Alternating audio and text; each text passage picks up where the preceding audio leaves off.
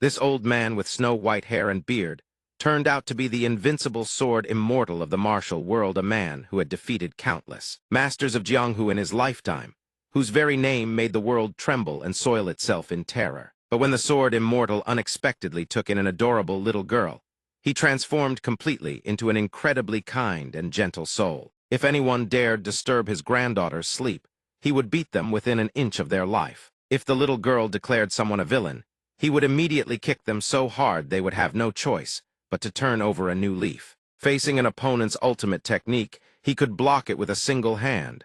But enough preamble, let us begin. Our story opens with a scene of pristine clarity, yet in stark contrast to this idyllic scenery, a scene of brother turning against brother unfolds before our very eyes. Hey, Dongzun were friends, right? Zun turns his head, his expression twisting with annoyance at the question. You mad demon, can you stop spouting nonsense? After all, I am an elder of the Wudang sect. Get a hold of yourself, you fool. Why must you be so weak? At his feet lies a pool of blood, belonging to the man beside him. The unfortunate soul is none other than Mo Tian of the Tiananmen sect. Though his life's blood is nearly drained, he still manages to smile with a cheerful, almost absurd optimism. Are you truly the heavenly demon? In these final moments before the embrace of death, Mo Tian summons his very last breath to speak these words. That is precisely why I entrust her to you. There is no one else in this world I can trust. Please. He strains with all his remaining strength, reaching his hand forward in a desperate, earnest plea. My granddaughter. Yet before Mo Tian can finish his sentence, his eyes remain open, but his final breath has already escaped him. Dongzun, before the departure of his fallen companion, maintains his composure, hands clasped calmly behind his back. This fool for someone called the heavenly demon, he was naively, hopelessly trusting. Mo Tian, as if he had heard those very words, sheds a single tear even in death. In the end, Dongzun wishes for him to rest in peace. Before departing, he gently closes Mo Tian's eyes, so the man need never witness any more of this world's suffering. Two swords stained with fresh blood, planted into the earth, the only remnants left behind from their battle. In the end, you are still nothing but a troublesome fool. Dongzun walks along the forest path when he suddenly senses someone watching him. Turning his head, he spots a small, round, adorable face hiding behind a distant bush. Of course, this little one could never escape his piercing eyes. Come now, little one, come out. Yet despite Dongzun's call, the girl remains stubbornly rooted in place, refusing to budge an inch. And this girl turns out to be the very person Mo Tian, in his final moments, could not stop worrying about. The granddaughter of the heavenly demon.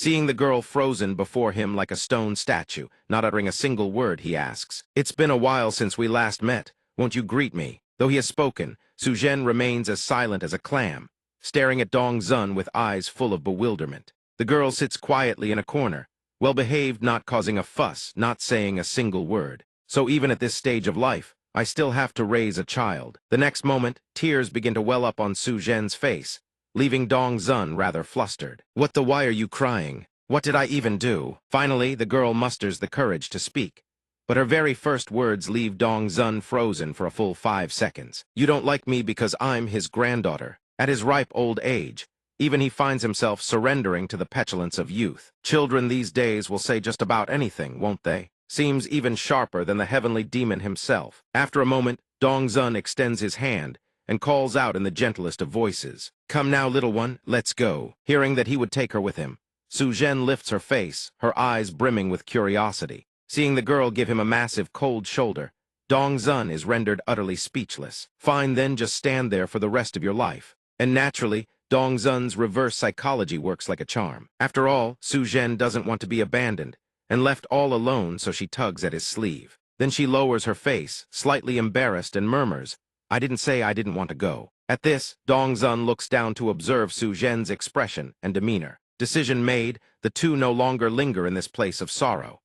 Dongzun takes the girl's hand and leads her away. As they pass the stone where Mo Tian lies, Su Zhen waves goodbye one last time before they depart. As they walk, the girl corrects the way Dongzun addresses her. And my name is Su Zhen, not little one. Okay. Though he hears her clearly, he still can't resist teasing her. All right, little one. When rumors of the demonic paths, supreme heavenly demon having vanished, spread across the land, and as the world gradually forgot about the heavenly demon, something utterly extraordinary occurs in the Tianshan Mountains. They seem to be struggling through the long journey amid this blinding white blizzard. The Grand Escort estimates They still need 4 more days to reach their destination. That bad ho. Provisions are running low as well. The man before us is none other than Grand Escort Shen Jai of the Shanksin Merchant Group. Distribute the sheepskin coats to everyone and rest here for now. In the meantime, take stock of the remaining rations. They cannot continue traveling through this bitter snowstorm, so they will make camp here for the night.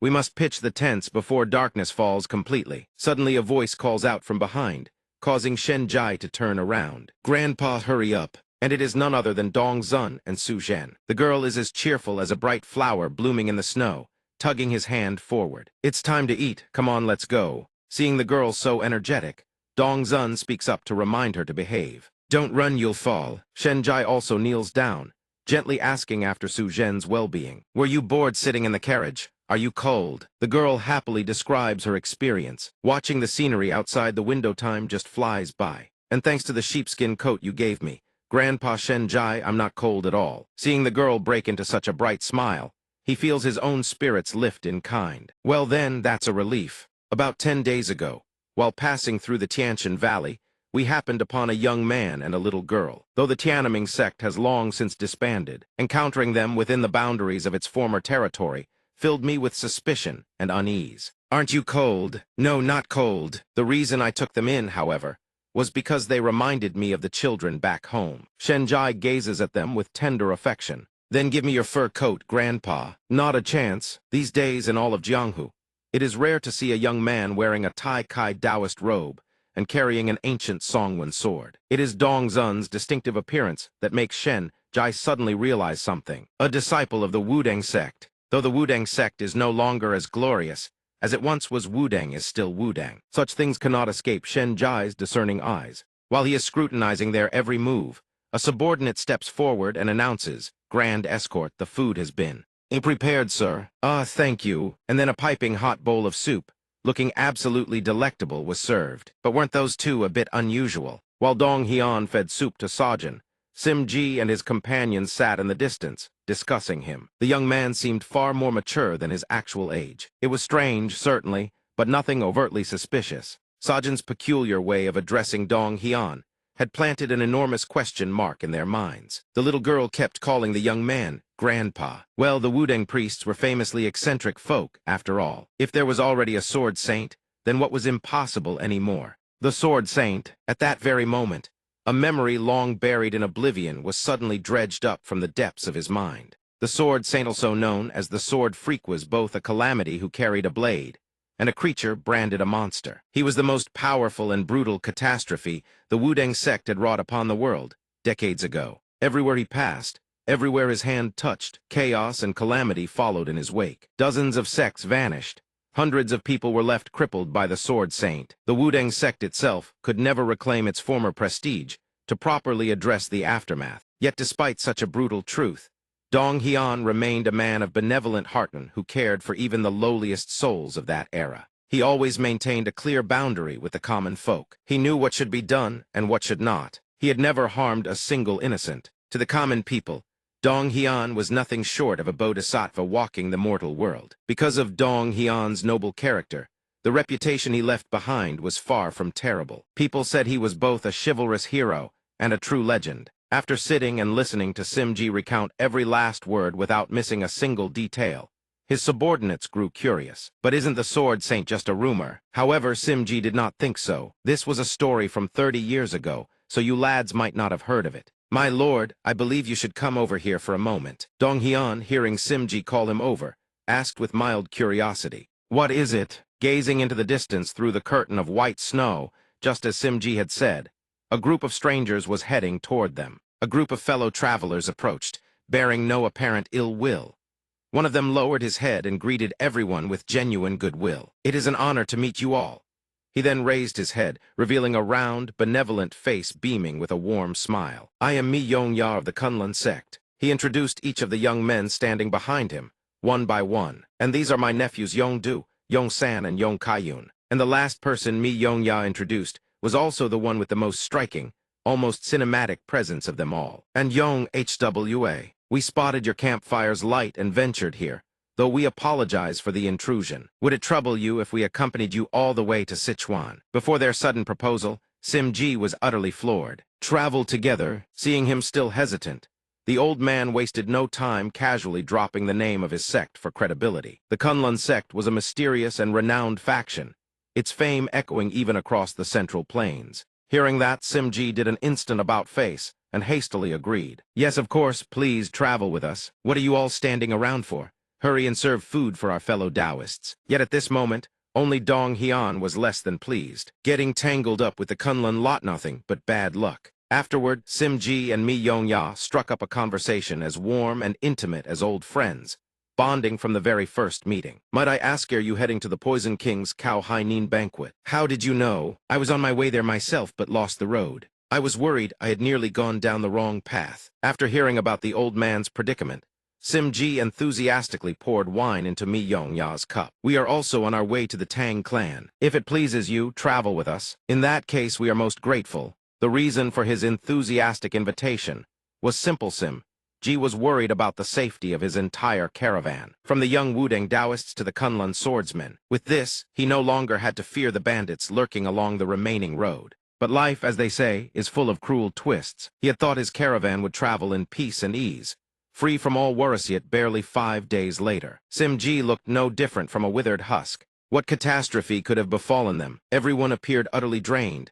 Not a shred of vitality left in their bones. My lord, what has happened this time? One of the Kunlun disciples acted recklessly, rummaged through the merchandise and grabbed clothes, rendering them completely unsellable. It has been 5 days of sheer chaos since joining forces with the Kunlun sect. Contrary to what one would expect of a famed and prestigious sect, they ransacked luggage at will, treated porters like servants, and in drunken rages smashed property and beat the workers. All of their brazen behavior left him feeling 3 parts helpless and 7 parts furious. We still haven't even covered the distance that should have taken just 4 days. I had thought they would not besmirch the honor of their renowned sect, but I never imagined things would come to this. Mi Yongya's group showed no sign of stopping, continually picking fights with Simji's people. If they keep turning expensive goods into worthless scraps, the value of our cargo will plummet. What is the meaning of this? He could no longer stand by and watch. He spoke up. Wait, how much is a single bolt of fabric even worth? And the one roughly grabbing a man by the collar like seizing a chicken was none other than the Kunlun disciple, Yong-san. Don't you realize the 3 of us brothers protected you from those bandits? Not only are you ungrateful, you dare whine at us over some worthless scrap of fabric. You are courting death. The man screamed at in the face, cowered in terror, not daring to talk back, while the surrounding onlookers were too frightened to intervene. Suddenly, Mi Yongya spoke a remark that made Yong-san whip his head around. Is that a young lady? I've been putting up with you lot for far too long. Simji's expression darkened like a storm, as if he were about to devour Yong-san whole. That isn't just petty cash, it's 1,000 gold coins. Who could have known his good deed would bring such calamity upon himself? If Simji had refused them from the very start, he would not be suffering such devastating losses. He wondered what had gone so wrong. Now the merchant's gold and goods lay in ruins. Would bloodshed erupt? Those goods were extraordinarily expensive and precious. This was clearly a grave mistake. Simji had thought Mi Yongya was a trustworthy Taoist, but when the old man's nephews caused this disaster, he simply looked the other way, as if it had nothing to do with him. Those were the merchant's entire life savings poured into their stock reduced to a wreck in the blink of an eye. Hearing this, the group fell into brief contemplation. Then Yong Hwa, recognizing the gravity of the situation, stepped forward and rebuked his senior's behavior. Senior brother Yong-san, please stop this. But not only did he refuse to listen, his face flushed crimson as a rooster being bled, burning with fury. What do you mean? I was merely picking out something suitable for Yong Hwa. How humiliating. Yong-san, having lost every shred of face before the masses, channeled his rage indiscriminately and drew his sword. At first glance, one could easily mistake the scene for a lowly thug wielding a dagger to rob someone in broad daylight. Are you trying to swindle money out of Kunlun with this kind of scheme? Although Simji hadn't done a single thing wrong, the brute still drew his sword and charged toward him. You dare a lowly merchant look down upon our Kunlun. However, that fiery temper of his brought karmic retribution, crashing down upon him with blinding speed. Yong-san hadn't so much as twitched a finger before Dong Hian's kick sent him sprawling to the ground. Wasn't Dong Hian absolutely magnificent? With the spirit of a true man of honor burning in his chest,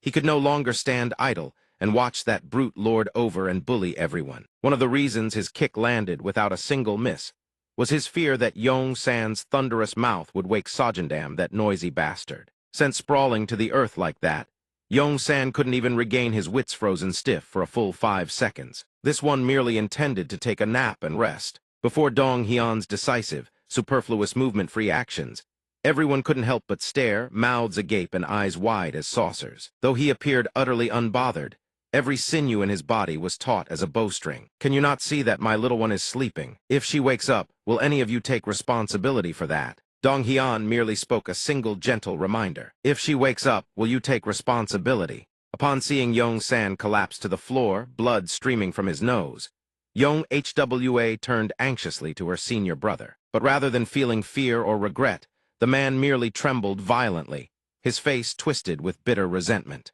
"You scoundrel!" Despite his body shaking uncontrollably, Yong-san still forced himself upright and gripped his sword, putting on a defiant front. "Do you have any idea who I am?" Dong Hyun's expression was the very picture of, "Do I look like I care?" He uttered not a single word, merely gazing at Yong-san in calm, unshakable composure. In stark contrast to Yong-san's foolishness, Yong-hwa possessed a keen eye could perceive the truth. That man was facing Yong-san head-on, yet his aura remained utterly, impossibly serene. The chances of her senior brother winning were virtually non-existent. Senior brother Yong-san was growing increasingly agitated. If they weren't careful, this could spiral into an all-out war between sects. Fearful that standing idly by would invite disaster, Yong-hwa steeled herself to intervene at the very least. She had to act before things spiraled out of control, but just as she was about to leap in, a voice rang out, stopping Yong-hwa dead in her tracks. And the speaker was none other than the chief disciple of the Kunlun sect, Yong-du. "Leave it be, Yong-hwa." His intervention left her somewhat displeased. She had always believed the eldest senior brother was the noblest of the three. Yet it turned out Yong-du was a wolf in sheep's clothing. Didn't Yong-san already make himself clear? Forcing a disciple of our sect to bow their head over a torn piece of cloth is utterly absurd. He said as much because he had already devised a different plan. Compensation could be settled afterward. Moreover, I've heard that man is merely some swordsman who trained at a remote frontier outpost. The very next second, Yong-du's demeanor flipped as quickly as turning a Krapeha's expression, turning utterly sinister. If that's true, then we're in for quite the spectacle. And if it comes to defending Kunlun's honor, I shall step forward myself. Should Yong-san show even a hint of faltering, I will personally step in to uphold Kunlun's honor. So do not worry. Hearing this, Yong-hwa had no choice but to comply and follow his lead. The eldest senior brother only ever thinks about fighting, doesn't he? In truth, he was well known within the sect as a battle-crazed maniac. Beneath his composed exterior, Yong-du was an extreme solipsist who held the supremacist conviction that no one was worthy of standing on the same level as him. A sense of superiority, so absolute that merely wielding a sword and embracing the Tao was enough to look down upon all of mortal creation. Such arrogance had rotted the sect to this state. Perhaps the time had come to leave these people behind for good. Turning back to Yong-san, and Dong Hyun the former now gnashing his teeth in fury. Unable to contain his bitter resentment toward the man, he could no longer swallow this indignity. His sword shot upward in a flash. Yet facing him, Dong Hyun simply stood in place, utterly at ease. After all, he was merely an ordinary swordsman of Wudong. Did that brat truly dare? Even Dong Hyun hadn't expected that such an amateur like Yong-san could utter words of contempt toward him. An ordinary swordsman of Wudong, is it? Without another word, Yong-san leaped skyward and slashed ferociously toward Dong Hyun. Since the brat was so desperate for a fight, Dong Hyun feared no man alive and decided to give him a beating he wouldn't soon forget. The very next instant, Dong Hyun showed Yong-san exactly what it meant to show respect. His strike was so fast that all anyone could perceive was a white streak flashing between them. Such was his caliber, subdued Yong-san in a single beat, without even needing to draw his sword. This left Yong-hwa utterly astonished. What just happened? In the blink of an eye, Yong-san was utterly humiliated from the very first exchange, left utterly disgraced. Seeing him collapse to the ground and foam at the mouth before the fight had even properly begun, Dong Hyun couldn't help but look at him with utter disdain. What is this feeble weakling? A brat who has yet to wean off his mother's milk dares speak so arrogantly of the sword Tao. How Laughable had been planning to teach this runt a lesson he'd remember for a lifetime. Dong Hyun only regretted that he hadn't had the chance to exchange more blows with Yong-san. After the brief scuffle, it suddenly dawned on him Surgeon. Surely Surgeon didn't wake up. When he peered inside, A wave of relief washed over Dong Hyun. The little one was still sleeping soundly. Not a care in the world. Sajin remained curled up in her warm blanket, utterly oblivious to the heavens above or whatever chaos was unfolding outside. While Dong Hyun stood calmly in place, Yong-du fixed his gaze upon him with an eerie, murderous intensity. He couldn't help but grind his teeth in bitter fury. His junior brother had been utterly and shamefully defeated by Dong Hyun. God knows what Yong-du had been inhaling, but he suddenly burst into uncontrollable, unhinged laughter. "You scoundrel! You dare use dark sorcery to harm my junior brother!" Truly escaped the wolf's jaws, only to meet the tiger's maw. Though he sought nothing but peace and tranquility, he kept running into these utterly insolent troublemakers. And who the hell is this one now? Although Yong-san's defeat was simply due to his woefully inferior skill, Yong-du kept shrieking accusations that Dong Hyun had fought dishonorably. "Judging by your appearance alone, you are undoubtedly a vile practitioner of the demonic path." With his inherently combative nature, Yong-du drew his sword and announced, "My name is Yong-du. I am the Lone Heart Sword Hero of Kunlun." Though whether he could so much as touch a single hair on Dong Hyun's head remained to be seen, his delusions of grandeur knew no bounds. "Right here and now, I shall punish you severally and strip away whatever face you're hiding behind that facade." Yong-du was clearly afflicted with a terminal case of overthinking, his mind filled to the brim with nothing but baseless delusions. The technique that man used to defeat Yong-san was undoubtedly dark sorcery. He fixed his gaze upon Dong Hyun with an intensely provocative stare. If it weren't, how could a first-rate expert such as myself have failed to perceive it? Well then, so be I yearned to test his mettle against this Wudang swordsman, who clearly possessed more than met the eye. With Yong-san's humiliating defeat, he now had the perfect excuse to step in. Observing Dong Hyun's cold, commanding presence, the very image of a domineering patriarch, Yong-du silently concluded that this man was undoubtedly an irredeemable villain. "If I capture him,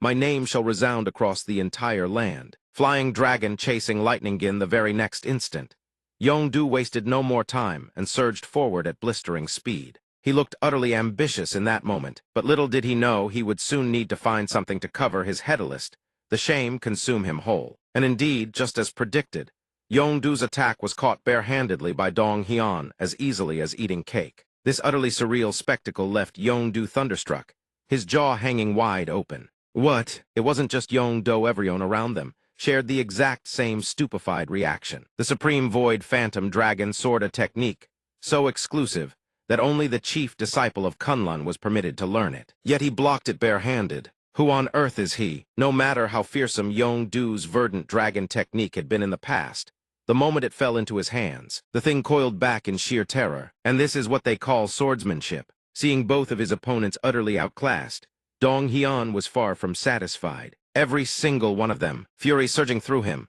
he crushed Yong-du's dragon technique in his grip and roared. "Why is every last one of you so pathetically weak? It seems the days of Yong-du have come to an end." After witnessing what unfolded before his very eyes, the man's face drained of all color. Had Dong Hyun just shattered the cloud dragon sword? While the sword immortal casually stretched and rolled his joints, the man stood frozen, rooted to the spot in disbelief. The sacred relic that Kunlun had venerated for over 500 years shattered by a single swing of the arm. He did not flail and whirl like them. Every strike he unleashed was puridistal to perfection. It was the same last time. "Is this some tradition of yours?" He had let Yong-hwa have her moment long enough. Now it was Dong Hyun's turn to leave them gaping before his overwhelming might. In the blink of an eye, a devastating, unpredictable punch rocketed straight into Yong-du's face. At this rate, even his own master wouldn't recognize his face. The thunderous punch was so devastating that it sent one of Yong-du's teeth flying into oblivion. And his fate proved no different from Yong-san's. Yong-du collapsed face first onto the ground, utterly defeated before the might of that supreme master. Seeing his face beaten into a swollen, battered mess, the remaining disciples cried out in alarm. "Senior brother," they shouted.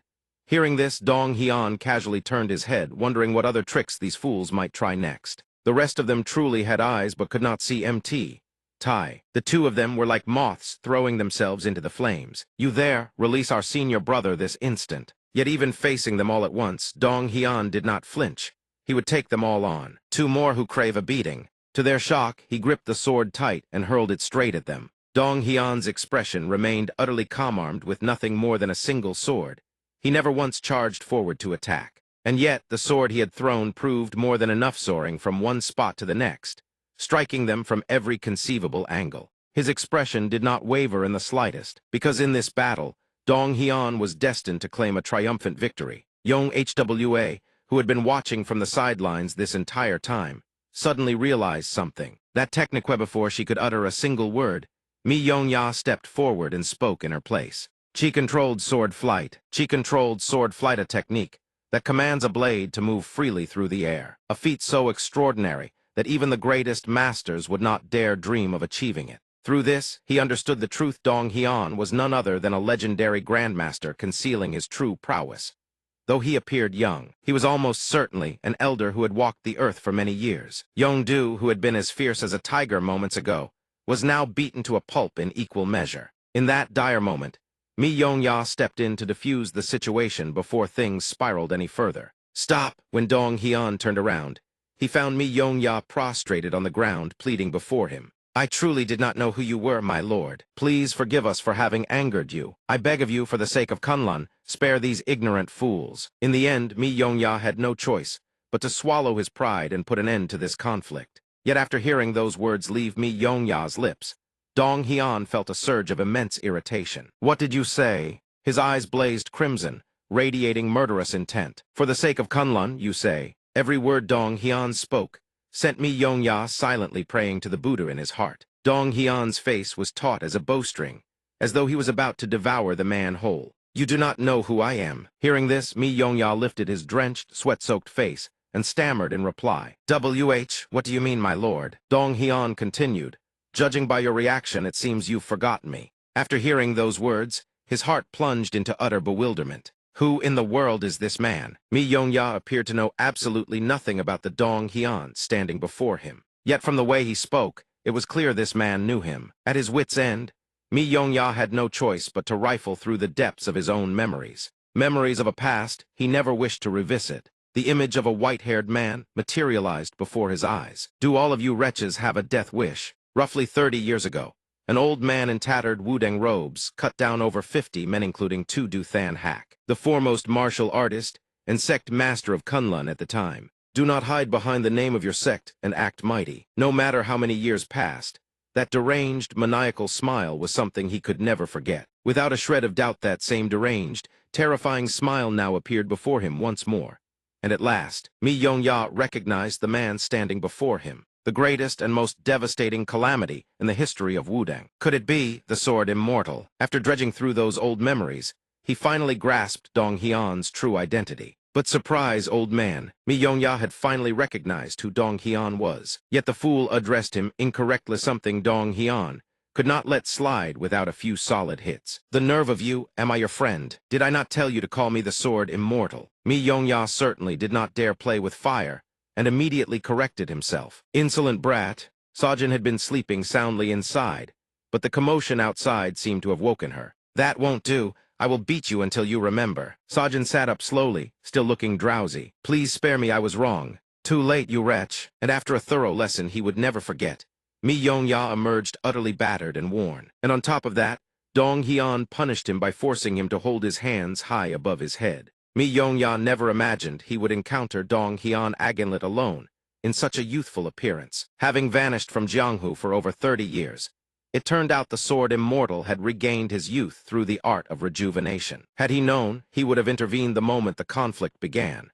He never imagined letting things play out would lead to such catastrophe. After that, Dong Hyun delivered a truly terrifying display by picking up the sword. That silk belongs to the Pasa kingdom, does it not? This punishment should be enough to pay for the silk. With his chi suppressed, there would be no further danger. Seeing this, the man was utterly horrified. My lord, the Cloud Dragon Sword is Kunlun's sacred treasure, very symbol of our sect. This trinket, but Dong Hyun, of course, could not care less and immediately flashed his devilish grin to intimidate Mi Yong-ya. So what? Having tormented him not long ago, Dong Hyun was far from finished, heaping further humiliation and rebuke upon the man. Had you disciplined your disciples properly from the start, none of this would have happened. I cannot accept this. Seeing her stammer, he turned back and asked, still not enough. You want more? But things were not as Dong Hyun thought. And no, it's far too valuable.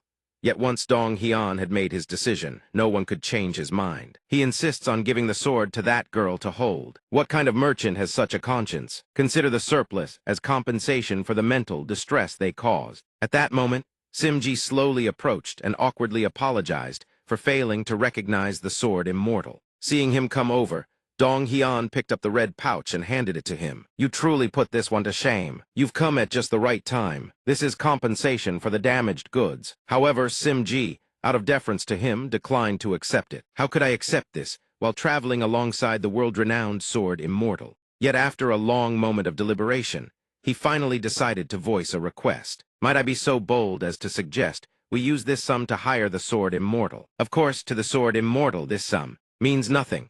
But since you'll be traveling a long journey with your granddaughter, the travel expenses won't be small. At that moment, Sajin had already climbed down from the carriage and walked toward them. The little girl approached Dong Hyun and called out, "Grandpa." Then with a face as bright as a flower blooming in spring, she held up a small dandelion stalk and said. The dandelion seeds flew into the carriage. Seeing Sajin so happy, Dong Hyun couldn't help but smile along. What Simji had just said not only flattered his mood, but also showed genuine care for Sajin. With one hand, Dong Hyun took the dandelion seeds, while the other gently patted the girl's head. You sure know how to do business, don't you? You're talking about the Changshan caravan, correct? You surely don't truly believe you can hire this one with such a sum. This one shall consider it an investment. Take it. The moment those words left his lips, he hurled the red pouch straight toward Simji. I understand now. Then, as a precaution, I shall keep the sword immortal's presence with us a secret. Very well. After a brief back-and-forth exchange, Dong Hyun suddenly recalled something. Now then, what should this one do with these people? Keeping them along is troublesome,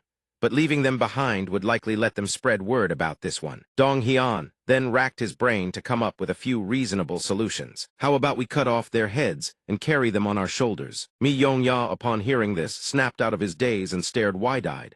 To that extent, seeing Dong Hyun standing there in contemplation with such a frigid expression, Mi Yongya's heart began to fill with unease. What's with that worried look? No, if it's the sword immortal, something like that could really happen. Before anyone could guess what Dong Hyun would do next, he hoisted Yongdu into midair, leaving Mi Yongya utterly startled and shaken. He never expected Dong Hyun to pull off such a feat in the blink of an eye, lifting the man effortlessly, without even laying a hand on him. Not a single trace of emotion crossed Dong Hyun's face. Was this not the legendary void manipulation? Not only that, but it was also chi-guided healing. Mi Yongya froze in absolute awe of his supreme ability. He explained, chi-guided healing is a treatment method that channels internal power through another person's acupoints to purify the flow of their inner chi. With his wealth of experience, Mi Yongya could roughly gauge Yongdu's current condition. However, only the external wounds had been healed. His chi blood circulation, bones, joints, and danchin were all in disarray. His face began to crease with worry. Though his martial arts weren't entirely lost, a full recovery would take time, and using internal power in the short term would be near impossible. After that, Dong Hyun simply let go, dropping Yongdu to the ground, then turned to address Simji. The porters must be exhausted. When they wake up, split the cargo and carry it for them. He agreed immediately. I will do so.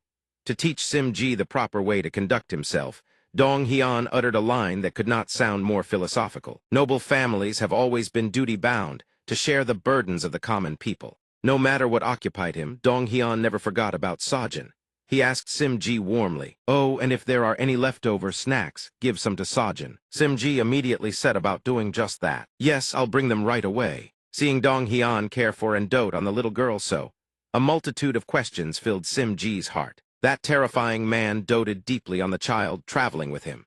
Yet Simji had never once heard a rumor that the sword immortal had children. Who on earth is that child? That burning question left Simji consumed with curiosity. After those tumultuous events, several days passed in the northern Tianshan desert before they set off to continue their journey. Walking through this scorching, barren desert, young Hwa had long since grown weary after days of travel. What she craved most at this moment was simply a place to stop and rest. I wonder when we'll find an inn to rest. Yong-san, walking beside her, could endure it no longer either. Despite being a man, Yong-san turned out to be the weakest and most troublesome of them all. I can't take it anymore. At that moment, every eye turned toward him. Seeing Yong-san in such a state, Young Hwa offered to help. If you're tired, let me carry some of your things. But he still refused, That's not the problem. Yong-san then finally revealed his true grievance. After I regained consciousness, I found my meridians in disarray.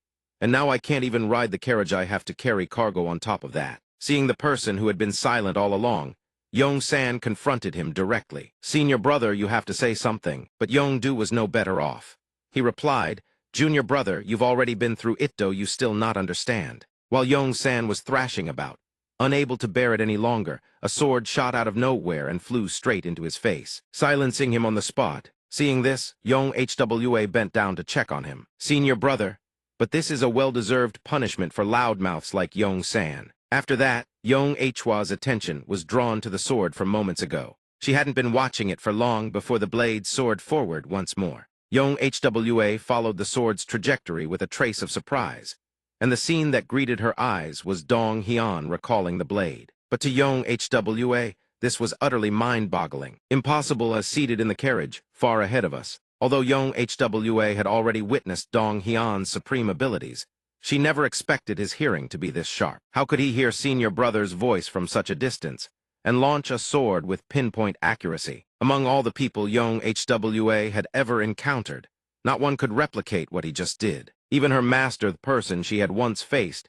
and considered the foremost expert, could not detect faint sounds from such a distance. Suddenly, everything around her fell into an eerie silence, yet a storm raged within her heart. A formidable master, so overwhelming that there was nothing she could do. Though among the three siblings, Yong-hwa was the only one Dong-hyun had yet to interact with directly. He could still glean a few things from observing her. Among the siblings, this one is the best. Her judgment is sound, her breathing and aura are both excellent, and above all, her overall perception seems remarkably keen. If she continues down that path, she could bear the future of Kunlun. Dong-hyun held a remarkably high opinion of Yong-hwa. I don't know who it is, but her master has taught her well. Just then, he glanced to the side and saw Sajin drowsily drifting off to sleep. Sleepy are we? Look at that yawn. You are opening your mouth so wide it might just split your face. Meanwhile, Simji held something in his hand and walked toward them. Sword immortal, the man proved himself truly considerate, having wrapped up a few small pastries for Sajin. I've brought some sweets for Sajin to eat. And this was also the first time Dong-hyun saw Simji do the right thing at exactly the right time. You've come at just the right time. The little girl clutched the pastries in both hands, her eyes lighting up like twin lanterns. After all, for a child, this journey must be quite grueling. Xing stood back, watching the two of them with a strange emotion welling in his heart. After all, it was truly astonishing. Who would have thought he'd one day meet the legendary sword immortal he'd only ever heard of in tales? Even now, everything unfolding before Simji's eyes left him questioning reality itself. A man who had achieved rejuvenation, a feat no one would ever believe. Yet the moment that thought crossed his mind, Simji's expression shifted, and his heart sank. The question gnawing at him was if the sword immortal, who had been absent for so long, were to learn of Wudang's current standing, how would he act? Would it not turn the entire Jianghu upside down? In an era where conflicts between the great sects had reached their peak after a prolonged peace, the sword immortal's return would make Wudang rise to glory once more. Simji's eyes were filled with deep contemplation, and a question stirred within him. In times of chaos such as these, great fortunes would change hands. Should he drop a hint to those connected to Wudang's rival factions? Though he did not know what lay ahead, a plan was already forming in his mind, or rather, he would forge a solid bond with the sword immortal now, so that he might reap great rewards in the future. Suddenly, Dong-hyun's voice snapped Simji back to reality. Simji. Yes, it turned out there was nothing serious. After all, he merely wanted Simji not to delay in alerting the others. You don't intend to notify the others? We're almost at the town. He stood there, lost in whatever thoughts churned through his head, staring blankly ahead for a long while. Then Simji snapped out of his daze, turned to face those behind him, and called out loudly, "Everyone, listen up. I know you're all weary, but bear with it just a little longer." And perhaps the most unsettled person at this moment was none other than Yong-san. Since they were close to their resting point, and he did not want any more delays, Simji announced that they would pick up the pace from here on. Indeed, their efforts over that long, grueling stretch of road had not been in vain. For now, before their eyes lay a town ablaze with glittering lights beneath a sky studded with shimmering stars. We're almost there, a resplendent night town. We're about to enter Urumqi. Urumqi was it not only one of the few great cities on the steppe, but also a city where the stars vanished from the night sky. The lanterns that never extinguished illuminated the small city, making it as bustling and lively at night as it was by day. Along the northern route, beneath the Tianshan Mountains, countless wagons traveled up and down, finding an inn for everyone to rest was no difficult task. Having endured a long and exhausting journey, they deserved a hearty meal to restore their energy. The horses must be tired as well, see that they're fed well. And remember to check the luggage regularly. Stop frowning already, come, let's have a drink together. Seeing everyone in such high spirits, Simji said nothing more and let them enjoy this moment of rest. Truly raised his own cup of wine with a grin, gesturing to join in the revelry. Then pour me a cup, this is top-grade fire wine. But who could understand his pain? And the one harboring the deepest bitterness in his heart at this moment was none other than Yong-san. This cannot be. While the others feasted on lavish spreads across the table, he was left with nothing but a bowl of thin porridge at kind where flies and ants came to roost. After everything we've done to get here, all we receive is a bowl of porridge. Seeing himself treated with such blatant discrimination and, while he arguably deserved it, Yong-san could not bear it and flew into a tantrum. Enough, I can't take this anymore. Yes, we may have committed offenses, but we are still disciples representing the Kunlun sect. Quiet, what if the Sword Immortal hears us? The Sword Immortal who I've only ever heard about. Shopkeeper, why did you appear so suddenly? And who is the child beside you? Dong Hyun could not let Sajin eat adult fare, so he asked,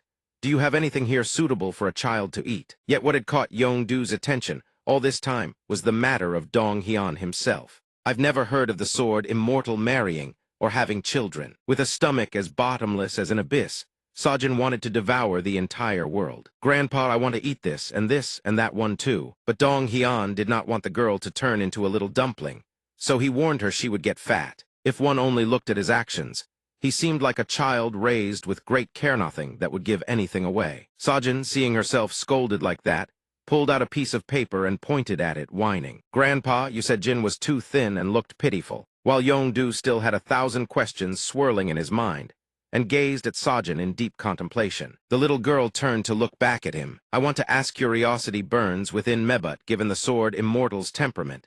Doing so might cost me this bowl of porridge I'm eating. Suddenly, Sajin tilted her head to one side and beamed at him with a radiant, flower-like smile, utterly adorable. Yong-du flinched, bewildered as to why the girl was gazing at him with such gentle warmth. That gaze, after melting his heart completely, was withdrawn. Sajin turned her face back toward Dong Hyun. Grandpa, say what you just said again. Was I seeing things? As Yong-du was a cold and stoic young man, he reminded himself to keep a level head and not be swayed. Don't pay too much attention to that child. She may look like an adorable little girl, but anyone the Sword Immortal keeps at his side is no different from a little monster. Best not to get involved any further. But fate is a fickle flame. Despite his best efforts to avoid the girl, half a shichen later, Yong-du found himself playing a game of hide-and-seek with Sajin. What in the world is this situation? He never imagined that one day he and his 2 junior brothers would be stuck babysitting. Yong-hwa, you lost. You're caught, come over here.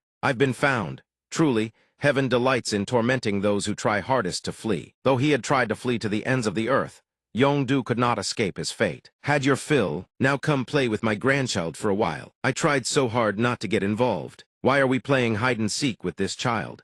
Let's just play along half-heartedly and slip away quickly. Just as he was about to go through the motions, Sajin turned to look at him with a pitiful expression. The little girl's eyes had already begun to glisten with tears. Uncle, hearing the child call out to him, Yong-du startled and responded. Huh, what is it? Sajin was indeed a perceptive little girl. Her eyes brimming with tears, she asked him in a soft voice, isn't playing with Sajin really that boring? Though Yong-du appeared fierce and rough on the outside, within him beat a heart easily softened against anything adorable. Before such sweetness, who could bear to utter words that might wound Sajin? So Yong-du hastily replied, not at all, it's tons of fun. Over there, Yong-san is stirring. Huh, I didn't even move. Oppa Yong-san, come here please. Whenever Sajin made new friends and shared carefree moments with them, the little girl was overjoyed beyond measure. Before, apart from Grandpa, there had been no one else. Now she was so happy she could barely contain herself. Every time she played with them, a radiant smile would bloom across the little girl's lips. This put his heart at ease, at least somewhat. After several days of observation, he noticed they harbored no intention of harming the child. It was no coincidence that Dong Hyun allowed Sajin to play with them. Because I need someone who can care for the child during my absence as Somyeon, I can entrust Sajin to for a time. For a while now, Dong Hyun stands alone atop the glittering rooftop, pondering unnamed missions yet to come. Suddenly, he lowers his gaze and spots a familiar figure below. If the city is as large as Urumqi, then they would certainly have a presence here. Dong Hyun's eyes are truly sharper than a hawk's. Amid such a dense sea of people, he still manages to pick out Simji. With his habit of startling people half to death, Dong Hyun leaps down swiftly and claps a hand on the man's shoulder. Simji, are you taking a stroll through the city? The man nearly jumps out of his skin, but upon realizing it is Dong Hyun, he breathes a sigh of relief. Is it you, my lord? I thought my heart had leapt out of my chest. Don't be so dramatic. Weren't you drinking with the others? Simji doesn't bother hiding it and answers honestly. I have business tomorrow, so I'm taking a walk to sober up. Might I ask where the elder is headed? Dong Hyun doesn't hesitate for a moment and answers immediately. Zaiwu sect. Yet upon hearing the answer, Simji freezes stiff, as if unable to comprehend why he would go there. Oh yes, after collecting himself, Simji asks again to confirm. You mean there is a Zaiwu sect in a place like this? Is there a place where they don't exist? Zaiwu sect, it's a low-tier alliance, operating primarily in the shadows, much like how the Cheng faction spreads its influence. Even in the grasslands, any major city like Urumqi would surely have them. Simji offers to lend Dong Hyun a hand, but he refuses. If you need information, I can assist, but do you know their exact location? Not at all, it's fine. It's merely a personal matter. Besides, why would I need funding? The moment Dong Hyun finishes speaking, someone in the distance startles visibly. Surprised old man, what seemed like an ordinary conversation between Dong Hyun and Simji suddenly gains an uninvited participant. So it's like this. They've come looking for me all the way out here, haven't they? Bravo to the fool who dared steal money right under Dong Hyun's nose. The moment he gets caught, the man trembles like a leaf in a storm. If this is a pickpocket from the bustling market district, then the matter is far too obvious. This fellow belongs to the Zaiwu sect conveniently. Dong Hyun was just about to pay them a visit. Now then, lead me to your headquarters. News of Dong Hyun's impending visit spreads like wildfire, quickly reaching the ears of the man in charge. Seeing his subordinate sprint in, panting as if being chased by dogs, the branch leader immediately asks, "What's the matter?" The Zaiwu sect branch leader Yu Hyun-sang. He is currently dead drunk, barely knowing the heavens from the earth. What the devil is so urgent that you have to shout like this? You're ruining my drinking. His subordinate rushes inside, face pale as a ghost, gasping big trouble branch leader. But Yu Hyun-sang flies into a rage at being disturbed and snaps, "Just ignore it and get lost. It's the silver-haired demon causing trouble." True-lithe mouth invites disaster upon the body. That very remark earns him a stinging slap across the face. Displeased, Dong Hyun has had enough. He had intended to pay a civil visit, but hearing that, he storms straight inside to teach them what courtesy means. A sword streaks forward through the air, launched by Dong Hyun at blinding speed. The razor-sharp blade grazes past Yu Hyun-sang's face before he can even react, leaving a thin gash across his cheek. Yu Hyun-sang still cannot comprehend what just happened, staring blankly ahead in bewilderment. Dong Hyun is supremely sensitive to anyone who fails to address him properly. It seems they are truly done for calling this old man a silver-haired demon. Such brazen disrespect. Yu Hyun-sang's subordinate now lies unconscious, while Dong Hyun strides forward with slow, deliberate steps. "Are you the one in charge here?" Still reeling from the sudden attack, Yu Hyun-sang stammers, Who on earth is this person? In his heart, he silently prays to the Buddha, wondering where his fate will lead. Did he barge in here to tear everything apart? With no other recourse, Yu Hyun-sang can only speculate in silence, staring at Dong Hyun with wide, bewildered eyes. Could someone have sent an assassin after me? At this moment, Simji appears behind Dong Hyun. "Elder, so this is where you were." His confusion only deepens. Where did that person come from? After looking more closely, Yu Hyun-sang finally recognizes the man's identity. He's from the Shanksin trading caravan. "I heard the Shanksin caravan arrived just a few hours ago. I told my men to strip them of everything down to their undergarments. Could this be because of that?" He turns to the man and asks, "Is that fellow the branch leader?" Dong Hyun isn't entirely sure. Judging by appearances, it would seem so. To preserve his own life, Yu Hyun-sang relents and drops to his knees. "In this situation, I have no choice but to submit. Heaven's great hero. It was my disloyal subordinate who caused this misunderstanding through misguided orders. If you have any task you need fulfilled, no matter what it is, please just say the word." Hearing this, Dong Hyun is supremely pleased. Quick to catch on, very well. Seeing Yu Hyun-sang submit, he tosses a purple pouch onto the ground. From within emanates a dark aura-concealed weapon stained with fresh blood and strange, sinister relics. The items inside. Find out where they came from and who their owner is. Prepare to receive intelligence from Sichuan. Yu Hyonsang sits frozen in place, unable to utter a single word. I give you 1 month. Being a slave to profit, Yu Hyonsang dares to ask, and what about the commission fee? Dong Hyun, a man of principle who would never cheat anyone of their due, naturally confirms that payment will be made. Yet the very next second, he flips faster than a pancake on a griddle, seizing it from your treasury. Dong Hyun proves himself cunning, beyond reproach, seizing the man's entire treasury, while simultaneously conscripting him into service. Because he has lived for so long, nothing in this world can escape his notice. After a brief display, the entire vault of gold piled high as a mountain belonging to Hai Yun-sang was revealed. Seeing that his entire fortune had been discovered by Dong Hyun, Hai Yun-sang's eyes went wide and his jaw dropped in shock. How could he possibly know? Not only did Dong Hyun know the location of the treasure vault, he even knew the exact origin of the money. The extortion fees had been extracted from bandits through the plundering of merchant caravans, and this accumulated wealth was then funneled into his coffers. Surely you have no objections, do you? The moment Dong Hyun struck at the very heart of his secrets, Hai Yun-sang's face turned pale as ash, his soul seemingly fleeing his body. After a round of relentless pressure, Dong Hyun finally extracted a pouch brimming with glittering gold coins from Hai Yun-sang. Did you see the look on that branch leader's face earlier? Walking along the road, Dong Hyun couldn't help but feel at ease, gathering intelligence and earning money at the same time. Truly killing 2 birds with 1 stone. Having witnessed Dong Hyun's brazen extortion firsthand,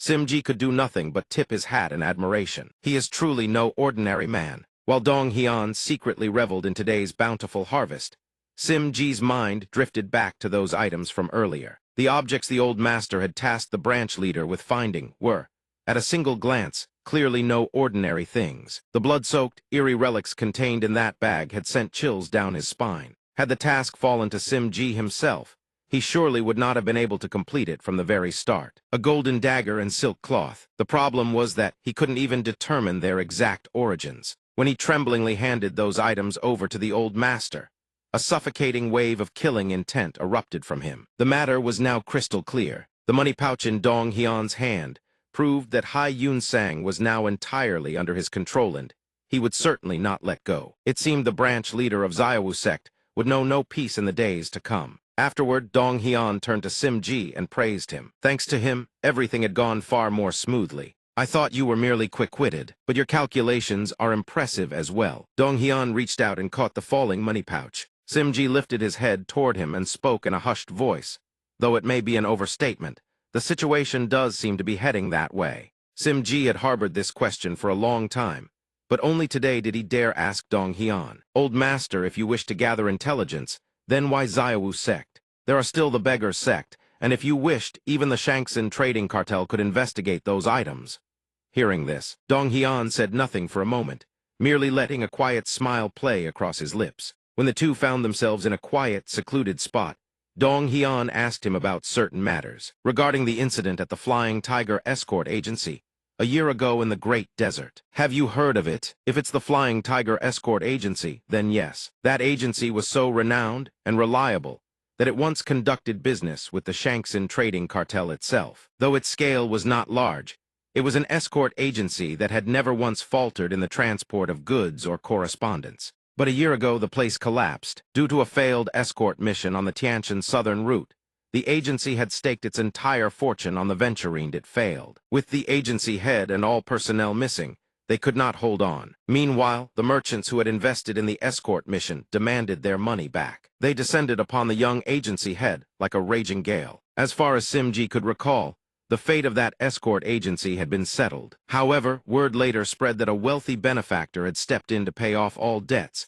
and take over the agency. In the end, Dong Hyun continued, the agency head and his family were cast out onto the streets. Yet contrary to everyone's expectations, a mind-blowing truth was then revealed. It was all their scheme from the very beginning. After carefully surveying the Xiaowu sect's operations, they mobilized the bandits and plundered the entire caravan in one sweep. The dark truth behind the whole affair was laid bare by Dong Hyun posing as righteous saviors, then swallowing everything whole and acting as if nothing had happened. And as for what happened after that, I'm sure you already know, don't you? It was no coincidence that Dong Hyun set his sights on Hai Yun Sang. Everything has its reason. The trust, relationships, and standing that the Flying Tiger escort agency had built in Yunnan fell entirely into Hai Yun Sang's hands. Truly wretched scum. As Dong Hyun tossed the money pouch to Simji, a question stirred in the latter's heart. Wasn't the old master supposed to be living in seclusion? How does he know everything that has transpired during this time? When Dong Hyun suddenly threw the pouch of money to him, Simji was puzzled and asked, "Why give me this money?" Dong Hyun didn't elaborate, only telling him, "Prepare thoroughly."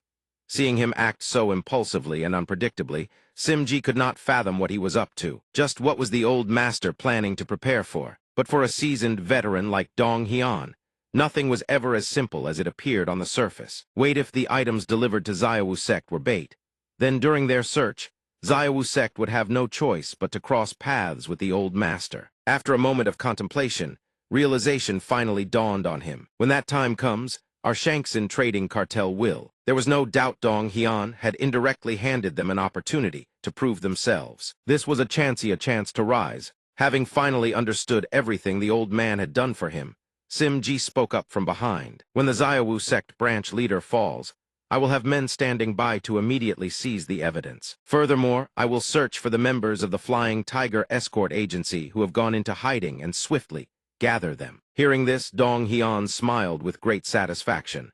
As expected, you understand my intentions well. He lifted his face upward and gazed at the stars glittering brilliantly across the heavens. It seemed as though Dong Hyun was remembering the silhouette of someone from the past. He was recalling his old comrade, his bosom friend of bygone days. Blade Demon, I will keep this promise, so stop furrowing your brow in your dreams. Now, even hearing your nagging words has become a luxury. The next morning, the sun began to rise, heralding the arrival of a new day. Simji had already woken at first light and roused everyone from sleep. Now then, you've had a comfortable day of rest. Let's hit the road with high spirits. After completing what needed to be done, Dong Hyun returned to Sajin's side. Did you have fun last night? Just hold on a little longer, all right? So sleepy. We're only a short distance from Sichuan now. Dong Hyun was the one who had been the most active last night. Yet when he returned, everyone seemed utterly devoid of energy. What on earth did you all do through the night to end up like this? These symptoms will pass within a day. Hurry up and grab your luggage. Yong-san, having had his sword taken by Dong Hyun, wailed and sobbed, demanding it back. Lend me my sword and let's move quickly. Yes, sir. Dong Hyun's expression suddenly darkened, as if he had sensed the presence of an uninvited guest. Every single one of their movements had been recorded with meticulous precision. Relay this to the branch leader. They have left the capital city again.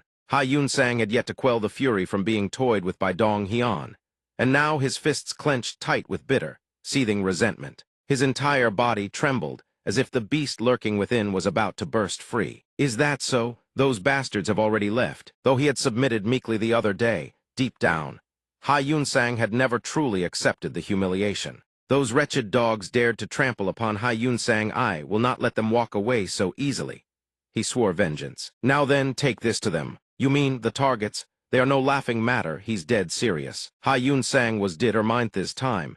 He would make them taste bitter suffering. Naturally, he chose Quang Feng Sha, deciding to play for keeps by hiring an assassin to send them straight to their graves. It seemed Hai Yun Sang was going all out this time. The assassin, upon learning of his targets, broke into a sinister grin brimming with anticipation. If it's the Shanksin trading cartel, this is going to be quite entertaining. The Copper Plateau, the southern reach of northern Dafeng Peak, along the Tianjin eastern route. Everyone gathers to discuss the route ahead. If we take this path, we can avoid the desert winds and still make it through in a short time, right? I think so too, but the terrain here is treacherous. Everyone may face great difficulty crossing it. Seeing them mired in a predicament, Simji racks his brain to devise the most optimal route for the group. This is a tough one. No matter how fast that route may be, it is still the mortal continent. This place is infamous for its scorching heat.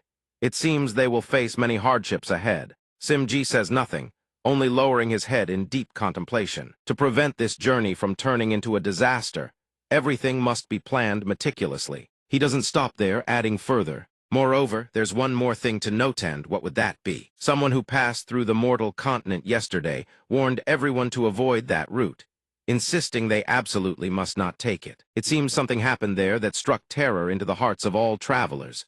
A conjecture is immediately put forth. What is it? I don't know the specifics, but the rumor speaks of the mad wind sand. Meanwhile, Dong Hyun has heard the entire matter. Yet he remains utterly composed, for he is a man who never frets. However, the name they just mentioned does give him pause for thought. The mad wind sand, is it? Inside the room, everyone continues debating the so-called mad wind sand. One person asks, "Is the news about the mad wind sand true?" Another replies, "That is absolutely certain. I've heard they were recently spotted lurking in that area." At that moment, Sim-ji startles upon hearing the three words, "Mad wind sand," ring out. That old man's voice, could it be the Six Harmonies voice transmission, a sound technique that allows one's voice to reach those far away. A young man who hears it widens his eyes. The voice from before responds grandly, then offers its own perspective. It belongs to the sword immortal elder. Recently, across the great desert and the high sandy plains, bandits have been operating primarily on the grasslands. Outside, Dong Hyun chooses a comfortable spot to listen in, offering his opinions through the Six Harmonies voice transmission. However, if they must detour just because of those bandits, it will cost them far more time. The sword immortal perches leisurely on a bare branch, casually calling out to the group, "Would you all accept that?" From inside, a voice replies, "You must not underestimate them as mere bandits. They are an organization born from the Tiananmen cult's combat forces." Dong Hyun feels a twinge of familiarity. Turning back inside the room, Sim-ji rests his chin on his hand, a hint of worry crossing his face. Though they had seized the Tiananmen cult's chaos to break free and become independent, each of them hailed from formidable demonic warrior lineages. At the mention of this, he immediately thinks of the scarred manth leader of those demonic warriors and the chief of the mad wind sand. Haishin Feng was one of the elders of the Tiananmen cult. In the current Jianghu, he is a notorious devil renowned for his formidable martial prowess. From outside, Dong Hyun climbs down from the tree branch and approaches the group. He parts the curtain and asks, "An expert, is it?" The question startles the caravan leader. The situation compels Sim-ji to hastily correct his words. Of course, Haishin Feng cannot compare to the old master. Even so, their numbers reach into the thousands. Is it truly not a bother? "I have already decided." Dong Hyun speaks. "I am weary of entangling myself with these fanatics." Dong Hyun declares with resolute finality, "We go through the mortal continent." As he speaks, he places a game piece onto the very position the others had feared all along. Sim-ji immediately voices his objection. But the mortal continent, before he can finish, the sword immortal cuts him off. "I've heard the route through there is faster." With those words, Dong Hyun flashes a warm, amiable smile toward the caravan leader. "Is there a problem? Then it's settled," the sword immortal elder declares before anyone can speak, leaving the man to sigh in helpless resignation. Very well. In his mind, he muses whenever this elder makes a decision. All his worries become meaningless. He can only hope nothing goes wrong. Outside, everyone scrambles to prepare their belongings when the announcement comes. "Everyone hear this. From now on, the route diverts to the mortal continent valley." Mi Yong-ya's face is drenched in sweat, yet she cannot stop her racing thoughts. In the end, they're going through the mortal continent after all. "I've heard that Haishin Feng's martial arts are extremely formidable. Surely nothing will go wrong, right? No, what worries me is the sword immortal, not that devil. The more I observe, the more he seems like an existence beyond comprehension." A Kunlun disciple beside them gently asks the little girl, "Sajin, do you want to ride a horse?" Mi Yong-ya, however, remains lost in her thoughts. "I must hurry back and report that the sword immortal has returned to Kunlun." That means the sword immortal has regained his youth through rejuvenation. Meanwhile, the two children nearby laugh and play happily. "Want to ride a horse? Isn't it fun?" The little girl answers excitedly. "Yes, I'm so excited." The commotion beside her shatters her train of thought, and she cannot help but furrow her brows. Unable to bear it any longer, Mi Yong-ya whips around and shouts as if delivering a warning. "Yong-do, you fool." He had been letting Sajin ride the horse while casually asking, "Martial uncle, do you need me to help carry your luggage?" The question succeeds in making her furious enough to see stars. "This idiot," she can take no more. Pointing a finger, she bellows, "That is the child the sword immortal brought along. Don't you know to keep your distance instead of playing with her? I already told you all to be careful." Ignoring the cantankerous woman's words, Yong Hwa appears from somewhere and calls out softly, "Sajin, come play with elder sister." Just as Sajin is set down, Yong-do hurriedly tries to explain, but the child looks utterly harmless. Yet Mi Yong-ya's scolding shows no sign of ceasing. "Has this brat lost his martial arts along with his brain? You cannot judge by appearances alone. back at Kunlun. I will restore discipline myself, so prepare yourselves. From somewhere, Yong-san steps forward, pats her shoulder and tries to soothe her. Come now, Martial Uncle, please calm down. He leans in close to me, Yong-ya, and whispers, I don't think we need to be that vigilant. Last night, that child Sajin secretly brought us delicious food behind the sword Immortal's back. Hearing this, she suddenly realizes something and seizes Yong-san by the collar. So that's why you all were acting so strange this morning. You gorged yourselves on stolen food. He breaks into a cold sweat. Not at all, I set some aside. Would Martial Uncle like some? Hearing mention of good food, her face flushes red in an instant. You set some aside. Well then, hand me a little. Yong-do, set the table. Watching from the side, Yong-hwa can only muster the most helpless of smiles. Below, Sajin looks up and says to her, Elder sister, braid my hair for me, please. Just braiding the little girl's hair. Yong-hwa thought to herself this child was truly extraordinary. According to Yong-hwa, her senior martial brother had deemed this child dangerous. Yet whenever the sword Immortal was away, she would bring out the food she had secretly hidden. Her depth of insight was far beyond any ordinary child. She held one side of the girl's hair and whispered softly. One side is doneth little girl's delight was boundless. Yong-hwa's eyes could not conceal her curiosity about the child. Just what kind of life did she grow up in? Her mannerisms spoke of noble Berthand like the sword Immortal himself. Her depths were impossible to fathom. Sajin, on the other hand, seemed utterly delighted with her new hairstyle. There, do you like it? I love it. Big sister is the best. Yong-hwa could not resist the child's innocence and purity. So adorable. She gently stepped forward and touched the girl's cheek. Is that so? Big sister also thinks Sajin is very cute and well-behaved. Up above, Dong-hyeon silently observed every move that had just transpired. The old sword saint could not hide his irritation. Children, truly. Just moments ago she said it was only him. Seeing the old master's towering figure, Simji could only smile helplessly. It seems he's jealous. He gently approached and spoke up. Children always seem to grow up better in places beyond our watchful eyes. Hearing this, Dong-hyeon immediately asked, You have children. The caravan master gazed into the distant horizon. I have two sons, so you can rest easy. A reminiscent gleam flickered in Simji's eyes. Who can say they were quite the handful? He recalled the image of his small family and said, They were just as noisy when we parted. I can't even imagine what our reunion will be like. Simji continued, Honestly, it would be a blessing if things aren't too awkward between us. Dong-hyeon offered gentle words of encouragement. Still, after such a long time apart, they will surely be overjoyed to see you. The caravan master felt a twinge of guilt toward his children. As a father, I was unable to care for them properly, yet they grew up so well, even in a place beyond my sight. For that, I am truly grateful. Isn't that what raising children is all about? The old man Dong-hyeon suddenly cut in. Without a moment's delay, he whipped around and spoke with absolute gravity, Evacuate everyone.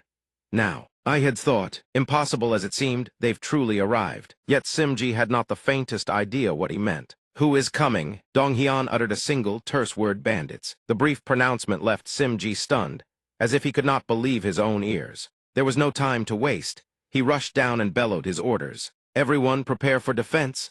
Under Caravan Master Simji's command, all scrambled to take up defensive positions. Bring more sandbags. Children, get inside. The bandits are coming. On the rocky outcrop above, Dong-hyeon revealed a cryptic smile. Speak of the devil, from afar thundered the pounding of hooves, and the battle cries of the bandit vanguard charging headlong toward them. By now, a makeshift barricade had been hastily erected. Outside the barricade stood Simji, ready to receive the bandits. Is that the wild wind cart? Gazing at the wooden carts stacked together as a crude barrier, the bandit leader fell into silent contemplation, quietly assessing the situation. Trying to resist, what a nuisance. As if the contract from the Central Plains targeting the Shanksin caravan wasn't enough. Another commission had come in from Urumqi. Just then a gust of wind swept past, revealing the leader's face. He mused further if this opportunity could yield even a sliver of profit. Settling down in Dilufen or Urumqi wouldn't be so bad. He bellowed, I am Haishin Feng, leader of the Wild Wind Cart. You have crossed through our territory without so much as notice or permission. I have come to demand an explanation.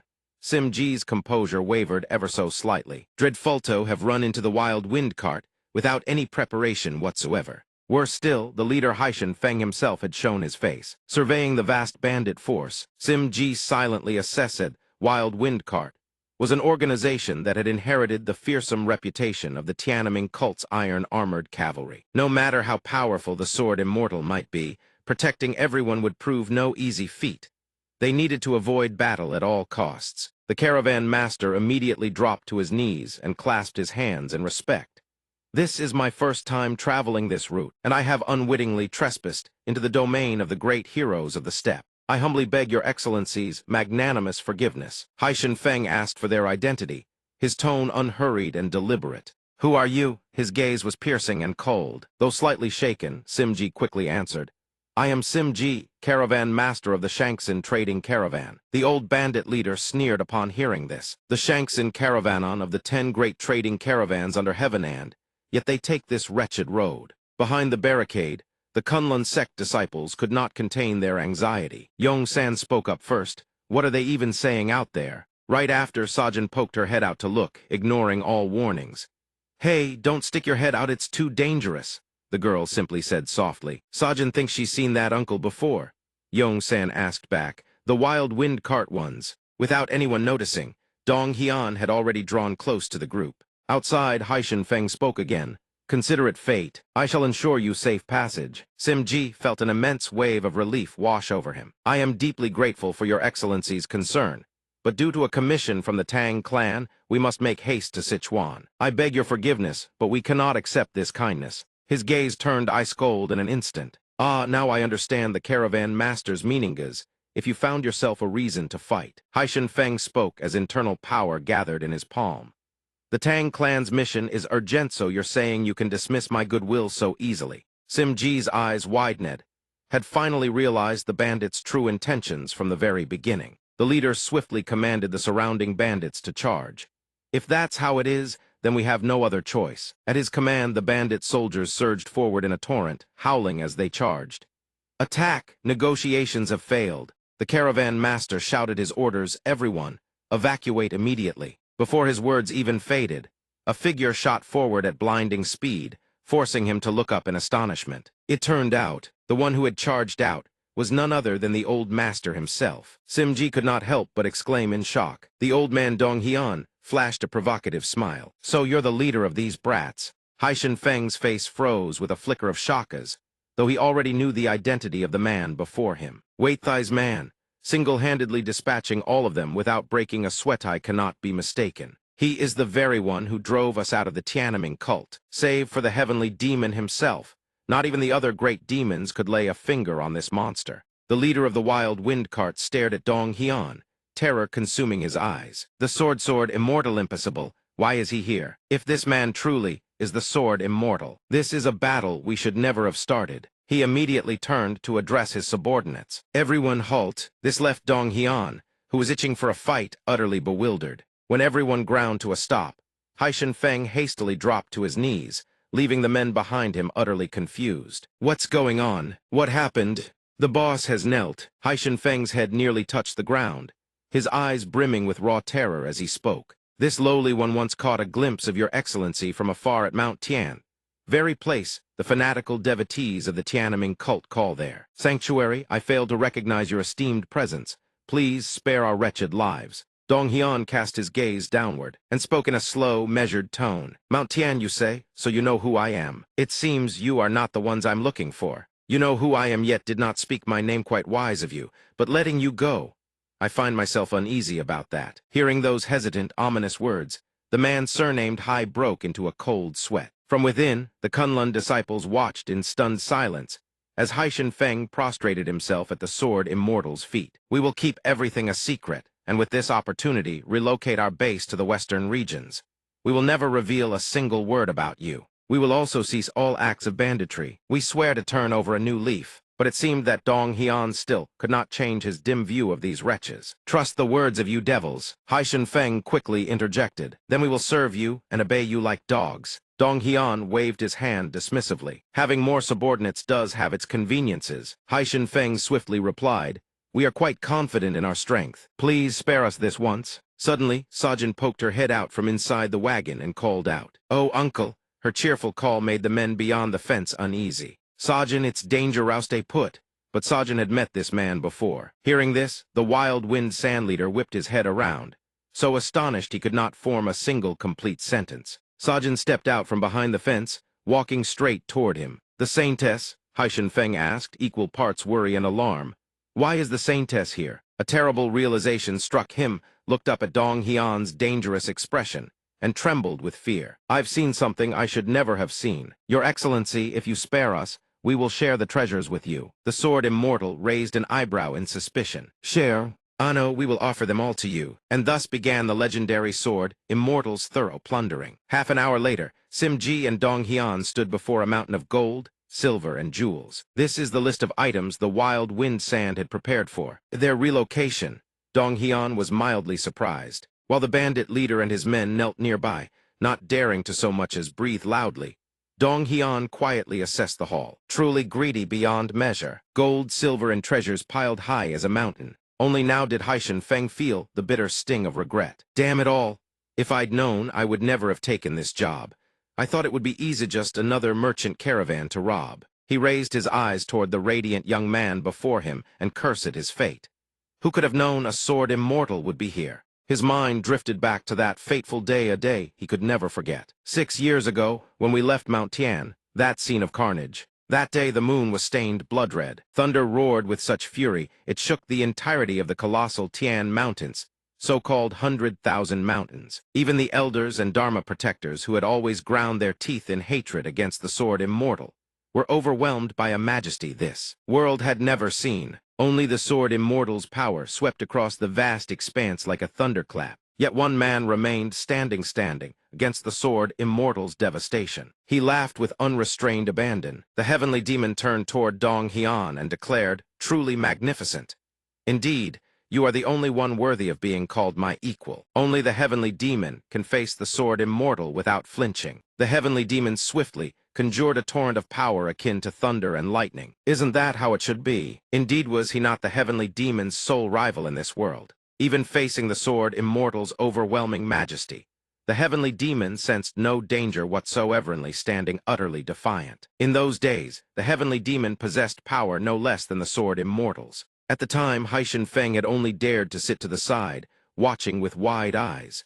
A being that powerful, even with our numbers, we were nothing but dead weight to the heavenly demon. He understood clearly, no matter how hard he struggled, he could never hope to reach their level. If being caught up in their clash meant dying for nothing, it was better to use whatever power he had to be king among ants. With that thought, he left Mount Tian. But of all wretched Timingsui must the sword immortal and the Saintess both be here now. Moreover, the Saintess had been staring at him as though she recognized him. Just then, Dong Hian called out, and Haishan Feng, flustered, stammered a reply. "Yes." Dong Hian pointed at the mountain of gold and silver without a hint of hesitation, and barked his command. "What are you standing around for? Load all of that onto the carts, now." Haishan Feng could not believe his ears. He asked again, "What?" "And all of it, every last piece." The sword immortal replied with cool indifference. "Yes, load it onto my merchant caravan's carts, and don't even think about riding horse, you walk on foot. Now get moving." Haishan Feng heard the order. It pained him to the bone, but he didn't dare argue back. Simji behind him could barely contain his laughter. The old merchant looked at Haishan Feng and sighed inwardly. Who would have thought he'd live to see the infamous Haishan Feng, the wicked wind, trembling in terror like this? One truly sees strange things if one lives long enough. But then he thought cheerfully, well, the porters have increased no complaints from me. The sword immortal, meanwhile, cast Simji a suspicious glance. "Your expression is quite sinister, old man." The next day, everyone in the party busied themselves transporting goods. Young Hwa led Sajin over towards Simji. "Busy already this early in the morning, aren't you, Simji?" Hearing this, the old man replied, "Elder, the workload suddenly increased, so I'm reorganizing everything." Young San on the other side was equally swamped. Young Hwa, move that pile of cargo over there. "Yes," he complied, then asked, "By the way, where has Young Du senior brother been since yesterday? We're drowning in work here." Just then, the towering figure of the senior disciple appeared, blocking his line of sight. Young Du did not answer. Instead, his gaze drifted toward the grandfather and granddaughter. The sword immortal swiftly sensed someone watching him and turned his head. Young Du approached with a look far from friendly, prompting Dong Hian to speak. "What is it?" Hearing this, the young man finally spoke. Without warning, the senior disciple dropped to his knees and said, "Thank you, sir. You gave me the fright of my life." The sword immortal blinked. Young Du continued, Had it not been for your teachings, I would never have come to see the world for what it truly is. Yong-san on the other side scratched his head. What's going on over there? Seeing the strange scene, he immediately tattled to me Yong-ya. Sec Grandmaster, it looks like senior brother Yong-du has gone mad. Should we stop him? But the elder held up a hand.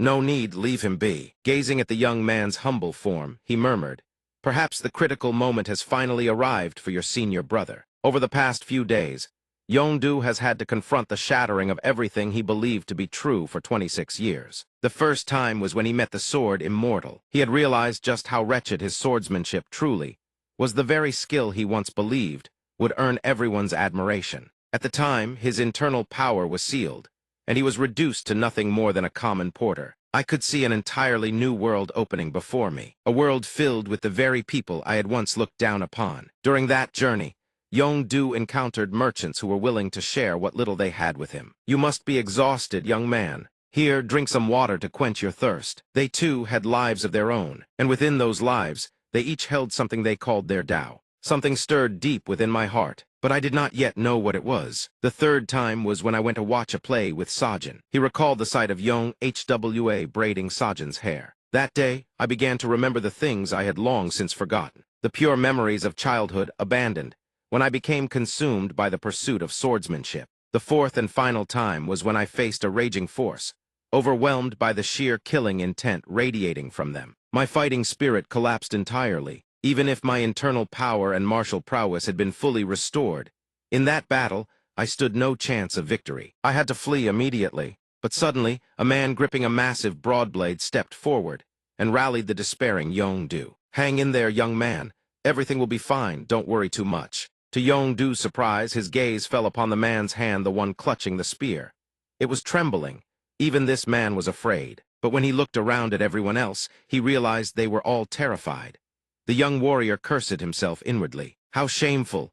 I have far more combat experience than any of them, yet all I could think of was running. Upon awakening from those dark thoughts, Yong-du seemed to glimpse a brilliant, searing light, as if something heavy had struck him violently at the back of his skull. Something tingled from his heart, spreading outward with fierce intensity. And then, at last, I understood what it was. The very Tao I had desperately sought for so long had been right here all along. The Tao does not dwell in distant heights. It hides within the small, the ordinary, and the things that truly matter. He realized that the Tao permeates everything, spreading boundlessly in all directions. Suddenly, Yong-du's entire body undergoes a transformation. The very moment that realization dawns, Yong-du's internal power begins to circulate with overwhelming force. And when I open my eyes, my dantian which Dong-hyeon had sealed suddenly bursts open, and my internal power is fully restored. He can feel the torrent of power surging back into his body. The harmony between the internal power within his body and the external chi achieves a state of absolute equilibrium. That was the moment I stepped into the pinnacle realm and returned to reality. Yong-du speaks to Dong-hyeon with overwhelming gratitude. You gave me the chance to reach this realm. You are no different from a father to me. He presses his forehead to the ground and continues, I do not know how I could ever repay such a debt.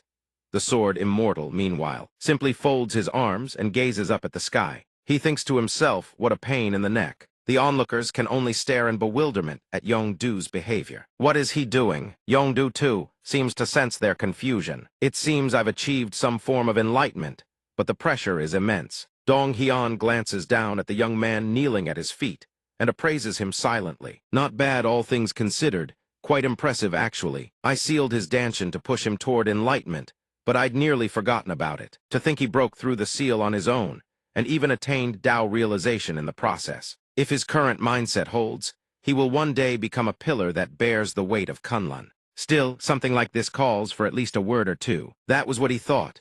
But naturally, a protagonist must know how to put on a good show. Dong-hyeon assumes a strikingly cool expression, clears his throat with a dignified air, and strides forward. The sword immortal stands before Yong-du and delivers his lecture.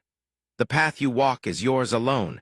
There is no need for further words to me. Simply continue treading steadfastly upon the road of the righteous Tao. Then he thinks to himself that should be enough, right?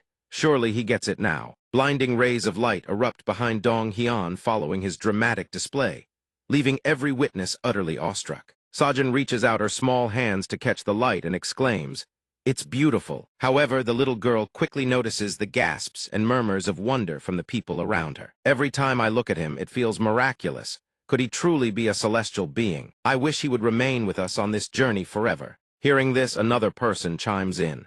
Don't be so greedy. He's practically about to ascend to the heavens. He won't be able to stay by our side forever. Upon hearing those words, Sajin turns to look at her grandfather, still absorbed in lecturing the disciple, with a faint trace of sadness flickering in her eyes. After receiving the Sword Immortal's lecture, Yongdu clasps his hands and replies, I am deeply grateful, sir, but I still do not know how to repay this kindness. One who seeks the Tao merely does what ought to be done, pay it no mind. He looks perfectly calm on the outside, but inwardly, Dong Hian is cringing. God, saying all these philosophical lines is so embarrassing I could die. The Sword Immortal continues before the young man's reverent gaze. Even so, if you still feel indebted, then nurture what you have just awakened. Dong Hian rises into the air to strike another dramatic pose. Illuminate the world and share that path with those who have lost their way as you once did. But before Yongdu can finish his sentence, our dear protagonist speaks again. The Tao is something that loses its light the moment it is called Tao. The harder one tries to kindle it by force, the more it fades into obscurity. The tighter one tries to grasp it, the more it slips through like water through open fingers. Therefore, it is best to let it flow as nature intended. Hearing this, the young man lets out a soft gasp. The Sword Immortal, after soaring and circling for a while, finally descends to the ground. He thinks to himself, all that philosophical rambling is bound to confuse people. In moments like this, you need to say something truly profound to earn even deeper respect. Suddenly, Yongdu exclaims in a loud, resolute voice, I understand now. The declaration catches him completely off guard. Understand what? Yongdu's face lights up with gratitude, blooming into a radiant smile. I, too, shall spread the Tao to all but without force. I will help them grow so that their own Tao may shine with its own light. So it is. The Tao cannot be defined or confined. The Sword Immortal suddenly freezes. Wait a moment. What is this kid? The aura and radiance emanating from Yongdu's body Dong Hian instantly perceives the torrent of power surging within the senior disciple. It is the three flowers gather at the crown. This is the pinnacle realm, when internal power flows unobstructed and erupts forth as overwhelming aura from the crown of the head. He reached the realm of great sect elders, just from listening to a few offhand philosophical remarks. Our dear protagonist can only wonder what in the world is this guy, really. Yongdu quickly clasps his hands together, his face brimming with gratitude. As expected of the great senior, a true man of virtue, your depth is truly beyond measure. On the journey ahead to Sichuan, I humbly ask that you guide this foolish Yongdu. Helpless against the young man's earnestness, the Sword Immortal begrudgingly accepts. Fine. Then he thinks to himself, strange situation, really. But if the one being exploited grows stronger from it, then so be it. Some time later, the Kunlun sect disciples stand atop a cliff, gazing down at the massive procession below. What on earth is all of this? Well, it was already a sizable merchant caravan, but now it's grown to 6 times that number. Those above observe Dong Hian methodically pressing the acupoints of each soldier. All of the captives have been sealed, and even the Sword Immortal appears weary. Mi Yongya strides forward from behind, and raps her knuckles sharply against the heads of her own disciples. Is this the time to be worrying about the Sword Immortal? She then explains to the clueless disciples. What he is doing is the very acupoint sealing technique that we ourselves once suffered under. Unless the victim releases their chi and blood flow, they will be unable to use any internal power whatsoever. But on Yongdu's end, the young man looks positively thrilled by the display, which sends Mi Yongya's fury skyrocketing. That kind of technique, the kind no one can resist, truly astonishing. The very next instant, that young warrior crumples to the ground beneath Mi Yongya's fist, complete with a towering lump swelling on his head. Truly a sight to behold. Immediately after, the old man sinks deep into thought. The Sandstorm Bandits are the sworn enemies of our Kunlun sect. Seeing Haishan Feng tormented to this extent, one can't help but feel a twinge of pity. But he is not someone worthy of your sympathy. Down below, Haishan Feng wears a foolish grin. Here is your water, sir. Suddenly, Mi Yongya turns to address her disciples. But where has your senior brother gone after causing all this trouble? Yongsan answers. He said he would spread the teachings of the Sword Immortal, and then vanished without a trace. A moment later, Haishan Fengbak, laden with a bundle of firewood, trudges onward without complaint.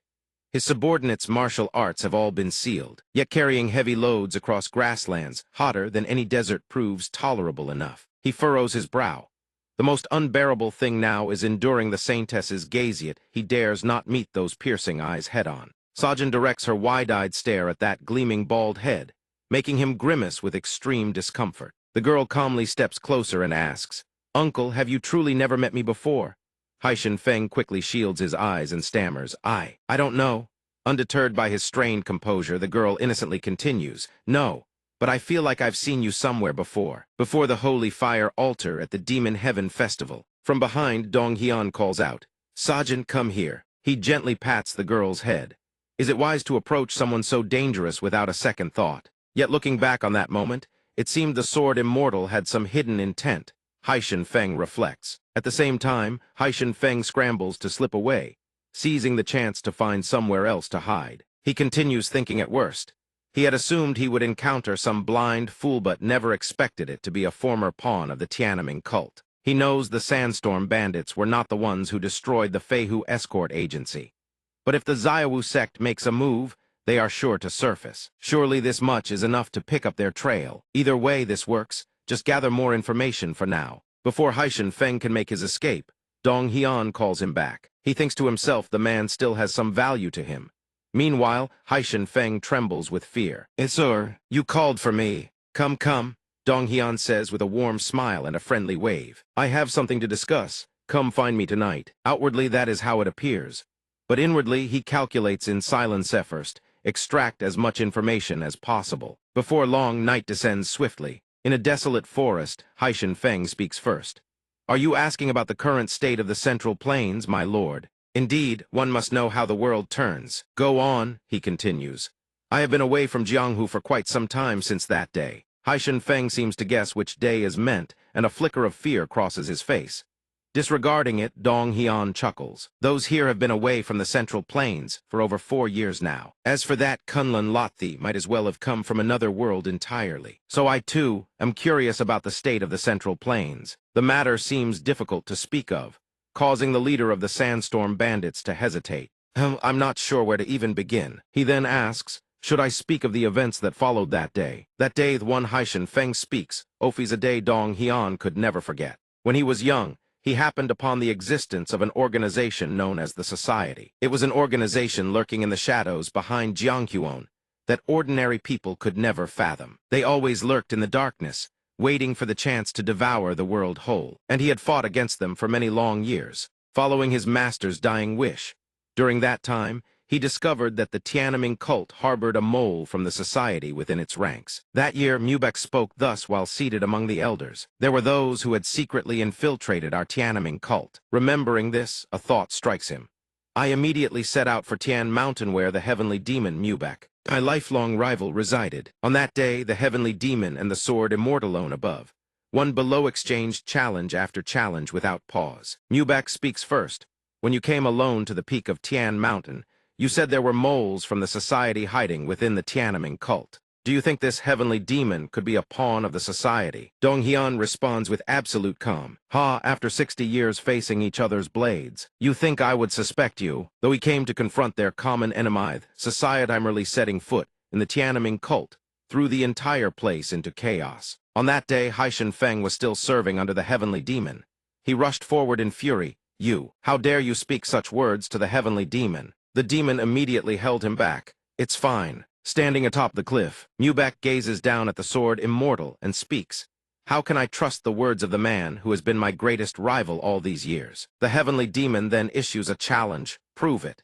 Show me you are worthy of joining hands with this heavenly demon." In the end, atop Tian Mountain, Mubek and I had no choice but to face each other. Hearing this, the sword immortal silently cursed the heavenly demon, but in the end, agreed. "What a troublesome fool. Very well, then let me show you clearly." After that, everything unfolds just as Haishin Feng remembers. White lightning crackles across the heavens, raging dragons roar, and the earth trembles, a spectacle of breathtaking grandeur beyond words. For the second time in the annals of history, the elders and Dharma protectors of the Tiananmen cult who accompanied him fled in utter terror. Yet the heavenly demon himself charges into battle against him with wild delight. Haishin Feng, watching the streaks of light from behind, speaks in sheer terror. "Monsters!"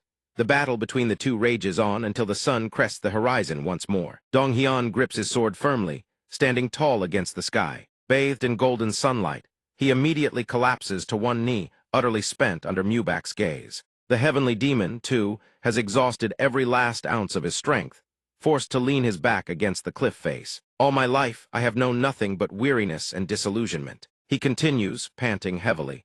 Only now do I realize there exists a world this fascinating. Is this what happiness feels like? The demon murmurs in awe. The sword immortal can only think to himself. What a strange fellow. Suddenly, the heavenly demon bursts into hearty laughter. Indeed you are truly worthy of being Mubak's rival? Dong Hyun retorts with a vexed sneer. Look at your tattered state and you still run your mouth this much. It seems I have proven my strength sufficiently. So will you help me or not? The old heavenly demon says nothing. He simply extends his hand forward. Dong Hyun, puzzled, asks, "What's this? Why are you suddenly reaching out your hand?" Only then does the heavenly demon speak. We have known each other for how many years? From the moment you set foot on Tian Mountain, I had already decided to help you. Hearing these words, the sword immortal nearly bursts with exasperation. This lunatic. Mubak explains slowly and gravely. This handshake means that from this day forward, we are no longer rivals, seeking each other's lives but comrades, who can entrust their lives to one another. Dong Hyun murmurs the words to himself, "Comrades, is it?" Then, slowly, he raises his own hand. The sword immortal swiftly clasps the heavenly demon's hand and speaks, "I'll be counting on you from now on." After all, that day was the first time I had ever gained an ally, and I harbored not a single worry that this man would betray me. From that day on, Mubak and I hunted the society together. Day after day, the two of us deliberated together, searching for the right path forward. But in the end, Mubak was betrayed by the very subordinates he had trusted. The scene shifts to the forest where the two once clasped hands. Mubak speaks, "Dong Hyun, please take care of Sajin." The heavenly demon now struggles to rise, delivering his final request to the only true friend he has ever known. The sword immortal stands in silence, gazing upon his friend who teeters between life and death, uttering not a single word. And so, honoring his dying wish, I took Sajin with me. After that day, Dong Hyun departed Tian Mountain with Sajin, an old man and a child, side by side.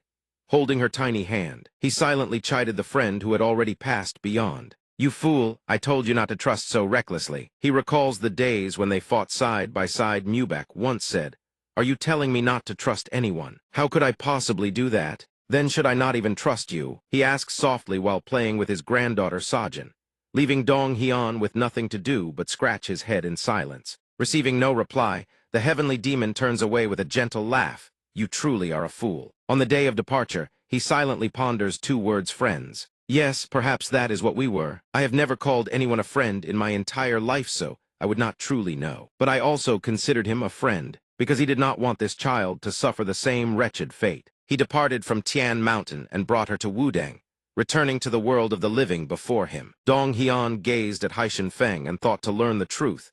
He needed to know what had transpired after that day. Though he had fought ceaselessly over the years, the Jianghu believed he had simply vanished into seclusion for 30 years. Dong Hyun murmured, "Indeed. Tell me everything you know from that day forward." Dong Hyun fell deep into contemplation. After leaving Tian Mountain, he could read the thoughts of those he encountered, and learn things he had never known before, yet he still had not grasped the full picture of Jianghu. Now that he bore responsibility for Sajin, he could no longer continue living in seclusion. Recalling how Yong-san had looked down on him, the Wudang swordsman had left him somewhat curious about the current state of affairs.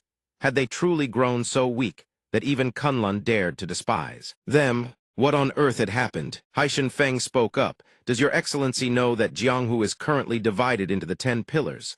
Dong Hyun replied, "I have heard of it, but explain in greater detail." Haishan Feng then began his explanation. "So they have unified, with the 7 sovereigns at the center." He answered, "Indeed, that is so." The sword immortal listened and thought, what a pack of blockheads. The moment he disappeared, they tore each other apart, fighting over scraps of power. The bandit leader suddenly added, "But there is one more matter."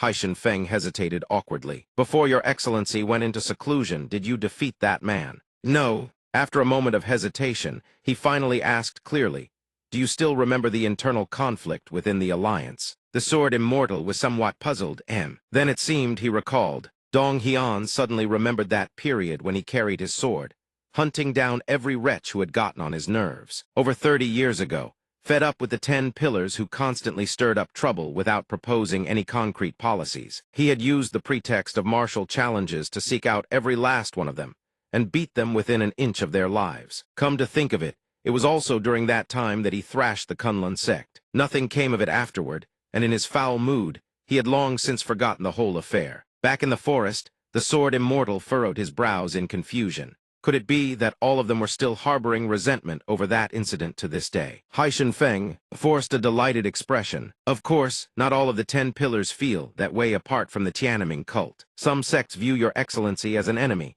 while others merely suppress you in the shadows. Dong Hian found Haishan Feng's utterly gleeful expression unbearable.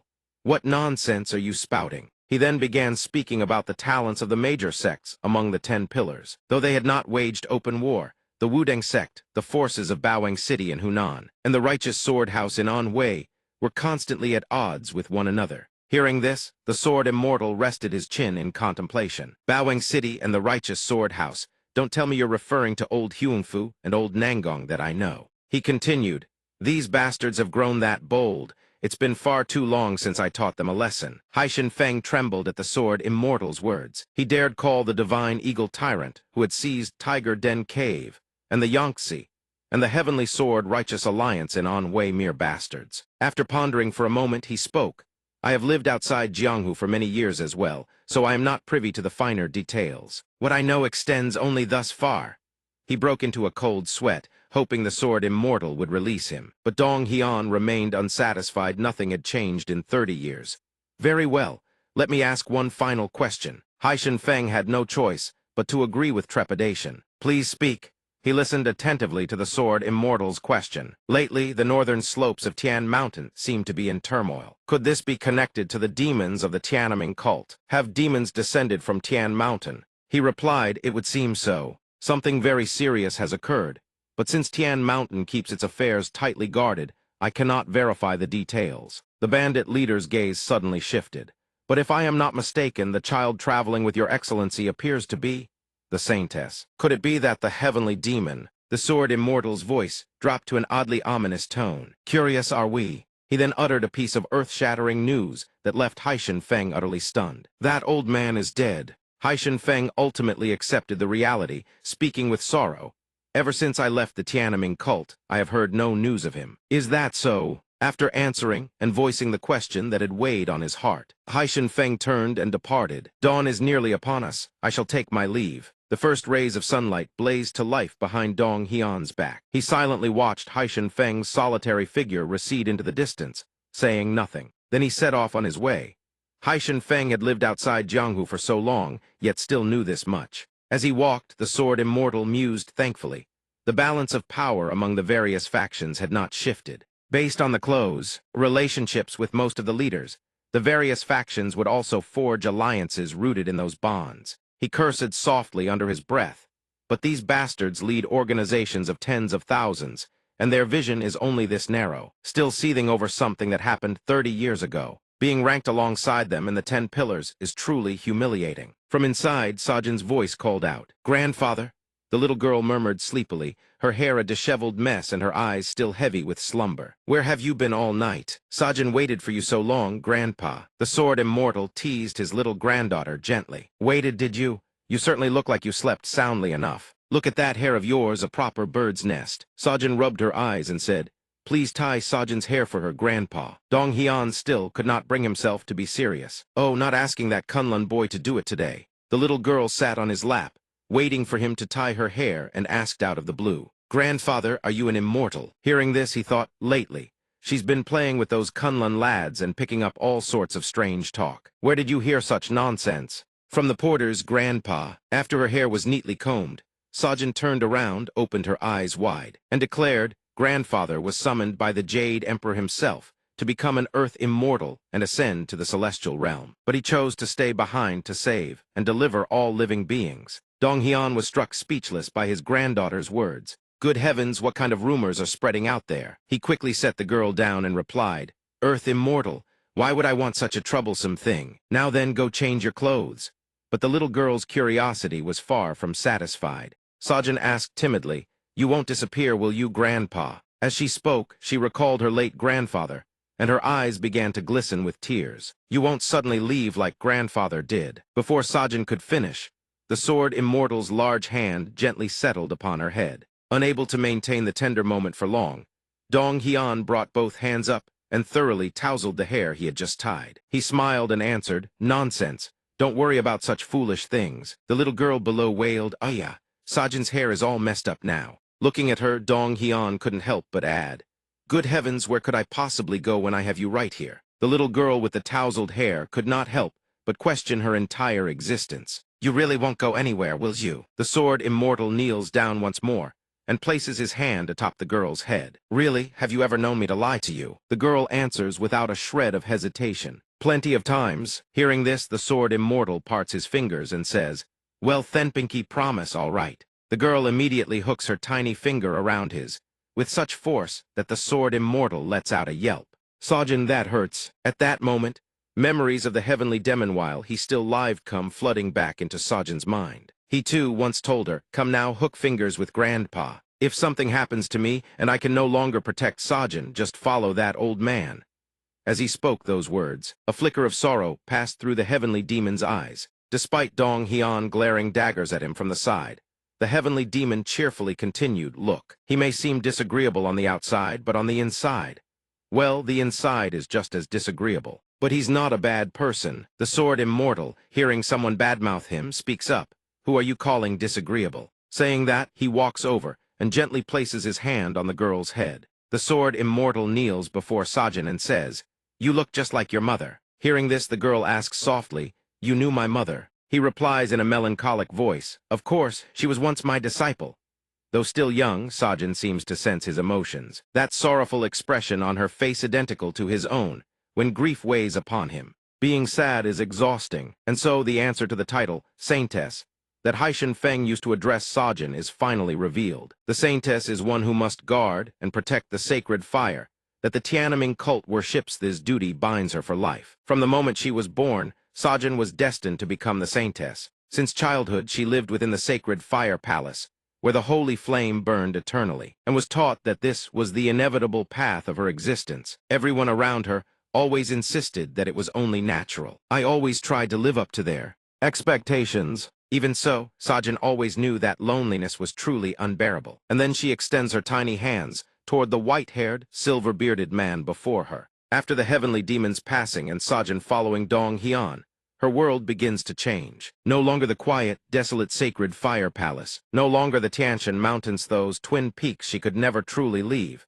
even when she stepped outside. The little girl opens her wide, round eyes and gazes at the colorful scenery unfolding all around her. A world brimming with sights she had never once laid eyes upon. Having left behind the sacred fire palace, the place that had once been her entire life. Just as he once told her, that world was full of novel, wondrous, and exciting things. The girl freely expresses the emotions blooming within her heart. Though there are frightening things at times, she feels not the slightest trace of fear. Returning to the present, that small hand finally reaches up to hook pinkies with him. Sajin responds without delay. "Pinky promise." The sword immortal gazes at Sajin with tender, affectionate eyes. "Indeed, will always watch over her." Stepping out of the room, the little miss calls back as she walks, "Grandpa, I'm going out to play."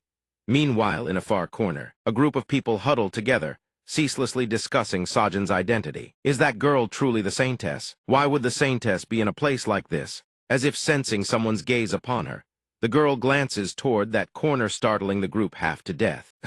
She's looking this way. Turn away, don't meet her eyes. Sajin's gaze lands on the bushes, where several of Haishan Feng's subordinates are crouching in a clumsy attempt to hide. Though the sight does not leave her speechless, like a curious little puppy, she trots toward them, sending the men into a cold sweat. "Oh no, she's coming. What do we do?" "What do you mean, what do we do? Just play dumb." The girl does not walk straight up to them.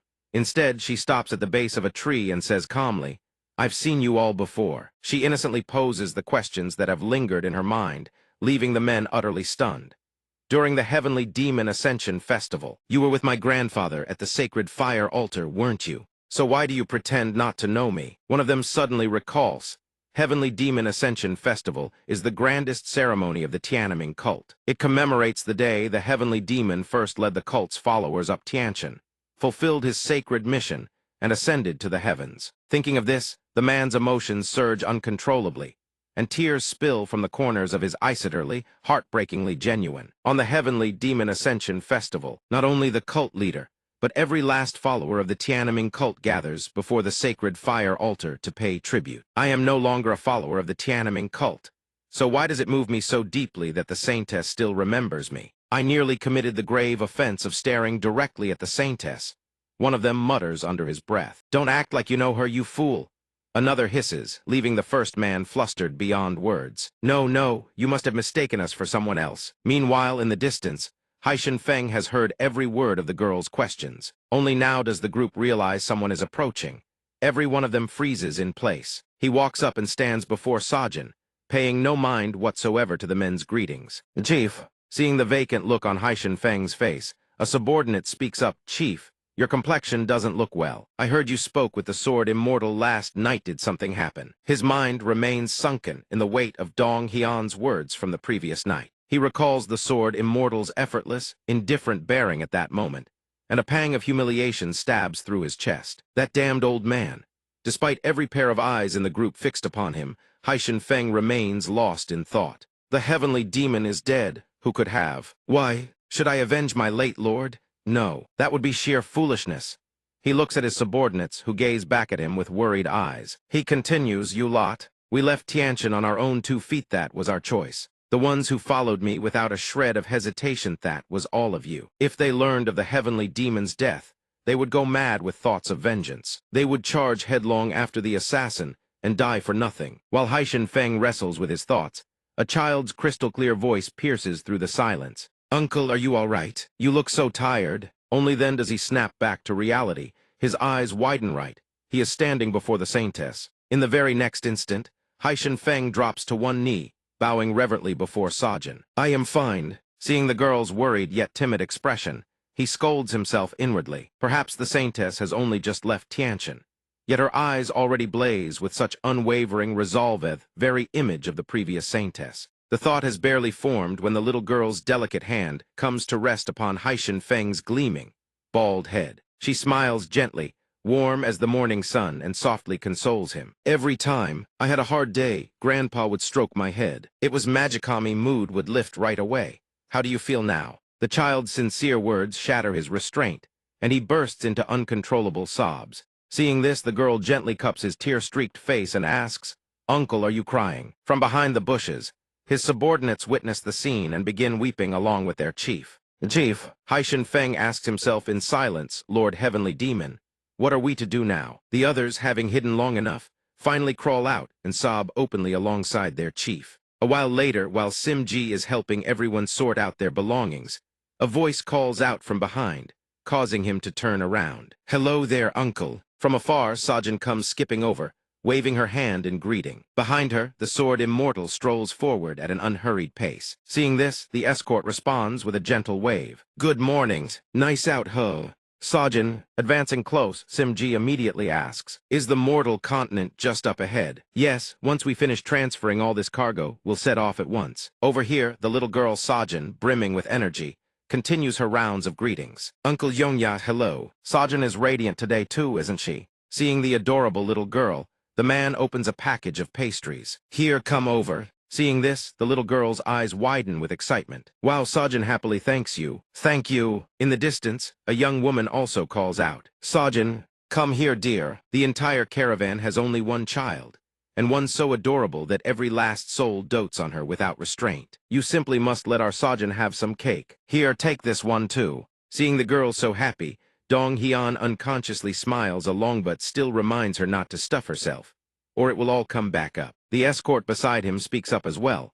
It seems everyone treasures Sajin. By now, Sajin has already dashed toward the Quangfang San subordinates to continue her greetings. "Hello, uncles." A bald young man answers without thinking.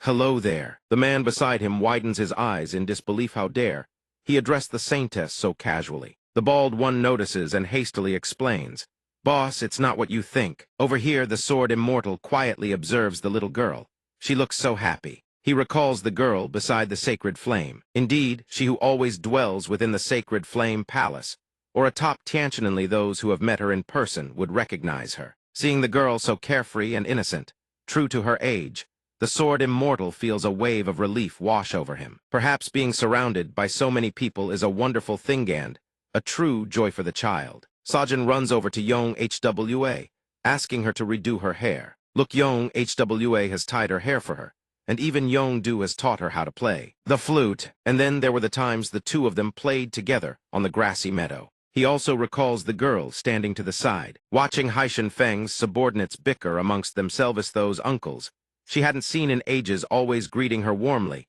and playing with her. The sword immortal has silently observed it all. Ever since Haishan Feng learned of the heavenly demon's death, the lads from Quangfang Sand have begun guarding Sajin without leaving her side for even half a step. He watches the little girl happily show off her haul after her morning rounds of greetings. Grandpa, look, I brought back lots of candy and pastries. Dong Hian feels somewhat at ease. They don't seem to harbor any ill intent. Perhaps he should just let things be. Overthinking is exhausting. He turns to chat with his little granddaughter instead. You seem happy, having that much fun. Hearing this, the girl beams so wide her face could outshine the sun. Yes, she smiles like a sunflower that has finally found its sunlight. There are so many people, so I love it. The girl dashes off again, leaving the sword immortal alone with 1,000 thoughts. Sajin's little world is growing ever larger. At first, he felt a pang of sadness seeing Sajin constantly slipping from his embrace. But watching her like this cannot help but feel joy. He cannot hide the doting warmth in the depths of his eyes. It shows that Sajin is learning and growing. And when he looks at Sajin, he too discovers many new things. Afterward, Dong Hian strokes his chin in contemplation. Although the girl says she likes having many people around, there's currently no way to increase their numbers. What should he do? Sometime later, the entire caravan swiftly departs from the desert and continues on their journey. Haishan Feng drags his bare feet across the scorching sand, a massive luggage sack slung over his shoulders. As he walks, he thinks, ancients say resolve does not last 3 days. He lifts his eyes to the blinding sunlight that seems ready to incinerate his very body. His vision swims, his head spins, and sweat cascades down like a waterfall. Yet he never imagined those words would come to haunt him. The bandit leader tilts his head back and gasps for air.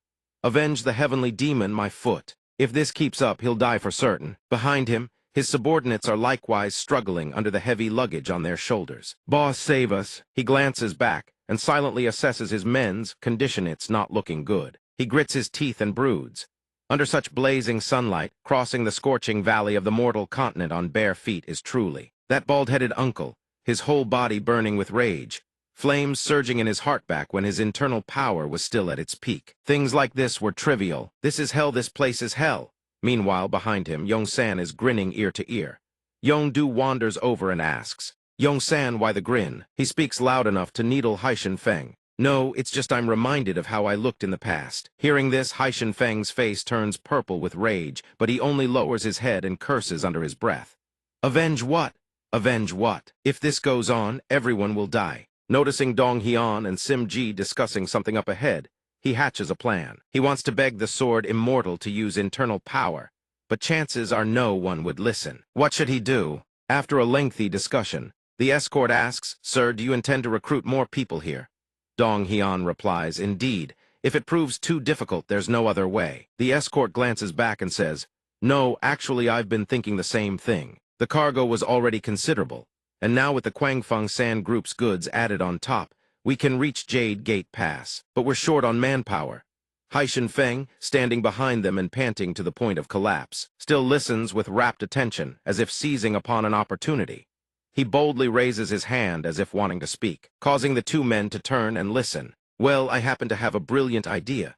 Please leave it to me. I have a way to supplement our manpower. The sword immortal hears this and asks doubtfully, You, how do you plan to do that? His tone a far cry from the commanding authority of moments ago. Haishan Feng sidles up close to the two, whispering in hushed tones. It goes like this, then like this. After a moment of deliberation, the sword immortal turns to the escort to gauge his opinion. Not bad, is it? What do you think? The escort nods thoughtfully. Might as well let him try. Simji adds gently, It would cause no loss to the old master or to us. And it seems Haishan Feng shares the same sentiment. Seeing this, Dong Hian gives his approval. Very well. Having received approval, Haishan Feng immediately straightens up, his eyes sparkling like stars, as he turns his gaze toward their leader, men. Without delay, the sword immortal presses his index finger against the bandit leader's forehead, channeling strength back into his body. Haishan Feng opens his eyes and senses it at Ansehe's internal power has returned. Just moments ago he felt heavy as lead, but now he's light as a feather. He clenches his fists with joy, feeling his internal power surging and circulating throughout his entire body. With this internal power restored, I could make a break for it right now. Before his joy could last even a heartbeat, Haishan Feng meets a gaze that reads his every wicked intention and a casual flick of the wrist. Gentle enough, yet enough to send him hurtling clear across the desert. In the next instant, he scrambles away on all fours, clutching his luggage and vanishes in a flash. Then I'll be off right away. Watching the figure disappear into the distance, the sword immortal finds it hard to believe. I don't know why, but the more I look, the less trustworthy he seems. Sim-ji chuckles softly and replies, among all the demon lords across the continent, only he can truly be called one of the 72 demon stars. Setting aside what just happened, he resumes his discussion with the head steward. Come now, continue with the story from before. And the item, have you brought it back? Yes, with a grave expression, the man opens a wooden box. Inside the box lies a gem of deep violet black, its surface swirling like the vast expanse of a galaxy. Upon seeing it, Dong Hyun's eyes widen with intense excitement. The sword immortal strokes his chin, a look of deep suspicion crossing his face. It's merely a black jewel, nothing extraordinary. What on earth is this thing? Noticing his strained reaction, Sim-ji stammers, that. There is certainly something mysterious hidden within this gem. Thinking back to the past, you were given the same mission as well. Hearing this, Haishan Feng, who has been kneeling the entire time, immediately responds. Yes, besides branch leader Du Hyun of the Wulumuki branch, there was another person who also ordered us to retrieve the gem from the caravan. Upon hearing the three words, first young master, the head steward's expression darkens. It is someone he cannot possibly fail to recognize. That person is none other than Jin Seo Chuan, the first young master of the Shang Xin Trading Company. He is locked in a bitter rivalry with the third young master, Yong Hwat, one who backs Sim-ji. The steward's thoughts churn around the bitter struggle for the position of next company head. This time, third young master Yong Hwa has poured his entire fortune and manpower into launching a trade expedition to the western regions. If successful, it would not only yield immense profits, but also establish new trade routes to the western regions, greatly elevating the third young master's standing. That is why the first young master dispatched the Quang Feng bandits to interfere and sabotage our caravan. But the first young master has overstepped his bounds. He has forgotten that most of the people on this caravan are long-time members of the company family, in all but blood. They have nothing to do with this power struggle. Sim-ji gazes at the gem with a trace of sorrow. Innocent lives were nearly spilled all, because the first young master ordered the Quang Feng bandits to act. He speaks to seize what they want from our Shang Xin caravan. What could this gem possibly hold that would drive the first young master to such extremes? Hearing this, the sword immortal falls into deep contemplation without rushing to answer. The head steward grips the box holding the gem tightly. This is truly baffling. The merchant who purchased this gem only thought it was a piece of jewelry or a valuable treasure that could fetch a high price. That was his sole reason for buying it. Dong Hyun quickly leans in, staring intently at the strange object before him, then asks, there is no information about where it was purchased or any other distinguishing features. Sim-ji replies, he said he dealt with an ordinary jewelry merchant, nothing more. The sword immortal swiftly picks it up. Then, may I hold on to this gem? The steward nods. Yes, we have already compensated the merchant separately, so it is yours to keep as you wish. Dong Hyun presses on. As for that first young master, how do you intend to deal with him? Or shall I handle him for you? But Sim-ji gently refuses. There is no need. I humbly ask that you allow me to handle this myself. His eyes grow heavy, his lips murmuring as though speaking to himself. One who dares endanger the members of this caravan people, as close as family, cannot be allowed to become the company head. He must be held accountable for this. Hearing this, Dong Hyun smiles faintly. Very well. He turns to leave, but not without a parting remark.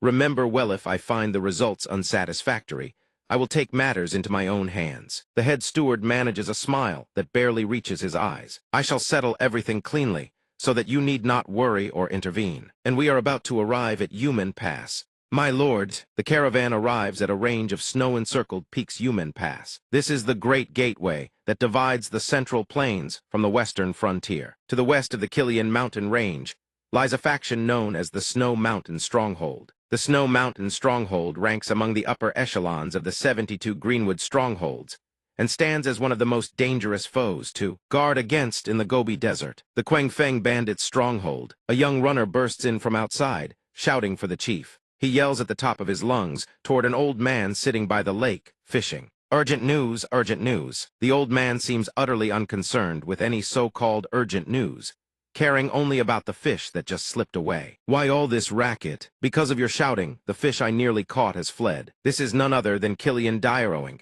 the chief of the Snow Mountain Stronghold. If Killian Dyaoing, the formidable leader of the Snow Mountain Stronghold, is so preoccupied with his fishing lately, the breathless young messenger can only stammer helplessly. Moments later, Killian's panicked shriek echoes across the entire mountain. We've been robbed again. Those Su Tianqian bastards again. How in the world does the Tiananmen cult manage its people? The white-haired old man lowers his head in thought. The Snow Mountain Stronghold's plunder has dwindled by more than half in recent months. At some point, they lost all contact with the Quangfeng bandits entirely. If something has happened to them, it must be something big. Could there be turmoil within the Tiananmen cult? What if the heavenly demon has passed away?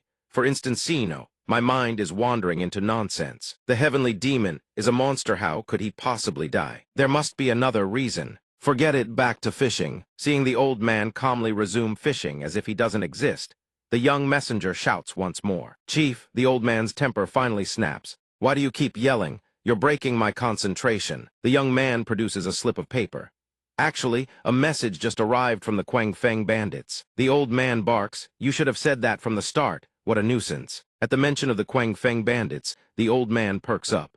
That scoundrel Haishan Feng, I thought he'd vanished off the face of the earth. So he's still alive, is he? Well then, let's see what he sent. After reading through the letter, Killian Dyaoing is utterly astonished. This, from the outside, Dong Hian stands in quiet contemplation before the gateway, heedless of the heavy snow falling outside. He stares at the towering pass, muttering under his breath. Human pass. The next instant, the sword immortal turns to the person standing behind him. As you requested, I have temporarily unsealed the demon's acupoints. Yes, my lord. Haishan Feng gazes at the long row of subordinates standing outside and says, This way. They should look like a grand caravan worth thousands in gold.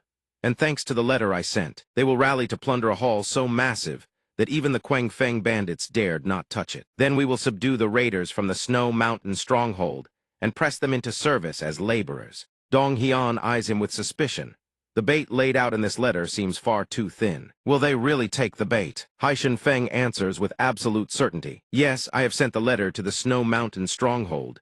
They will come without fail. Hearing this, Dong Hian falls into thought once more. If it's the Snow Mountain Stronghold, then their leader must be Killian Dyaoing. He recalls Haishan Feng's whispered words from a few days prior. The scheme Haishan Feng laid out was to drag every bandit, horse thief, and mountain outlaw lurking at the gates of Sichuan into this affair. The sword immortal watches Haishan Feng conferring with someone and makes a comparison. Back in the day, I pulled off my share of insane feats, but this plan of his is truly beyond belief. If not for Dong Hian saying there was nothing left to lose, and Sajin wanting to gather more people, this one would never have joined. Moreover, the first target happens to be the Snow Mountain Stronghold. The Killian Dyaoing he knows is a man with a rather keen eye. At this thought, the sword immortal fixes him with a glare that could set the heavens ablaze. If they gain nothing, they will simply confiscate all their martial arts and banish the lot of them. That gaze sends a chill down Haishan Feng's spine, and eerie, bone-deep aura seems to emanate from nowhere.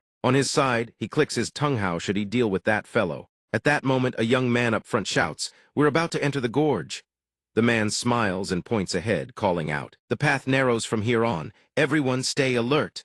After observing for a while, he immediately senses that something is amiss. People, a loud cry rings out at Ancestor, are figures on the cliff walls. Killian Dyaoing peers down from atop the cliff. So many merchant caravans traveling at once. The intelligence about the Mad Wind caravan was indeed correct. I am Killian Dyaoing of the Snow Mountain Stronghold. Everyone, raise your hands and drop everything you carry on the ground, and I shall spare your lives. He spreads his arms wide and bursts into laughter, as if he were the villainous tyrant that everyone dreads in tales of old. Witnessing that absurdly overconfident display, Dong Hian is rendered utterly speechless. What is this? He really has been deceived. In that instant, Killian Dyaoing executes a breathtaking leap from the mountaintop, landing squarely on the ground before Dong Hian. He raises his head and peers toward the figure standing behind the man. Haishan Feng, why are you here?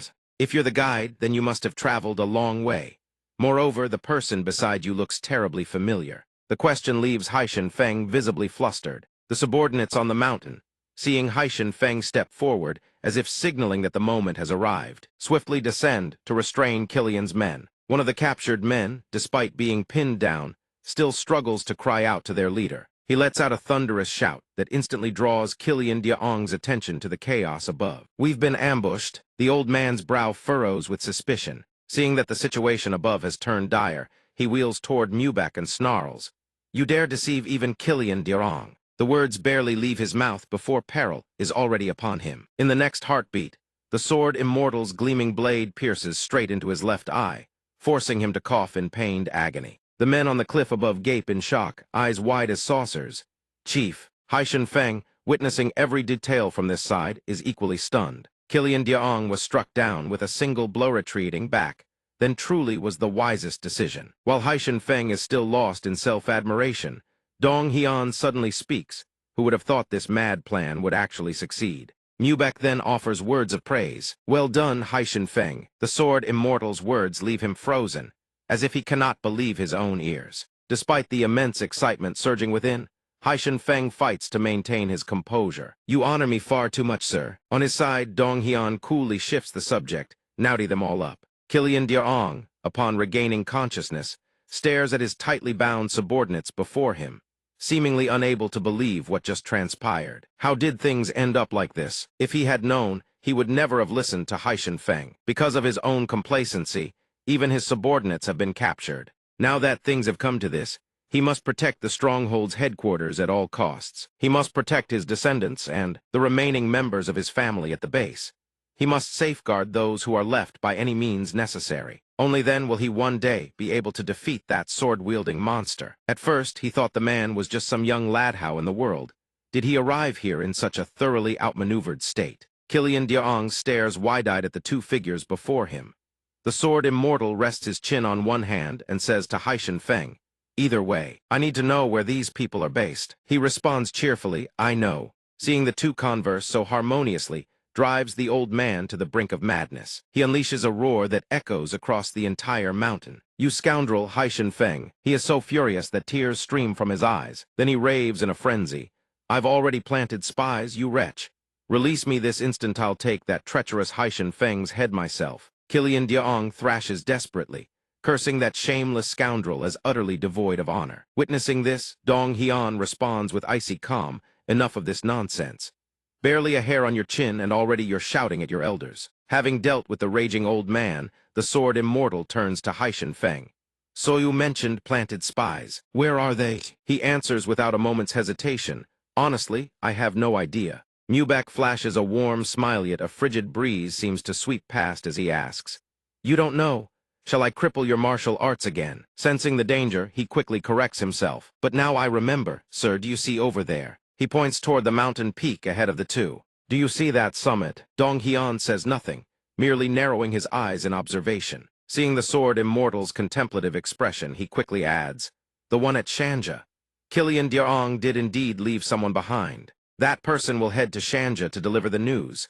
We need only follow. Having said this, he lets out a sigh dripping with reluctance. Bandits always think alike. Frowns, silently evaluating. The saying that a thief knows a thief's mind is indeed true. Haishan Feng gently rubs his bald pate and gives the sword immortal a thumbs up. "Of course, this is only a feasible plan because a great hero like you is here. If there are any matters in the future, please do not hesitate to call upon Haishan Feng." Dong Hian, having no other recourse, reluctantly agrees. Very well. The scene shifts to Shanja. Suddenly, a desperate, heart-rending scream erupts, startling everyone into looking up. Killian Diaong watches his assets being hauled away, crying until no more tears remain. He cannot believe that Shanja's stronghold he built with such painstaking effort has been plundered like this. Yet the mad wind caravan's men pay no heed.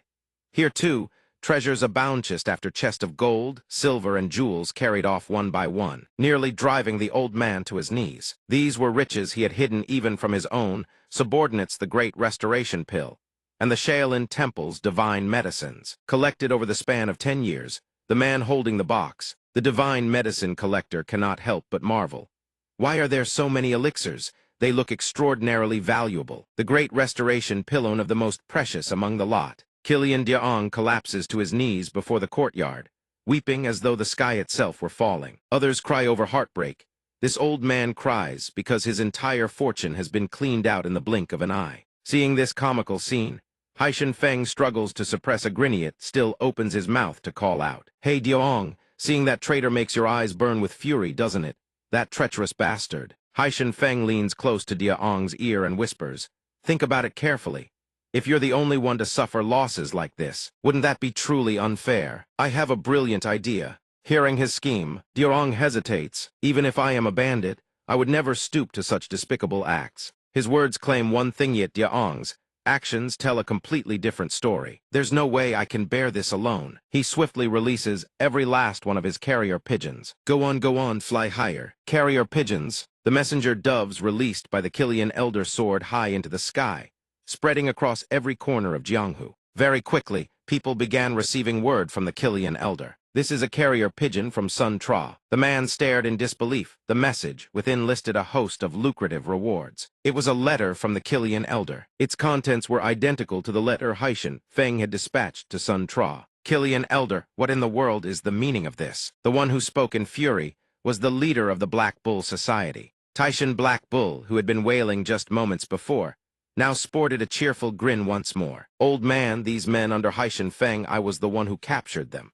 Can they not be considered under my jurisdiction? The fellow leader smirked with half a grin. Very well, but Black Bull down there still hasn't quelled his rage. You think these people would actually become subordinates of Haishan Feng's bunch? The Taishan Black Bull Society isn't half bad either. Of course, the wealth these men possess would become ours in an instant, but keeping their manpower under command is no small matter either. It would surely prove beneficial. He hummed thoughtfully, then voiced a recruitment proposal. Hey, Black Bull, don't you feel it's unfair that you're the only one getting the short end of the stick? We have a wonderful plan. Black Bull heard this, and though still seething, reluctantly spoke up. They immediately prepared to send out carrier pigeons. Those who had been deceived now hunted for other prey, their eyes blazing with fury. In just a few days, the numbers swelled to the thousands.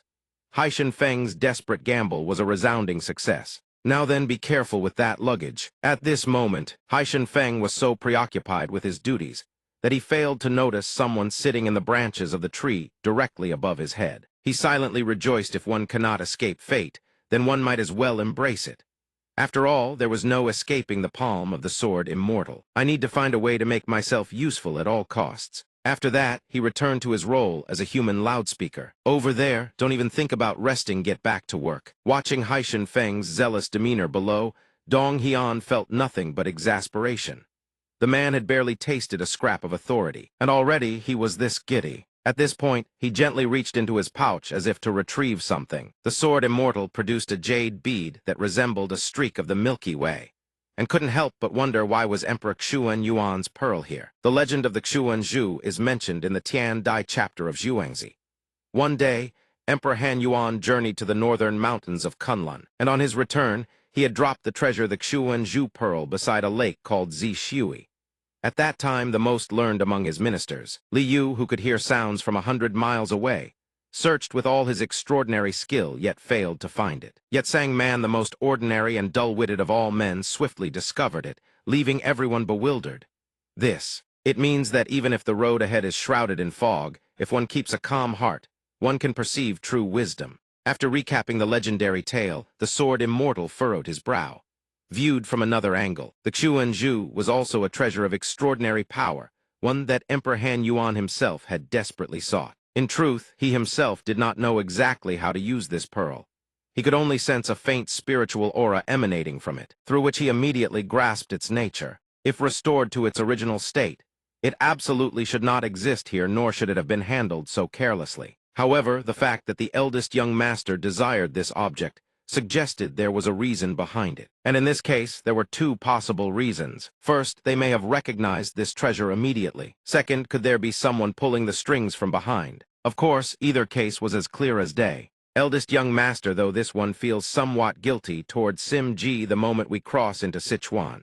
This one must strike him down. The more he observed, the more the man reeked of treachery. In any case, he owed him thanks, for it was through him that this treasure had been obtained. He raised the pearl, then gazed toward the sword and spoke tenderly, Long Sha, eat up. The dawn of a new day breaks through with warm rays of light. Sajin pokes her head out of the carriage window, gazing excitedly at everything around her. There are so many people. The little girl turns to look at Young HWA. The line of people stretches on endlessly, with no end in sight. Hearing Sajin's voice, she gently warns, Sajin, it's dangerous outside, come back in. After saying this, a look of contemplation crosses her face. In the end, will things truly turn out this way? The journey through the Hexi corridor had now reached the Ying River. The number of people had swelled to thousands, most of them bandits. If they continued across the entire grassland, who knew how many more would join their ranks? Anyone who witnessed this would surely think a rebellion was underway. Jianghu would be thrown into an uproar. Moreover, once they crossed the Ying River, they would enter the territory of the Gongdang sect, the lords of Gansu. The Gongdang sect was situated on the periphery of Jianghu, where King Cheng Aimei, and together with Kunlun, formed the core of the White Lotus Alliance. They would never stand idly by when tens of thousands of bandits invaded their domain. The thought of Yong-du and his disciples only gave her an even greater headache. And if they learned that 5 elders of the Kunlun sect were present here, it would certainly cause an even greater shockwave. They might file a formal protest with the White Lotus Alliance, claiming that the Kunlun sect may have resurfaced. At this thought, Yong-Hua's expression darkened, her eyes heavy with contemplation. If they seized this opportunity to place the Tang clan's poison arts under the Gongdang sect's authority, matters would spiral beyond all control. This journey was like a powder keg that could explode at any moment. Put more simply, it was a complete mess. Some mysterious figure appeared to be quietly turning a blind eye to everything the Sword Immortal was doing. And the other senior disciples were no different. And eldest senior brother Yong-du would normally be furious at things like this. Just then, a young man bounded over cheerfully, his booming voice cutting through her train of thought.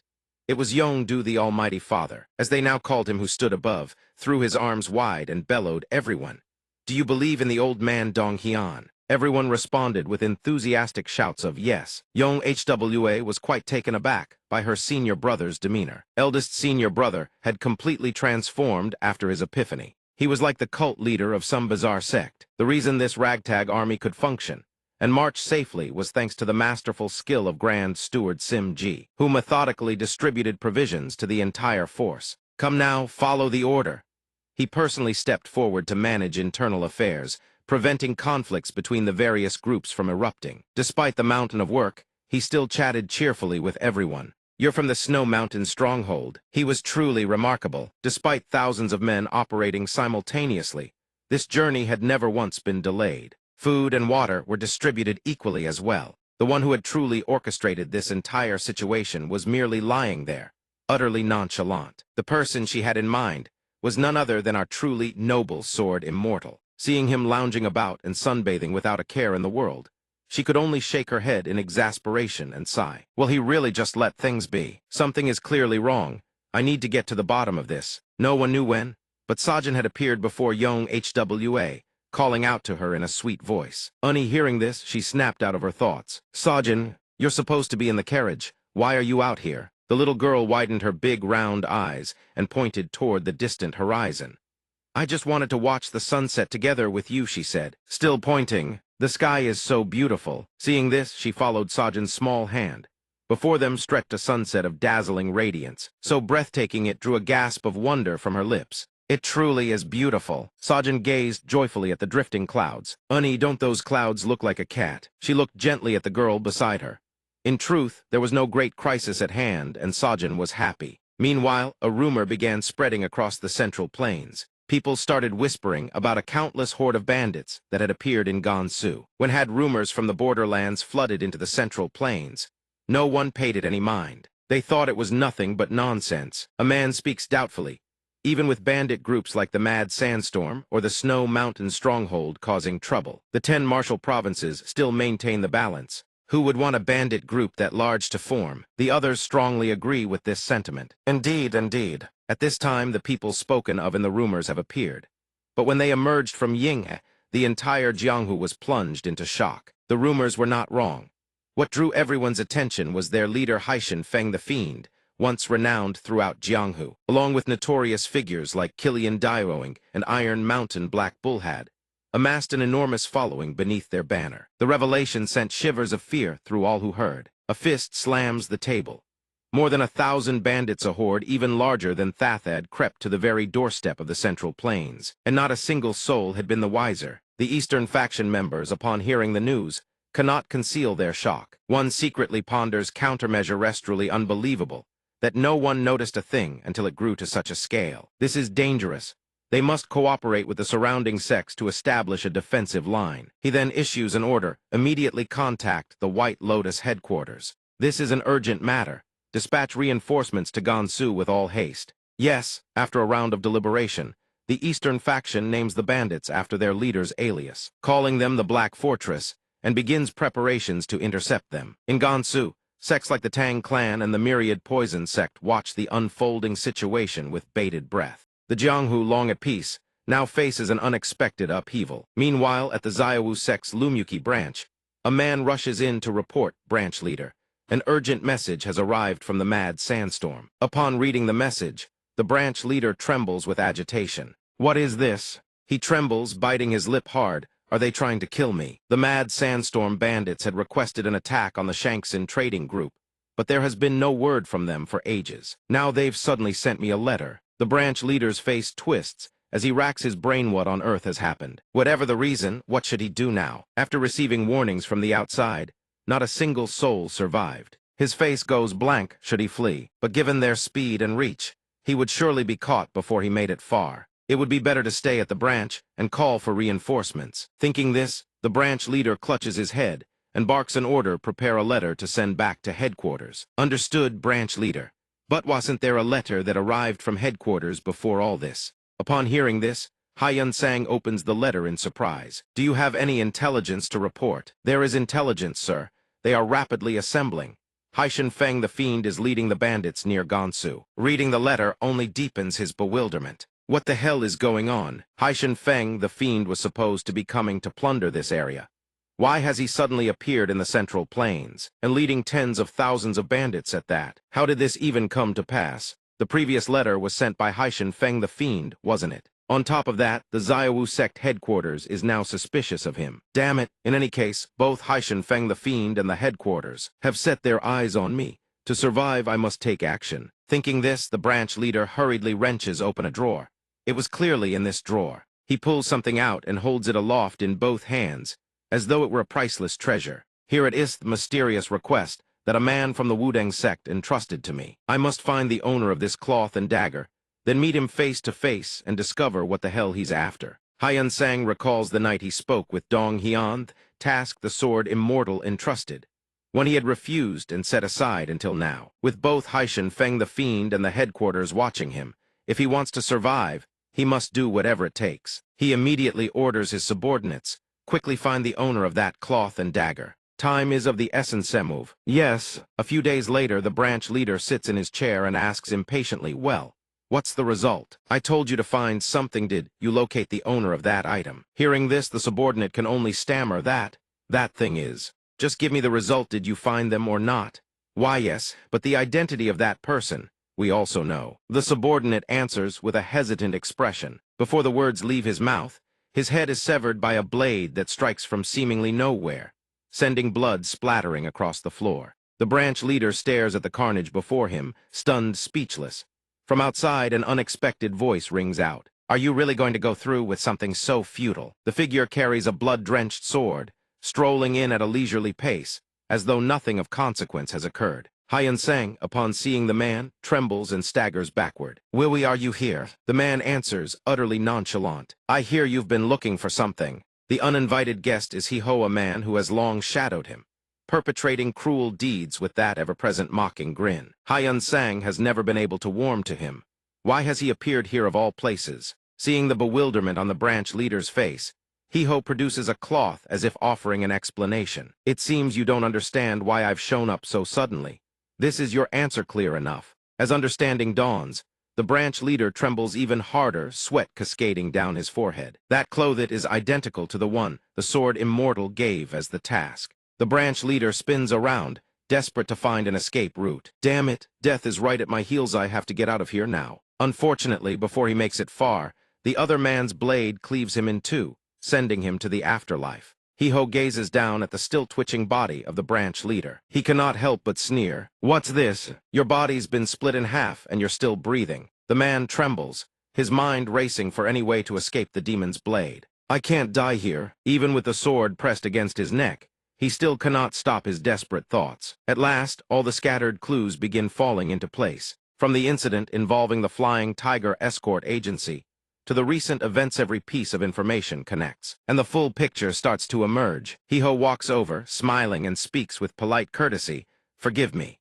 Our Lord says he no longer wishes to be entangled with the sword immortal. He merely said it gave him a hedesheba that was already enough trouble from that man. Now there's virtually nothing left, no further damage can be dealt. And this time, thanks to the fake letter we sent under the Sandstorm's name, rumors that Haishin Feng the Fiend has been slaughtering people will begin spreading throughout the Central Plains. As he speaks, his gaze suddenly turns razor-sharp. This is the last time? Help us once more. Uncle Hyan sang, truly we've been suffering just as terribly. Not long after, screams erupt from outside. Fire, fire, the guest house is ablaze. Where is the branch leader? Everyone evacuate immediately.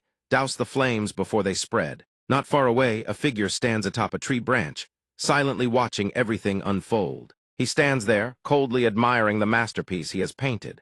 Then the scene shifts. A peaceful forest comes into view, where children play together beneath the canopy. The next seeker is me. Come on, count to one, okay. Caught you. Come on over here. A timid child approaches, calling out softly. Captain, the one called Captain, is the youngest nephew of Killian Dairoing. Han Hyan Ho. The boy gestures and whispers, look over there. That little girl has been hiding behind that tree, watching us play this whole time. He turns toward the tree and says, looks like she wants to join in. Should we go talk to her? From behind the tree, Sajin peers out with sparkling eyes full of longing toward the group of children. Hyan Ho shakes his head no. Remember what grandfather Killian Dairoing told us before. Hyan Ho, you may play with the children in this group, but be careful of the girl in the silk dress on the carriage. That's the child the sword immortal brought along. One grandfather said we must be extremely careful around. The boy obediently heeded his grandfather's words and reluctantly said to the little one, pretend you don't know. We're just playing together. Seeing the other child clearly ignore her, the little girl hung her head in sadness. Sajin could have fun too, after all. Young HWA approached from behind and asked a question, startling the girl. What is it? Young HWA sister. She asked again, you seem rather unhappy, don't you? Tell me about it. Sajin hesitated, glancing at the children playing happily up ahead, and spoke haltingly. Well, you see, Young HWA understood the problem at a glance. Truly, as the group grew larger, so did the number of children. She gently regarded Sajin's expectant expression, and thought that for a long time there had been nothing but adults around. Now that the girl had met children her own age, of course she wanted to fit in. The very next moment, Young HWA knelt down and asked, do you want to go play with those children over there? The girl could only respond shyly. Yes. Then why don't you go join them? The girl replied with a hint of sadness in her voice. Sajin had never had friends her own age. She simply didn't know what to do. Hearing this, Young HWA looked at her little sister with a pang of heartache. Sajin was just like her. If you grew up surrounded only by adults, and never had the chance to mingle with peers, naturally it would be far harder to fit in with children your own age. She herself had lived with her master deep in the mountains since she was very young. Even now, she still didn't know how to properly socialize with others. Even with her senior brothers, she sometimes felt shy. She wanted to help Sajin somehow. The best outcome, of course, would be for those children to accept Sajin into their group on their own. Just then, Young Hwa's gaze happened to lock eyes with the boy, Han Hyan Ho, and the boy noticed it too. His face instantly flushed crimson, and he hurriedly looked away. Watching from where she stood, Young HWA understood at onset seemed those children were quite wary of Sajin. Perhaps it was because they had witnessed Sim Ji and Haishin Feng treat the sword immortal with such profound reverence, and that sight had left a deep impression on their young minds. Maybe she should ask her eldest senior brother about how to look after the children. By the time they reached Yongdu, they found him already grinning from ear to ear as he played with the children. Is this about getting the young lady to play with the children? Since when did I start calling Sajin young lady? She thought to herself. Young HWA nodded. Yes, eldest senior brother. You're so good with the children, so I was wondering if there might be a way to help. Hearing this, he tilted his head. Young HWA, it seems you've changed quite a lot. She thought to herself, is it only the eldest senior brother, once a warrior, who has changed? Yongdu pondered for a moment, then said, The child who used to be taciturn and gloomy can now sincerely worry about another child. Then he beamed. It truly makes this eldest senior brother proud. That teasing remark made her flush red, and she protested. Who said I was taciturn and gloomy? He gently ruffled her hair and spoke with sincerity. Either way, being able to genuinely care for someone means a person has matured. And sharing those worries with another, that means you trust and rely on them. That is truly precious. Young HWA, both embarrassed and vexed, could only grumble inwardly. There he goes, dredging up her dark past again. After teasing her for a while, the eldest senior brother offered a suggestion. Either way, we need to find a way to help the young lady fit in with those children. How about this? After the conversation circled back to Young H. Weibing suddenly called out like this. She wondered what he wanted to say. The unexpected proposal left him momentarily stunned. Ask Sajin to learn to read and write. Young HWA answered softly. That's right. It seems Sajin is having trouble fitting in with the other children. If they study reading and writing together in a group, she might be able to befriend the others more quickly. Eldest senior brother Yong-du suggested as much. Hearing this, the Sword Immortal's expression went blank. That little one, she has truly changed a great deal. Young HWA mused silently. After all, making friends with one's peers was no easy thing, so it turned out Sajin had been worrying about this all along. The time spent with the children has been longer than before. I need to take a hard look at myself. Seeing the Sword Immortal lost in contemplation, she continued.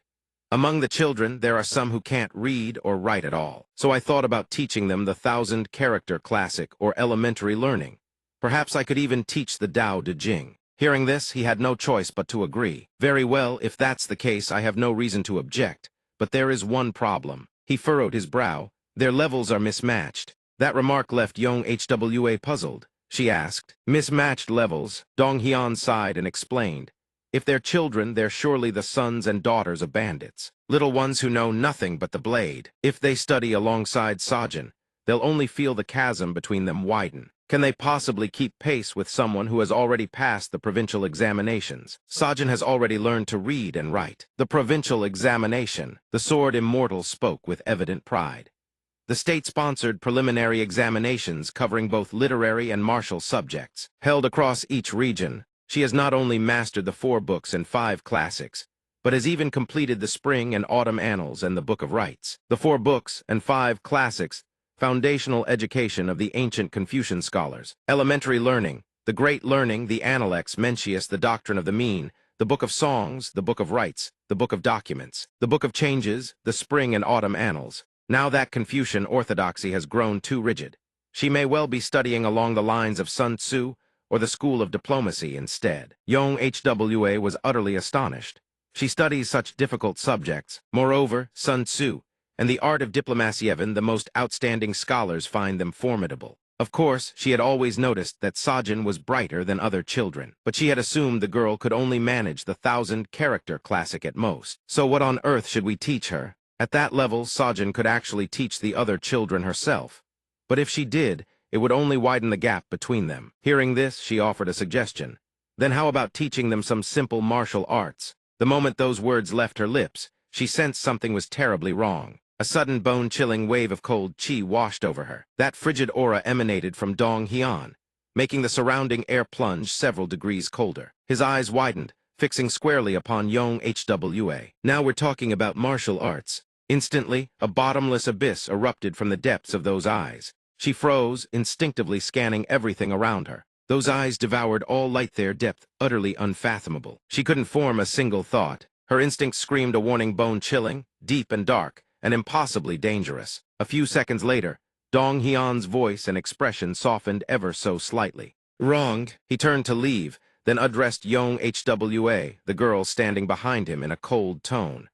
I do not permit the teaching of martial arts. Even if Sajin wishes to learn, it is forbidden. However, if Sajin wishes to learn, I will consider allowing other activities. She answered weakly. Yes, but she still couldn't help wondering. What exactly was that? The Sword Immortal's abyss-like gaze seemed ready to swallow everything whole. The man himself silently shifted his attention toward the group pressing onward. Since crossing the Engen River, the 1,000-strong merchant caravan had continued southward without encountering any obstacles. Before long, the entire group halted at the gates of Lanzhou City. A merchant turned to Sim Ji and said, Grand Caravan Master, it seems you should go out front. Hearing this, Simji thought after crossing the Engen River. He had expected to arrive here without incident, but the atmosphere felt as though war were about to break out. If that weren't the case, how else could there be so many soldiers and Jianghu figures standing atop the city ramparts? He glanced up at the armed figures above and silently asked himself. After pondering for a moment, the caravan chief turned to Haishan Feng and said, "It seems the rumors I heard were true after all." Haishan Feng asked in return, "You mean the news about the Kongdong sect establishing a united front?" Atop the battlement stood a formidable army, their proudest striking force. The 7 phantom demon-subduing swords of the Kongdong sect, the Beihua Lotus, the Orchid Squad, and the 10 Dynasty Squad. Yet what truly surprised the two was something else entirely. Wait, that one standing in the center. He's the one who spoke up. "What business do you have bringing such a mighty army to besiege the walls of Lanzhou?" That person was none other than Mok Bi-kong, the military governor of Shanxi. He was stunned by the sheer size of the army below. He had assumed they were merely a band of bandits, but the reality was on a terrifying scale. He furrowed his brow. "Wait, that face, doesn't it look familiar?" Simji called out from below in greeting. "Commander Mok, it has been a long time." Recognizing the face below alongside that greeting, Mok Bi-kong's eyes widened in shock. "Caravan Chief Dong, why are you here? Have these people taken you hostage?" The caravan chief shook his head. "No, we've just finished all our dealings in the western regions and are on our way back to the Central Plains." Simji smiled, gesturing toward the rather unfriendly crowd behind them as if to explain. "These are all people we ran into along the road." Hearing this, the governor grew even more bewildered. "A trade caravan, with all those weapons and wagons packed to the brim. You call this a trade caravan?" Haishan Feng, watching the two converse from above and below, asked with a puzzled look, "You know that man?" "Yes," the caravan chief replied quietly. 4 years ago, when the Shang-Xin Trading Company opened the northern Tianshan desert route, the troops under Commander Mok's command escorted us all the way to Yumen Pass." He then looked up toward Mok Bi-kong and said, "I understand your bewilderment. If you would, please prepare a place where we can share a cup of wine and talk." Haishan Feng simultaneously laughed and frowned. "Ah, what a headache. Now that the Kongdong sect is involved, this has become a matter of Jianghu. Whether righteous sect or heretical faction in a world where the mighty rule, what is there to fear? If we announce that the caravan is protected by a sword immortal, there shouldn't be any problems." After a moment of deliberation, he raised his voice and spoke before the sea of curious onlookers. "Do you brats even know who stands before you? It is none other than the sword." Just as he was about to declare it with glee, a voice echoed directly within his mind. "Oh right, I almost forgot to tell you. Don't exploit my name. Those who recognize me of their own accord, fine.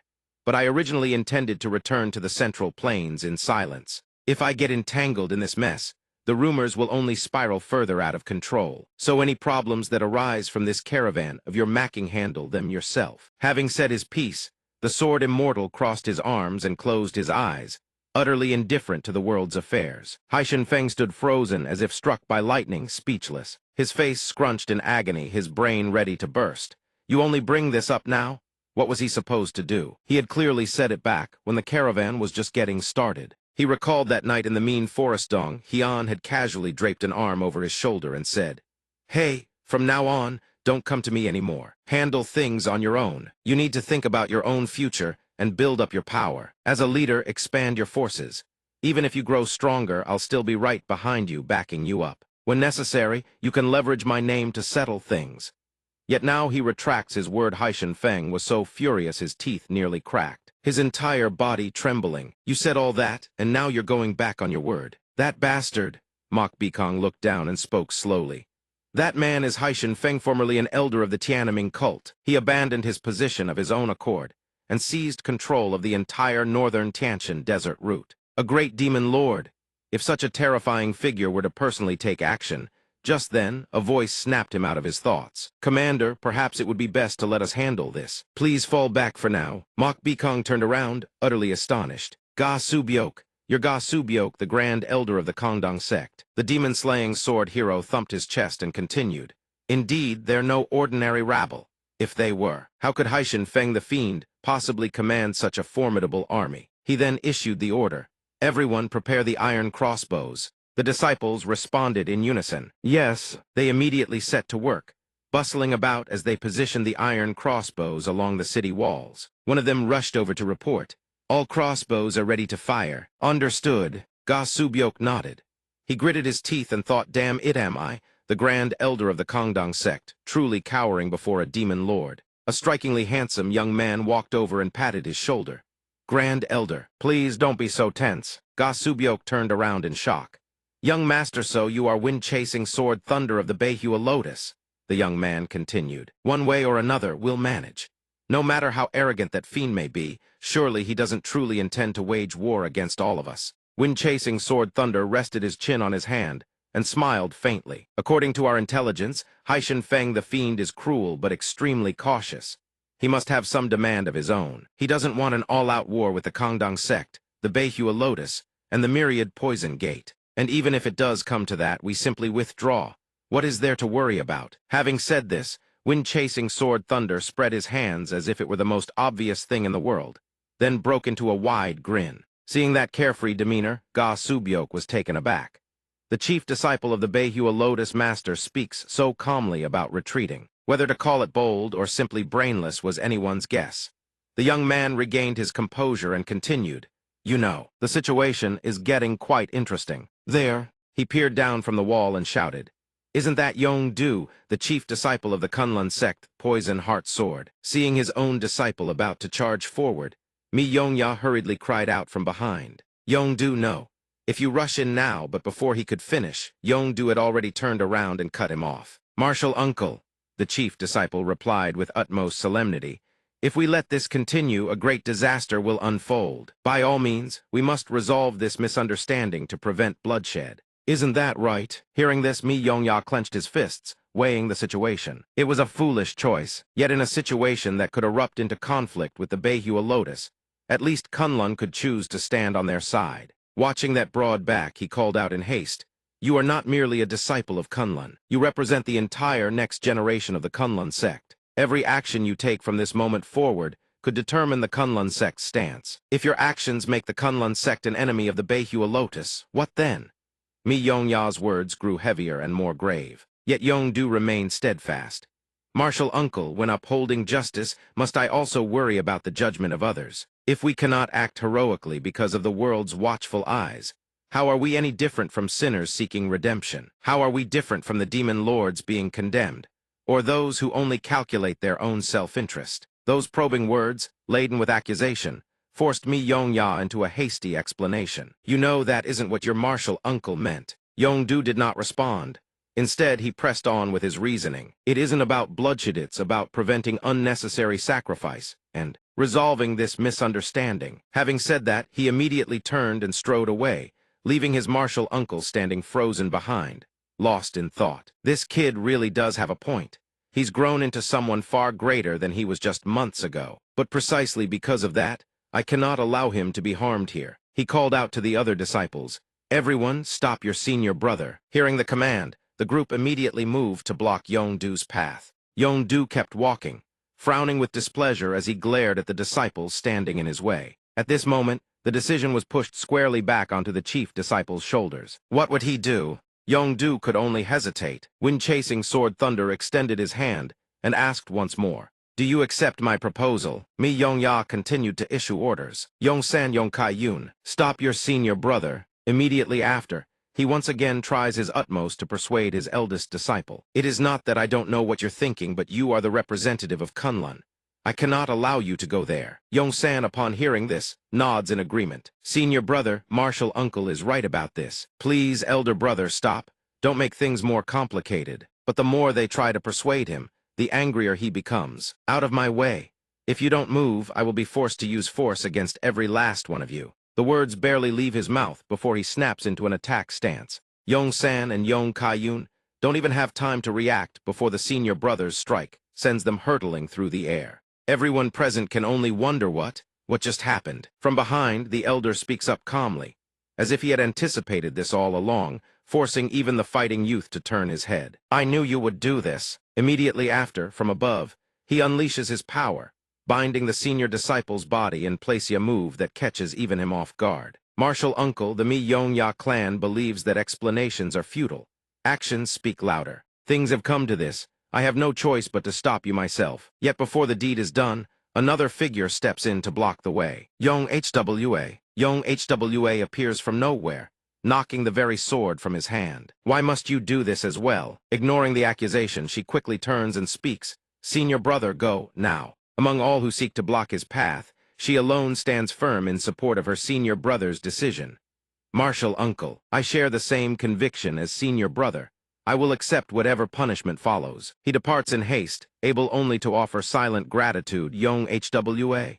Thank you, sister. Thanks to Young Hwa's intervention, Yongdu swiftly makes his escape. A short while later, the young man lands squarely before Haishan Feng. Haishan Feng asks with visible concern, I heard all that commotion behind you. What do you intend to do? Hearing the question, he answers nonchalantly, I'll persuade them. After all, the sword immortal is testing us. Haishan Feng's face goes blank with confusion. What do you mean? Seeing that foolish expression, Yongdu hints subtly. You're the closest to him, and you still haven't figured it out. You truly believe that the sword immortal only wishes to exploit us? Or do you think he lets this dire situation drag on merely for his own amusement? The senior disciple's words only deepen his bewilderment. That's exactly what I thought. Yongdu then breaks into a faint smile. But I only just realized it myself, so it's only natural that you haven't yet. The young man glances behind him, a spark of quiet confidence flickering in his eyes. Sword immortal, please watch over this Yongdu. The surrounding crowd is seized by a wave of naive, hopeful thoughts. They murmur among themselves, the sage wishes to stand up for us. He wishes to perform a miracle. Wait, everyone, please hear me out. Brothers of Manhua, I beg you lower your weapons. These people are absolutely not our enemies. The soldiers below break into hushed murmurs. The Loneheart Swordsman isn't that the Loneheart Swordsman. Why is Kunlun sect's senior disciple appearing among this group of heretical cultivators? Could it be that Kunlun has decided to forge an alliance with the demonic path? Down below, the young man tirelessly continues his explanations. According to the Grand Marshal of the capital, on the return route from the western regions, not only Kunlun, but all Dark Path factions were compelled to participate either. Was no other choice given the circumstances. Recently, due to inexplicable turmoil within the Lingshan cult, even those of the demonic path were forced to leave Tianshan to seek a way forward. We know that with the trade caravan's ever-growing scale, the central plains will also descend into chaos. So in a situation like this, it's best not to bring up the sword immortal or Sajin. The entire group of demonic path cultivators behind him stands in solemn silence, hanging on every word of Kunlun's senior disciple. For this very reason, these people have voluntarily accepted acupoint sealing, to have their internal power sealed away simply to be allowed to survive. If you find that hard to believe, honored brothers, you are welcome to send a representative to verify. Yongdu pulls out every argument he can muster in his explanation. This is an oath I make upon my own honor, and that of the Kunlun sect. Ga Su begins to waver. Acupoint sealing, you say? That demonic cultivators would voluntarily accept acupoint sealing is already astonishing enough. Yet here stands the Loneheart Swordsman, renowned as a battle-crazed madman, saying all this. What in the heavens has happened? He then recalls that recent intelligence has indicated unusual activity around Tian Shanso. It seems they may not be lying after all. Mok Beikong beside him remains wary. But faced with such numbers and fearsome demons like Haishan Feng, he too cannot help but feel a twinge of anxiety. We can't let them pass through so easily. Instructor Mok swiftly proposes a new course of action. Very well, how about this? But instead, moments later, the air itself is torn asunder by a voice booming from atop the battlements. Dark sword bandits, hear me well, a man's nature cannot be changed. We cannot accept your lot on a whim. And that is merely the opinion of you and Kunlun alone. How are we to know whether you have truly reformed or not? Ga Subik adds, however, if you accept my terms, I will permit some of you to pass through.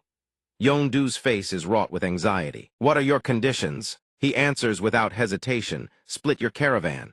No group shall exceed 100 souls, and all must submit to our escort. Under those terms, we shall personally escort you into the central plains. Hearing this, Haishan Feng immediately retorts, What? It took us no small effort to assemble this army. How can we possibly accept that? Gub clenches his teeth, barely containing his fury. Sure enough, he immediately draws his sword and speaks, as if he had seen through everything from the start. Just as I expected, with negotiations collapsed, he wastes no time and issues his orders. Man the crossbows, aim at your targets. Crossbows, mechanical weapons that require no human strength to draw.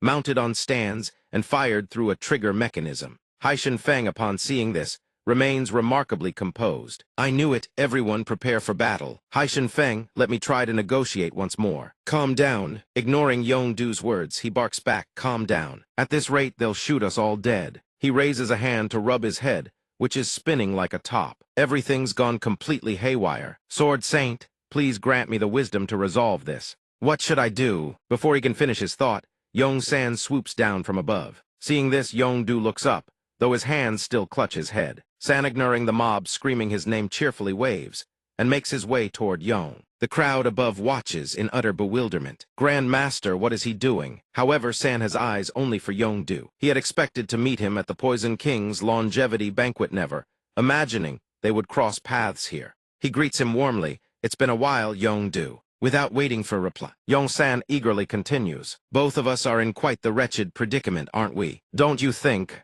San hesitantly calls out to Yongdu, and at this moment speaks with utmost earnestness. Please trust us and let us pass. The young man simply shakes his head. That is rather difficult, even with internal power suppressed at this scale. It can already be considered an insurrection. The one known as wind-chasing sword thunder continues.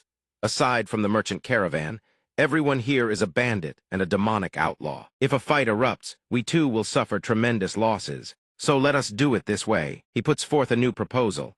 Both sides shall each select 3 fighters, and duel the winner's word is final. Yongdu hears this, and immediately asks back with suspicion. But inwardly, he was secretly calculating something. Indeed, the one I wish to duel is not you. Yongdu, he knew it well, even concealed among this vast crowd.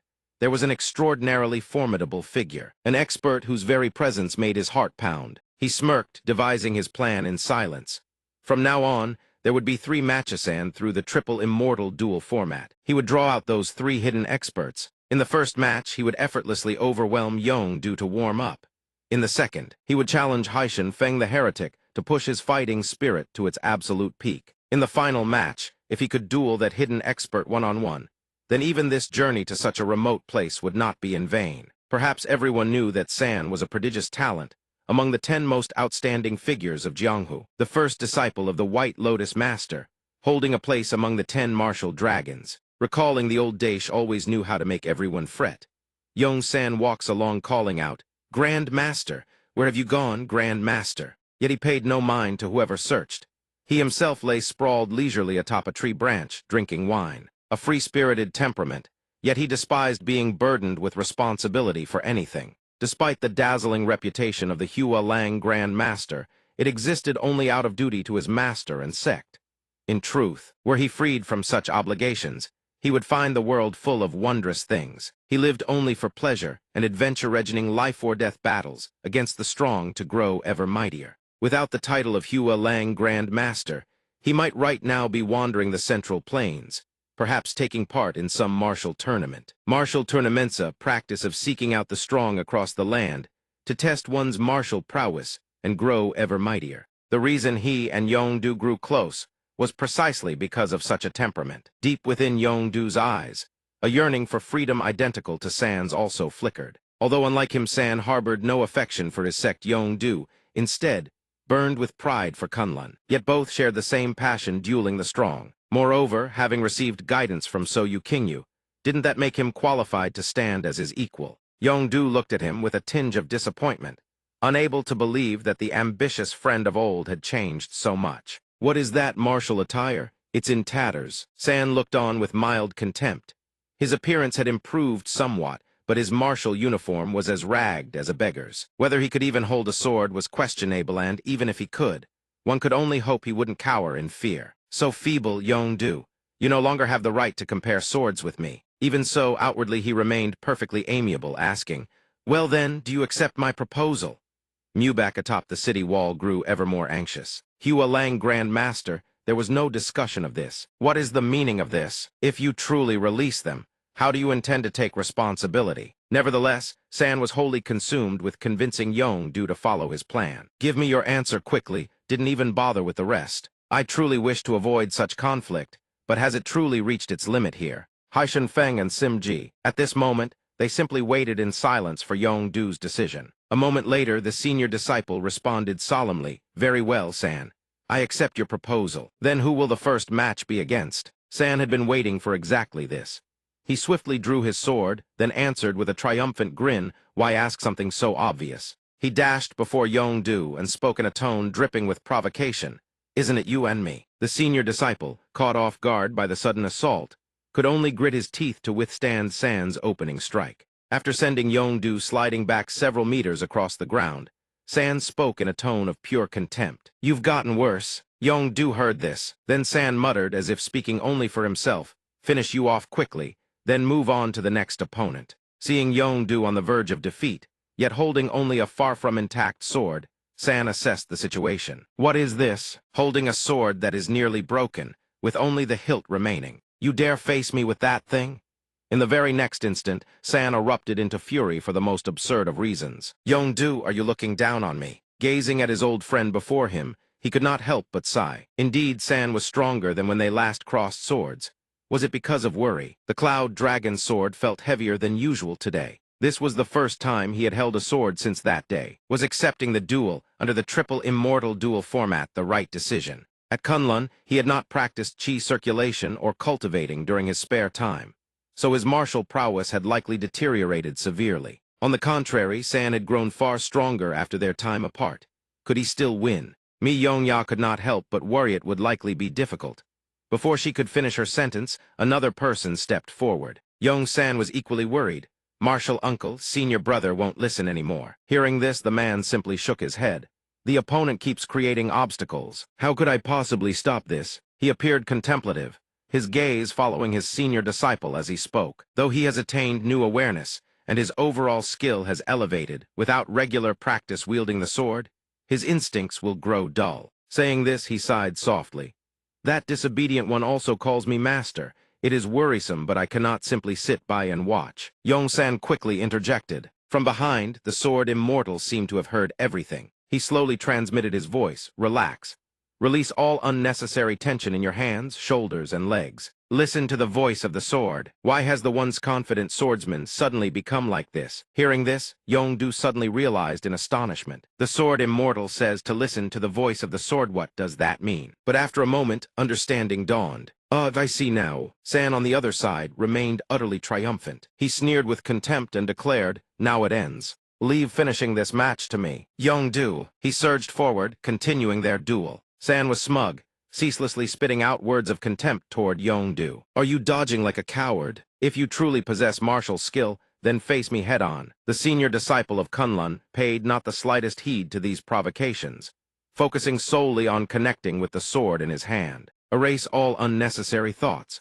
Channel every ounce of chi into the blade's tip. The next instant, Yong-du's entire body was enveloped by crackling azure lightning that illuminated the entire sky, leaving San with nothing to do but stare upward in awe. The moment Yong-du raised his sword aloft, the white dragon materialized from thin air, displaying its awe-inspiring might. Mi Yongya witnessed this spectacle and immediately surmised that the sound was the dragon's roar. Yong-san also realized with shock that the dragon's roar was emanating from the Cloud Dragon sword. Senior brother is unleashing the dragon's roar. I've heard that even martial Uncle King could not accomplish such a feat. When the dragon within the Cloud Dragon sword awakens from its long slumber and roars, Kunlun's celestial phenomenon shall blanket the sky. Martial Aunt Mi Yongya stood stunned, gazing toward her senior disciple, a legend passed down through the ages within the sect. To witness this spectacle with her own eyes in reality, Yong-du seemed to feel boundless power surging through his body, as though he were riding a dragon through the clouds. His entire body was enveloped by the white dragon,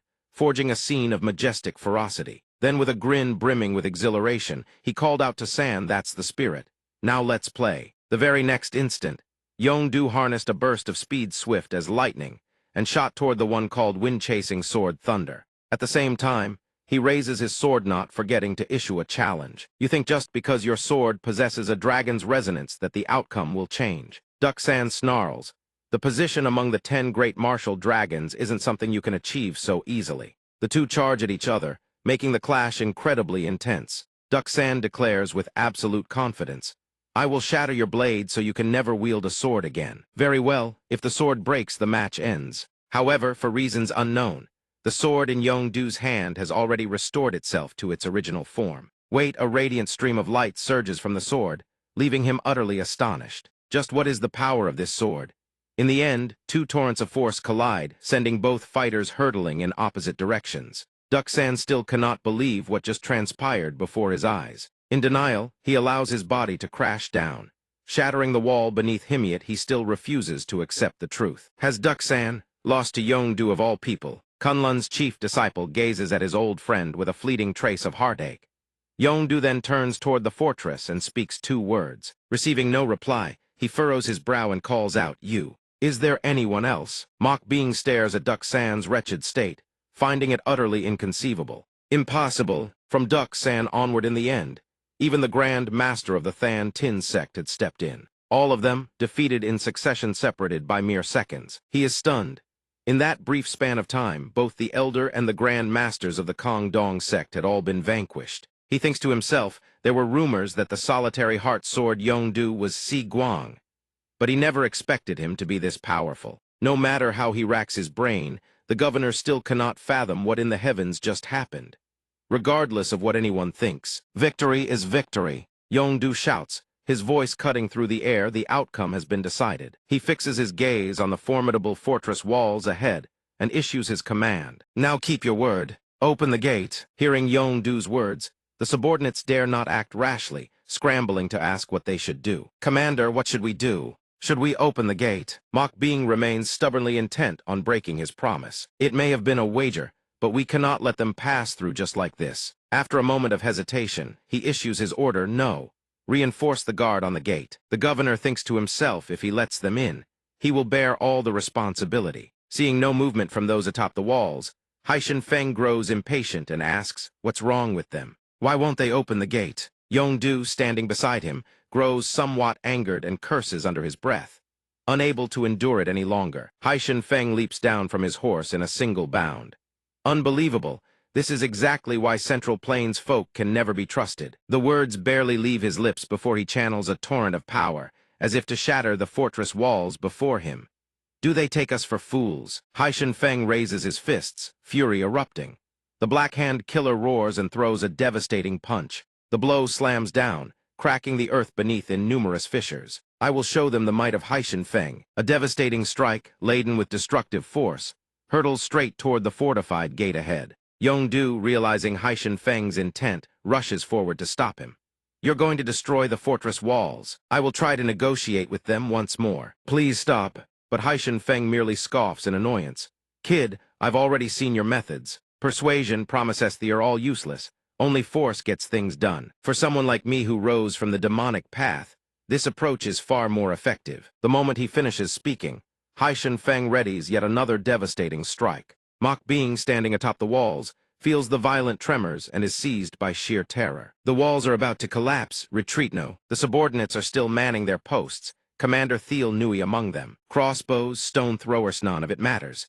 He doesn't care. Preserving lives is the only priority. Forget about it. Get down from here this instant. Amid the chaos, he still doesn't forget to order. Escort the Elder and the Hwarang Grand Master to safety. At this moment, Ducksan slowly opens his eyes after his period of unconsciousness. He forces himself upright and asks, what's going on? What did you say? Hwarang Grand Master, you've awakened. The subordinate then explains the situation to him. The leader of the Black Sword Bandits is currently outside the fortress walls. Hearing this, Ducksan suddenly jolts upright, realizing something is terribly wrong. He hastily shouts to halt the chaos. Stop. Everyone stop this at once. Even Haishan Feng, consumed by his fury, is forced to halt. What is it now? Ducksan's body is so battered he can barely stand. Requiring two subordinates to support him on either side, yet he still forces himself forward. You, what do you think you're doing? Are you trying to drag our honor through the mud? How can you discard a promise so carelessly as sworn brothers of the White Lotus? The governor, flustered, begins, but Grand Master, before he can finish, Ducksan cuts him off. Let them pass as we promised. Seeing this, Haishan Feng clicks his tongue with a hint of disappointment. I was just getting warmed up. Yongdu, however, merely smiles faintly and calls out to Ducksan. Ducksan then declares in a booming voice, I will take full responsibility for all political consequences that follow. Everyone, stand down. This is not a command from the Hwarang Grand Master. This is my commandas, the next master of the White Lotus. Mock Being, he and the subordinates stand frozen, not daring to protest.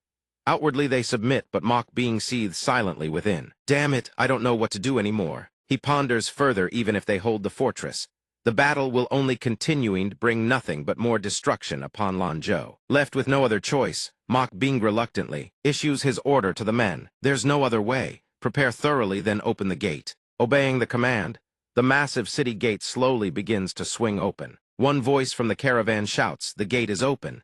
Everyone move out." Hearing this, everyone cheers and readies their gear to enter the city. The chief disciple, who had been standing quietly in the back observing, is suddenly approached by Duck San, who calls out, "Yong-du." Seeing him, Yong-du smiles and asks warmly, "San, how does your body feel?" Before the words can fully leave his lips, Duck San suddenly lowers his head. "I failed to keep my word immediately and even caused trouble. I hope you can forgive me." Seeing him like this, Yong-du is taken aback.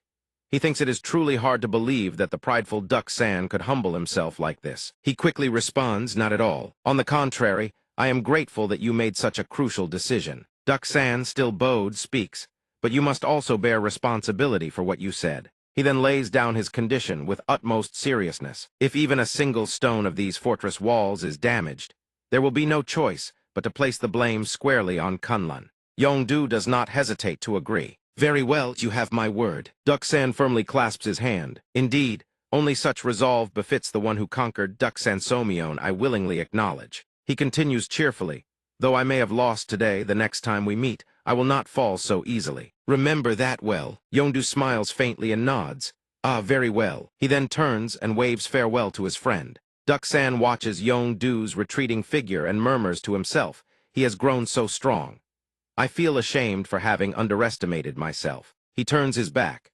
"When I return to the sect, I will relinquish my title of H-Warring grandmaster and devote myself entirely to training. And one day, Yong-du, I will defeat you without fail." Duck San seriously contemplates the future. "After that, I will send challenges to every master I have yet to face."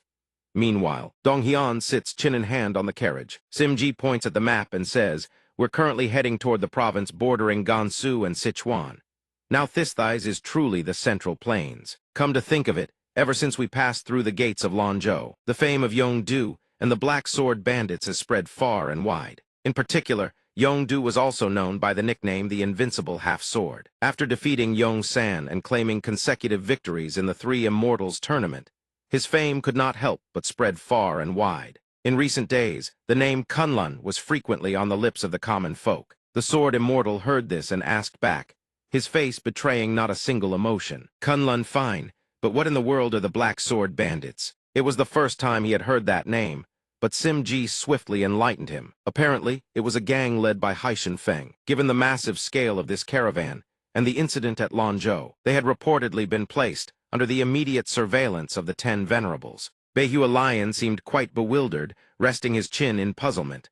What was so special about all this pomp and display? He cast a sidelong glance at the little grandchild sleeping beside him, and mused silently. But one thing had become certain greater, the presence of Yong-du and Haishan Feng. The more completely his own existence, and Sajin's would be hidden from view. Though this whole affair had begun for Sajin's amusement, the prospect turned out to be far more interesting than he had imagined. As for securing a vast fortune for his twilight years, that went without saying. Simji saw the scene and spoke hesitantly. "Sir, what do you truly intend to do with all these people?" Beihua Lion had used Kunlun's name to pass through, but from Sichuan onward, they would be entering the myriad poison sects. Territory passing through would be no simple matter. This time, the Black Sword Bandits would surely not let it slide. Upon hearing these words, the Sword Immortal merely smiled faintly.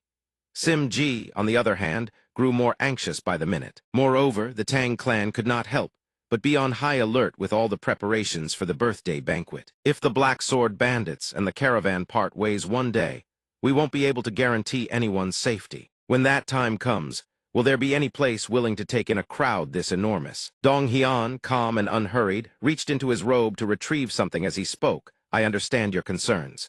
For me, being recognized within this crowd is of no consequence, but you cannot foresee what may come after. Era codes, so bring this to the military officer we met in Lanzhou." He produced a scroll from his person and handed it over. Simji took it, his curiosity piqued. "What is this? It looks quite valuable." Donghyun heard this but did not answer, offering only a cryptic smile. Just as Donghyun and the Black Sword Bandits arrived in Sichuan, Back in Lanzhou City, Commander Mok was suffering a splitting headache over the mountain of documents piled on his desk. He rubbed his temples and asked his subordinate, "So have they all gone down?" "Yes, they've reached the Sichuan border," the man continued. "As per the agreement, they haven't caused any trouble whatsoever. And according to the soldiers secretly tailing them, they've been using the government roads' main routes under state control. I hear a few villages were even left untouched." The more Commander Mok heard, the dizzier his head grew. He could only heave a long sigh. "So, what are the standing orders, then?" "Relay the order to maintain surveillance." The man straightened up and acknowledged the command crisply. Commander Mok leaned back in his chair and continued to sigh. Ever since those black sword bandits had entered the city, dispatches had poured in by the dozen, hadn't slept for 3 days straight. If this continued, being recalled to the imperial capital for dismissal or exile would only be a matter of time. The subordinate returned once more, holding something in his hand. "Commander, know that I recall I forgot to deliver this to you." Commander Mok was taken aback. "What is it?" The man quickly recounted the details. This morning, the Grand Caravan Master had sent someone over. Hearing that name, he looked at the object and asked, "The Grand Caravan Master?" He confirmed it himself. "Yes, they said only you are permitted to see it." He opened it, still unable to fathom what this was about. The moment he finished reading, the commander's face turned deathly pale as if he could not believe his own eyes. In the letter, it was written that from the Prince of Qin's residence, the Shanxi command had issued an edict to Muping. Commander Mok trembled and sank to his knees, muttering under his breath. "This subject," the subordinate beside him stared in bewilderment. "Commander," he swiftly kowtowed before the letter and declared in a loud voice, "this subject humbly obeys the decree.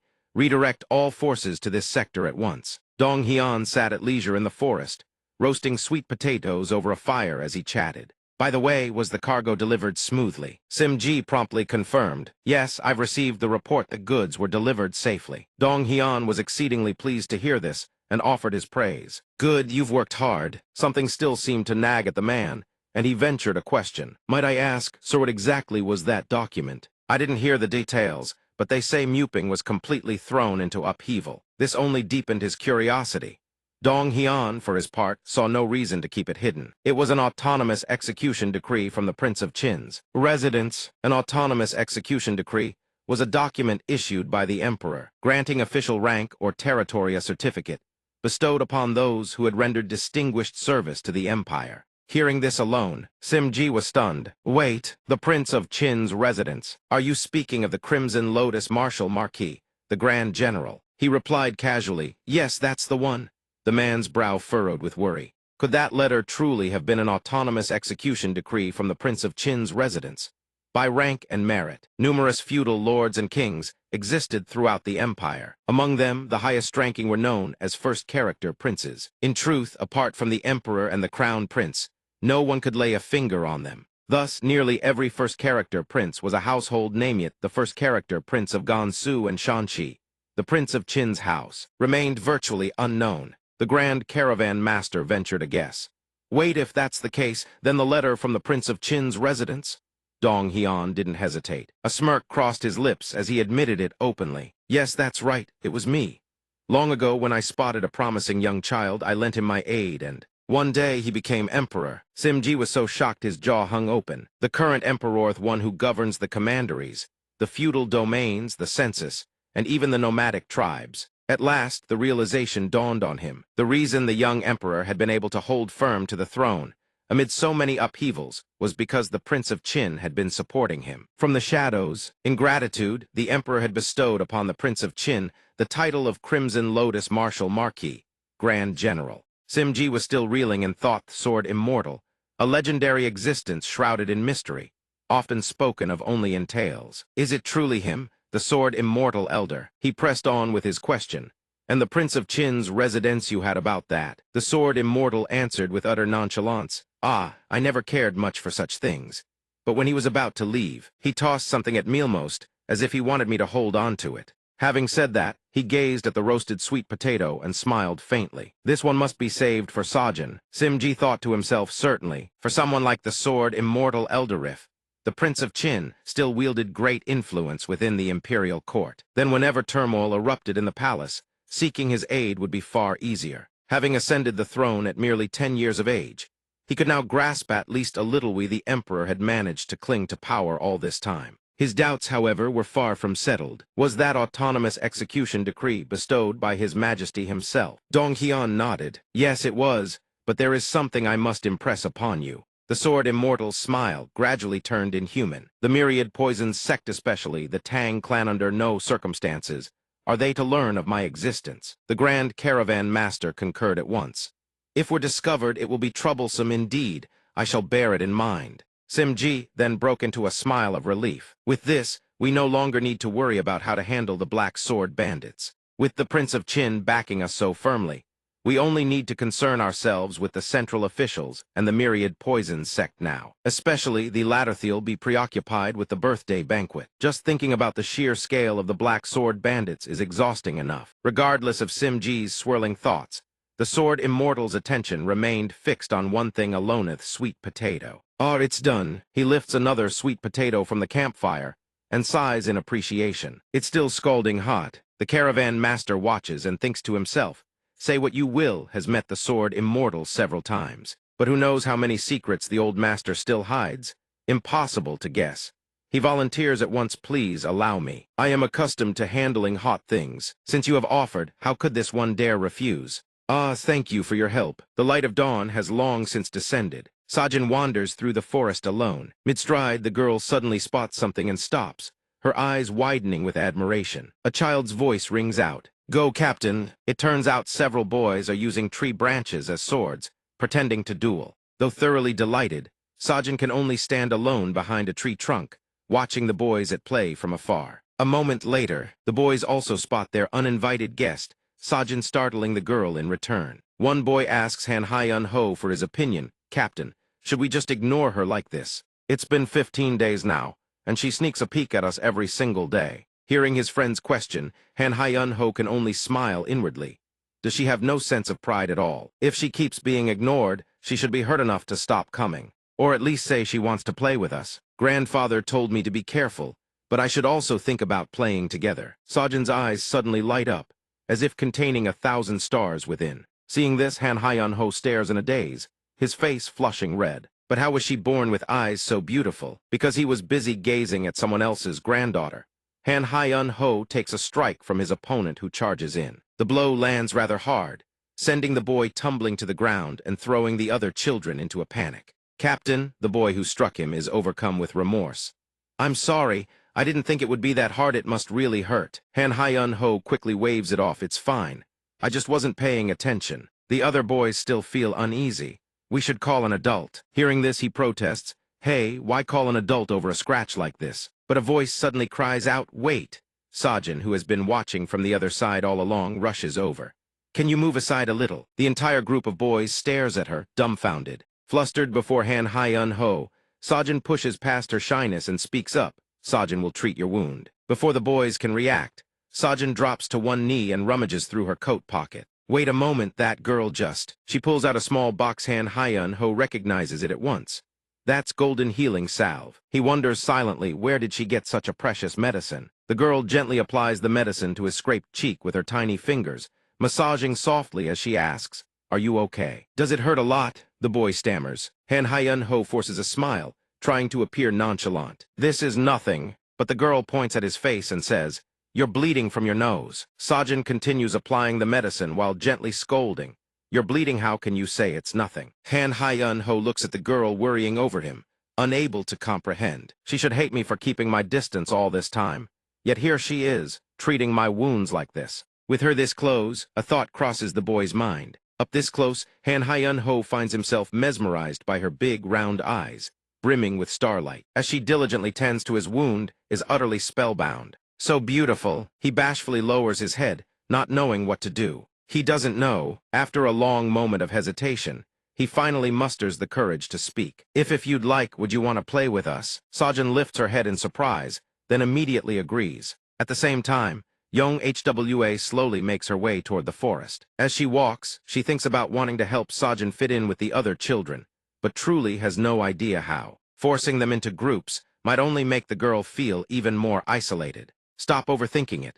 Letting the children sort it out on their own is one way, as Yong-du had said. But then the sound of laughter and chatter draws her attention to the children nearby. Before her eyes, the children are playing together with great joy, and among them is Sajin herself. One of the boys loudly announces, "The next player is Sajin." Young HWA is utterly astonished to see the girl, there even more, so to see her smiling brightly. Since when did Sajin grow so friendly with the other children? She stands rooted to the spot, staring blankly at the children. I was worrying for nothing. Sajin managed to do it all on her own. In the deep, quiet hours of the night, two figures on large, one small sit huddled around a campfire. Dong Hyun speaks up, "So Han Hyun Ho." The girl answers quickly, "He's a boy I just met. He's quieter than I expected, but very thoughtful. I hope we can become closer in the future." He hears this and presses on the child is a boy. Sajin, sweet potato in hand, eating happily, quickly confirms yes, but when he's with his other friends, he's very loud. But whenever I come near, he goes strangely quiet. Hearing this, the sword immortal's expression does not change. Yet anyone looking at him can tell he is furious. The girl asks sadly, "I must still make him uncomfortable, right?" Dong Hyun, sitting across from her, trembles with rage that brat Han Hyun already trying to court her this early. In the blink of an eye, the sword immortal pulls the girl close, draping an arm over her shoulder, and begins his lecture through gritted teeth. "Sajin, your grandfather has lived a long time, and there is one thing I want to tell you: the bonds between people cannot be forced, nor can they be severed at will." He smiles gently and continues, "So don't worry too much. If someone is destined to grow close to you, even if you don't reach out, they will naturally come to you." Hearing these words, Sajin's face lights up with joy, and she makes her resolve. "You're right, grandfather. From now on, I'll be more proactive. I thought we would just keep being distant forever." The girl savors his gentle head pat. It really was the right decision to talk to him. "Manhwa," he speaks up again to ask, "But whose son is that boy?" The girl answers eagerly, her eyes shining and her smile radiant. "Oh, right," he said, "he's from the Snow Mountain stronghold." Hearing this, the sword immortal's temples bulge with blue veins, and his lips curl into a sneer.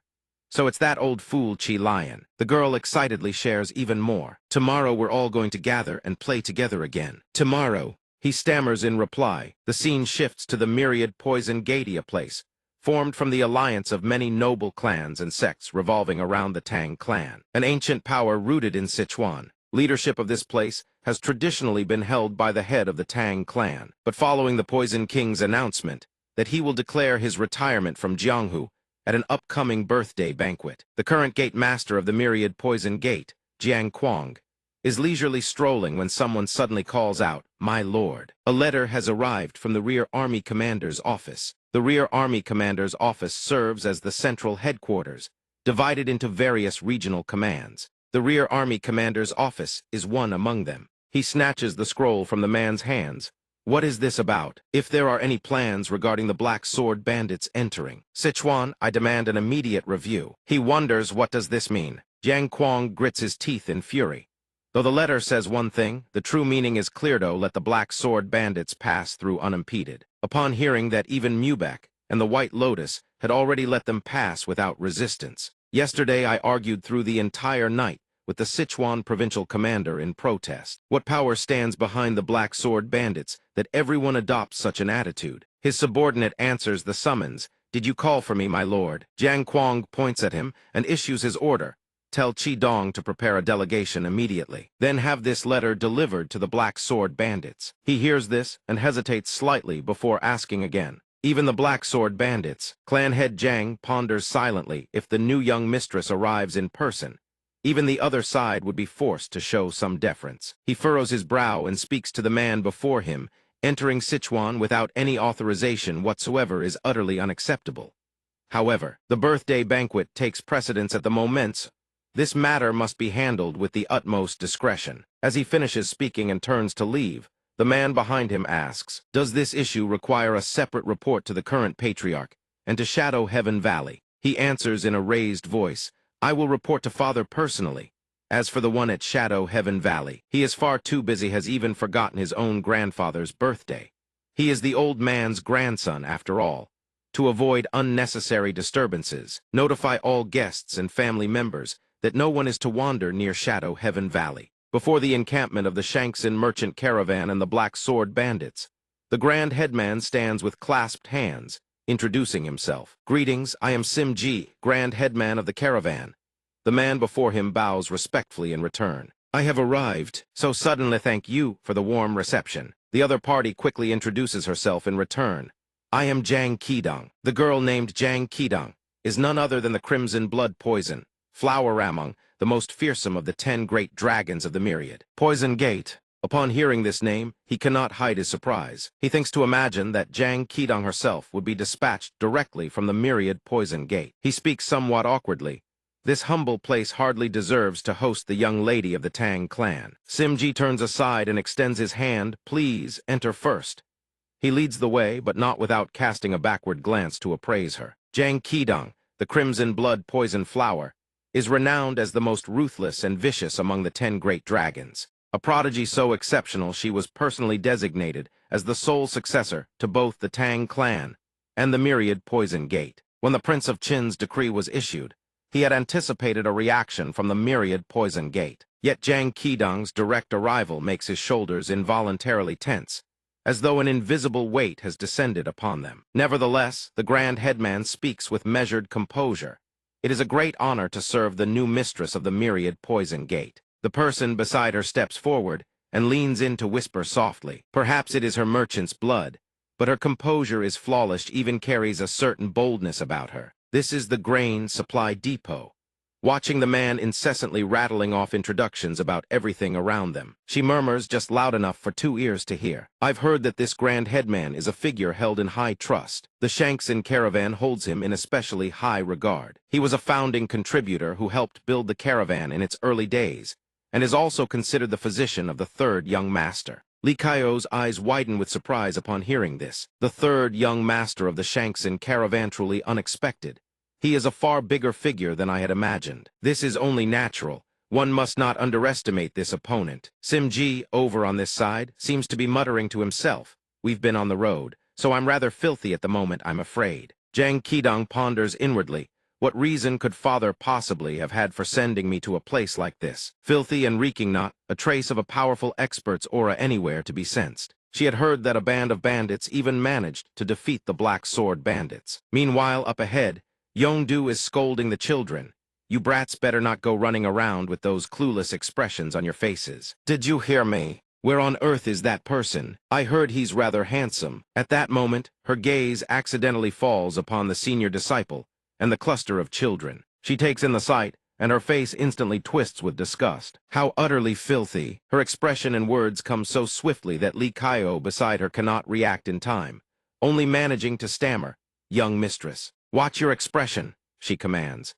Because of this, the men around all exchange uneasy glances as everyone busies themselves with work. She harbors some doubts. I heard the Black Sword bandits are a notorious bandit group that once terrorized the region. Is that correct? Surely there must be some familiar faces among them. They're all bandits who have made names for themselves across Jianghu. Then why are they all laboring like common workers? After a soft sigh, she speaks once more. Where are the truly capable ones who should be out here commanding them? Li Kaio beside her answers helplessly. Perhaps they are inside. Then she offers her own speculation. If that's the case, within the Black Sword bandits, they would hold nothing more than senior member ranks. Seeing the person beside her fall silent, Li Kaio calls out, "Young mistress, where are you looking?" Jang Kidong's face flushes red as she stares fixedly at the man before her, completely ignoring Li Kaio's question. She silently praises the beauty of the man standing before her eyes. So handsome. Dong Hian also notices Kidong, but what escapes his lips is a different name entirely. Nin. Hearing this, the girl blinks in confusion. Nin, how does this man know grandmother's alias from Shadow Heaven Valley? At that moment, he realizes he has mistaken her for someone else. Upon closer look, she is different indeed. He examines each feature on her blushing face, appraising her carefully. Her eyes and the faint spots on her nose differ from Nin's. The sword immortal lets out a quiet breath of relief. Damn, that gave me a fright. The group upon hearing this erupts in fury, chaos breaking out among them at once. Damn it all! Li Kaio clenches her fists so hard her entire body trembles with rage. A nameless bandit dares to. The very next instant, she channels her furious strength and lunges forward with a thunderous shout. Before the mistress of the Tang clan and the myriad Poison Gate. Damn it, the sheer insolence. Jang Kidong immediately intervenes, raising her hand to stop her. Li Kaio, stop! Li Kaio, mid-charge with killing intent blazing, freezes in her tracks. She whips her head back as if to protest.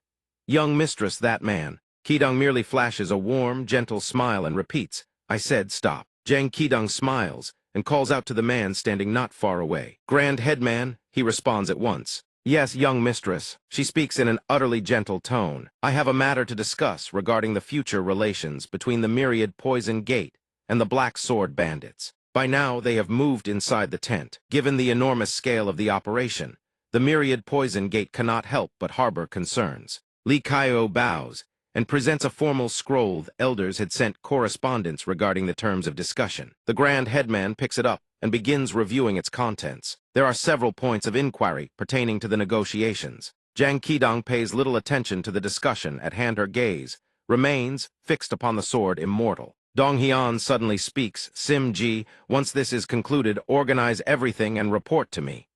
He approaches the tent flap, parts the curtain, and moves to step outside, but not before leaving one instruction, I shall step out for some air. The man responds without delay, yes, sir. A while later, the sky has painted itself in hues of amber, and the sun sinks beneath the horizon, yielding its stage to the descending veil of nightingale. Then do the discussions finally conclude. Sim Ji is the first to speak. Thank you for making the long journey here. Qidong responds composedly, no need for formalities.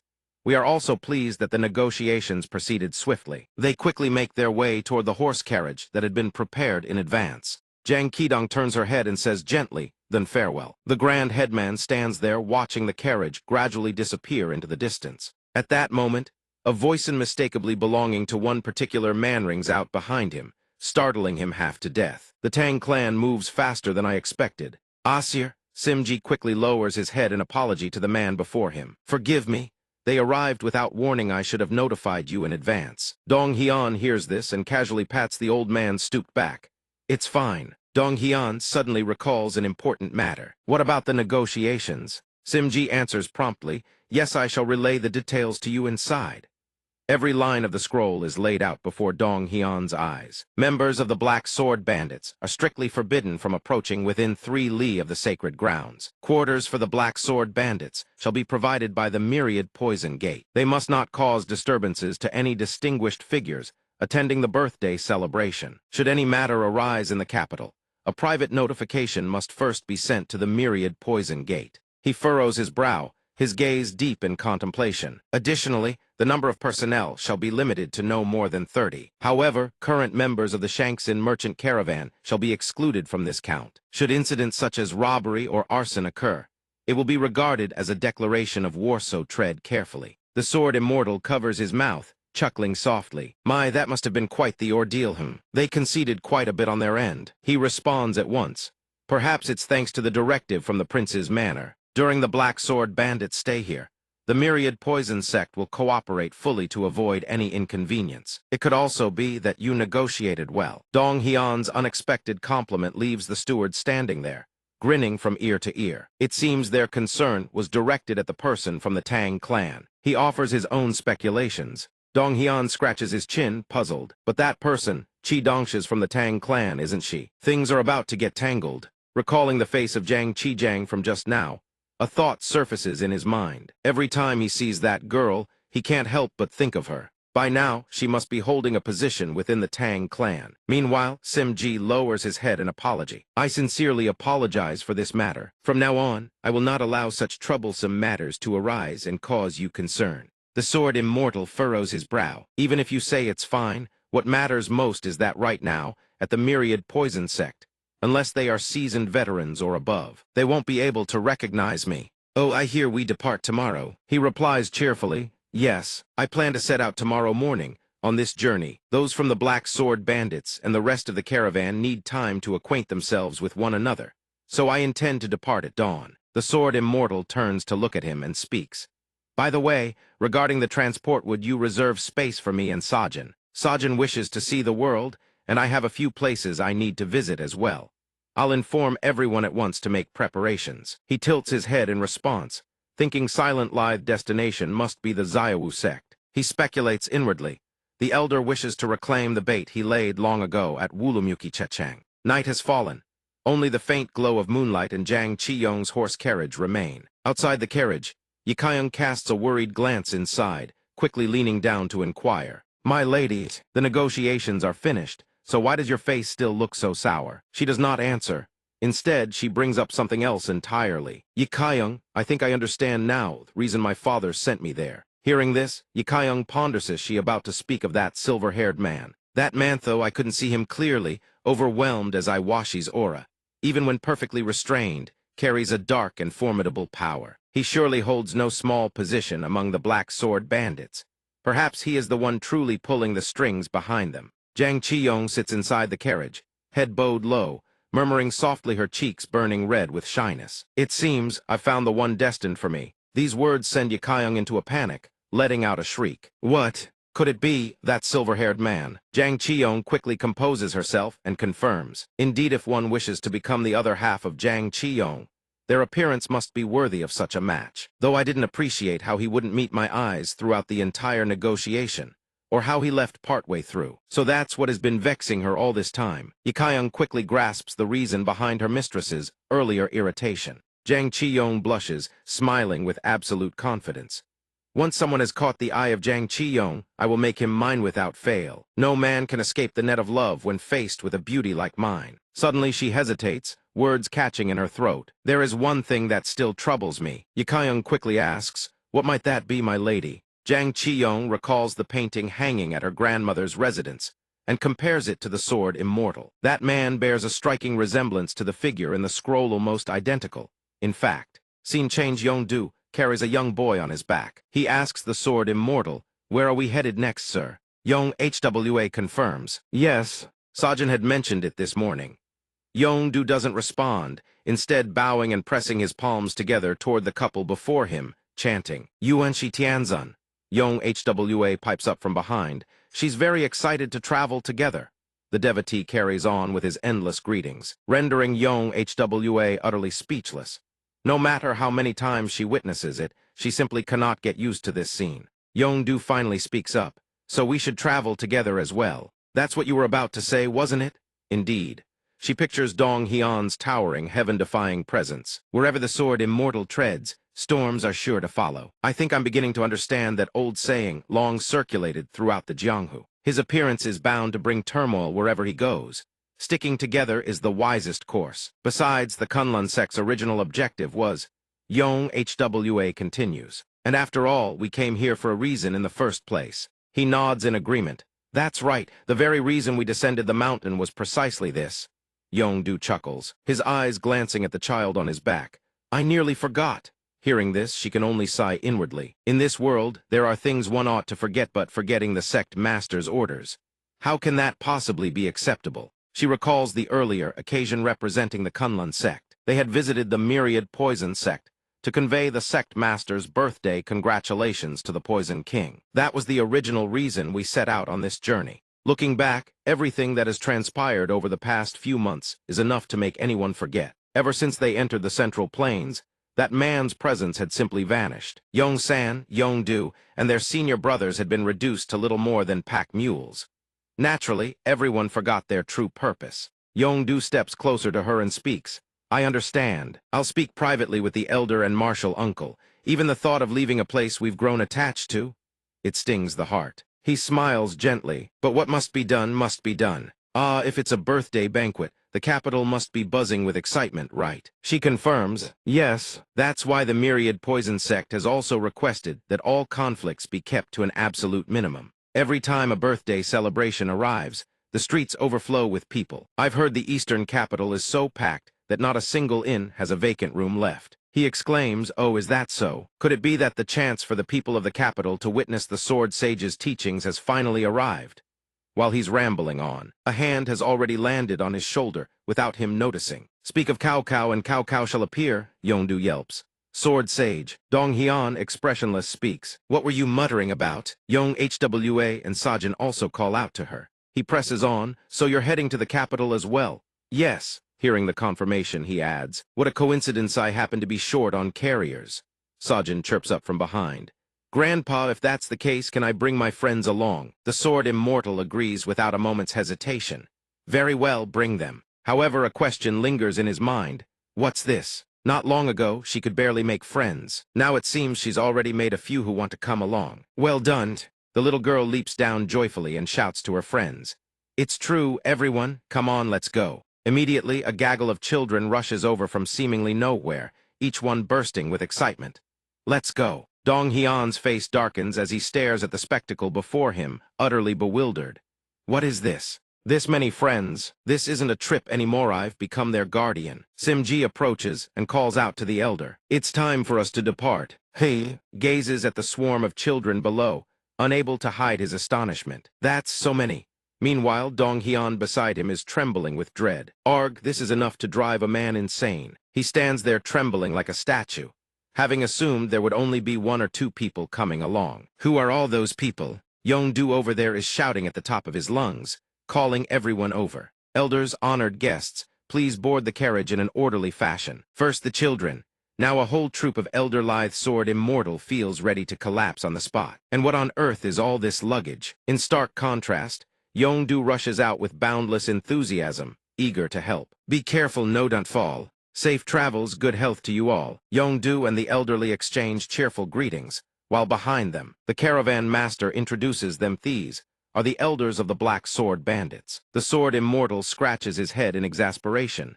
You lot called them here. When did they arrive? Fanatical devotees. Children, there's already far too much to worry about. Simji forces a strained smile in response. The Kunlun sect members can help guide them, but with this many people, they may well violate their agreement with the Mandok Gate. He understands the logic and agrees but still hesitates. The procession of old and young stretching before him is giving him a splitting headache. The number of people originally permitted to enter the capital was only about 30. If you count the entire caravan, they're already an exception. Our man clutches his head, brows furrowed, rubbing his temples. This won't do. I need to reinforce the manpower immediately. But seeing the other man's blank expression, a wicked idea springs to mind. If there are too many people, just claim they're all part of the original caravan and march right in. Simple, isn't it? And so Dong Hyun lets out a thunderous shout, summoning Haishin Feng over. Immediately at this moment, along the sacred way, the clear blue sky paired with blossoming flowers makes for a perfect day to stroll. The children gaze around in wide-eyed wonder. It's too crowded. Uncle, let's go that way. Haishin Feng is utterly at his wit's end. One child asks, Uncle, can I have this to eat? No, you can't. Before a few seconds even pass, he has to shout again. Stand still, don't wander into the street. He lets out a weary sigh. A pack mule, a bandit chieftain, now a damned nanny. What the hell is this? At least there's a silver lining. Glancing back at the group behind him, Haishin Feng thinks to himself those poor bastards will have to endure this too. Black Bull, carrying a little girl on his shoulders, grumbles, Damn it all, why do I have to be a babysitter? As for Elder Killian, the old man furiously curses those wretches. Haishin Feng witnesses this and chuckles to himself, but quickly reins in his thoughts. If even a single child vanishes under my watch, that cursed sword immortal will never forgive me. I must stay sharp. Suddenly, Sajin points in a certain direction and asks, Grandpa, what is that thing over there? He raises his head toward the treetop above and answers, That. It looks like a bird's nest. The little girl asks excitedly, A bird's nest? Are there eggs inside? I want to see it up close. Haishin Feng hears her and turns his attention to the girl. A moment later, Sajin is gazing into the bird's nest. Haishin Feng lifts her up high so she can see the nestlings. She squeals with delight. They're so tiny. There are baby birds inside. He asks, Can you see them clearly? Then he adds softly, Their mother will probably be back soon. Don't touch them. Witnessing this scene, Elder Killian immediately shows his disdain. Unbelievable. He gently rests his hand on his grandson's shoulder, while thinking that bastard is lounging on horseback without a care in the world. Playing nursemaid, his mind drifts to a time long past, a time when he was the great chieftain who once reigned over Killian Mountain and the Gobi Desert. Ever since that man outmaneuvered him, he has had nothing left worth mentioning. The stronger the Black Sword Bandits grew, the less his own power advanced. Instead, every ounce of his effort fell right into that man's hands. Elder Killian's fist clenches tight as he heaves a quiet sigh, reminiscing about his former glory. Han Hyun, noticing this, asks with concern, Grandpa, are you all right? Looking at his grandson, the old man feels his anger ease somewhat. At least the boy adapts. Well, there's nothing to worry about on that front. Back on Killian Mountain, he had no friends, but here he's fitting in with everyone. Suddenly, Sajin calls out to the boy, Hyun, come over here for a moment. Coming. The boy's cheeks flush red as he turns around. Sajin asks, Can you see the baby birds in the tree? Seeing his grandson so happy among friends fills the old man with a sense of peace. After all, here the boy is the grandson of the great chieftain, no longer needs to bow to anyone. Besides, he's getting on in years, and he's been seriously considering retirement. So living like this isn't such a bad thing after all, compared to the brutal days of sandstorms, savage winds, and never knowing when death would find him in a foreign land. No. Even if it's a bit noisy, at least he doesn't have to fear a blade in his back. This current life of peace and contentment is clearly far more comfortable. He nods slowly, savoring the tranquility of the present. However, the moment his gaze falls on Sajin, a realization strikes Himicent, that child, the very one the sword immortal has been traveling with. His entire body freezes, as though he can feel killing intent bearing down on him. Wait a moment, come to think of it, he's been sensing a bone-chilling aura creeping up from somewhere behind him this whole time. He tells himself he must not turn around to look, and that proves to be a very wise decision, for behind him stands Dong Hyun, his expression dark as a thundercloud, radiating waves of glacial killing intent. By now, the caravan has arrived at its destination. They cheer with joy. We've made it, we're here. This is the Manorth Zhang Tian Manor, some grow nostalgic. It's only been 4 or 5 years, but it looks almost exactly the same as when we left. Another person responds, indeed.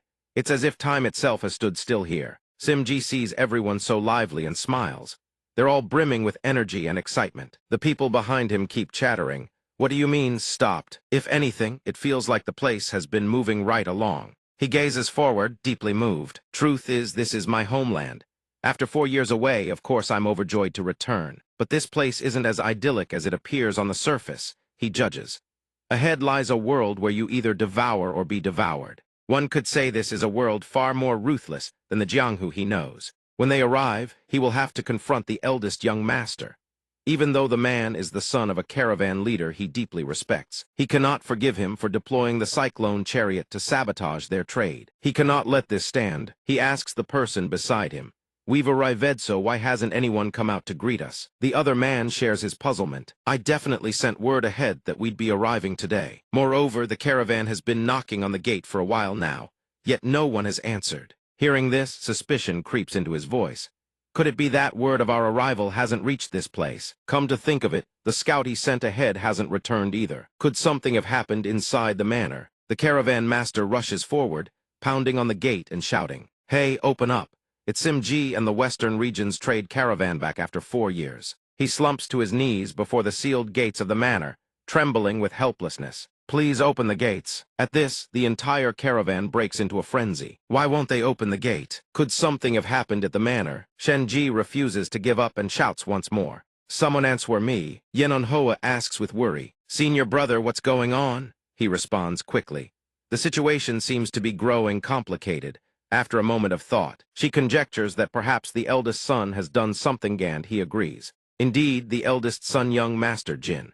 I heard the Quang Feng attack on us in the past was orchestrated by the eldest son himself. Glancing at Haishan Feng up ahead, the senior disciple says, "However, with Haishan Feng Harith, head of Quang Fengjevan, if the eldest son tries to cover this up, he cannot. He too wonders what is going on. How are things progressing? So if we side with Grand Steward Du's views, the eldest son's downfall is practically a foregone conclusion." He turns to Mong Jia and says, "Perhaps I should go out and investigate for myself." Upon hearing this, the elder immediately rushes forward and seizes his arm, refusing to let him leave. "Absolutely not. Yen Anhoa." Mong Jia blocks their path with all his might. "This time there must be absolutely no interference. Yen Ongdo, you have already meddled far too much in outside affairs. In other words, you have been continuously violating the sect's rules." Yen Ongdo tries to speak up from his side. "Martial uncle," but before he can finish, the elder cuts him off. "I too know what crimes the eldest son of Changson has committed.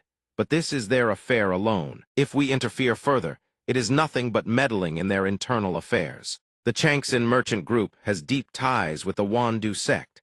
This is not like the fortunate incident in Lanzhou that could be swept under the rug." Yen Ongdo tries once more to persuade him. "Martial uncle, if one looks closely, this can be considered an act that brings harm upon us here at Kunlun." The remaining disciples can only watch in silence as the two argue back and forth. Mong Jia speaks once more. "Harm, that is for the separate enforcement branch within the sect to handle. We are not the ones who must deal with this." He thumps his chest and declares with defiance, "If you still insist on going, then this time you will have to step over my corpse." Those words leave Yen Ongdo utterly shaken. Martial uncle, why would you say such a thing? The elder remains resolute. Even though I no longer possess the strength to block your path, I can still hold you back. He then turns and asks once more, Yen Ongdo, I ask you, are you a disciple of Kunlun or of Wuding? Yen Ongdo is rendered speechless, unable to answer. At that moment, someone suddenly exclaims, It's open! The manor gates swing open before the eyes of the entire merchant group. Seeing this, Shenji strides forward and demands why. If they were inside, the gates were opened so late. However, the somber scene before him freezes him in his tracks. The entire manor is shrouded in an atmosphere of mourning, the scent of incense drifting through the air like the breath of ghosts. He cannot help but wonder, what in the world is this situation? He asks, dumbfounded, what is this? A person steps forward to address him with an air of complaint. I thought it was merely noisy outside, but it turns out to be this. The man tilts his head and looks toward Shenji. Isn't this the Grand Steward who hasn't been seen in ages? Shenji pays no mind to the man's questions and rushes forward. Yao, what is the meaning of this situation? Where is Shangyuan? Please calm yourself. The man advises coolly. Even looking at the funeral banners, you still cannot recognize the situation. He then explains the current state of affairs. The former merchant group leader, Gu Zhenlong, is being laid to rest. Hearing this, Shenji is utterly thunderstruck. What? A grand funeral? Gu Zhenlong the former. As the merchant group leader of Changxin, Gu Zhenlong was the man Shenji had devoted his entire life to serving loyally, a sworn brother closer than blood itself. And now, a grand funeral is being held for that great merchant. Shenji stands in a daze before the memorial tablet of his fallen brother. The man from moments ago approaches him, his tone dripping with mockery. My, he immediately moves to chase Shenji away. For the sake of old affection, I have allowed you entry. But after you have paid your respects, I must ask that you leave. He adds, furthermore, tell those rough-looking men to stay out of sight. The funeral atmosphere grows tense, and the air turns heavy and oppressive. Now the Grand Steward finally gets a clear look at the man, and a question rises unbidden in his mind. This is the first time I have ever seen this face. What is your name? Hearing the question, the man grows visibly annoyed. My name is Hong Hak. I am the current head steward of this manor. Everything that has unfolded leaves everyone utterly astonished. It is almost impossible to believe. This ceremony is it truly the funeral of the former merchant group leader. How many more times must I repeat myself? Shenji approaches with lingering doubt. Before his departure, the man had still been in robust health. Hong Hak waves his hand dismissively, his ears full of contempt. 4 or 5 months, a perfectly healthy old man could close his eyes by then. He ponders, was it about 4 months ago? At that time, the chronic illness His Excellency had suffered from for years suddenly worsened, and he took to his bed. He burned with fever without cease, and 5 days ago he passed away. And until his very last breath, he was still searching for the Grand Steward. Hearing this, Shenji's brows furrow deeply with sorrow. The Grand Steward trembles violently, as though his legs might give way beneath him. He stands frozen in shock, his mind reeling into the void. Merchant leader, what happened while I was away? Why did things come to this? But now is not the time for grief. The faces gathered here are almost entirely unfamiliar to him. All of his former subordinates, every merchant and attendant he once knew, have all but vanished without a trace. Even the third young master and the other brothers of the eldest son are nowhere to be seen. In name, this place still bears the banner of the Changxin merchant group, but in truth, it has become something else entirely. At that moment, a person sprints from afar, calling out to the Grand Steward. Seeing him, Shenji immediately perks up. Steward Kang, you've come. The man leans in close and whispers into his ear.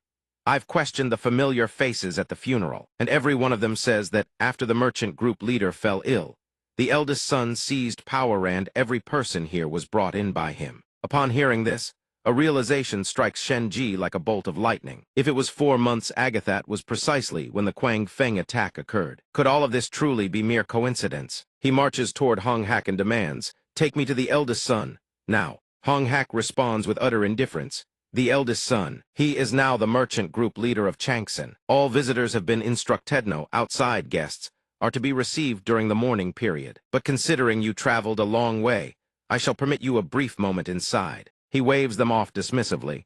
Pay your respects, then leave swiftly. Shenji refuses to relent, continuing his desperate pleas. Even just for a moment, please, let me speak with him. Let go now. While the two of them argue back and forth, Xiu Yin drifts past from somewhere. The girl walks in a dreamlike haze. Xiu Yin must go now. Han Hian notices this and rushes over, Hey, where are you going? Xiu Yinan of the Saintess's most sacred duties is to guide the souls of the departed to their eternal rest, so that they may safely reach the heavens. The girl approaches and kneels beside the coffin of the departed. The Saintess serves as the bridge between the world of the living and the dead, a true spiritual medium. At this moment, a golden light flickers to life within the girl's eyes. Shenji calls out anxiously, Xiu Yin, where are you going? Before his words are even finished, a hand blocks the boy's path. Dong Hun appears out of nowhere and raps his granddaughter squarely on the head. Xiu Yin spins around, clutching her head in fury. Grandpa, what was that for? That hurts.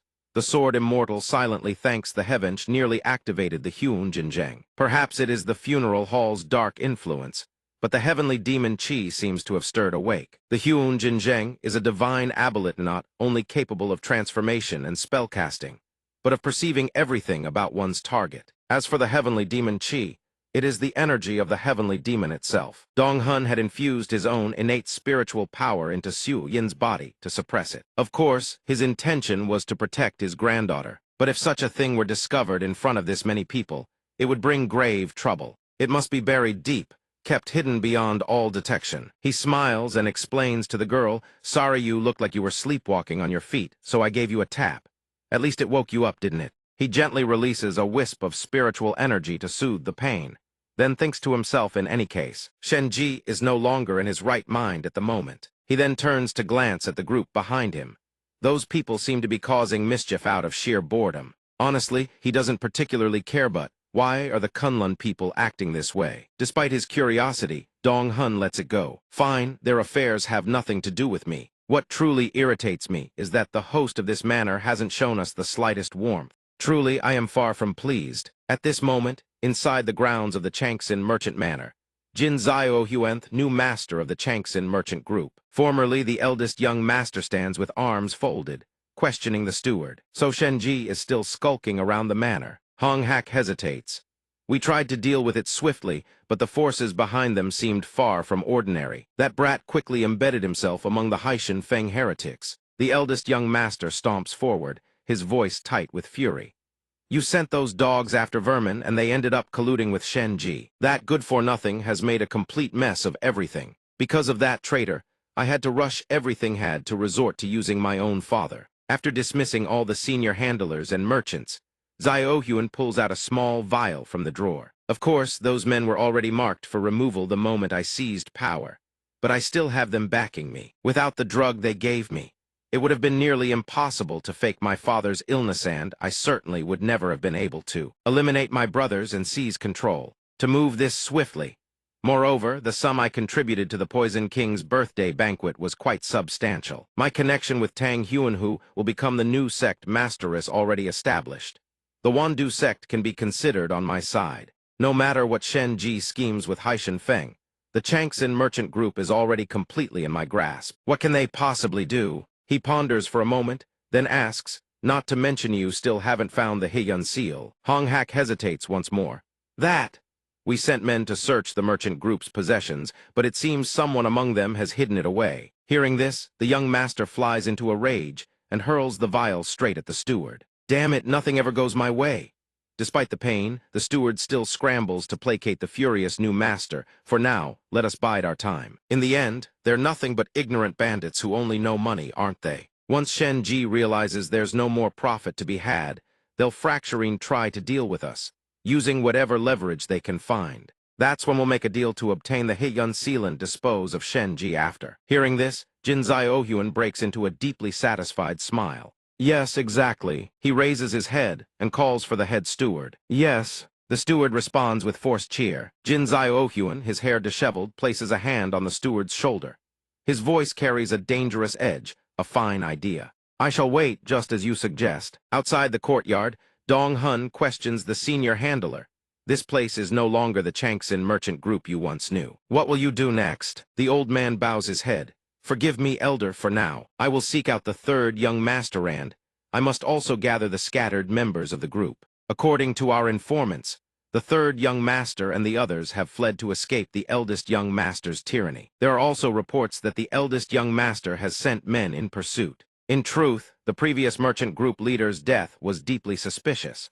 The eldest young master must have resorted to some underhanded scheme. Looking at that young master's sinister face, it's hard to believe otherwise. Shenji keeps his head bowed. If I can find the third young master before the eldest docent, protect him, I can use him as a rallying point to gather the remaining members and resist. He speaks with iron conviction. Hearing this, the sword immortal chuckles softly. He begins to speak but catches himself. The senior handler raises his head and faces the sword immortal. It has to come to blows. They cross the line first, so I will use every means to seize it all back. You expect me to sit still and take it? Dong Hun finds this thoroughly amusing.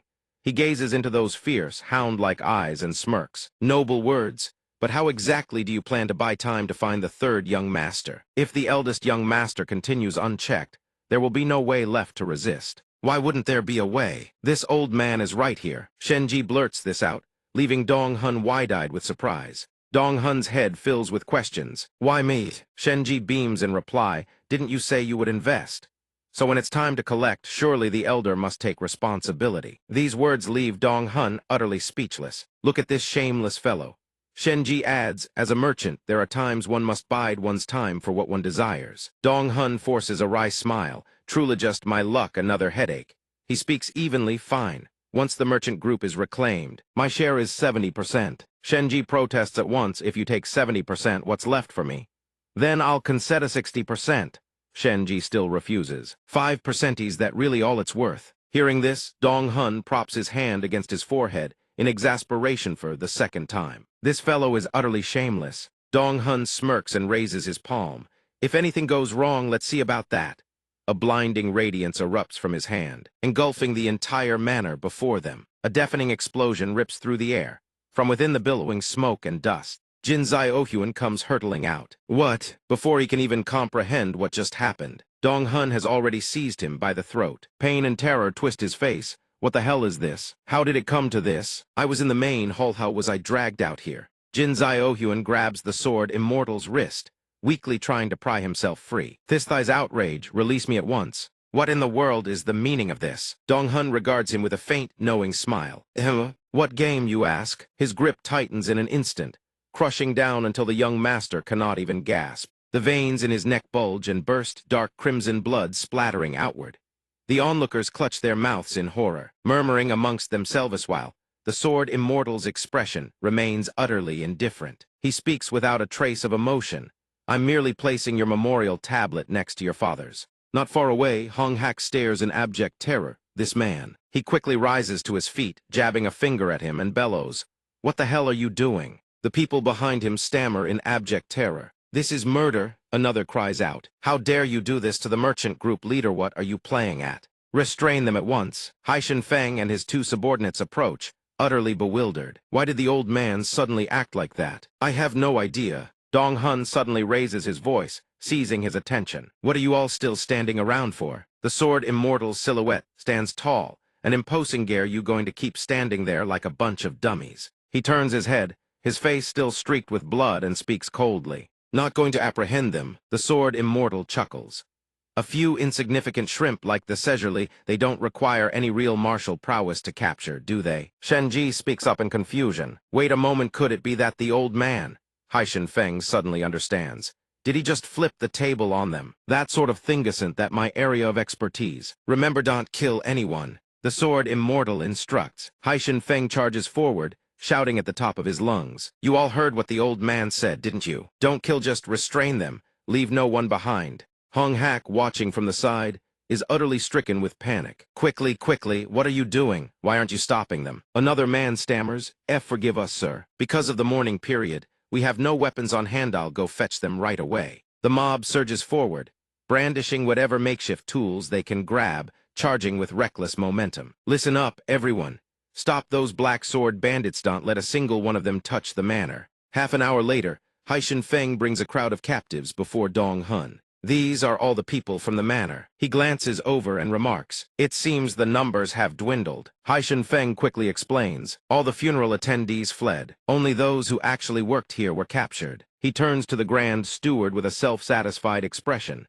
Is that so? Shenji, is this enough? Ahoys. He replies, yet in his mind, he thinks killing the eldest young master and seizing the manor by force as such, A plan was supposed to take at least a year to accomplish. Easy to say, but it is something that should have required no less than a year to complete. Shenji gazes at the sword immortal, who is now playing gently with Xiu Yin, and sighs in disbelief, cannot fathom that it was all accomplished in merely half an hour. Just moments ago, the sword immortal was utterly cold-blooded, yet now he is remarkably tender, asking Xiu Yin softly, "Weren't you scared just now?" The little girl replies cheerfully, "Not one bit. I just felt a little envious watching Uncle Haishan Feng Feital have to learn from him in the future." Looking at the smile on his face, Shenji thinks once more this is something only the old man could have achieved. Then he says, "Old man, the Wandu sect will surely claim we violated the agreement this time." He replies nonchalantly, "Thad, you handle it yourself." Shenji can only smile wryly. "Yes, I understand." Shenji then gently leans down and asks the man kneeling below, "You are Hong Hak, aren't you?" The man replies in a panic, "Why, yes, that's right, sir. Please, I beg you spare my life." He desperately grovels, "If you tell me to be a dog, I'll be a dog." The Grand Steward hears this and smiles. "There's no need to go that far." He leans in and says, "For you to leave here alive, there is only one way." Hong Hak is overjoyed no matter what it is. He begs to hear it. Shenji smiles warmly. "From this moment, I give you exactly 2/4 hours, roughly 30 minutes. Take these fools and leave at once. Get out of my sight."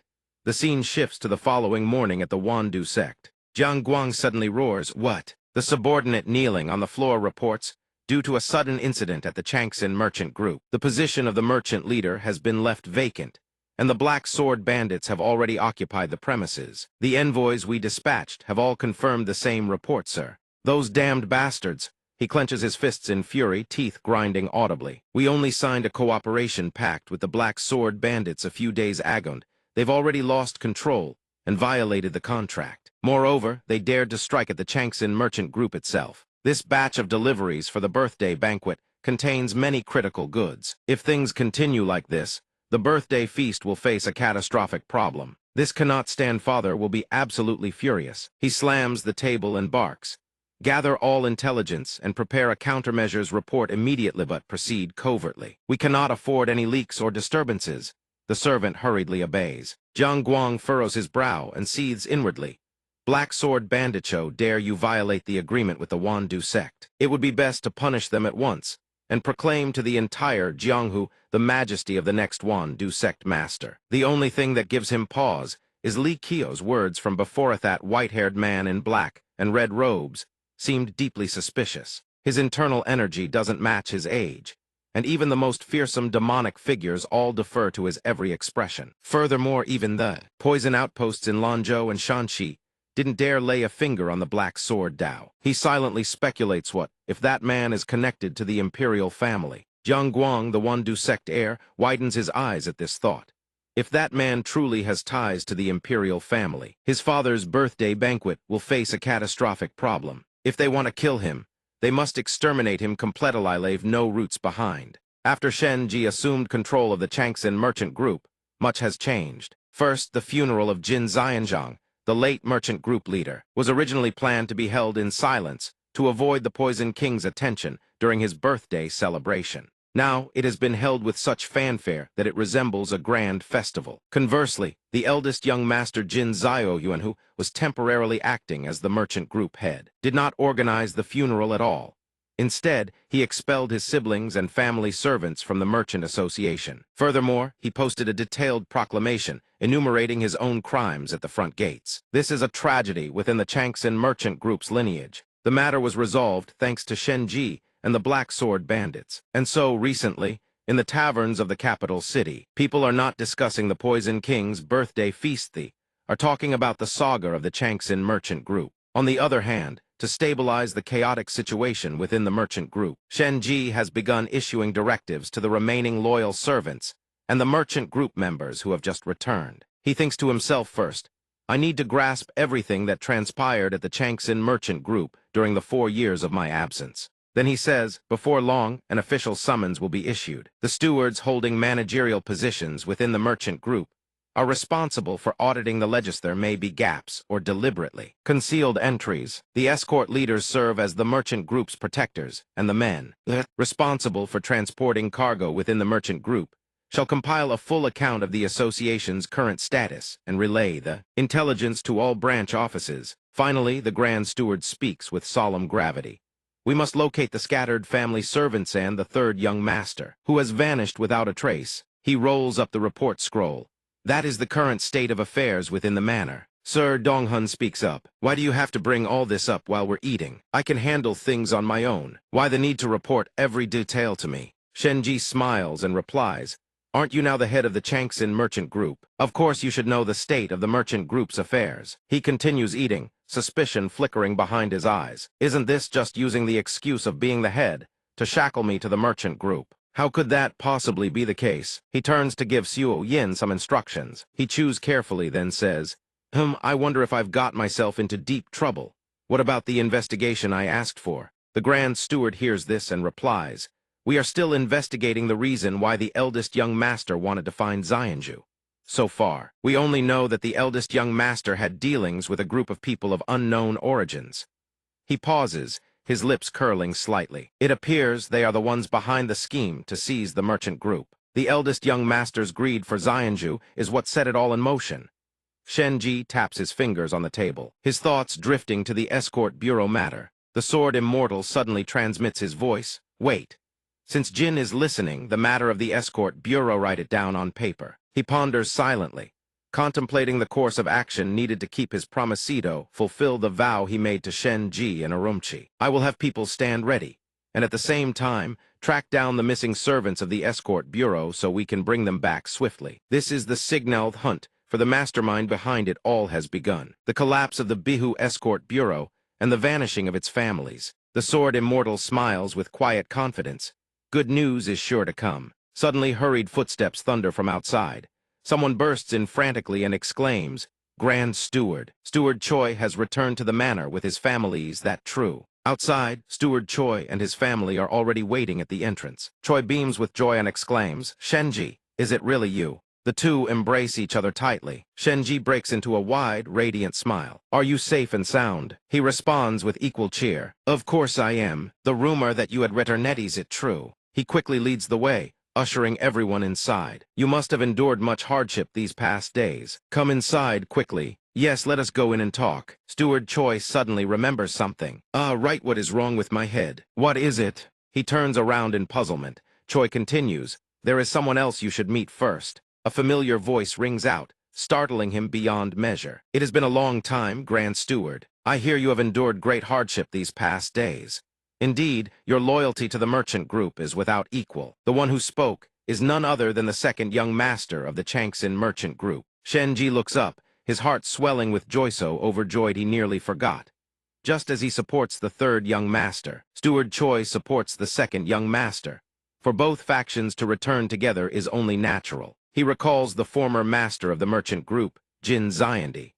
Though the eldest young master has fallen, the second young master still remains. The battle for succession is far from over. Moreover, the fourth and fifth young ladies could leverage their husband's influence to interfere in the group's management. The second young master smiles and extends his hand.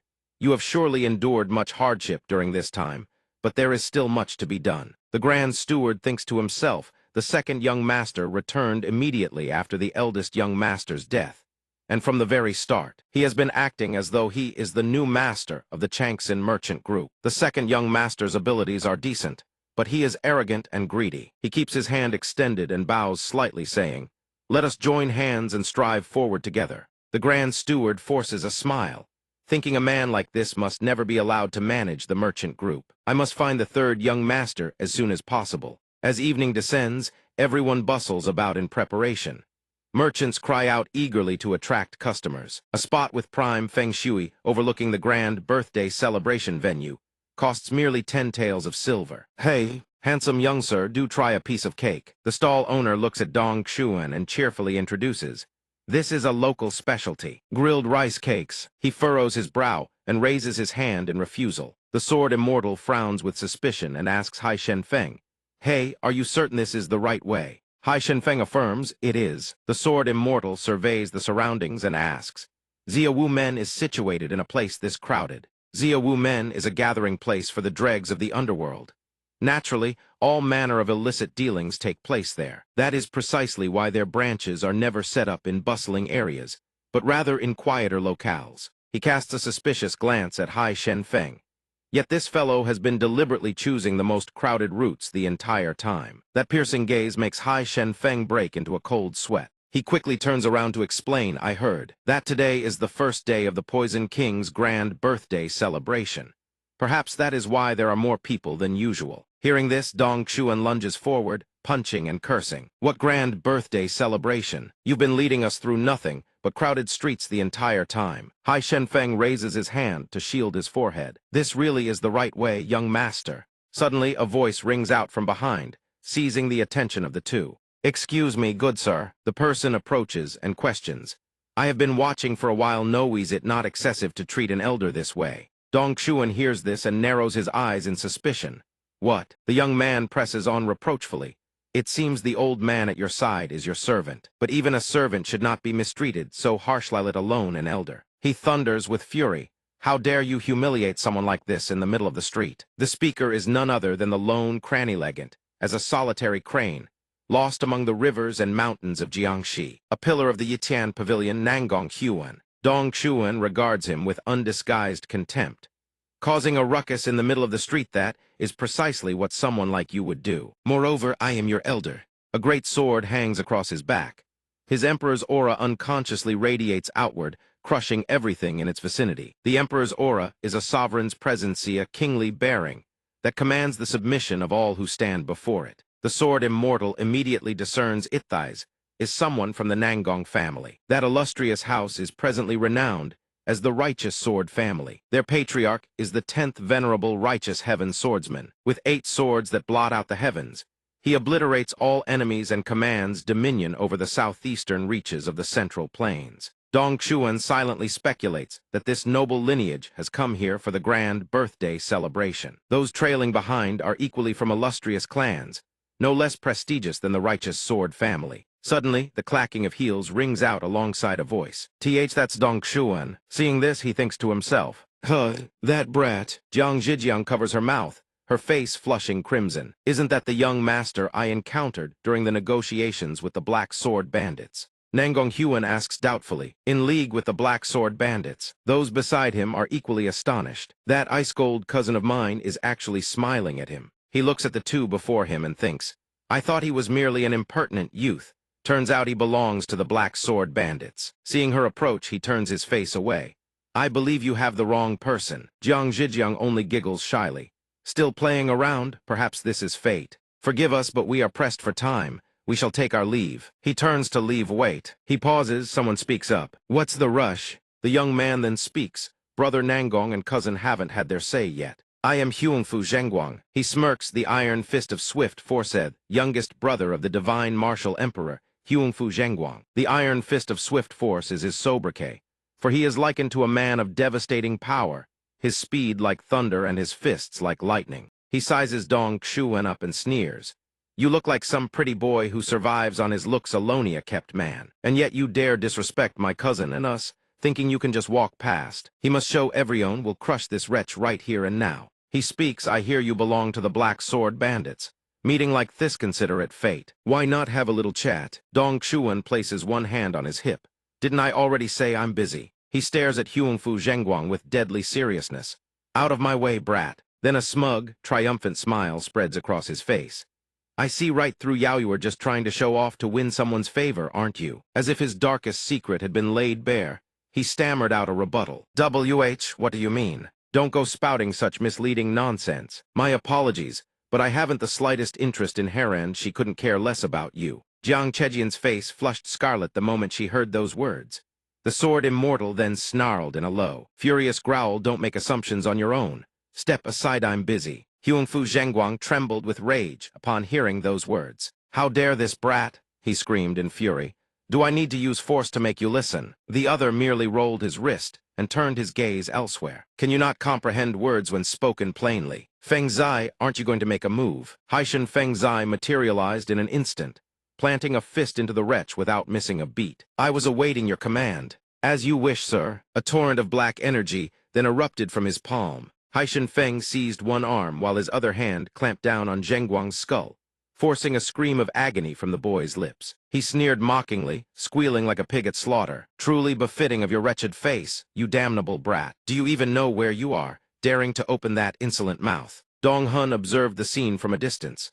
That movement technique trailing black smoke without a doubt, it was Haishan Feng's eye. He continued, "If you don't wish to witness this wretch die a gruesome death, then do not act rashly over this matter." The pillar of Yishan Pavilion was still stammering when Jiang Chejian spoke up. "Forgive my boldness, but causing a commotion in a place teeming with civilians is hardly the wisest course of action." She continued calmly, "We harbor no desire for conflict with you, sir. An accord exists between our sect and the Black Sword Banditsto. You intend to break it." Dong Hun's lips curled into a provocative smirk. "If you have the gall, then by all means stream me." Outside light streamed into the room where Yiyangdo stood. He half closed his eyes and slowly donned a fresh set of robes. At that moment, the words Mi Yundo had spoken gradually surfaced in his mind. "Even I once had to tread carefully around the sword immortal. As of late, even Yiyangdo himself has heeded only the sword immortal's word. But we are disciples of Kunlun. The reason we descended from Mount Kunlun this time was to represent our sect at the Poison King's birthday celebration. Remember that well." After a moment's reflection, Yiyangdo felt the old man's words were not wrong. "Martial uncle speaks truly, but what I truly want is," he furrowed his brows, "I just don't know what to do anymore." A voice suddenly called from outside, "Senior brother, it is time." He understood. Yiyangdo answered, then sank back into his thoughts. These Kunlun robes were the same ones he always wore Iso. Why did they feel so unbearably heavy today? He sighed and returned to his companions. Dong Hun flashed a provocative smile. "Go ahead and Triwut, can't you do it? Even if you wish to act, your grandfather would never approve." Jiang Chejian tensed, a flicker of suspicion crossing her features. "Does this man know my grandfather?" He tilted his head, glancing at Huangfu Zhengguang pinned beneath Haishan Feng, and said, "Truth be told, I was just about to lop off this insolent brat's arm and gouge out an eye while I'm at it." But Dong Hun's silver hair rippled softly in the breeze. Haishan Feng's eye caught the sword immortal's silent cue and nodded. He released Huangfu Zhengguang's arm in an instant, letting the boy's entire body slump to the ground. Haishan Feng's eye watched with cold indifference as Dong Hun rushed over in concern. "Brother Huangfu, are you all right?" By now Dong Hun and Haishan Feng had already turned to leave. "We've only exchanged a few preliminary blows," he said. "Let's end it here." Jiang Chejian hesitated, then called out, "Wait a moment, young master." But the sword immortal paid her no heed, striding decisively away alongside Haishan Feng. A gust of wind swept through, carrying withered golden leaves that forced her eyes half shut. She stood there, speechless. When the wind passed, she suddenly realized they were gone. Elsewhere, Haishan Feng's eye asked with concern, "Are you unharmed, sir?" He continued, "This incident doesn't just involve the Wandu sect. It could draw Tyrant King City into the fray as well. That Huangfu Zhengguang from earlier is the youngest son of the Xinju Tyrant King, the overlord of Tyrant King City. They will undoubtedly seize upon this incident as a pretext for vengeance. Should that come to pass, even the Sword Immortal's own sect Wudeng will not escape unscathed." Dong Hun raised an eyebrow, puzzled. "What does Wudeng have to do with any of this?" "Sir," the question left Haishan Feng utterly dumbfounded. Dong Hun pressed on, "I currently belong to the Black Sword Bandits, correct? Then worry about the Black Sword Bandits instead." Haishan Feng's face went deathly pale. Is he openly planning to use the Black Sword Bandits as a shield?" The Sword Immortal's face lit up with unrestrained delight. "Whether it's the Wandu sect or Tyrant King City, if they want to come, let them come. When have I ever stopped them?" He replied helplessly, "How could that possibly work?" But the Sword Immortal, who had just been grinning cheerfully, shifted his mood a full 180 degrees. He seized Haishan Feng by the collar and roared, "Is this really the right path? We've been walking for hours, and there's still nothing in sight. Do you want me to deal with you the same way I dealt with that Huangfu brat?" Cold sweat poured down Haishan Feng's face in sheer terror. "Sword Immortal, sir, look over there. It seems we've arrived." Dong Hun whipped around. "What?" Before them stood a gate with a signboard hanging above. "This," the Sword Immortal exclaimed. "This is a library." Haishan Feng stammered fearfully, "But Senior brother also said this was the correct place." Dong Hun replied skeptically, "Shenji said that. Then it must be true. This world has truly gone mad. Have those Zia Wu sect lunatics really lost their minds? A library is a sanctuary devoted solely to the teachings of Confucius and Mencius, a gathering place for scholars yearning to serve in government, where they study, learn, and debate together. Beyond that, It also serves as a site for honoring the great sages of ages passed through ritual sacrifice. The Sword Immortal's mind swarmed with questions, but the Zia Wu sect has set up a branch inside a library. Unbelievable. If the location is a library, then we can't simply demolish the building like we did with Ulu Muki last time. The library doors slowly swung open. A figure stepped out and spoke. "I have been awaiting your arrival. Please enter." He cupped his hands in a respectful salute. "The one I serve awaits you within. I shall lead the way." The man then guided the two of them into the library's inner courtyard. Haishan Feng could not contain his curiosity, his eyes darting about in wonder. Dong Hun glanced at the group of scholars chatting by the lakeside and thought, "I thought it was just a flashy facade. I never expected it to actually function as a real library." Of course, Seth's setup eliminates fear of official discovery, and the tax exemptions make money laundering far easier. It's also perfect for disguising their true identities. Moreover, if the scholars trained here go on to establish factions across the land, they'll gradually become a tremendous asset to the Zia Wu sect. Dong Hun furrowed his brows, mulling it over.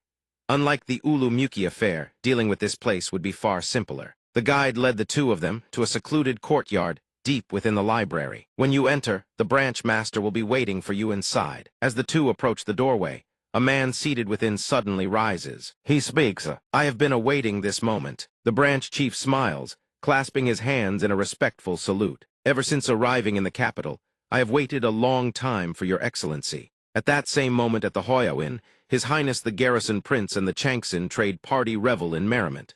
Someone calls out, "Hey, waiter, bring us another jug of wine." Xiu Yin holds a small steamed bun in both hands, popping it into her mouth. She looks utterly adorable. Yu Wenghua, seated beside her, gazes at the little girl and asks, "Is it tasty?" "It's delicious." The little girl answers with a radiant smile.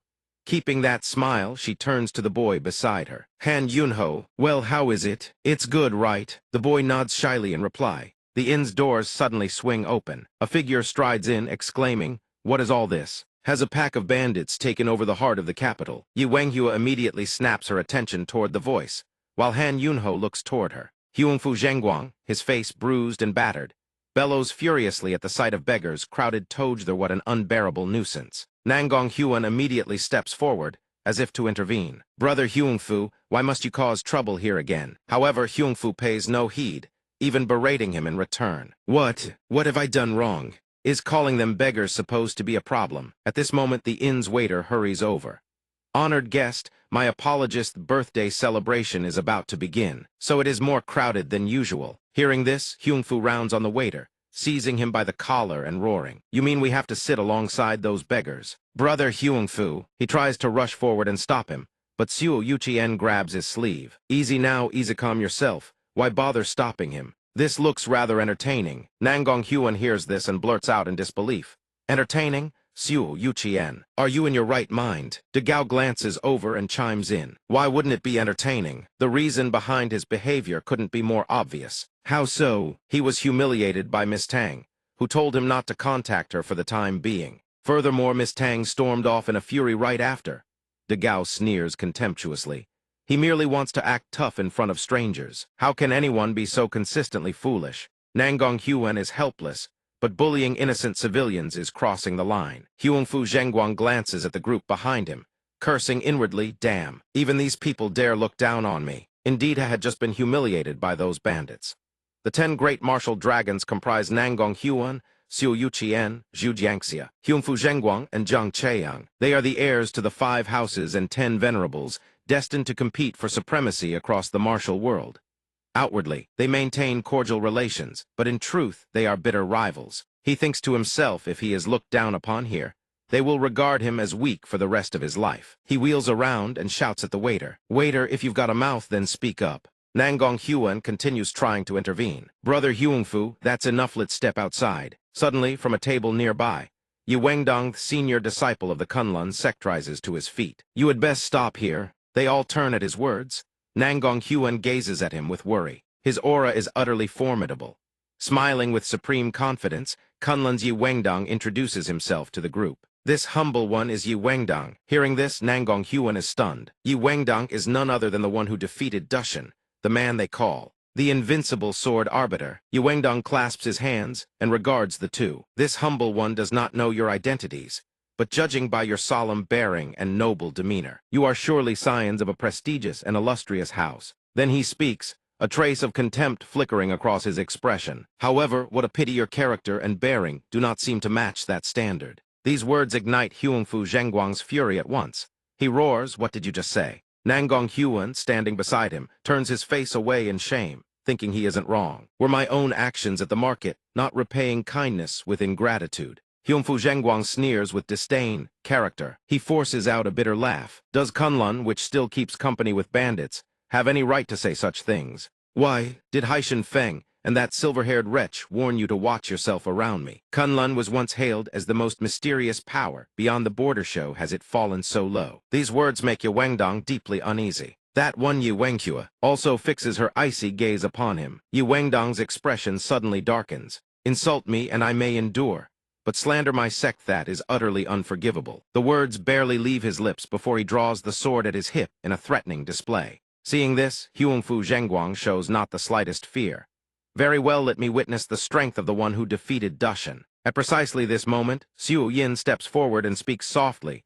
The sage once said petty men and shallow women are difficult to please. Draw close, and they lose all respect. Keep distant, and they seethe with resentment. He looks at the little girl and sneers, "What nonsense are you babbling?" Yu Wangdong, standing beside the child, clearly reveals his worry. "Don't come any closer." Miss Yu continues, "Truly, you are as shallow as any commoner, Evan. Your learning is superficial. Let me spell it out for you." Moreover, Confucius also taught that petty men who love to nitpick and belittle others should be kept far away. So I advise you leave this place at once. The little girl shouts, jabbing her finger toward the door, clearly ordering the man to leave the inn without the slightest trace of fear. De Gao, behind them, bursts into laughter at this, which only fans the flames of Huangfu's fury. Huangfu Zhenguang grits his teeth in rage. He was destined to become a king among many it now, from bandits to innkeepers to even a mere child. All dare look down on him. He channels every ounce of his internal energy.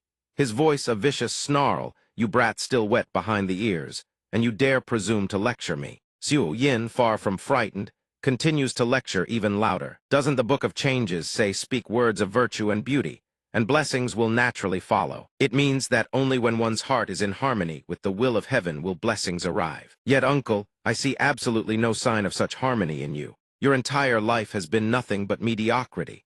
Sooner or later, you will bring calamity upon yourself. These words, pouring from the mouth of a child, send him lunging forward in blind fury. "Yao, you insolent little wretch." Nangong Huan watches in disbelief. She is barely 10 years old, yet her killing intent is already this fearsome. "Outrageous, this is utterly outrageous." He calls out loudly for brother Huangfu. A figure flashes past in an instant, leaving Xu Yin wide-eyed in astonishment. Han Yunho rushes in from seemingly nowhere, raising his arm to block. "No," he swiftly positions himself in front of Xu Yin and declares, "I will protect you." Suddenly, a tremendous crash echoes through the inn. Nangong Huan gazes anxiously at that senior brother. The Kunlun disciples on this side stand frozen in stunned disbelief. Han Xuan's eyes narrow in confusion, unable to comprehend what just happened.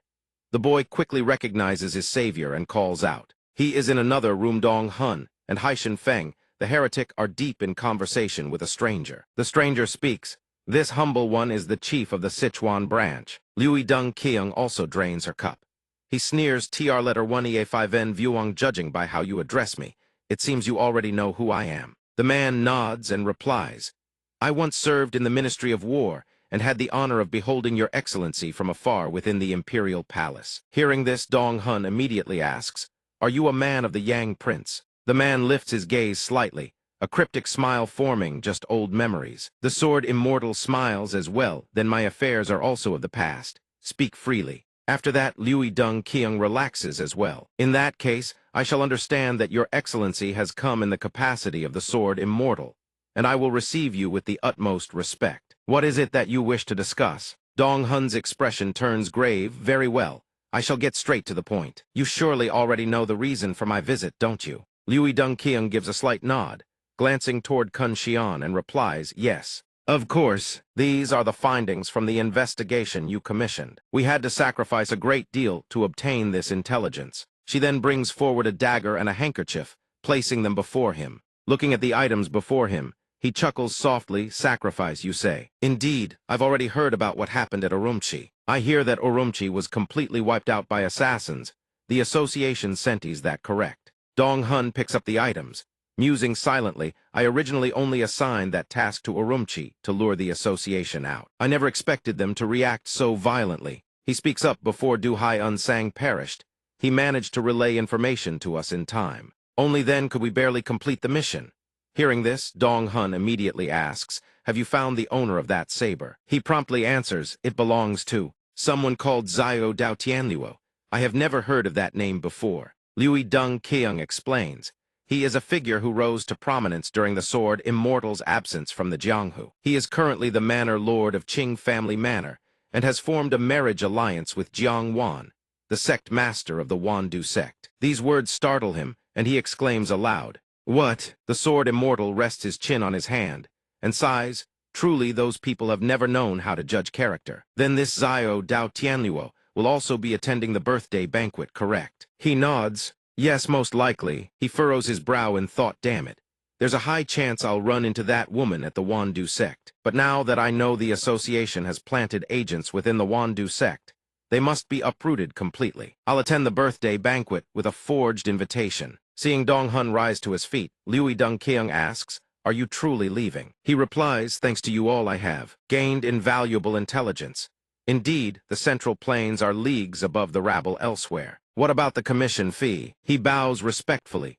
To be of service to your excellency is already the greatest honor we could ask for. Dong Hun glances at the items in his hands. Is that so? Then while we're at it, there's one more thing I'd like to ask. The Wu Feihu escort agency incident last year, do you know anything about it? He immediately responds, that was a major event that shook all of Yunnan.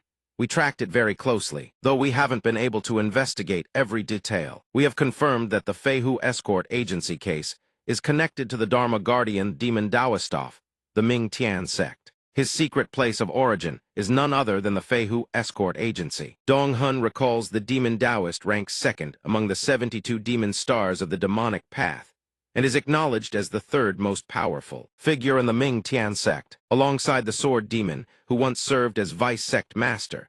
They are hailed as the left and right arms of the heavenly demon. However, in stark contrast to his thunderous reputation, information about him remains scarce.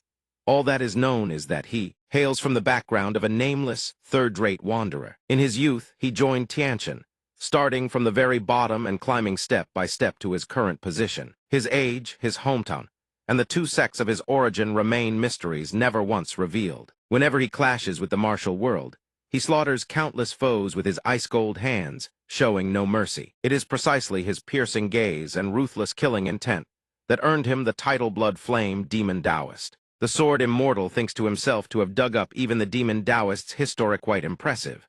A faint, amused smile crosses his lips. I see. If you've already uncovered the Demon Taoist's background, then you must know this as well, no? Liu Deng Keung asks back, puzzled. Pardon, no what? He continues at a measured pace. The one who accepted Du Hai Unsang's commission and raided the Feihu escort agency in the Great Desert. You know who they are, don't you? Of course we do. He answers promptly. But there's something rather strange. I had assumed the Sword Immortal already knew about this long Agond, was even traveling alongside that person. The Sword Immortal is baffled. Traveling alongside? What do you mean? The leader of the Snow Mountain stronghold Killian Dioing. The name alone stuns Dong Hun into speechless disbelief. What? Liu Deng Keung replies awkwardly.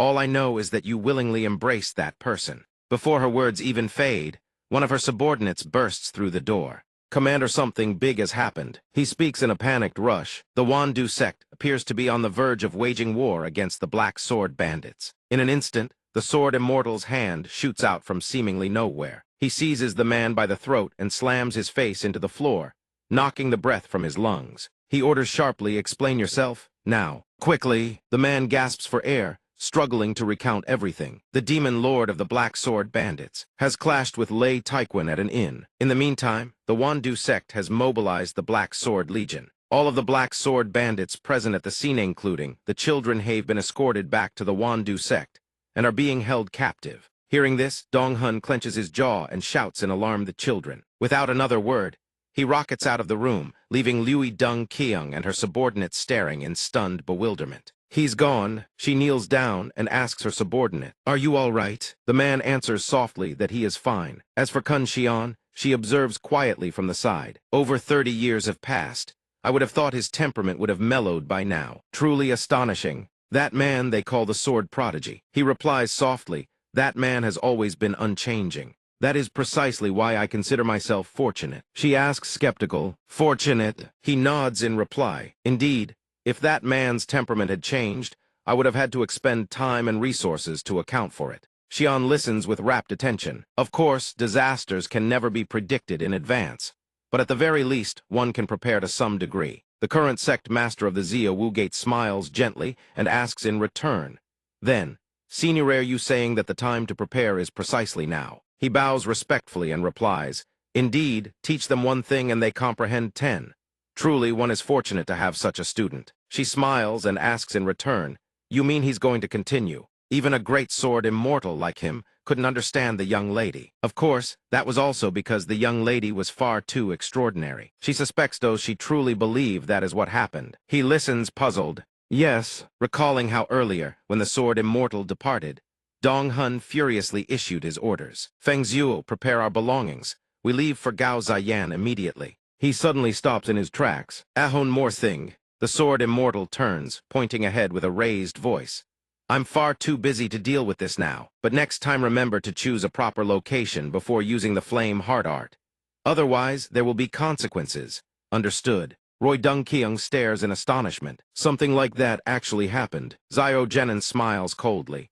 Indeed, he said those words, then vanished like the wind. But now things are clear. If we had his strength, we could trample the very organization we've been relentlessly pursuing. With that, she gazes out through the doorway. By now, the evening banquet at Gao Ziyan must have already begun. A slight worry gnaws at Hirsch, hopes there won't be too much bloodshed. Returning to the devastated inn, left in ruins after the clash between Huangfu Zhengang and Kilian Daoing, he sweeps his gaze over the children and asks, "Are you all unharmed? Are any of you injured?" he asks with concern. Han Ziyun lets out a sigh and replies, "I'm fine." Kilian Daoing swings his fishing rod fiercely, snarling with rage, "You dare lay a hand on my grandson." He furrows his brow and leans forward. "Even the tyrants of old did not dare show me such disrespect. You wretched brat." Daoing fixes Huangfu Zhengang with a frigid glare brimming with killing intent. Han Ziyun cries out in panic from the side, "Grandfather!" She is immediately held back by the adults. "Come here, children. This place is far too dangerous. What were you thinking, charging out like that?" The man questions the person beside him. How did the old Daoing manage to unleash his internal energy? The sword immortal clearly struck his acupoints. The other speculates, could he have used innate chi to unseal his acupoints? He is stunned by the response. What? To use innate chi at his agent would be no different from suicide. Huangfu Zhenggang's face is slick with anxious sweat. That old fishing rod actually shattered my thunder art. Gong Huan stands outside, silently observing and assessing the situation. Subduing an opponent with a single fishing rod that can freely adjust its length at will. There aren't many masters in the Jianghu with such a distinctive ability. He ponders silently, just barely escaped Haishan Feng, and now it's Kilian Daoing. No matter Huangfu brothers' mistakes, he is still a fellow disciple of the same martial lineage. First, I must quell Kilian Daoing's fury. Dai Gao speaks softly. "I believe it would be unwise to intervene between those two. Can you break through Kilian Daoing? Can you break through Kilian Daoing?" "I cannot. And truthfully, I have no intention of doing so." She glances toward the two brothers. "Most importantly, this is a perfect opportunity to weaken the power of Yawang City. Should we really let this chance slip away?" Xu Jin nods in agreement upon hearing this. Sound reasoning indeed. Their words leave Gong Huan deeply displeased. "What? In a situation like this, you can speak such heartless words." The other listens and replies calmly, "Brother Nangam, I understand what you are trying to say." He continues in a measured tone. "But as my sister said, in matters like these, it is best we maintain our distance and judge with a cool head. Even if it means sacrificing Huangfu brother." Gong Huan furrows his brow in exasperation. "How can you be this ruthless?" On the other side, Huangfu Zhengang is screaming. Don't come any closer," he yells at the figure before him. "If you have something to say, say it from there." Kilian Daoing steps closer as he speaks. "Out of respect for the divine eagle tyrant king, I will spare your life. But you dared harm my grandson, I will take your right arm here and now." His threat sends visible terror across the young man's face. What? My arm? In the next instant, he sneers and leaps forward toward Killian Dioing. Now even bandits are trying to mock me. He speaks with utter contempt. What is the black sword bandit supposed to be? I will slaughter every last one of them. Huang Fu then charges forward with his ultimate technique thunder suppression annihilation. Killian Dioing swiftly sidesteps and evades the attack. He flicks his fishing line toward the young man and says, "Come closer, that's much better." Killian Dioing asks with a razor-sharp gaze, "Didn't I warn you that I would take your right arm?" The words barely leave his lips before the fishing line coils tight and severs Huangfu Zhenggang's right arm clean from his body. He screams in agony, his face a mask of utter horror as he stares at his severed limb. His face drained of all color, he weeps silently, gazing at his beloved arm. "My army arm." The very next moment, he lets out a wail of pure anguish. "My arm." Killian Dioing does not relent the advances and rains blows upon his face.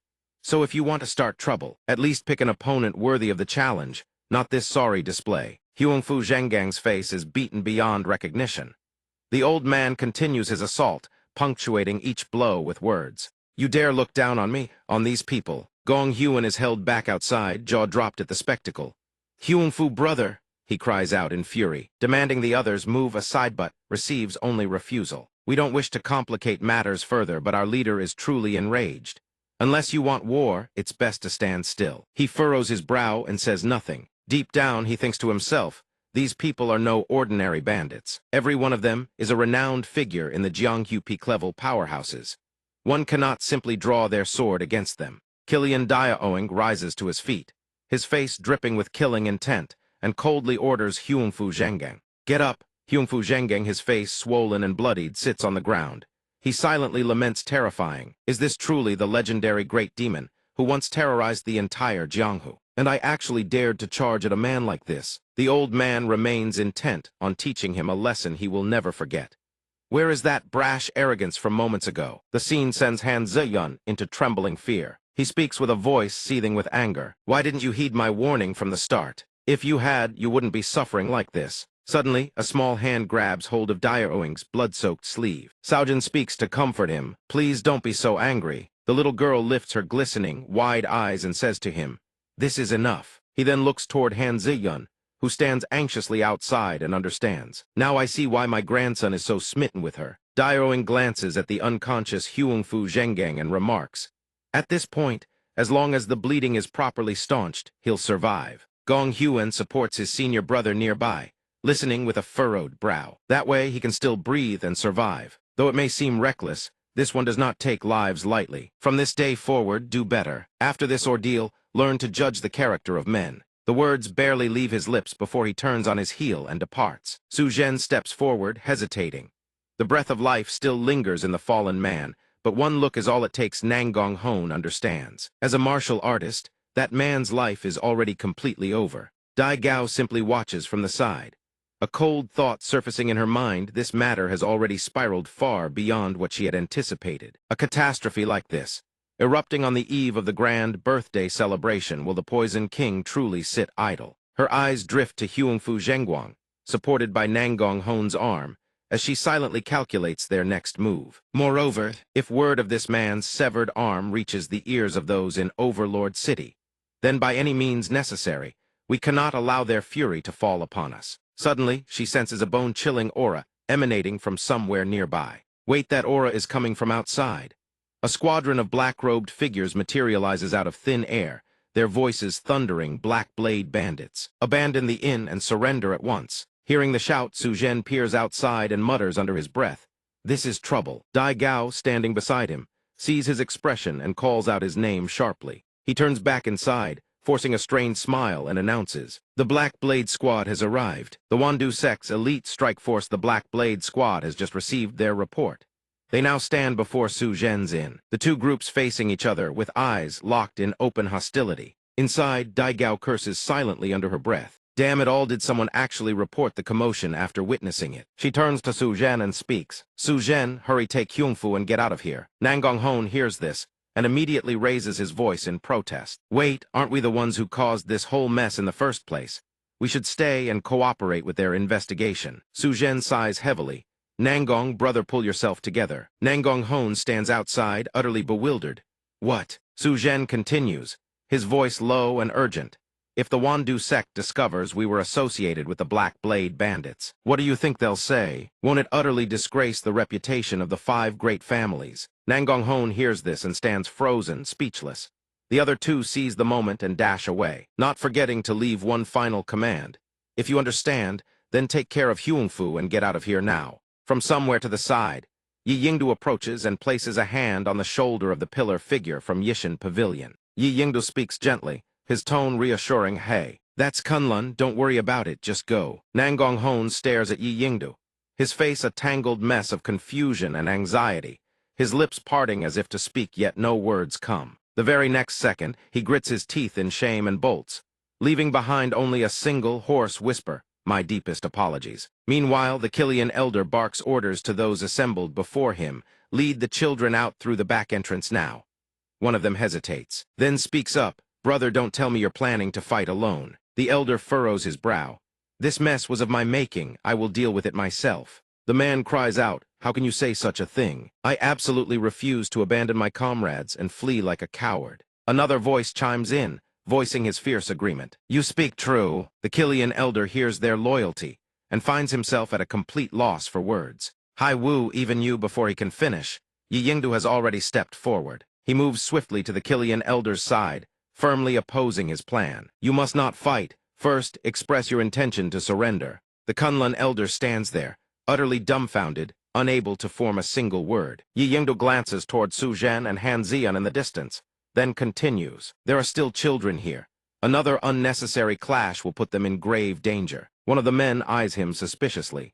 "So you're saying we should just let ourselves be captured?" "Not at all. On the honor of Kunlun, I will ensure everyone retreats safely." He answers calmly, deliberately, even as he moves to prevent a full-blown battle from erupting between the Wandu sect and the Black Blade bandits. His words left Mu Wengjia and the Kunlun disciples utterly astonished. Mu Wengjia hurried forward to block his intent. "No, did I not tell you to stop meddling in the affairs of the Black Sword bandits?" But he remained steadfast in his resolve. "This disciple apologizes, but I will continue forward with them." "What?" He spoke with unwavering conviction. "This disciple fully understands martial uncle's teachings. The sect's instruction and my duty as first senior brother are of great importance. It is my obligation as one who represents Kunlun." The remaining disciples listened with rapt attention as their first senior brother spoke. "However, when I learned from my master and grandmaster King, I was taught something far more important than how to wield a sword." His face turned cold, eyes sharp as blades, brows tightly knitted as he uttered words brimming with iron resolve. "It is the chivalrous spirit of righteousness I learned from them. And the path of chivalry I have always carried in my heart is." Hearing this, worry washed over Mu Wengjia's face. His eyes turned bewildered, brows shooting upward in alarm. He raised his voice, "It is precisely this." Having said his piece, Yi Yingdu turned and walked away, murmuring softly, "Forgive me, martial uncle." The old man could only furrow his brow in silence. Meanwhile, Han Zian, noticing her senior brother's departure, could not help but take notice. She gently placed her hand on Yi Yingshan's shoulder beside her, a thought forming in her mind. She stepped forward, grasped Yi Yingdu's arm, and said, "Senior brother, I wish to join as well." He was visibly taken aback. Then the voice of Killian Diaolo suddenly rang out. "To think I would receive help from Kunlun of all places. Living long enough truly lets one witness all manner of things in this world." He extended his hand forward and said calmly, "I look forward to working with you." "Likewise." Yi Yingdu quickly clasped hands with him in return. The scene shifts to the grand birthday banquet. Someone exclaimed, well, isn't that the fellow from before? Could it be our new sect master?" Jiang Guang, hearing this from the side, laughed so wide the sun could not be seen. "You shouldn't say such things." He gazed at the bustling crowd passing before him and thought, "This is a sight I have long awaited. 30 years, a full 30 years. The sect masters of every sect across the Sichuan region, envoys dispatched by every great power, including the 10 pillars of the martial world, renowned scholars and masters from across the Jianghu. All of them have gathered here. If I seize the position, the sect master standing before Thema, vast portion of the Jianghu would fall entirely into his hands." He smiled with a sinister, calculating air, every inch the scheming villain. From behind Jiang Guang, a voice called out, "Son-in-law, seeing your radiant expression fills this old man with joy." He quickly turned and replied, "Father-in-law." The one who spoke was none other than Zhao Dao Tianla, the master of Qing family manor. His tone dripped with flattery. How much of it was genuine, none could say. Father-in-law, your bearing is as magnificent as ever. Whatever you've been eating, you look so hale and hearty, please. Do teach this useless son-in-law of yours. Xiao Dao Tianla laughed heartily. Very well, when the time comes I'll teach you a thing or two, but it seems your own father hasn't yet arrived. Has he? Jiang Guang smiled awkwardly. Indeed, that man is impossible to predict. I hear he drank quite a lot last night. The old man chuckled. Truly now, speaking of which, I'd very much like to find an occasion to sit down with your father and share a drink. Jiang Guang beside him brightened, eager to fulfill the wish. Very well, I'll arrange it. Though I cannot fathom the reason, my father seems quite displeased with father-in-law. In his mind, Jiang Guang silently mulled over his own father. By nature he's never been one to show warmth to anyone. Even with his own Sanmas never been kind. One look was all it took to understand. Jiang Guang gazed toward Xiao Dao Tianla and continued his thoughts. In truth, the one who has treated me more like a father than my own ever did is father-in-law himself. To have climbed to this position, I owe a great deal to my father-in-law's aid. He steps forward, lightly gripping Xiao Dao Tianluo's shoulder with a grin. When the time comes, this son-in-law will surely host a grand feast in your honor. The old man smiles and replies, I very much look forward to it. From outside, a subordinate enters and reports, Young master, the Black Sword boss has arrived. The Black Sword bandits who were causing a ruckus at the inn have been captured and are currently imprisoned at the Sky Guarding Pavilion. Xiao Dao Tianluo is slightly stunned. Son-in-law, what is all this about? He smiles in reply. Those Black Sword bandits have been quite the thorn in our side lately, haven't they? They've always vexed me beyond measure. How fortunate that they've walked right into the trap. The old man stares at his son-in-law but says nothing. After a few seconds, the head of the Qing family manor speaks up. Today is surely a joyous day for you, son-in-law. Not only have you plucked a thorn from your side, but today you also ascend to the position of sect master. Hearing this, he beams until his face turns beet red. Indeed, truly a day worth celebrating. In his mind, he thinks yesterday, the sect master position I've always coveted will finally be mine. Succeeding the Poison King himself. A booming voice from outside suddenly seizes the attention of both men within. The sect master graces us with his presence. In that very instant, shock and razor-sharp vigilance flash across Jiang Guang's eyes. Every nerve in his body screams to full alert. His pupils contract as cold sweat streams down his face, utterly astonished, after laying eyes upon the sect master. The one who entered is none other than his own father, the supreme ruler of Sichuan, the undisputed master of poisons and antidotes. The banquet swiftly commences, accompanied by a vibrant spectacle of song and dance. Wine has been prepared in full measure. Dong Hun stands gazing down from above, silently appraising the scene below. The Poison King's 70th birthday feast is extravagance incarnate. The crowd below revels in the bustling, lively atmosphere. He muses to himself how strange.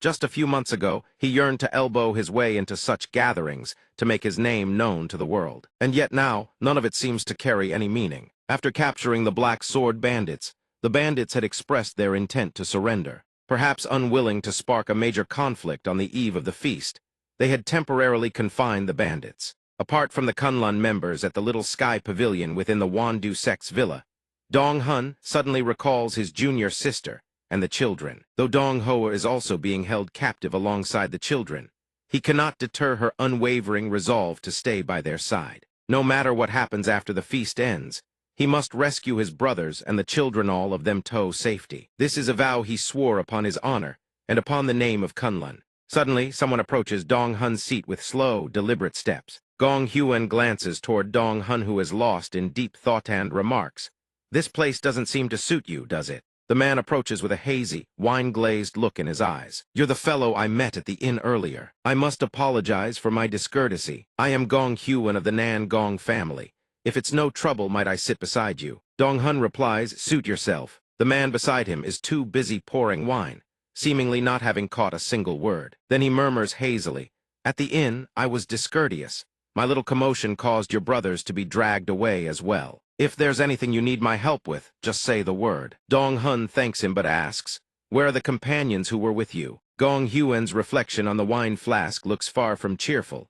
"Isn't it laughable? I once thought those bonds were precious assumed. They felt the same about me." He continues, his tone flat and detached, but in truth, everyone only looks out for themselves. they'd stab you in the back without a second thought. Dong Hun shows a look of empathy and speaks up. I'm no different. He raises his empty cup toward Gong Huan with a wry smile, gesturing for a drink. Could you spare me a cup of wine? Gong Huan scratches his head, bewildered. Oath wine's already run dry. Wait right here. I'll go fetch more immediately. Dong Hun grows visibly embarrassed. My apologies for the trouble. On the stage below, the Poison King raises his cup to address the crowd. Esteemed guests, please lend this old man a moment of your attention. I am deeply grateful that each of you has traveled such distances to celebrate this old man's birthday. After all, for a man to die is nothing out of the ordinary. Gong Huan, surprisingly alert despite his drunken state, exclaims in admiration. The Six Harmonies Sound Transmission, truly worthy of the Poison King. The Six Harmonies Sound Transmission is a technique that projects one's voice uniformly from front, back, left, right, above, and below, rendering listeners utterly unable to pinpoint its source. Dong Hun merely smiles to himself, having once experienced Hui Guang mind speech, a technique that conveys thought directly without words. Six Harmonies Sound Transmission feels utterly unremarkable by comparison. Hui Guang mind speech, a method that transmits meaning directly into the mind, bypassing spoken language entirely. The Poison King below continues speaking through the Six Harmonies Sound Transmission, wishing in his heart to shake every guest's hand in gratitude, but his failing strength no longer permits it. For 30 years, this old man has shouldered a burden far too great. Now, I wish to lay it down and return to the carefree life of a wanderer in the Jianghu. Jiang Guang is taken aback. Father, I thought he would announce this on the final day of the feast. I never expected it on the very first day. But then he grins gleefully to himself.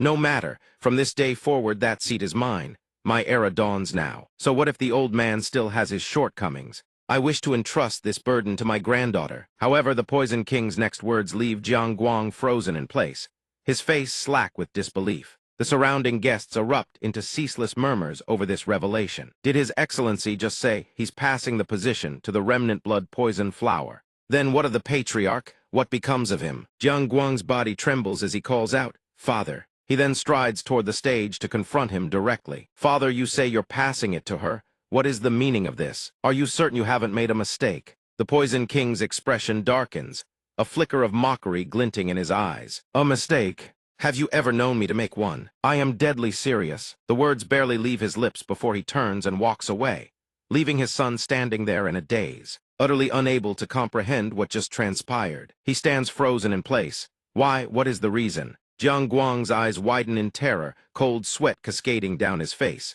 What did I do wrong this time? Without warning, bizarre surges of power ripple through the banquet hall like bolts of lightning, leaving even the Poison King and Jiang Guang momentarily stunned. The Poison King raises his hand in an instant, ready to act. In the next heartbeat, he conjures a wave of azure light that intercepts the incoming streaks of energy. The onlookers witness his effortlessly devastating display and erupt into gasps of admiration. He purged all that residual energy in a single move. He whips his head around. What is the meaning of this commotion? A voice reports urgently. Your Excellency, an unidentified intruder has appeared and is throwing the entire Wandu sect into chaos. The enemy has breached our gates. Escort the guests to safety at once. Everyone, prepare for battle. The one behind this havoc is none other than our sword immortal. Haishan Feng surveys their spoils and remarks. They've been annihilated completely. The sword immortal beside him merely casts a glance, his eyes cold and razor-sharp. Xiao Yin, where is Xiao Yin? Is this all they amount to? A voice suddenly rings out from above, instantly seizing the attention of both men. Who invited you here? The one who spoke is the Thunder Dragon Ghost, life-ending flying needle Tang Zishan. The men charge toward the sword immortal below, bellowing furiously. Do you even know where you are, daring to? Before they can finish their words, Dong Hun, seething with rage, unleashes a thunderbolt strike that crashes down from the heavens. His terrifying power slams them flat against the ground, unable to so much as lift their heads. Lei Longui and Tang Zishenfold in a single strike. Haishan Feng, standing nearby, is inwardly marveling at the display when the sword immortal cuts him off. So it's wicked Feng. He fixes his blood-red, murderous gaze upon him and barks an order. Go find Xiao Yin and bring her here. At this moment, Jiang Guang steps outside to survey the scene. What is all this commotion? The 10-section cyclone barrier was clearly deployed, a wheel-shaped defensive formation, enveloping the outer grounds in sectors, and the Yunhai poison arts and intricate mechanism, designed to strike any intruder breaching the inner sanctum, all set to prevent exactly this kind of assault. Fear is written plainly across his face. Could they have all been destroyed in such a short time? Impossible, that cannot be. Jiang Guang clutches his head in despair. Today was supposed to be flawless. After ascending to the sect master's seat and earning the world's respect, I never wanted such chaos. The Poison King steps forward from somewhere and scolds. Truly a good-for-nothing. Father. Jiang Guang turns his head to reply, but San Biat speaks coldly to his useless son. I should never have chosen you as the sect master's successor. I was ruthless enough to slaughter all my own brothers by assassination, by poisonol to place you on that seat. Every last bit of it was a mistake. Jiang Guang trembles and asks, dead. What do you mean, father? I still keep in contact with my uncles from time to time. The old man roars. Enough, even now you dare let your father's birthday feast be ruined. And what are all these? You dare defile my wax treasures. He trembles violently. But father, that wasn't my doing. The more he speaks, the more the Poison King's fury mounts. You should have stopped people like this from setting foot here in the first place. No one has the right to ruin the Poison King's birthday feast. San Biat speaks in a hoarse growl, his clouded eyes burning with intensity. The Wandu sect cannot suffer such indignity. We must instill fear throughout the Jianghu. When people speak of the Wandu sect, not a single soul dares lift their head. That is precisely why I will not choose you as the sect master's successor. Fortunately, your daughter still has some sense. Step aside and support the child. He grows increasingly despondent, his heart filled with doubt. Am I truly your son, father? The Poison King does not answer. He merely tilts his gaze toward the sky and speaks of other matters. Very well. The one responsible for this, I will deal with them myself. Today, when my granddaughter takes her first steps into the world, I will not let these bizarre occurrences stand in her way. He then calls out loudly for the 8 Lords of Might. The 8 Lords of Might appear swiftly, bowing with utmost respect. You summoned us, my lord. The Poison King, Tang Sobyu, is the man who earned the royal title, a founding hero, who helped establish the Wandu sect alongside other meritorious pioneers. He speaks in a low voice. Capture the wretch who ruined this old man's birthday feast and bring him before me. Every one of them has reached a transcendent realm. They are the specters of the Poison King and the Wandu sect. The Poison King quickly adds, but do not kill them. I must see their faces clearly first. The 8 Lords of Might scatter instantly, hunting for the targets the Poison King has named. The old man with silver-white hair speaks up, enemies below. Everyone, draw your weapons. We surround them the moment we descend. Their voices quickly catch Dong Hun's attention. Though surrounded, he simply stands there, radiating contempt. And here I thought it was someone important. The sword immortal smirks. These must be the killing weapons created by Heen, the former patriarch of the Tang clan and father of the Poison King. I heard there were 13 of them. Could these be the survivors from the culling? So many of them survived. The old man furrows his brow.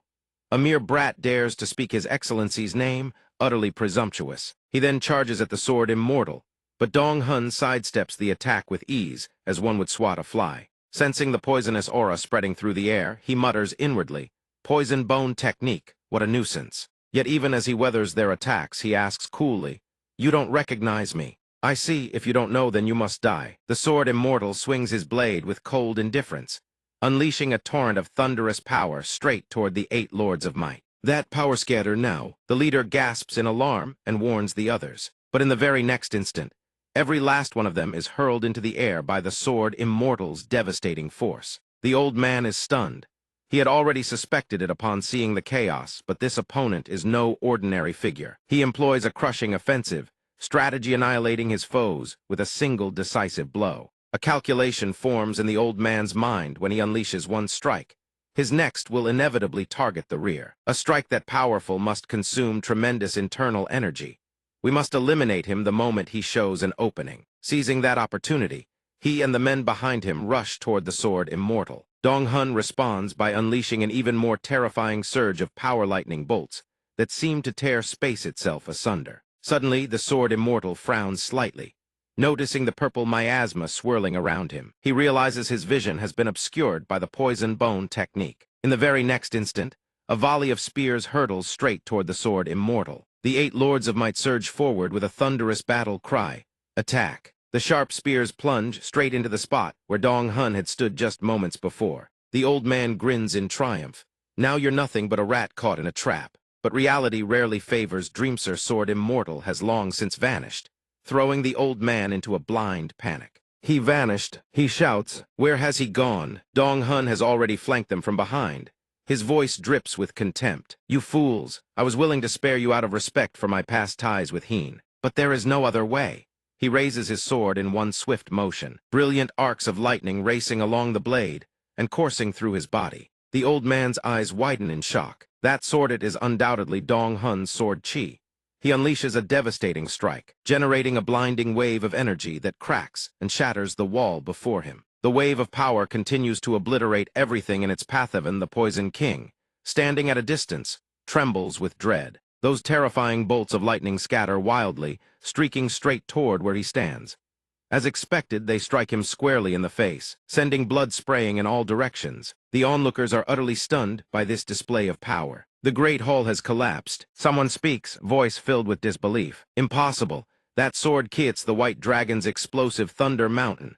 The first technique of the White Dragon 10 swords, created by the Sword Sovereign. How could he wield the Sword Sovereign's art? He approaches slowly, sword in hand. So then what do you intend to do? You brat! The Sword Immortal flashes a provocative smile. The entire crowd stares at Dong Hun, heads swimming with doubt. Could he be the Sword Sovereign? Has the Sword Sovereign truly appeared? Impossible. One of them nudges the person beside him and asks, Grandmaster, didn't you have a past connection with the Sword Sovereign? The one addressed replied, Indeed, it was true, but that was from their childhood days. Grandmaster Yao Zhai of the Tianzhong Fire Buddha was one of the most illustrious monks that Shaolin Temple was proud to boast. Bearing the title of the Living Buddha, he possessed extraordinary Dharma power and commanded the reverence of all who knew him. He gazed upon the Sword Immortal and mused it in his youth.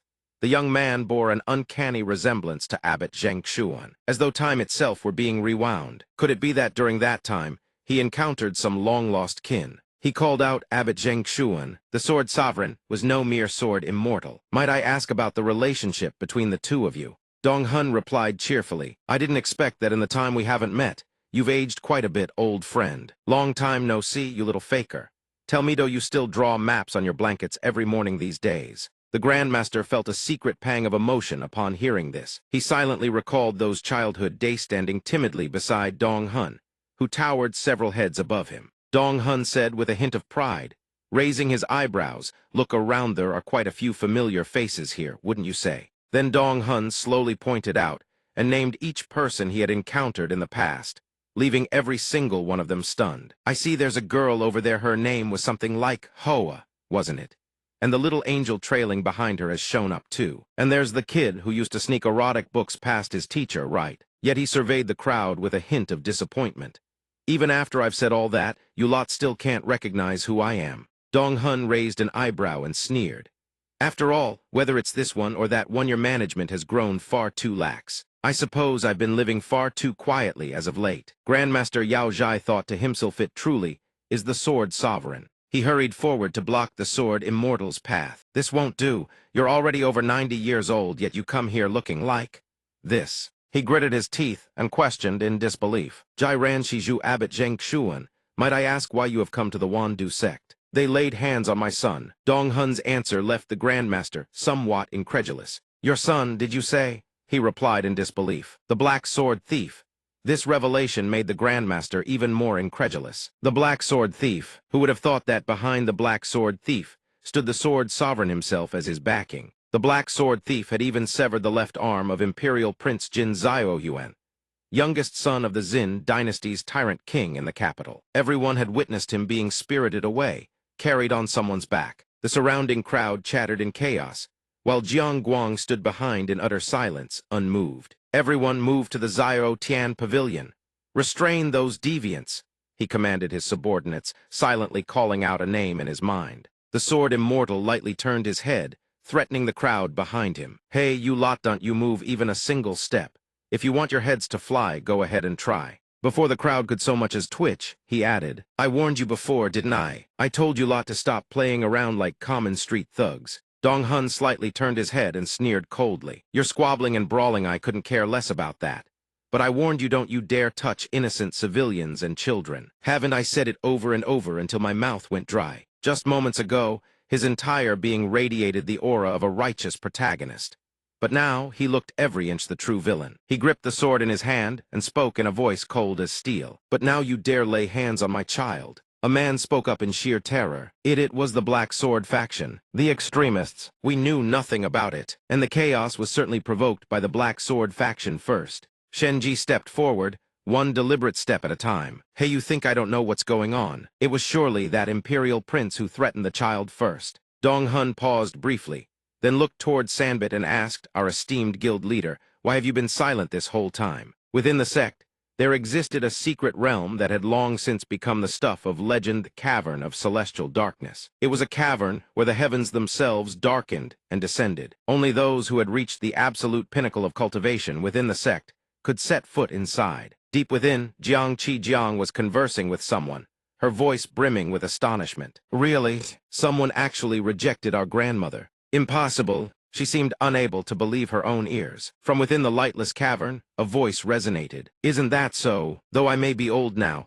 in my youth I was quite the standout, you know." Of course he was that proud. It only made me like him even more. Jai spoke with deep skepticism. Someone actually rejected grandmother, truly unimaginable. Standing nearby and witnessing everything, Li Kaio thought to herself, that young lady is truly remarkable. It's hard to believe she can converse so casually with the master of the cavern of celestial darkness. The master of the cavern of celestial darkness, Mang Lang Mayuth, supreme puppeteer behind the Wandu sect, was an existence that made every martial artist in the Jianghu tremble with fear. This person knew every affair of the Wandu sect. If anything displeased her about how the sect was run, she was also famous for having used the 6 harmonies celestial voice, or the 5 banners celestial voice, to convey her opinions to the Poison King. The Poison King always treated her counsel as the highest priority. Li Kaio raised her head, musing further even when later generations came seeking aid. This person was famous for never showing her face. Yet toward that young lady in particular, she was remarkably soft-hearted. Jiang Qi gently conversed with her grandmother. After all, the person who caught grandmother's eye must have been very handsome, right? "Indeed, I have never seen a more handsome young man. By the way, has any young man caught your eye recently, dear?" The grandmother replied, but not without posing that question, leaving the girl thoroughly embarrassed. "Oh, grandmother, where on earth did you hear such a thing?" Hearing this, her grandmother grew curious.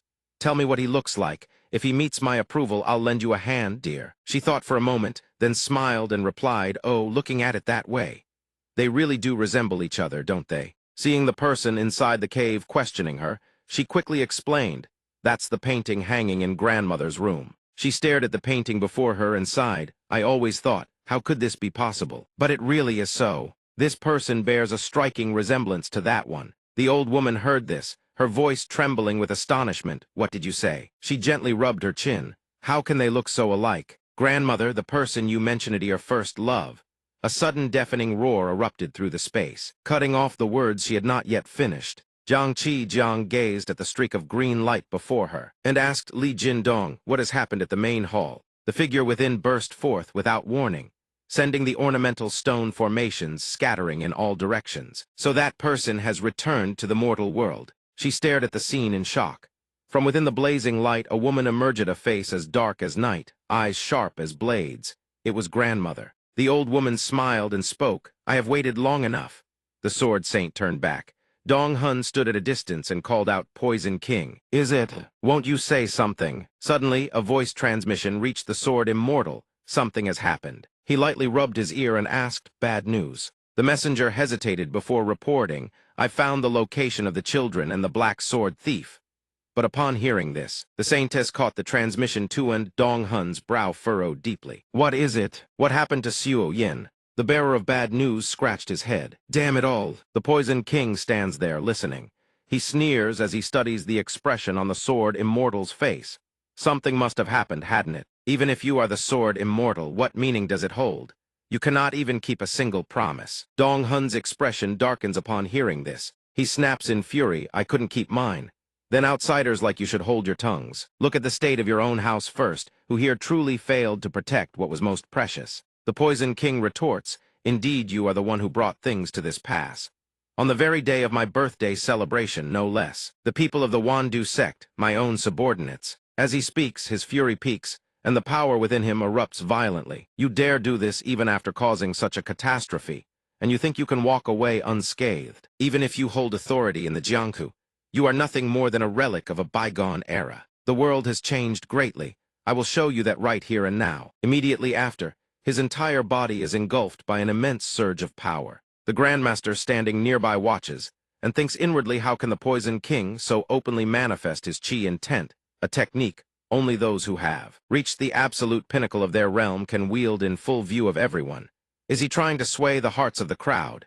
Indeed, the surrounding people begin to stir into commotion. If it is the Poison King's power, and if we lend our aid, could we perhaps defeat the Sword Immortal? One man hears this and says, "Isn't the Sword Immortal affiliated with Wudang?" In truth, aligning with the Wandu sect is far better than siding with Wudang. Immediately after, the entire crowd encircles the Sword Immortal, silently declaring their allegiance to the Poison King. He regards the mob without a flicker of emotion. Yes, this is exactly the Jianghu I know. He draws his sword, its power radiating outward, and sneers. A place filled only with people like you, crawling with frauds and hypocrites. It's been a long time since I've experienced this. How delightful. Before the battle can commence, a mysterious purple mist materializes in the air so sudden that even the Sword Immortal widens his eyes in shock. The Boa Spirit Demon Queen descends from the heavens with overwhelming force. Who dares cause chaos in My domain? The crowd below is stunned by this sudden appearance. The Boa Spirit Demon Queen, she has appeared. The long-haired elder freezes, a mixture of fear and anxiety washing over his features. Is it you? The remaining people prostrate themselves one after another. In utmost reverence, we greet the Demon Queen. She hovers above, her voice cold as she demands, "What exactly is going on here?" The Poison King clasps his hands and replies, "My deepest apologies, madam, for the disturbance." He glances nervously toward the Sword Immortal behind him and says with trepidation, "It is merely that this man dared to insult this seat I intended to make him pay the price." The Sword Immortal, feeling their combined attention settle upon him, swallows hard and lowers his head slightly. Seeing this, the Demon Queen shows a flicker of disappointment. "Still the same as before," she says bitterly. Oblivious that his downfall is imminent, the Poison King clasps his hands cheerfully and says, "But since you have arrived, madam, we can now crush that man together." She calls out softly, "Stand by." "Yes, madam." Immediately after, a torrent of black chi erupts from her entire being. She speaks, her eyes blazing crimson, her voice glacial. "Everything I instructed you so carefully, it seems you have forgotten all of it, haven't you?" A sliver of doubt creeps into his expression. The Demon Queen slowly, deliberately places her hand upon his throat and speaks in a low, measured tone. "There will come a day when Shang Gong returns from the western regions. Until that day, you are to cause no more trouble. When it happens, you are to inform me immediately." She lunges forward in fury, seizing the old Poison King by the throat. "This is what I commanded, and you have treated it as nothing all this time." The Demon Queen crushes his throat with terrifying force and says coldly, "I despise having to repeat myself." She releases her grip. Sanbai's body plummets like a lifeless puppet, crashing straight down onto the cold stone floor. Dong Hun watches the scene unfold, his brow furrowed in contemplation. The madness in the air remains unbroken. On the ground, Sanbai lies utterly motionless, his entire body rigid as if every last wisp of spiritual energy has been drained from him. Jiang Guang stands behind, sweat beading across his forehead, shock consuming his face. His father, dead, he thinks, to die so easily, at the Demon Queen's hands. The crowd that had stood by watching moments ago now erupts in anxious murmurs. Has the Demon Queen slain the Poison King? Then what will become of the Wandu sect? What do we do now? Jiang Guang's brow knits tightly, sweat streaming down both temples, raw panic etched across his face. The Wandu sect, what must I, as the next patriarch, do now? He gazes down at his father's lifeless form and tells himself, "I must step forward on my own." How terrifying, son-in-law. In moments like these, you must keep your composure even more. Xiao Dao Tianluo's voice suddenly sounds from somewhere unseen. Jiang Guang trembles as he responds, "Father-in-law, where are you?" Hidden in some shadowed corner, Xiao Dao Tianluo quietly guides his son-in-law. "For now, bow your head low and focus solely on survival. After that, we will seize the Wandu sect." His face is full of scheming calculation. The grudge with our in-laws can be settled later. It will not be too late. Jiang Guang hears this and can only lower his head, worry so intense that beads of cold sweat pour down his face. Immediately after, he abandons everything and turns his back to leave. After dealing with the Poison King, the Boa Spirit Demon Queen simply stands there, staring at her own hand, her entire body wreathed in a somber, dark aura. She fixes her gaze upon the sword immortal, her emotions utterly unreadable. Dong-hun meets her gaze in return, his own eyes quiet yet unfathomably deep. He thinks to himself, I feared a situation like this would come to pass. I tried my best to avoid revealing this identity. The sword immortal's cold voice cuts through the air, startling everyone around him. He turns his head slightly and asks, shall we continue? By the way, I am in a truly foul mood right now. Choose your next move wisely. The crowd exchanges bewildered glances, then immediately drops to their knees, kowtowing before Dong-hun in abject apology. We were wronged. The sword immortal's fury leaves nothing but a heap of rubble where the Wondu sect's pride once stood. The assault on the Wondu sect concludes with the Sword Saint's resounding victory. The sect master of the Wondu sect is forced to publicly apologize to the Sword Saint for all that has transpired. The Poison King's birthday celebration has turned into a day of mourning. Jiang Guang, along with his daughter and Zhao Daotianluo, bow deeply in reverence. Forgive me, Your Excellency. I failed to recognize the sword immortal before me. Dong-hun responds flatly, an apology will suffice. His gaze shifts to the elder behind them. Are you Qing Liu Huan? I hear you are the patriarch of the Qing family. Yes, it is I, Sword Immortal. The Sword Immortal's indifference clearly leaves him flustered. The three of them quickly take their leave with a parting bow, then we shall take our leave. Suddenly, a sweet voice rings out. Catching the Sword Immortal's attention, Grandpa, Xu Yan comes running from somewhere, happily throwing herself into his arms, leaving him momentarily stunned. He gently pats his granddaughter's head, but the tenderness doesn't last long before his hand lands firmly on her hair in reprimand. Why is it that everywhere you go, trouble follows? What were you thinking? Refusing to leave even after I sent Haishan Feng's men to fetch you. The girl can only squeal, ow ow, Grandpa, that hurts. Where is Xiao Yin? He sighs, his tone tinged with disbelief. Truly, even hearing it from your own lips, I still cannot believe it. The girl quickly retorts, if I had left with Haishan Feng's escort, your coming here would have meant nothing at all. And if I had gone out first, those nasty uncles would never have apologized to you. Her words catch him off guard. The Sword Immortal reflects inwardly the difference between simply going to rescue someone and sending Haishan Feng's subordinates to handle it. The gulf between those two approaches is immense, compared to executing a feint-and strike maneuver to save his subordinates. Single-handedly confronting the entire Wondu sect and shielding them would leave a far greater impression. Xiao Jin grins so wide her face seems to disappear. She continues, and even if it weren't for the reasons I just said, as long as I was there, I knew you would come, Grandpa. The Sword Immortal kneels down and pinches the girl's plump cheeks hard. This old man isn't someone who can do everything, you know. From now on, instead of worrying about me, look after yourself first. The man with silver-white hair smiles warmly, his gentle gaze soft as he speaks to the little girl.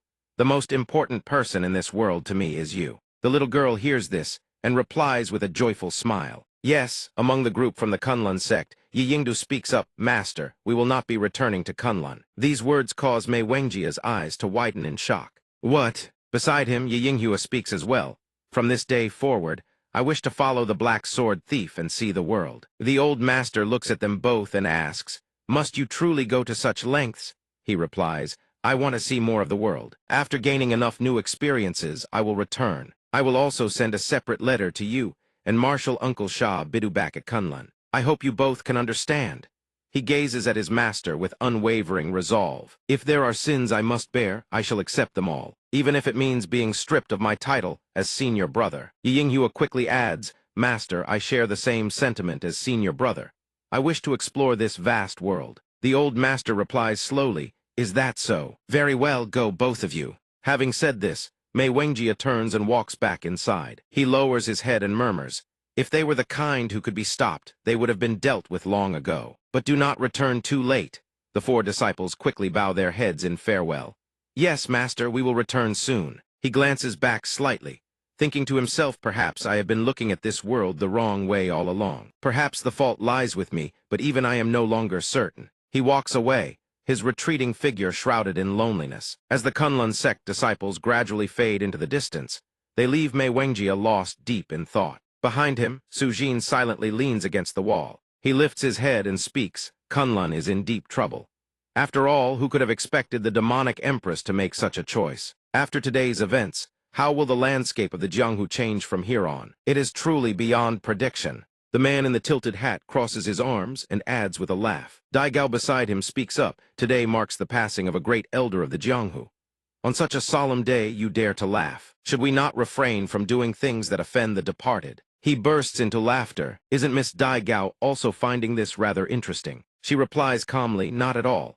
Right after, Su Jin returned to his usual self. In any case, what does that side intend to do now? The honored guests are departing one by one, as if fleeing for their lives. And yet here stands Miss Daigao, chatting with me, doing so in the dead of night, no less. It seems something like that is indeed happening, wouldn't you say? Oh my, do you take me for that much of a man? Looks aside, I do have high standards, you know. The two of them going back and forth, one quip after another, is utterly exhausting. Fortunately, a sudden sound rings out, cutting short their endless bickering. From outside, a drunken Nangong Huan pushes open the door and stumbles in. He looks up, his cheeks flushed red, and slurs, "Who's here?" "It's my dear little brother, and the lovely Miss Daigao." He quickly walks past them, not forgetting to say, "Do carry on with whatever you two were discussing. I'm just grabbing my things and heading out." Daigao covers her nose, grimacing at the stench of alcohol. Su Jin speaks up and asks, "You're really leaving? Don't do this. Wait until dawn and leave with us." Nangong Huan coldly shoves his junior's hand away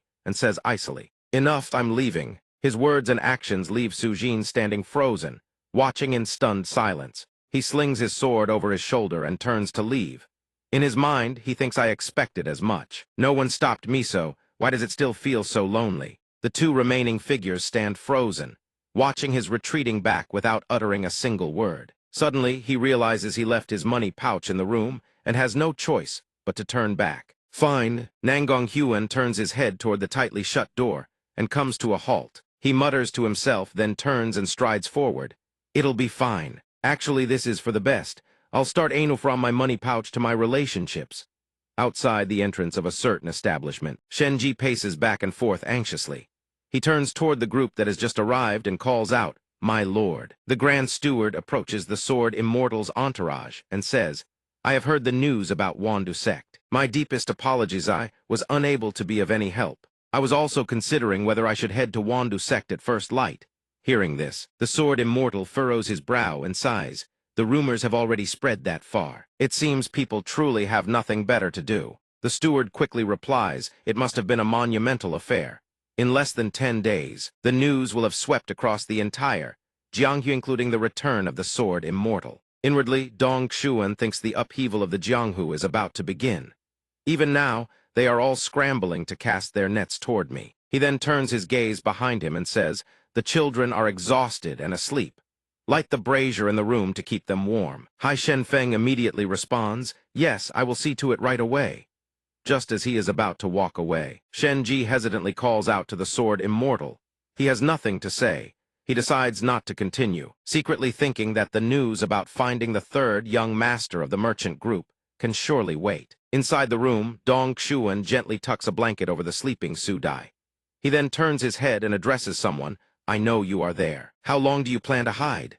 The air in the room suddenly turns dark and foreboding, wreathed in ethereal wisps of purple-black smoke, and the faint sound of weeping. From within the smoke, Manglang Mayu materializes, offering her greetings. "It has been too long, my lord." He sits on the floor, gazing at her. "Who exactly is this lord you keep referring to?" The demonic empress replies with playful amusement, "Oh my, what are you saying? This humble woman has no idea either." Dong Xuan gently steps forward, brushing his fingers against her face, and scolds softly, honestly, "It has only been a short while, and you've grown even more insolent." He asks pensively, "The poison still hasn't been cured?" Manglang Mayu, her face marred with red scars, gently takes the Sword Immortal's hand and replies softly, "How very noble of you taking an unmarried woman's first steps without her blessing. And now, only at last do you think to look upon her." These words make Dong Xuan say, "Don't say such dreadful things." She laughs softly. "This humble woman is not so different from before, so stop making that face. My lord has done nothing wrong. By the way, whether in the past or now, my lord has always had such a handsome face. You look even younger than before. It's simply outrageous." He smiles faintly, lowering his head slightly, "Because I am not yet ready to die.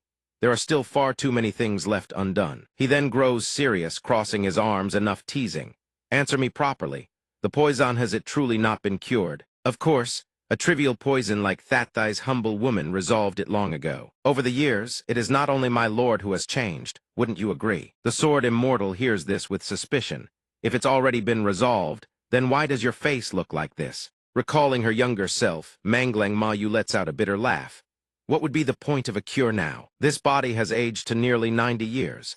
Even with treatment, the vessel is beyond repair. No remedy could restore it, and there is no one left to rely on. Of course, now perhaps that thinking can change. Dong Chuan sighs helplessly. Suddenly, she coldly shifts the subject. Say, don't tell me you've already married someone else. Her gaze immediately falls upon Su Qin, sleeping on the floor. From what this humble woman has heard, it seems you already have a granddaughter.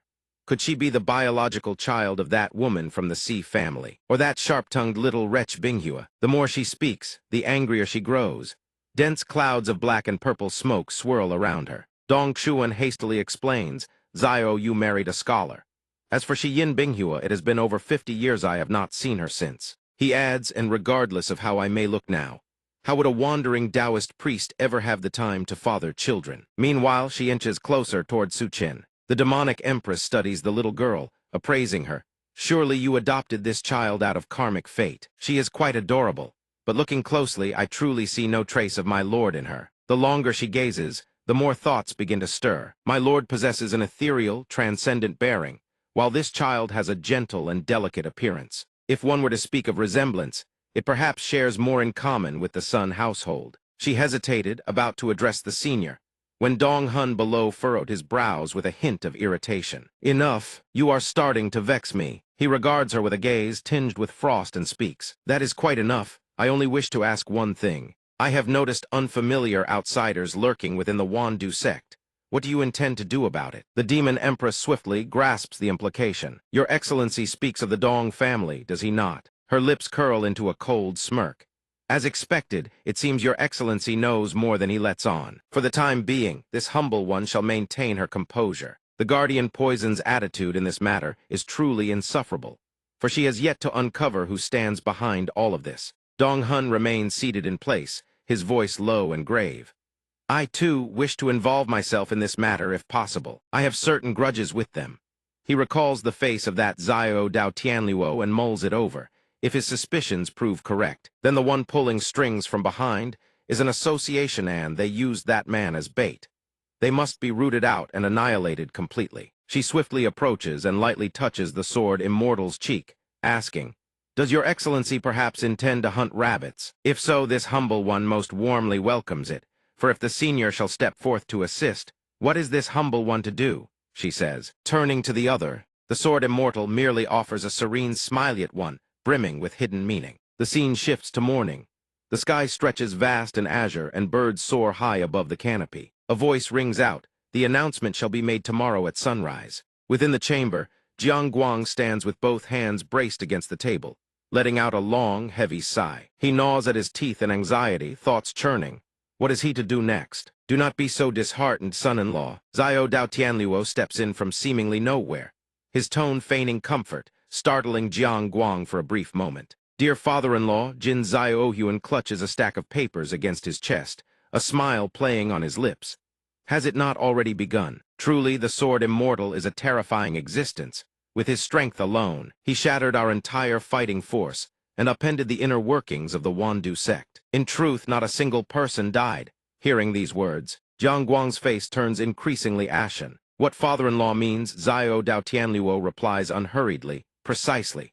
I just examined those vassal kings. Their injuries are severe, but with a few months of recuperation they should recover. Jiang Guang immediately erupts. That is preposterous. It was precisely for this reason that the Wandu sect suffered such humiliation, before countless honored guests from both within and without. The perpetrator of this outrage now turns his blade upon us. Does father-in-law mean to say he already holds evidence in hand? As he speaks, Jiang Guang strides toward his father-in-law. He clenches his jaw, thinking of Mang Lang Ma Yaoyat. It was his aunt who orchestrated this entire predicament. He has no idea where she has gone. Not a trace of her can be found. From outside, a subordinate bursts through the door in a panic, shouting, A crisis, young sect master! Jiang Guang demands. What has happened? The man braces himself against the doorframe, gasping for breath, then blurts out his report. The demon empress has summoned an emergency meeting of all elders. his aunt. He then reveals the single most critical issue on the agenda selection of a successor to the now vacant sect master position. And the candidate placed on the list is none other than the sword immortal, Dong Hun. Jiang Guang's face drains of color. He bolts toward the meeting hall at once, only to be intercepted by the guards at the entrance. You cannot enter. A crucial assembly is in session. Jiang Guang's face flushes crimson with rage. His eyes blaze with unbridled fury as he bellows at the top of his lungs. Out of my way! The moment he storms inside, his shout draws every gaze in the hall upon him. What is the meaning of this? The demon empress sits upon the highest seat, her expression utterly composed.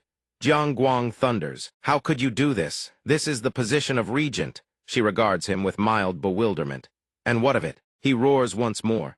A position of such paramount importance, how can it be handed to an outsider? To a man who has already tarnished the prestige of the Wandu sect. And now you tell me you intend to cede this seat to him. We have not even been able to hold a proper funeral for my father. And while a matter of such gravity is being deliberated, you exclude Meth Young's sect master of this place. Mang Lang Ma, you fixes her blazing red eyes upon the man in the throes of his tantrum. Then she speaks, and every word drives Jiang Guang's expression into a tighter knot. For decades upon decades, the burden of the Wandu sect has rested not upon your shoulders, not upon you, nor upon your father. It was I who bore it all. You have long been a member of this place. That much is true. Have you finished? Her question leaves him momentarily stunned, unable to collect himself. What? Her tone turns glacial, clearly intent on dismissing him. I asked whether you have finished your little tirade. If you have, then there is nothing more to discuss. Leave. Jiang Guang refuses to accept this. His voice erupts once more. And please stop this. Young sect master, despite the others' attempts to restrain him,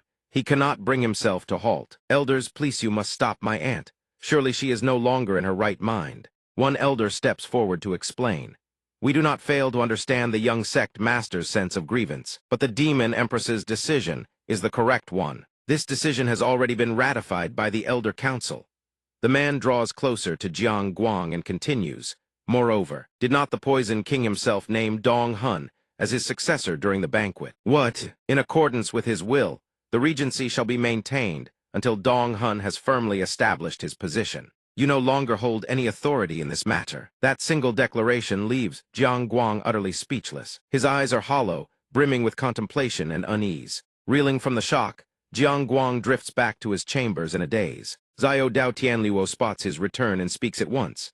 Ah, the son-in-law has returned. Surely the meeting went rather well. His words trail off as they collide with the thunderous gloom on the other man's face, leaving him momentarily baffled. Son-in-law, the meeting went well, did it not? Why does your complexion look so dreadful? Jiang Guang buries his face in his hands and speaks in a trembling voice. Father-in-law, it appears my aunt intends to hand the Wandu sect over to the sword immortal. Every last elder stood by in silence. Not one raised an objection. What am I supposed to do? The old man stands motionless for a moment, then steps forward and places a reassuring hand on Jiang Guang's shoulder. Son-in-law, do not let your thoughts run wild. Listen to what I have to say. This silver-haired elder begins to weave his web of manipulation. It is possible that your aunt believes the Wandu sect has strayed from its rightful path. Jiang Guang nods in reluctant agreement. Yes, perhaps so. Yielding the throne to an enemy certainly seems improper. Surely such a thing cannot be allowed to stand. Jin Zia Ohuan presses further. What do the elders and alliance leaders think of the current situation? And the disciples, do they share your sentiments? Surely they must feel the same. Hearing the other's vague answer, the old man cannot help but probe deeper. Do not merely rely on assumption. Have you actually gauged the opinions of others? Jiang Guang lowers his head, recalling. In truth, several people came to find me last night. They, too, surely sense that the current state of affairs is untenable. Then son-in-law, you must seize power at once. Father-in-law?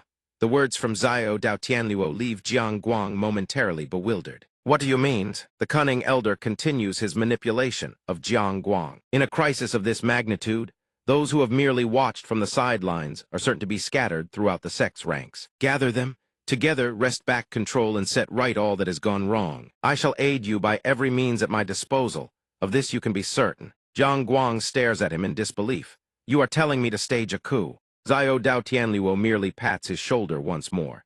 This is not about satisfying your own selfish ambitions, is it, son-in-law? When everything is teetering on the edge of collapse, as it is, know what I am saying, is that you must step forth and restore order. A thought suddenly flashed through his mind. Jiang Guang recalled playing with his brothers as a child. Ever since the day he pushed his brother out of the fray, he had never felt this sensation again, a feeling brimming with ambition. The old man outside asked once more, "Currently, isn't the interior in chaos because of the sword immortal? You must seize control of the Elder Council and the veteran elders at once. Fill those seats with your own people, and you won't face much difficulty in governance." Jiang Guang crossed his arms with a hint of trepidation. Just as his father-in-law had pointed out, even if he attempted to seize direct control, so long as his aunt remained, the elders would still side with her. He slowly sank into the chair and spoke with calm composure. "If that is the matter, you need not worry, son-in-law." "What?" Xiao Dao Tianluo waved his hand with a chuckle. "Though it is somewhat embarrassing to admit, this old man does have some good friends. This one shall introduce them to you. Go and meet them once. Then make your decision." Jiang Guang wondered who could those people be. Hearing this, Xiao Dao Tianluo laughed again. "In the Jianghu, they are merely nameless nabodis, just wandering vagrants. They have no real names. But in the Jianghu, people call them the XU letter 1EA5TH letter 1ED9I. The friend he spoke of was none other than the very group the Sword Immortal had suspected earlier. The Sword Immortal Dong Hun has returned with a youthful appearance, different from a youth not yet 20 years of age. In truth, rumor has it that he has already attained the Transcendence realm. When word spread that the world's greatest swordsman had returned, the entire Jianghu erupted into an uproar. There were even whispers that the Sword Immortal Dong Hun was the mastermind behind the Black Sword Bandits. In particular, the sects that had looked down upon and oppressed the Wudeng sect for the past 30 years were now racked with anxiety, restless and fearful that calamity would descend upon them at any moment.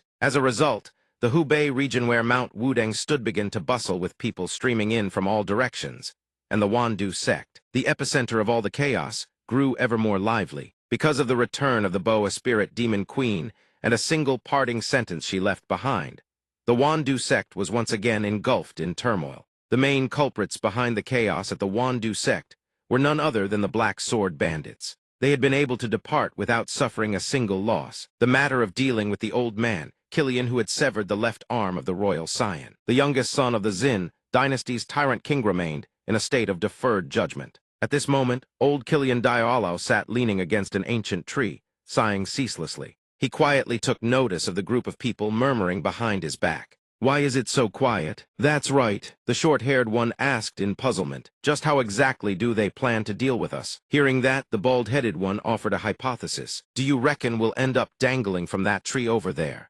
Sitting there, Killian Diallo suddenly thought of the Sword Immortal. Ever since last night, there had been no reaction whatsoever. This only deepened his anxiety and set his nerves on edge. In truth, he almost wished the Sword Immortal would just act sooner and get it over with. Suddenly, someone called out from behind, "Big brother, aren't you scared?" Hearing this, he froze and repeated, "Big brother." Hai Niu walked over, scratching his head, and said, "Aren't we family now?" "Then what should I even call you?" Killian Dial. He asked, "What is there to be so afraid of?" Hai Niu replied nonchalantly, "Old man, even if it's true that all of us brought this upon ourselves, the one who stirred up the biggest trouble is still you, big brother." Hearing this, Killian Diallo lowered his head. "In truth, it is because of what I did that everything became so dire. But I do not regret it. That scoundrel dared to touch my grandson, and thanks to that, my grandson was willing to stand up for the one he loves, and that girl was able to see him as a brave young man." Having said this, he paused and thought, even if it were merely unrequited love with a slim chance of success. Then he stood up, trying to lift everyone's spirits. "All right, everyone, do not worry. Everything will be fine." He stepped in front of the group and assured them, "I will bear the responsibility for everything. I swear no harm shall come to any of you." The moment his words fell, a voice rang out from somewhere. Killian Diallo slowly turned his head toward the source of the voice. A messenger approached and relayed, "The Sword Immortal summons old man Killian." A short while later, he appeared before Dong Hun. "I heard you summon me," he said, standing there at a complete loss for what to do next. Then, without warning, Killian Diallo dropped to his knees and pleaded earnestly, "I beg you let this end with me alone. The others were merely dragged in because of what I did. All responsibility lies with me. I beg you spare the others." Hearing the man pour out everything in a single breath, Dong Hun was momentarily taken aback, but quickly responded, "What are you saying?" I had no intention of settling scores over such matters. He stammered, "Is that truly so?" The sword immortal showed no intention of refuting him. Indeed, Dong Hun had repeated this the entire time we rested. Xiu Yin also pleaded with me to reconsider, saying that you are all already old. Hearing this, Kilian Diallo looked up, silently thinking Dong Hun truly kept his word. Immediately after, the sword immortal spoke in a cold, clipped tone. "However, I summoned you here for a different matter." Kilian Diallo's brief flicker of relief was instantly crushed. Dong Hun asked, "The raid and plunder of the Flying Tiger Escort Agency was that you're doing?" The old man clenched his fists, trembling. The sword immortal Dong Hun spoke with a grave expression. "I had already suspected that the perpetrators were among the Black Sword bandits. I never expected it to be one of the most prominent figures among them." A cold smile crept across his lips as he warned the man before him. "I, too, have a certain connection to the Flying Tiger Escort Agency. Do you understand? Therefore, from this moment on, you will choose your words with the utmost care." He thought to himself in terror if he misspoke here. Everyone in the stronghold could be slaughtered to the last man. Kilian Diallo trembled as he searched desperately for an explanation. At that time, we had no other choice. Dong Hun listened, then merely flicked his finger. "No other choice? Then explain it to me." He gazed at the man below, his expression unchanging. "During that period, a great famine struck the Gansu region. Our grain reserves ran completely dry. There was nothing left to eat in the stronghold. If things continued that way, everyone would have starved to death. With no other option, we were forced to break the stronghold's sacred rule of never leaving the mountains. We had to dispatch raiding parties as far as the desert and grassland regions. At that time, a long-standing trading partner appeared and offered a commission to attack the Flying Tiger Escort Agency, which was attempting to cross the Great Desert. And naturally, under those circumstances, I agreed. However, their circumstances were not much different from ours. We had no choice but to take only a portion of their cargo and let them go." Kilian Diallo knelt at the sword immortal's feet, affirming that every word he spoke was the truth. "I swear upon my lifeys, we did raid the Flying Tiger Escort Agency, but we never took a single life. We seized only a portion of their cargo and let them go." He recalled that night when the men of the Flying Tiger Escort Agency turned their backs and departed. Dong Hun asked with suspicion, "You mean to say you didn't kill them?" He looked at Dong Hun with unwavering conviction and answered, "I affirm it is so. We may have spent our lives as the leaders of the most brutal faction in the Jianghu, but that was the recklessness of youth. After my son and daughter-in-law died unjustly, I resolved to live in such a way that I would at least hold to the boundary of what is right." Thinking of his grandson who had lost both parents, he decided to reform his ways so that, when my grandson grows up and hears of me, he won't have to say that I was an evil man. I absolutely did not want that. The old man lowered his head. But afterward, I happened to hear that they had gone missing. The sword immortal looks down and asks, "So in the end, you lot are nothing more than swordsmen, is that right?" The old man hesitates briefly before replying, "That is correct." The sword immortal hears this and idly rubs the back of his neck in thought. The man doesn't seem to be lying. The disaster that struck the Gansu region at that time is also a fact. Then where on earth did the people of the Flying Tiger Escort Agency disappear to? Even at Xiaowu Men, apart from the mountain stronghold surprise attack, there are no traces of any other battle. After pondering fruitlessly for a while, he turns his back, intending to dismiss the old man. "Very well. It's done, you may leave." Chi Lion Dio quickly rises from behind him, dropping to his knees in a plea. "Can you find it in your heart to forgive me?" Dong Hun replies in a low, solemn voice, "Even during yesterday's chaos, you and your nephew protected Xiu Yin." The old man is taken aback. Dong Hun shoots him a sharp, warning glance. "If not for that, I would have already sent you to meet your coffin. In any case, forget everything about today's conversation. Especially not let a single word of this reach anyone's ears." As Chi Lion Dio walks away, mulling over every word, what the sword immortal told him today was clearly a guest expulsion order. The guest expulsion order, a decree once issued by Qin Shi Huang to banish foreigners from the realm. When a host despises a guest, they employ this expression as an unmistakable command to drive them away. Suddenly, Xiu Yin's face surfaces in his mind. He hadn't expected the sword immortal to inquire about the Flying Tiger Escort Agency. Could there be some connection between that child and the Flying Tiger Escort Agency? No matter how cautious one is, the dark karma from sins committed in the past always seems to circle back, dragging even the nephew into its shadow. Chi Lion Dio trembles involuntarily. He grips Xia Quetin's hand tightly, cannot let Hun Ho suffer any more harm. I need to leave this place. Meanwhile, the adults and children are playing together in high spirits. A child calls out to Han Hai Yun Ho, who is staring blankly into the distance, lost in thought. Hey Hai Yun Ho, it's your turn. The boy pays no attention. He tilts his head and asks instead, "Where's Suo Yin?" The other boy answers quickly, "You don't know. She said she was going to do something just now. Something about going to find Yi Ong Ho a Jai Jai. Seriously, you two have been glued together for days. Now that she's gone, you're all mopey, aren't you?" These words make Han Hai Yun Ho's face flush, bright red with embarrassment. "No way. We just play together because it's fun, that's all." At this moment, Chi Lion Dio arrives at the group gathered in play. The group, deeply engrossed in a game of chess, all look up in unison. One of them speaks. "Dongsheng, you've returned. Did your conversation with the sword immortal go smoothly?" He furrows his brow slightly. "There are some matters concerning the mountain stronghold. Could you come with me for a moment?" Fearing suspicion, he quickly adds, "It's nothing serious, just a few questions. I only need a moment of your time." Over there, his nephew has noticed as well. Hai Yun Ho, the boy, blinks in bewilderment when he hears his name called. Chi Lion Dio, the old man, stands on the far side, turning his head to call back. "Come over here for a moment too, child." Meanwhile, Suo Yin holds a basket of pastries in her hands, her face beaming with delight. "Everything's finished." Yi Ong Hoa smiles upon seeing this and asks, "Well, now that you've tried, it's easier than you imagined, isn't it?" Jai Jai's instructions were easy to follow and fun besides. The little girl replies with a radiant smile. Hearing this, the young woman smiles as well. "Oh, why did you make so many flower pastries? Are you planning to give them to someone?" The little girl slowly counts off each type, one by one. "Uncle Yu Wu said he likes plum blossom pastries, so I'll make some for him. And for Uncle Feng Zai, I'll make white lotus and peach blossom pastries.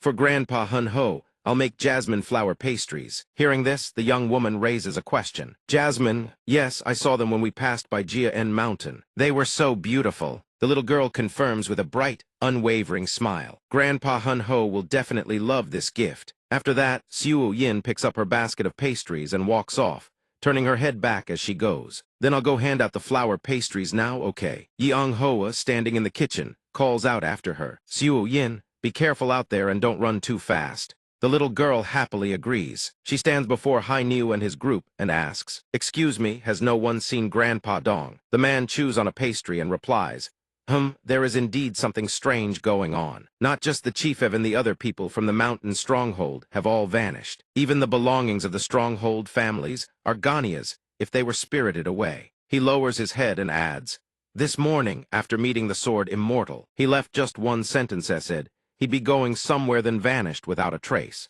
We're searching for them right now." Hearing this, the little girl's face falls with quiet sorrow. These flower pastries were meant just for Grandpa Dong. Come to think of it, she hasn't seen Hun Ho either this whole time. Suo Yin, basket of pastries in hand, walks slowly through the quiet, leaf-strewn path. Suddenly, she crashes straight into someone, letting out a startled cry. The impact sends her tumbling to the ground. The pastries she carried scatter across the earth. Suo Yin scrambles in a panic. I'm sorry, sir, I wasn't looking where I was going." The man scowls in fury, pastries plastered across his head. He looms over Suo Yin, his voice venomous and seething. "You little wretch, what the hell do you think you're doing? Do you have any idea how much this fabric is worth?" The second son of the Changxin merchant groups, Patriarch Young Master Jin Zion, bellows in fury. He raises his foot and crushes Suo Yin's little pastries beneath his heel with utter contempt. "What is this garbage? Pastries? Who the hell told you to make this filth? Damn it all, you've dirtied my shoes." Suo Yin stares at the crushed pastries, her eyes widening. "If you stomp on them like that, then he..." Before she can finish, he cuts her off with a roar. "What did you just say? You want me to compensate you for these? Is that it?" From behind, a figure suddenly steps forward. "Haven't you caused enough trouble?" Chi Lion Dio frowns and slaps his palm hard onto Jin Ziohuan's shoulder, startling the young man. He lowers his triple-chinned head to look at the old man, sneering mockingly. "What is this old fossil now? You've all gone completely mad?" Before the words even leave his mouth, someone cuts him off. "Young master." The servant standing behind him shouts out a warning. "Who is that man?" He quickly leans in and whispers, "Please listen to me, sir." Nearby, Suo Yin sits on the ground, looking up and calling out. Grandpa Chi Lion Dio's eyes remain locked on the two men as he replies from the corner of his mouth, "Let's talk in a moment." Seeing that Jin Ziohuan still refuses to quiet down, he slaps him hard across his chubby cheek and continues, "Young master, please be quiet. That man is the leader of the mountain stronghold. Hearing this, Jin Ziohyun whips his head around in shock. What? Qi Shandong? If it's Qi Shandong, then that's the supreme ruler of Qi Lion Mountain, isn't that the demonic old lord of the stronghold? He forces a calm expression and declares, I have urgent matters to attend to. Consider yourselves spared for now. This remark makes Qi Lion Dio furrow his brow in displeasure. Jin Ziohyun walks away while dusting himself off. If something like this happens again, don't expect me to let it slide. Damn it, the fabric is completely ruined. I specifically chose and wore this precious outfit to meet the sword immortal, and now look at it. He keeps muttering to himself, oblivious to the fact that Dong Hun has been standing there for who knows how long. The sword immortal swiftly extends his leg to trip him. The fat man's momentum sends him crashing face first into the ground, the earth seemingly cratering under the impact. He struggles to his feet, his mouth never ceasing its cursing. What the hell was that? Who dares? The sword immortal gazes down at him, his eyes cold as a winter blade. Damn it, what is this now? You're the one who dirtied my robes with all that dust. Do you have any idea how valuable these robes are? The familiar voice makes him drop to his knees, trembling. Yaoyu, sword immortal, I was actually on my way to see you, I swear. Before the young master can finish his words, Dong Hun delivers another palm strike, slamming him back down to the ground. He then swiftly turns and walks away, leaving the master and servant sprawling, unable to rise. Stepping outside, he witnesses Qi Lion Dio asking Xiu Yin, Xiu Yin, are you hurt anywhere, child? The girl looks up at him with glistening eyes on the verge of tears. I'm fine, but the flour cake I made for you. The old man is taken aback. Xiu Yin lowers her head, her voice quivering. I was going to eat it together with Grandpa Dong and Haiyan. I shaped it like the jasmine flowers I saw on Qi Lion Mountain, but now it's ruined. Seeing the girl so heartbroken, Qi Lion Dio hurries to pick up the cake that had fallen to the ground beside them. Then he quickly brings it to his mouth and takes a bite. Grandpa? The girl stares at him in bewilderment, but he immediately praises her. Delicious, a bit too sweet though. Qi Lion Dio bends down and gently pats the girl on the head. But this old man's getting on in years, and my blood pressure runs a bit high. I need to cut back on sweets. Could you make them a little less sweet next time? Hearing this, the girl nods through her tears in an instant. The old man and the child are consoling each other, when the sword immortal his face dark as the bottom of a cauldron approaches and interrupts. Quite the bold one, aren't you? You were thrown out just hours ago, and you dare return already.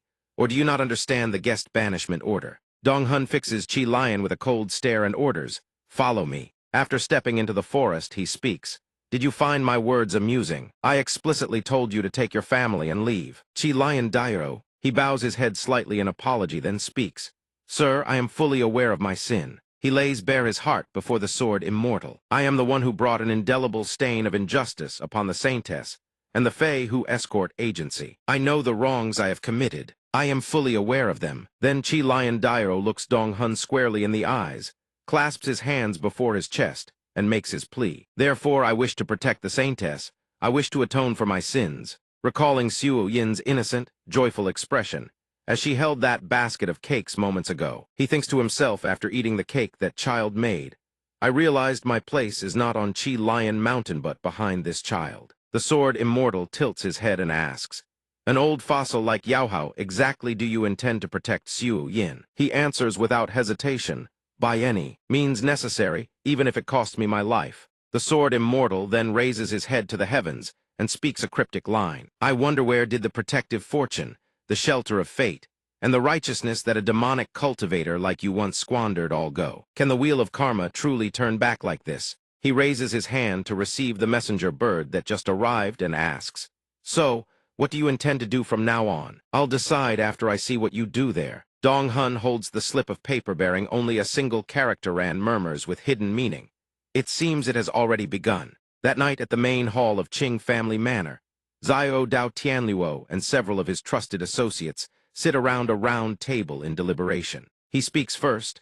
How laughable. I knew that fool would eventually turn things upside down, but I never expected it to go in this direction. He now serves as both the master of Qing family manor and a high-ranking member of the association, bearing the name Zio Dao Tianluo Zhongliu Huan. One of the association members speaks up. But is this wise? No matter how you look at it, this is clearly the sword immortal's trap, isn't it? Another man breaks into a cold sweat. Because of the sword immortal and the heavenly demon, the association has already lost a vast amount of power accumulated over centuries. Now, while we're in the midst of reorganizing our forces, shouldn't the sword immortal be the one person we avoid above all others? The sword immortal allying with Mang Lang Ma, who is him, sending a signal challenging us to a direct confrontation. The man beside him slams the table, visibly furious. What does the Lord Commander bid us do? He listens calmly and replies, opinions are far from unanimous. The battle has already begun regardless. All we need to decide is whether to join in. Then Xiao Dao Tianluo raises his voice and asks. Hearing this, Su He, the patriarch of the Su family, suddenly smiles. He scratches his chin and answers, if we consider the sword immortal alone, facing him with just our numbers would be difficult. The Lord Commander himself does not wish to continue clashing with him either. If we factor in the fact that the three divine senses and techniques have all been shattered, dealing with him alone would indeed be an uphill battle. Su He smirks and continues.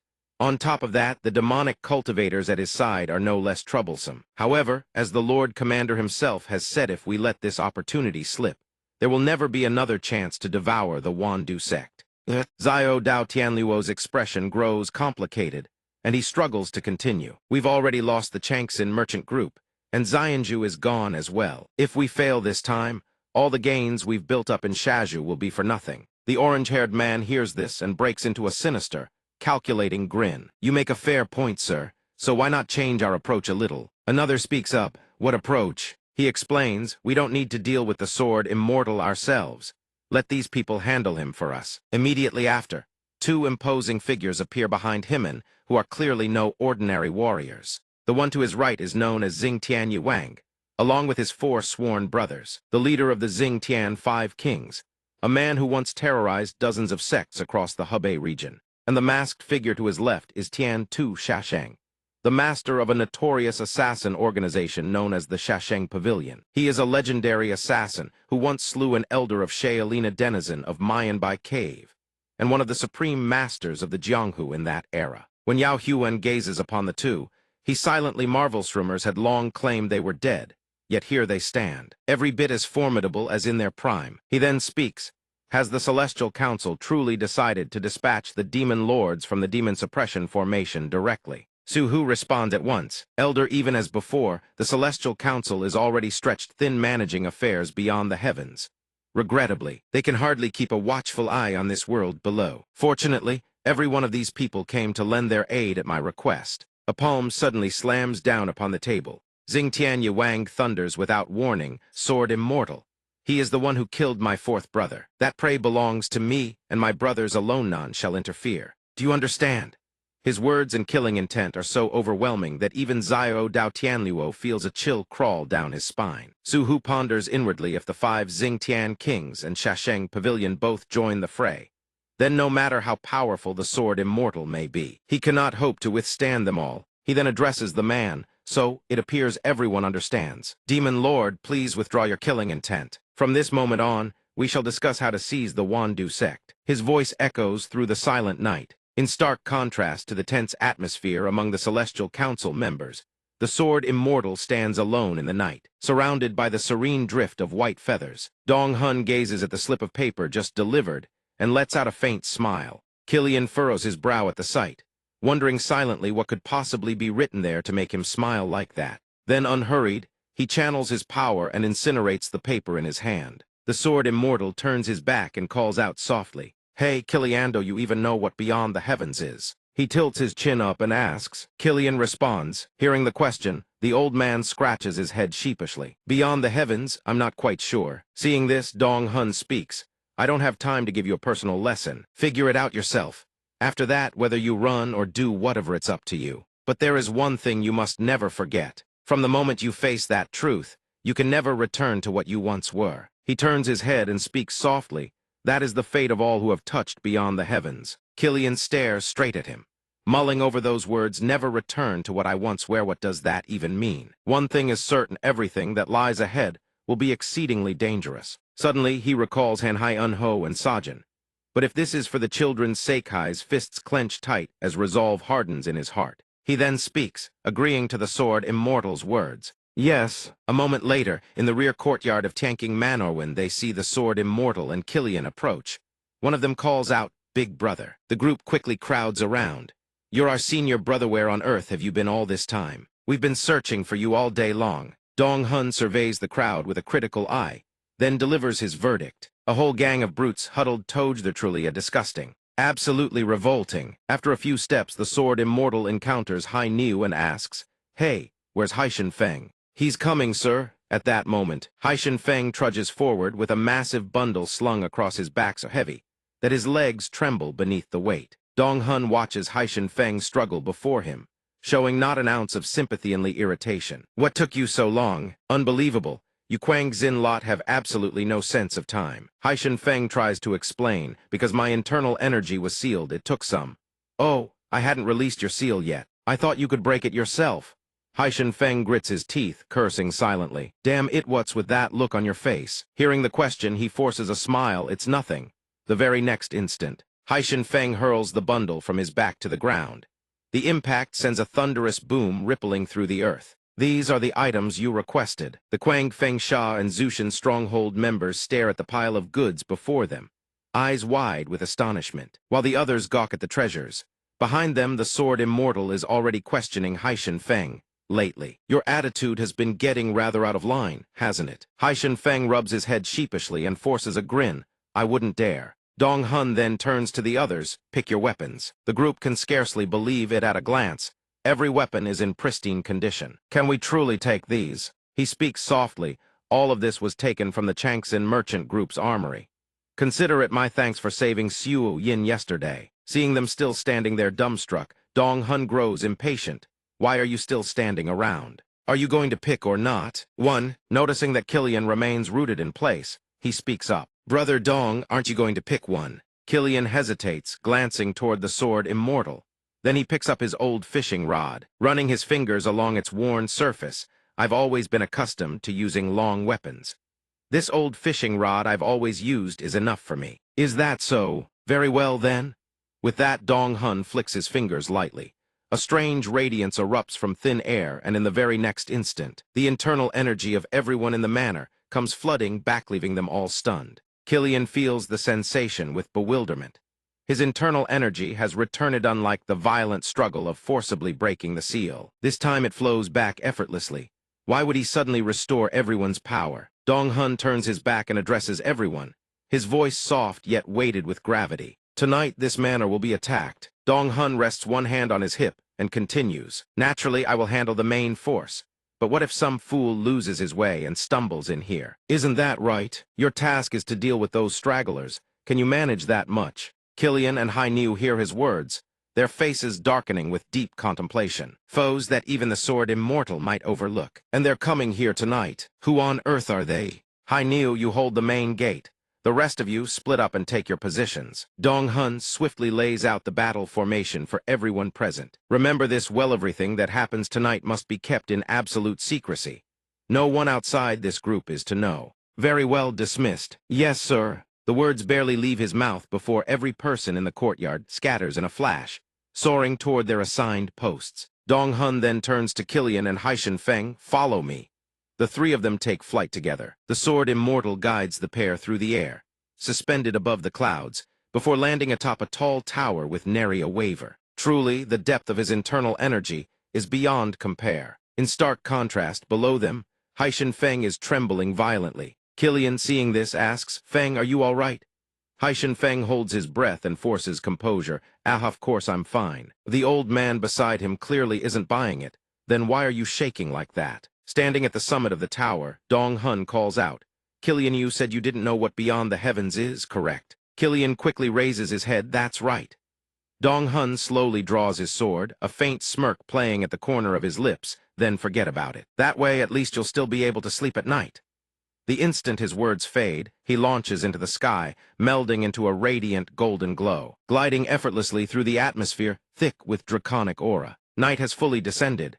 From within the building, a voice rises. "Heaven and earth, divine spirits. Heaven and earth, divine spirits." Inside, a figure sits cross-legged with hands clasped in prayer at the center of the room, facing a gathered crowd, his lips murmuring ceaselessly, "Heaven and earth, divine spirits, when the gods commanded me to descend to this mortal realm, it was for all of you, for the sake of your bowls of rice."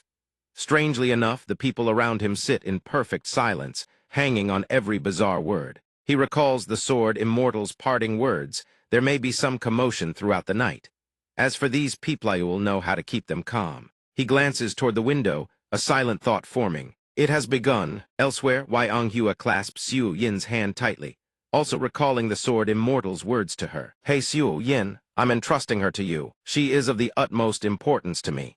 If anything happens, you must protect her with your life. She lifts her gaze to the pitch-black sky before her, a question lingering in her eyes. The sword saint uttered those words and departed.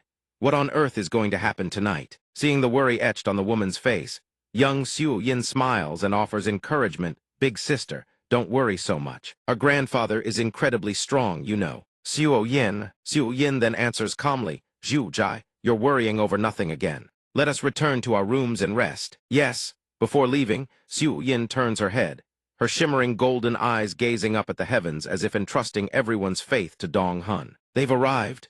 The Tianhui members have finally arrived, just as he predicted. Tian Tu Shasheng, positioned high above, barks orders to his subordinates. As Planet Evrion, move to your positions. Amid the silent stillness of the night, he suddenly catches something. Tian Tu Shasheng folds his arms behind his back and gazes at the brightly lit manor below. It's quite late, yet the lights still burn. They must be holding an all-night meeting. Xing Tianyuwang descends from the sky and lands with a thunderous impact, drawing the others' attention. If they're still awake, all the better. He smirks, a sinister thought forming in his mind. That sword saint and every last one of them. I will slaughter them all. Not a single soul will be spared. I must avenge my fourth brother's life. He immediately raises his voice in protest. I've made myself perfectly clear several times. In fact, that sword saint's head is mine. If you intend to interfere, you'd best abandon that notion now. As for that swordsman, every member of our Shah Xinghui harbors a blood feud against him. Xing Tianyuwang hears this and rises to his feet, fixing the other with a piercing glare. So you won't compromise as you promised. So you cannot honor your word and yield. Tian Tu Shasheng replies without a shred of fear. There is nothing to yield. For an assassin, the most effective method is to use every means at one's disposal to seize the target's life. He continues, whether the king personally finishes the target or not, I couldn't care less. However, we will operate as assassins do, striking from the shadows. Tian Tu Shasheng stares at the man before him, his eyes burning red and cold as death itself. Xing Tianyuwang hears this and reluctantly concedes. Very well, if that's how it is, I won't interfere. You need only provide support from behind. If anything goes awry, provide cover. His blazing red eyes scan the darkness like a predator hunting prey.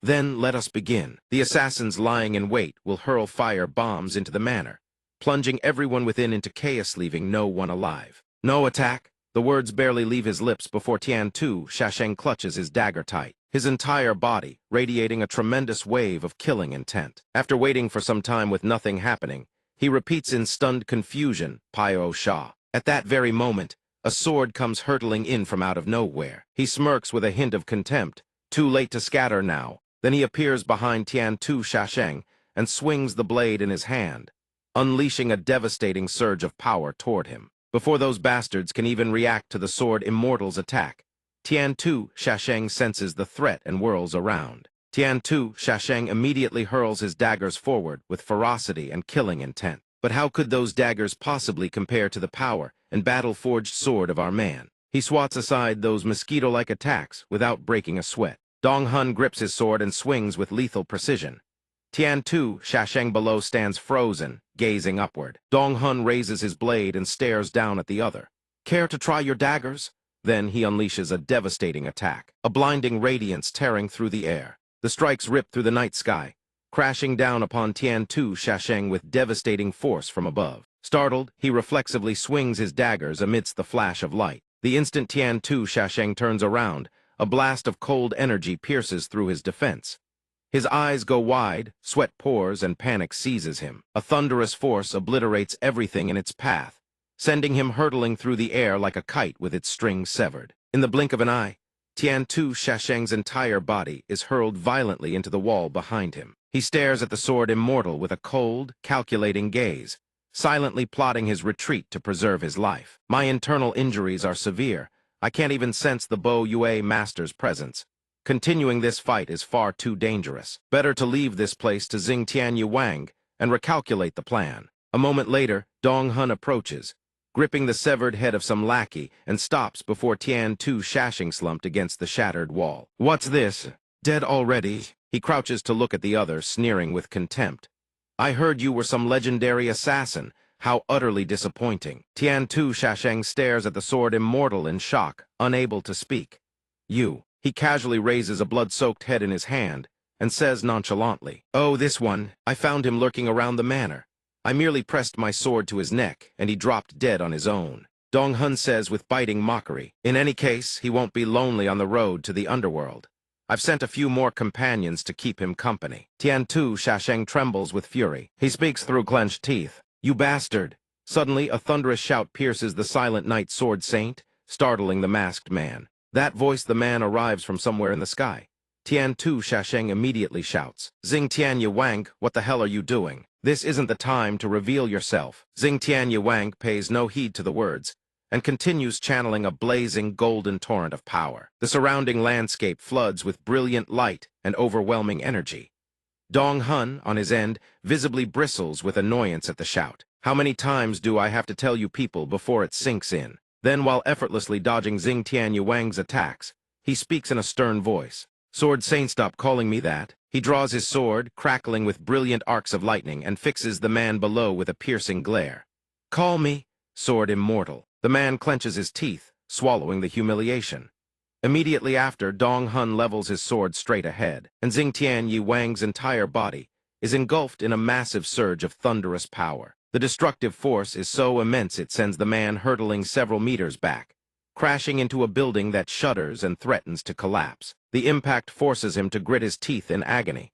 He glances down. His left arm is completely useless. Xing Tianye Wang looks up at the sword immortal standing alone against the sky, cursing silently. "Damn it, 10 years have passed. I trained every single day, and yet, why can I still not defeat him?" He declares through gritted teeth, "Mark my words, I will kill you with my own hands." Dong Hun replies coolly, "Kill me. If I recall correctly, you've said that before, haven't you? What was the situation back then again? It was after your brother died, wasn't it? The third one, or was it the fourth?" Dong Hun's words strike a nerve, causing the man to furrow his brow in agonized silence. He continues with utter nonchalance, "You have so many brothers, even I've lost count." Hearing this, Xing Tianye Wang trembles and forces himself upright, muttering, "You dare speak of my brothers." He staggers to his feet, steeling his resolve. "I swear upon my fallen brothers, I will make sure you die here." The man stares at him with eyes full of killing intent, gripping his greatsword, poised to unleash a fatal strike. Dong Hun looks at the other and silently reassesses.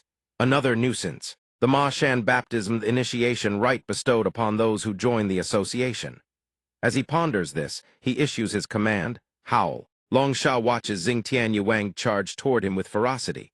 Dong Hun remains calm, still pondering. During the baptism, the body gains incredible regenerative abilities, while both strength and demonic energy are amplified. It's because of that ability that I found fighting these small fry so tedious back in the day. The sword immortal raises his blade and declares, "I don't wish to drag this out. Let's end this quickly." He points his sword forward, and Xing Tianye Wang's entire body is engulfed in brilliant arcs of lightning. The man pours every last ounce of his remaining strength into blocking the sword immortal's strike. Seeing such determination, Dong Hun smiles faintly.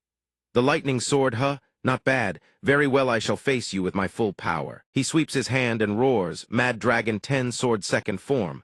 A surge of azure light erupts. Sensing the moment has arrived, Xing Tianye Wang shouts his signal. Now, the instant the word leaves his lips, a mob of figures in all shapes and forms wielding every manner of weapon materializes behind the sword immortal. He detects them instantly and recognizes their identities, Xing Tian 5 Kings. Elsewhere, Qi Lion Dairo witnesses the explosive battle erupting in the sky, unable to believe his own eyes. "Impossible." He rubs his eyes and speaks to Haishan Feng, who trembles beside him. "Aren't those the Xing Tian 5 Kings and Tian Tu Shashang? I thought they were ancient experts from a bygone era. I never imagined they'd still be alive to this day." Seeing that the other has no reaction, he asks, "Hey, do you know anything about this? You've been strangely calm this whole time." Haishan Feng trembles, drenched in cold sweat, and grinds his teeth. "I don't know." The old man presses firmly, "Don't lie to me. Your face gives everything away." Watching Dong Hun fight those men alone, he continues, "I'm not joking, I truly know nothing." Where did those monsters suddenly appear from? And why is the Sword Saint fighting them? I know nothing, he stands up and says, but there is one thing I am certain of. Haishan Feng speaks in a trembling voice, his face a sickly purple, brimming with anxiety. I fled from Tianshan to avoid being dragged into this affair, and yet here I am, entangled in it all the same. Dong, let me give you a word of advice. If you must face them, prepare yourself to fight to the bitter end. He raises his hand and declares with unwavering resolve. Chi Lion Dio Wang hears this and fixes his gaze upon him, muttering under his breath, "Prepare to fight to the bitter end." On the other side, Xing Tian Yuang is still barking orders at his subordinates. "Yao go that direction, Yao come back over here." Chi Lion Dio Wang, ablaze with fighting spirit, speaks confidently to Haishan Feng, "Prepare yourself. I've always been ready." He lifts his head and declares, "If we must face them, then we fight with everything we have." Meanwhile, the Sword Immortal is locked in fierce combat with the 5 kings of Xing Tian. A green-haired one who charges in is seized instantly, startling him. Sword. The Immortal seizes the green-haired one by the collar and growls, "Open your eyes and look closely." Then Dong Hun smirks, his contempt plain for all to see. The supreme techniques of Wudang will claim your life. In a single instant, his thunderous sword traces a magnificent arc, severing the man's head clean from his body. Blood sprays everywhere. He furrows his brow slightly, his face radiating silent challenge, then speaks calmly, "The first one." Immediately after, Dong Hun swiftly pursues the bald-headed one. Next is the spear wielder. Watching the man flee relentlessly ahead, he thinks, trying to escape. Very well, I don't mind farther from the manor, the better. What follows is the image of one man fleeing, and one man giving chase through the air. Moments later, the fleeing man glances back at the Sword Immortal bearing down on him, and shouts someone's name at the top of his lungs. Fan Hung, the one called, bursts out from his ambush, eyes bulging, face crimson, hair standing on end as he charges forward. A red cord materializes in his hands as he bellows, "8 Emperors' chaotic dance." In the very next instant, Dong Hun is ensnared by the formation, his entire body bound tight, a flicker of surprise crossing his face in the blood-red light that bathes the circular trap. Though bound and restrained by those taut cords, he still breaks into a mocking grin. The flood dragon whip-braided from the sinews of a flood dragon, no less. So you know how to use your head after all. While Dong Hun is busy sneering, a thunderous voice suddenly roars from nearby. "Sword Saint!" The bald-headed spear wielder from before comes hurtling toward him, screaming ferociously, "Go die!" However, the Sword Immortal merely sneers. All of it is utterly futile. Then he raises his sword with tremendous force, causing Fan Hung to grit his teeth and struggle to hold the whip cords in place. In the very next instant, his overwhelming power shreds the cords to pieces. The bald-headed one witnesses thunder and lightning cleaving the sky before his very eyes, and cries out in disbelief. What? Watching their man burst free from the serpent cord formation so effortlessly and powerfully, everyone is struck with utter disbelief. That man is a monster. After breaking free, Dong Hun swiftly raises his sword aloft and issues a command. Howl! In mere moments, the sword unleashes arcs of lightning that seem to rend the night sky asunder, leaving the bald-headed one agape. His jaw hanging slack, he grips his spear with white-knuckled hands, gnashing his teeth, desperately dodging the Sword Immortal's torrential barrage. Yet no matter how he evades, he cannot escape the strikes. The bald-headed one screams in agony as lightning carves into his flesh, each bolt as razor-sharp as a blade. Suddenly, Fan Hung's voice cuts through the chaos, pulling him from his daze. "Brother, you must destroy even the shattered fragments of the lightning, or they will detonate." He also turns and shouts. Fan Hung watches the two confer, and the Sword Immortal smirks, saying, Hey, where do you think you're looking? Your opponent is me, isn't it?" The words have barely left his lips before he levels the death-dealing sword wreathed in blinding, lightning at the bald-headed one. In the blink of an eye, blood erupts in a spray. The Sword Immortal, blood speckling his face, speaks coldly as though he has merely claimed another tally. "That's 2 down." The Fan Hung brothers behind him witness the scene and scream in horror. "Big brother." One of them once again hurls the flood dragon whip toward the Sword Immortal, but the attack is seen through with a contemptuous sneer before it can even land. "Haven't you learned anything from what happened moments ago?"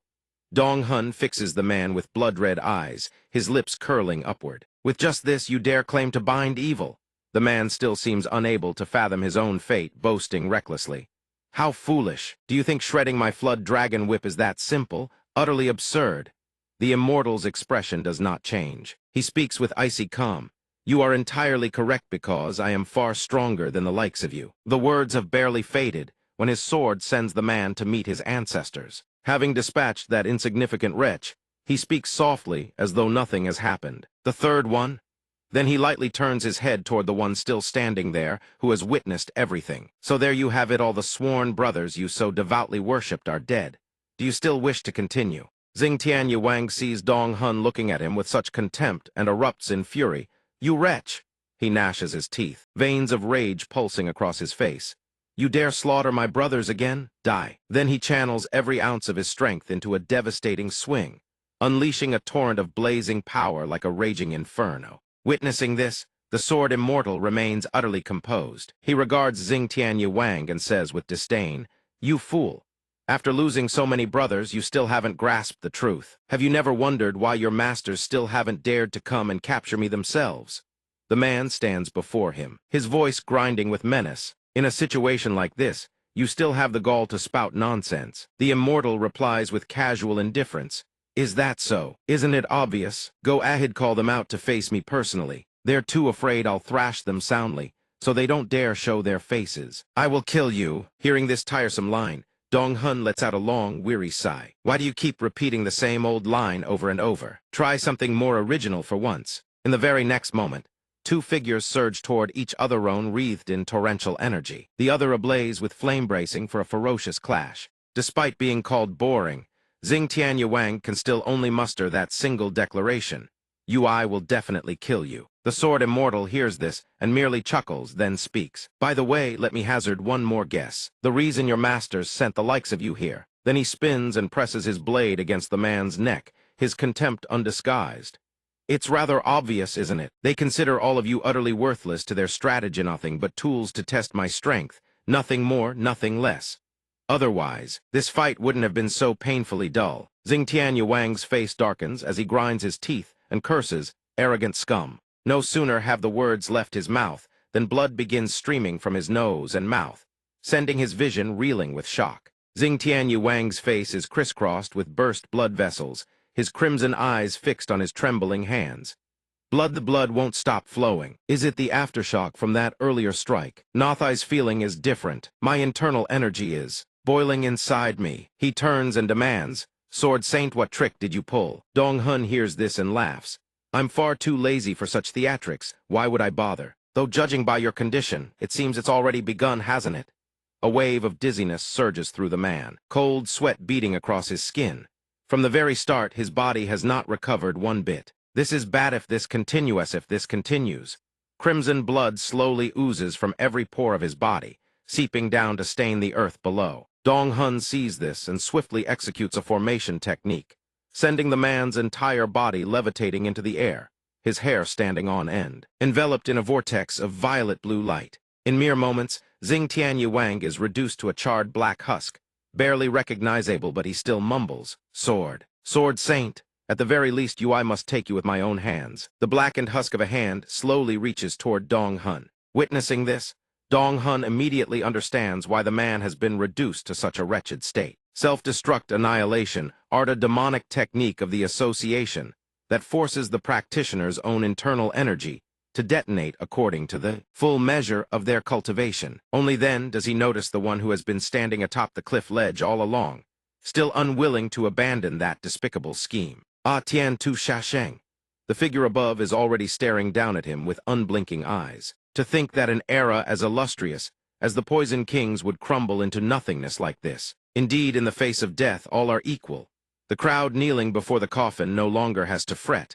Without the Poison King, what fate awaits the Wandu sect? From behind the doors, a foot suddenly steps through, accompanied by billowing waves of black chi. The crowd whips their heads around in shock, one of them stammering, Ma who? We did not expect your excellency to grace us with your presence in person. Mang Lang Mahu strides forward, clad in an unusually pale blue robe, different from her usual attire. She stops before the Poison King's coffin and speaks.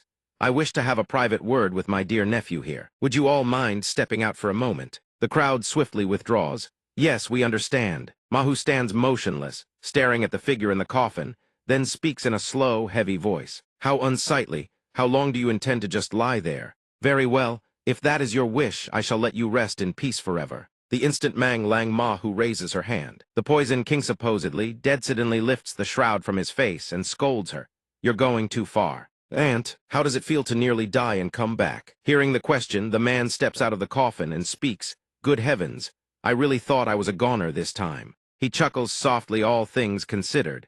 He has to call it fortunate that he managed to fool the sword immortal. He had employed the death-disguised supreme art technique that slows one's metabolism to the absolute minimum, rendering the body indistinguishable from a lifeless corpse. Saying that, he pushes open the door and strides outside, not forgetting to add, of course, I still have no idea whether I've gained or lost from this little stunt. The Demon Queen stands behind him, arms folded, and speaks with hidden meaning.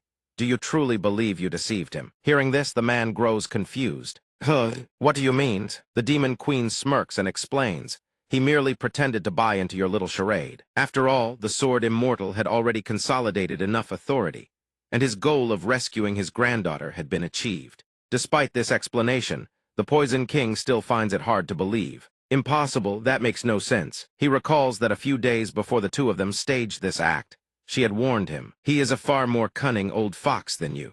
If you are not careful, you will end up being swallowed whole. You had best tread carefully. The Poison King hears this, his expression unchanged. The Demon Queen speaks again. Oh, and first things first, that good-for-nothing son of yours who has been leeching off the sect.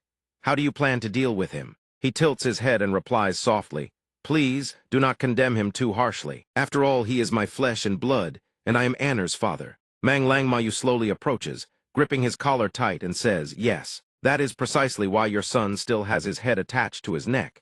He is your bloodline, deal with him yourself. Released from the Demon Queen's grip, the Poison King collapses to the ground, rubbing his collar and conceding to her words. Moments later, he rises to his feet and declares, Very well. It is time I went and purged those vermin who dare not know their place dare covet our sect. The instant his words fall, his entire body radiates a menacing aura of cerulean energy. In the next breath, the entire expanse of the Wandu sect is engulfed in a blue, hazy heralding the Poison King's extermination of the parasites. Returning to the battle between the Sword Immortal and the Tian Hui forces, the Sword Immortal addresses the figure who has stood atop the cliff this entire time, his voice devoid of all emotion. You are still using that worthless trick of yours. Tian Tu Shashing hears his name called and responds without hesitation. I had originally planned to wait for the perfect moment to deploy it, but I could not find a single opening in your guard. Still, we did sacrifice 4 men just to bind your right arm. So all in all, not a bad trade, would you not agree? Hearing this, Dong Hun slowly raises his arm and stares at it.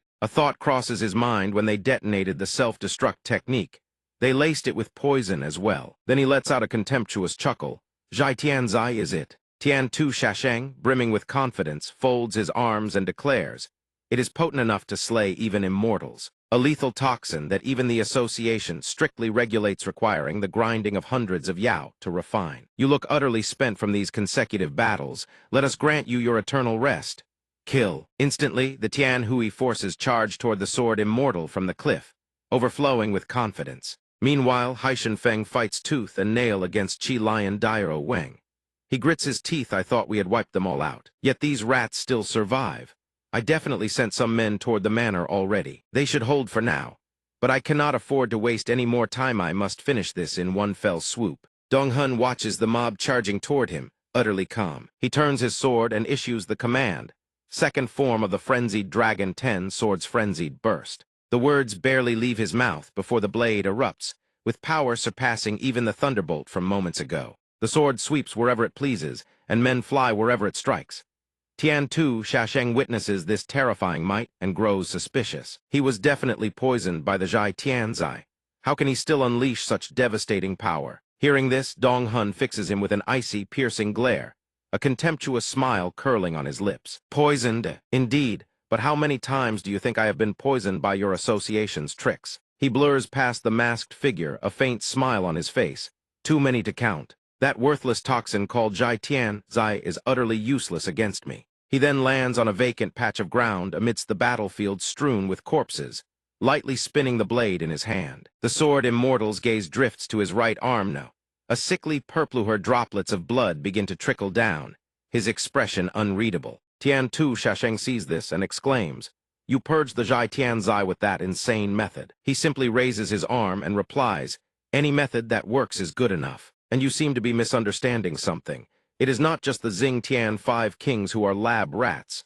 My eyes, those men. And Yao, what difference is there? Hearing his words, Tian Tu Shasheng furrows his brow, his face darkening as he looks down at his own hand. Watching the flesh turn purple before his eyes, realization dawns, so that is it. In the end, I was just another lab rat. In an instant, monstrous creatures overrun his entire body-giant centipede-like abominations that fill the surrounding space with colors and stenches beyond mortal comprehension. Dong Hun glances back and remarks, what a wretched stench. It reeks of foul malice. Watching the monsters invade that man's body inch by inch.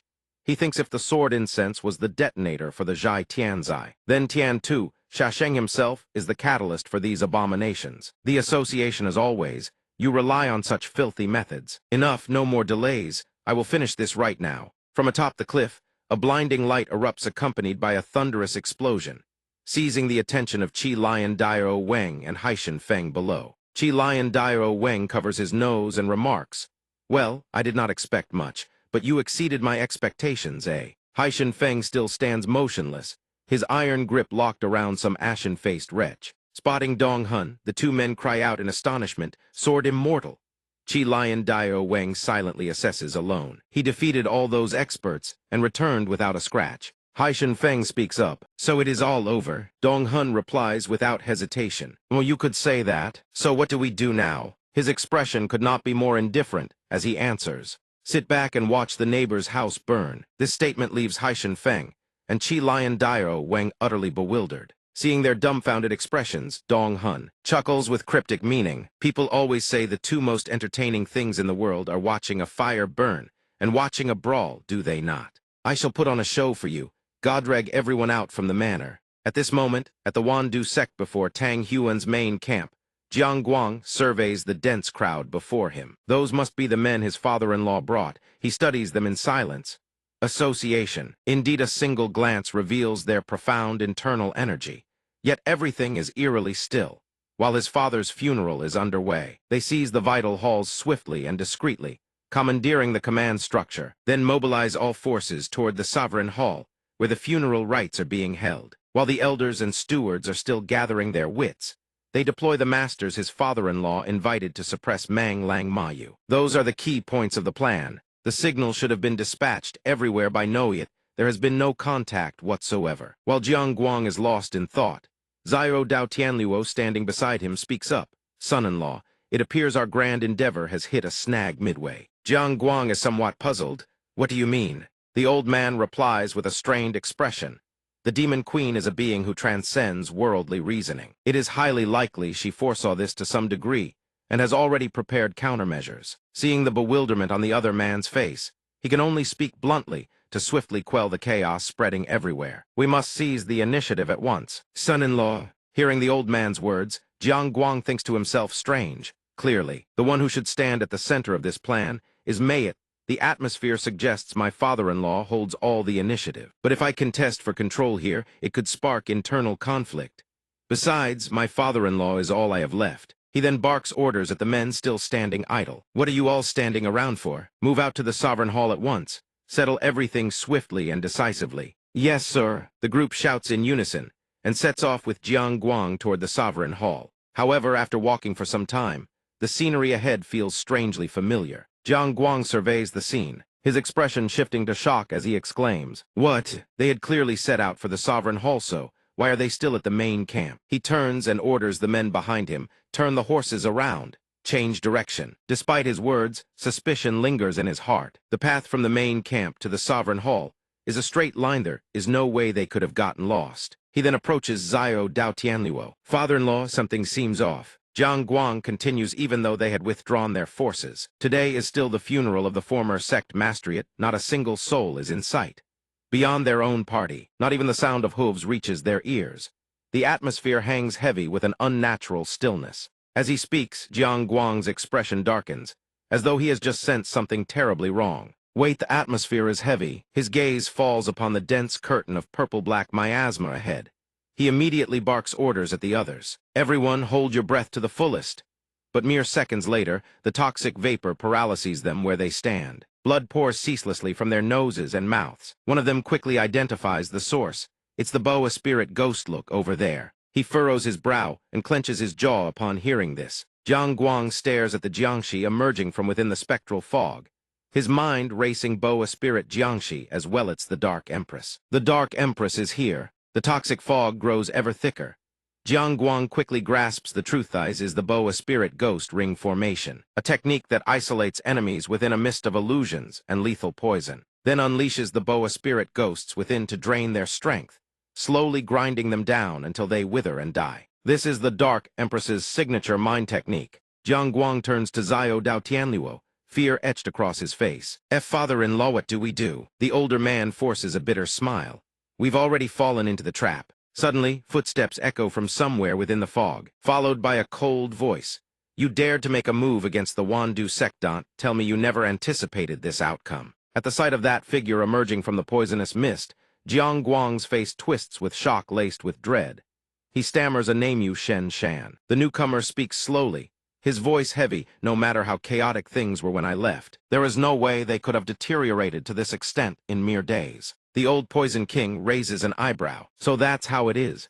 This is precisely why I never wanted to choose you as my successor. Jiang Guang stares at his own father who mere moments ago had been lying inside a coffin stupefied. You're still alive. Why didn't you give me even the slightest warning? The Poison King gazes at his hopelessly foolish son and can only reply with weary resignation.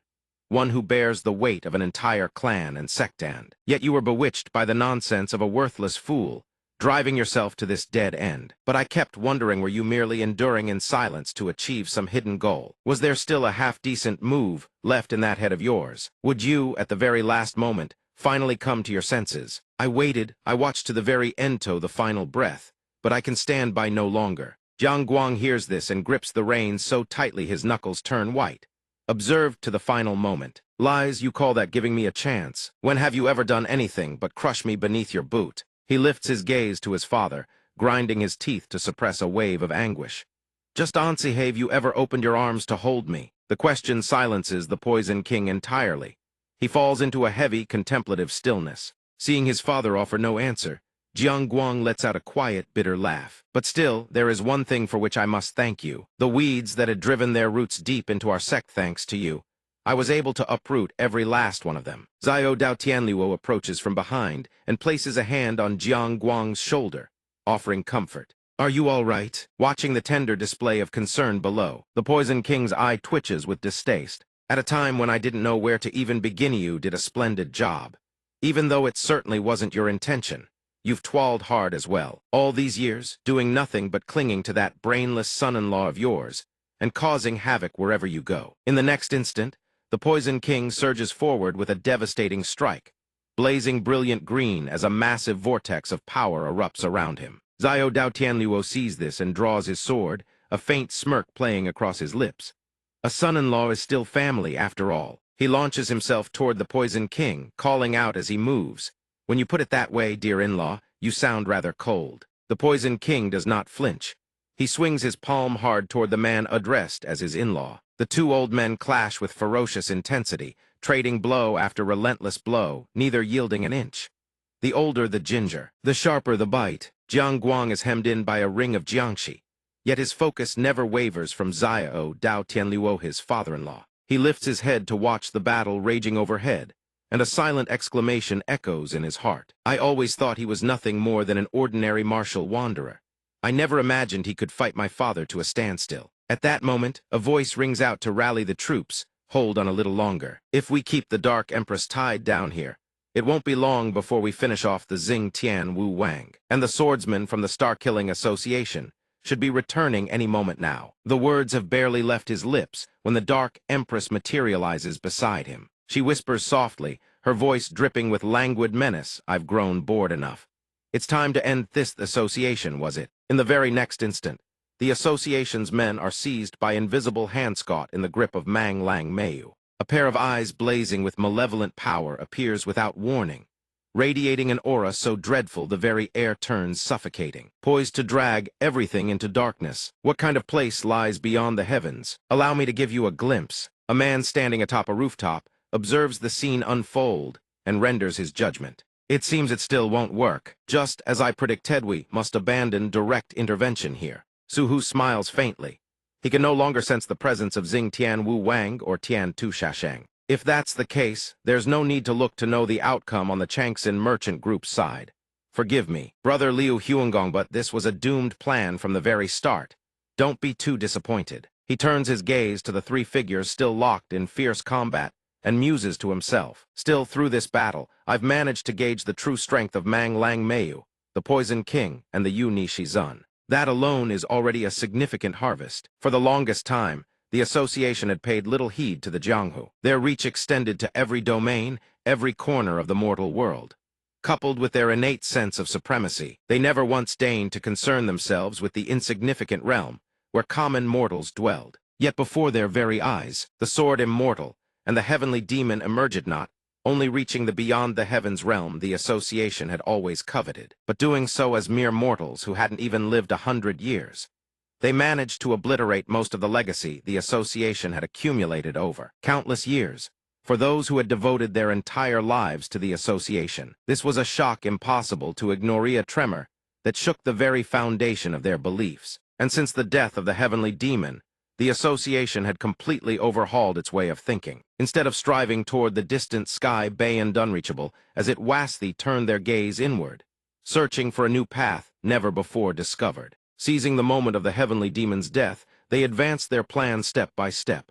To carry it out, they dispatched a unit known as the Tiger Prodders, but the power of Mang Lang Meiyu and the Poison King far exceeded their expectations. As for the sword immortal, remains as formidable as ever, no different from his absolute peak. At this thought, Su-hu furrows his brow slightly. Even if they were nothing but expendable pawns, both Xing Tian Wu Wang and Tian Tu Shashangal, the resources spent cultivating those forces, now reduced to nothing, a true waste. Su-hu sweeps his gaze over the corpses strewn across the ground below, a flicker of regret crossing his face. Then he's silently steeling his resolve. Just you wait, sword immortal. One day I will make you bow. Meanwhile, within the grounds of the Wandu sect, the sword immortal strides in alongside his two companions. The sight of bodies littering the ground gives him pause. What's this? Are they all dead? Chi Lion Dairoing immediately kneels beside one of the fallen and checks for a pulse. Still breathing, but they've been heavily afflicted by miasma and poison. Upon hearing this, Dong Hun's expression remains unchanged as he assesses the scene. It seems the boa spirit Jiangshi tore through here quite violently. His companion appears skeptical. Did the Dark Empress truly handle all of these people on her own? Suddenly, Mang Lang Meiyu glides over to the sword immortal's side and speaks. Oh, my handle is such a harsh word. I may look like this, but I do value human life, you know. For your excellency to come all this way in person, could it be out of concern for little old me? Seeing her brazen shamelessness, the sword immortal waves his hand in exasperation. Enough nonsense. Why isn't a single one of them in one piece? At this rate, even a good beating would be difficult. She continues to tease, utterly undeterred. Oh, dodging the question now. Me who knew you could be so bashful, but you don't really care, do you? Just focus on one. Other matters. Anyway, I did leave one alive for you. On the other side, Zyro Dao Tianluo and the Poison King continue to battle with everything they have. Dong Hun gently traces his thumb along the blade of the dagger in his hand, as if steeling himself for something decisive. He lifts his gaze to the two figures suspended in midair. Then, with a sharp exhale, the sword immortal hurls the dagger in a single, unerring arc straight toward them both. Between the twin streams of green and violet light, a streak of azure suddenly pierces through. Xiao Dao Tianluo senses it instantly something is wrong. He raises the blade in his hand without hesitation, bringing it up to intercept the terrifying force erupting from the incoming dagger. The instant the two weapons collide, he realizes something. In the span of a heartbeat, Xiao Dao Tianluo is sent hurtling through the air by the sword immortal's terrifying might. Though he crashes violently into the wall behind, his mind remains fixated on that dagger.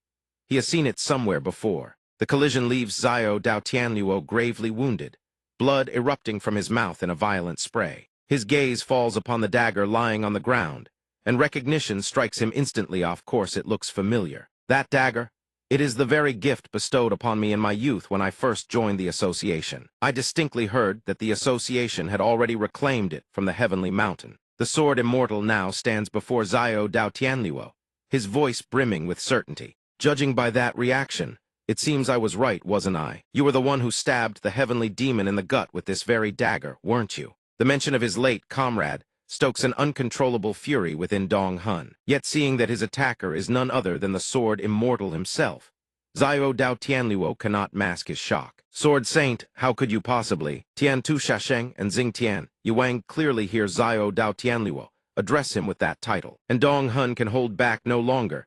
Every time you lot open your mouths, it's Sword Saint this. Sword Saint thought as if I'm on the same level as you. You brats should be calling me Sword Immortal. The words barely leave his lips when Meng Zia's palm crashes across the face of the Tianluo elder. Then he speaks up, "Hey, snap out of it. You're this drunk already, what are we supposed to do with you?" Seeing Xiao Dao Tianluo writhing on the ground, he can't help but feel a twinge of irritation. This is driving me insane. Feng Zai lets go. Yes, Feng Zai obediently complies, but before he can take the prisoner away, Haishan Feng is blocked by the Poison King, prompting a suspicious question. What is it? The Poison King speaks up once more. Than Lian Hone is a criminal who has caused severe harm to this sect. The only reason he has been allowed to live this long was so we could ambush and capture him in one sweep, as we did today. Therefore, leave him here. This seat shall deal with him personally. Haishan Feng hears this and speaks.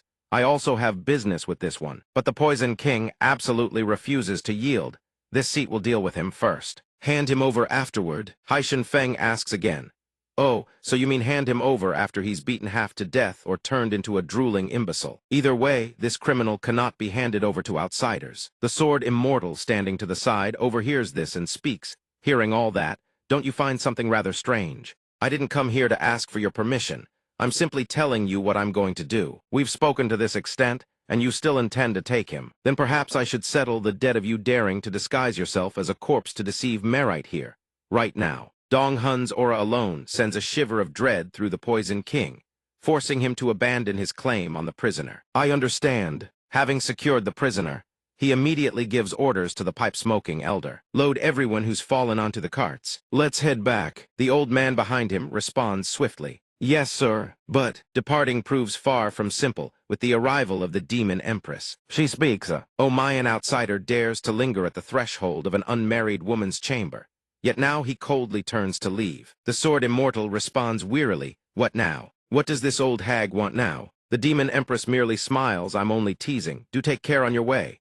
This leaves Dong Hun somewhat perplexed. How strange. She's actually willing to let us go just like that. Forget it, better not to question good fortune. Best to leave while we can. Without delay, he bids a swift farewell and departs at once. Take care. The Poison King watches them leave so freely and asks, is this wise?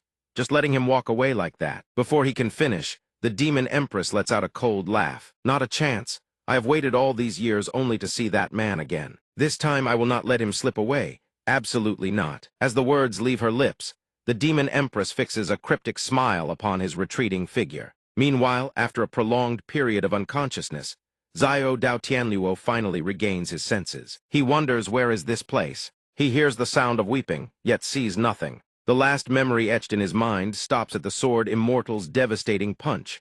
After that nothing, consciousness slips away. His body holds not an ounce of strength. He cannot even move. Impossible have my Danshan and body been utterly destroyed. Finding his entire body rigid and unresponsive, he refuses to accept it. All he can do is scream, Sword, Sword Saint. The group of captives brought along earlier hear him awaken and rush to his side. Sect Master. Sect Master, are you all right? Xiao Dao Tianluo responds weakly. That voice? Who is it? Zidio San-ung, is that you? Looking at the people before him, he asks in shock, how did all of you end up here?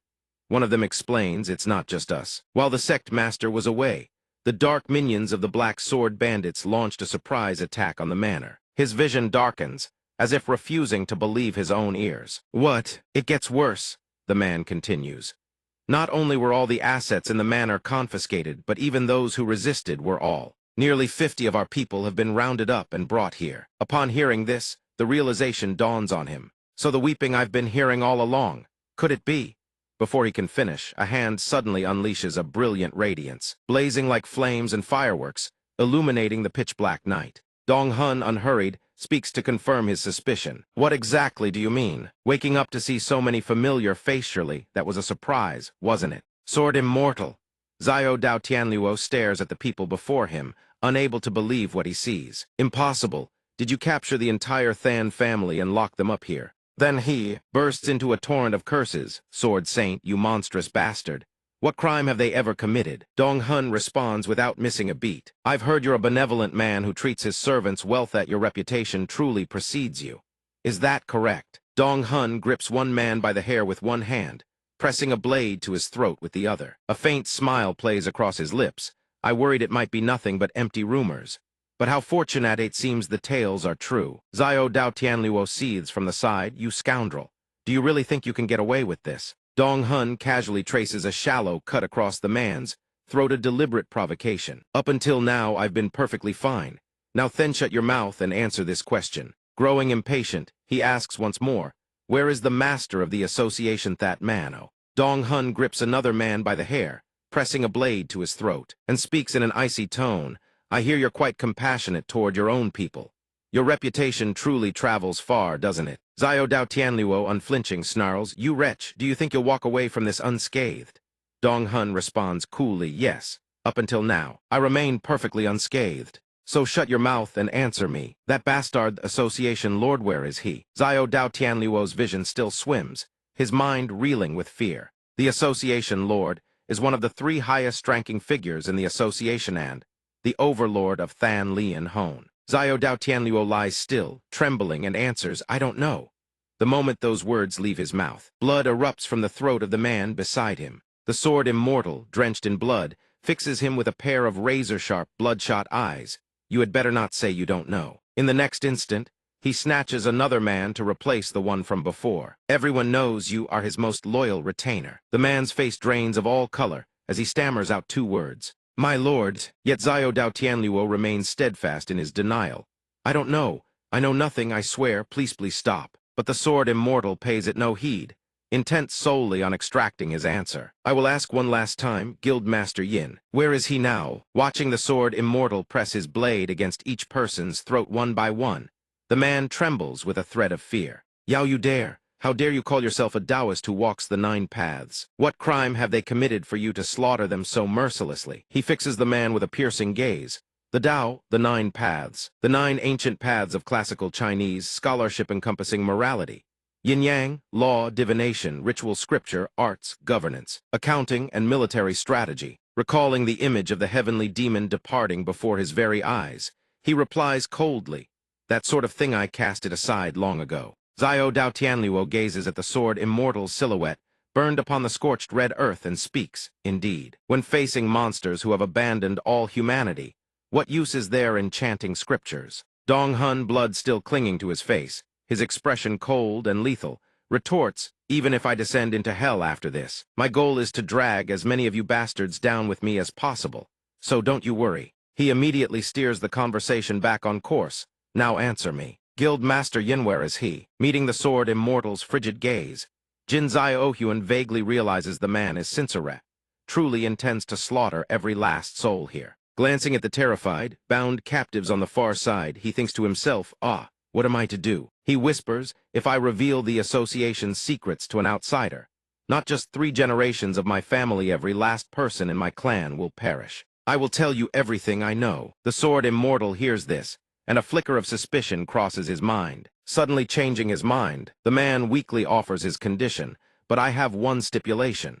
Can you swear to protect my family from the association? A young woman nearby hears this, and immediately cuts in with a shout. My lord, if you go through with this, you won't survive. My lord, you mustn't. The girl protests once more, but Xiao Dao Tianluo remains resolute in his determination to protect them. I know, as long as I can save them, that is all that matters. The scene shifts to a brighter locale. Shenji clasps his hands together in delight and exclaims, Third young master, it is truly an honor to serve at your side once again. Before him stands a handsome young Manon, other than the 3rd young master of the Changxin merchant group. In the very next instant, the Grand Steward rushes forward and clasps the young man tightly. To think that your lordship has been hiding in the slums all this time. Are you injured anywhere? Your constitution was already frail to begin with. The 3rd young master can only reply helplessly, I'm fine. Shenji, he lowers his head and continues with a guilty expression. I no longer have the face to visit father's grave. A coward who fled in terror of my elder brother, can such a person truly return to this place? Seeing the crowd laughing and chatting merrily in the distance, Shenji speaks up to console him. Please do not say such things, my lord. I have heard that even there, you looked after everyone in the household. Thanks to your efforts, they all returned safely. He gazes at the young man and breaks into a warm, tender smile. If the late master of the Changsin merchant group could see this, surely he would be overjoyed to have raised such a fine son. The third young master hears this and is about to speak. But before Shenji can finish his sentence, someone barges in and cuts him off. Grand Steward, don't you think you've said a bit too much? The second young master of the Changsin family, appearing from nowhere, interjects with undisguised contempt. What is the meaning of this? I thought you'd left your corpse rotting in some forgotten corner. It's been a while, second brother. The fat man steps forward to block his younger sibling's path, firing off one question after another. But don't you find your little return rather shameless? When father died, not even your shadow could be found. And now you slink back here looking for a share. He fixes the third young master with an unfriendly gaze, claps him on the shoulder and declares, relax. The one who inherits father's legacy is obviously me, your second brother. Shenji immediately fires back, the second young master taking over the merchant group. Just who exactly did you discuss this arrangement with? I heard you were thoroughly thrashed by the sword immortal, and yet you dare lay a hand on the child he favors. He plants his hands on his hips with utmost gravity. The sword immortal is a powerhouse renowned throughout the Central Plains. To offend such a man, and still dare speak of inheriting the merchant group's leadership, isn't the truly shameless one here the second young master himself? Hearing this, the second young master seethes with fury, ready to lunge forward. What? You insolent wretch! You've been getting far too bold lately, haven't you? Do you fancy yourself the true master of this merchant group? The Grand Steward continues without a shred of fear. Of course not. I am merely holding this position temporarily, that is all. Then he fixes the man before him with a razor-sharp, murderous gaze. But if one wishes to bury a second young master without anyone ever knowing, with my current standing, that is entirely within my power. At these words, Jinzai Ohyun instantly breaks into a cold sweat, left utterly speechless. In the next instant, he scrambles for an excuse to leave. I have pressing business to attend to, but mark my words, I will settle this score. The third young master turns to the person beside him and asks, Shenji, will this truly be all right? He answers softly, we cannot hand the merchant group over to a scoundrel like that. The third young master speaks up again, but then again. Second brother isn't entirely wrong. Compared to a frail wreck like me, perhaps letting him inherit the merchant group would be for the better. You know the state of my body. I won't live much longer. Hearing this, a glimmer of sorrow passes through Shenji's eyes. Young master, regarding that matter there is someone who wishes to see you. The scene shifts to the Changsin Manor. Dong Hun stands absorbed, gazing at something when a voice calls out, sword immortal. The Grand Steward observes the man before him. With concern his complexion does not look well. However, the sword immortal does not reply. Instead, he steers the conversation elsewhere. Shenji, I'm entrusting them to you. Shenji glances at the people before him, quickly grasps the situation, and nods in agreement. Yes, we shall look after them with the utmost care. As it happens, we are short on manpower. Our merchant group will gladly take them in. The sword immortal then asks, more importantly, how are the preparations coming along? Everything has been completed. Do you truly intend to leave? He gazes ahead and says, it seems there are even more than what I mentioned. Shenji surveys everything laid out before him and responds, a modest gift, nothing more. Compared to the grace I have received from the sword immortal, these things are but a drop of blood from a sparrow, a pittance, hardly worth mentioning. Seeing the man speak with such courtesy, he replies swiftly, what is it? Hearing that I'm about to leave, I feel reluctant. The Grand Assembly has concluded without a hitch. I have no reason to linger, do I? Shenji, the acting merchant alliance master, chuckles softly. Hearing these words from the sword immortal truly puts me to shame. This position was originally meant for the third young master, the son of our late benefactor. I'm merely holding the reins temporarily. A grand merchant alliance has emerged, with the Changsin merchant group at its core. The moment the Wandu sect fell into turmoil, throwing the entire situation into chaos, Shenji seized the opportunity to rally the major merchants of the Sichuan region, and convened this grand assembly to seize the initiative. Dong Hun says with casual indifference, perhaps I'm starting to feel a touch of homesickness. I'd like to return to my hometown for a visit. In any case, just keep your word. The Grand Steward maintains his smile and replies, rest assured, my lord. I shall manage everything properly. But before that, there is one small favor I would like to ask of you. A favor? What is it? Then he subtly glances behind them. On your journey home, Sword Immortal, would you be willing to take the third young master with you? Hearing this, the Sword Immortal furrows his brow in mild puzzlement. Third young master, the old man hurries to explain.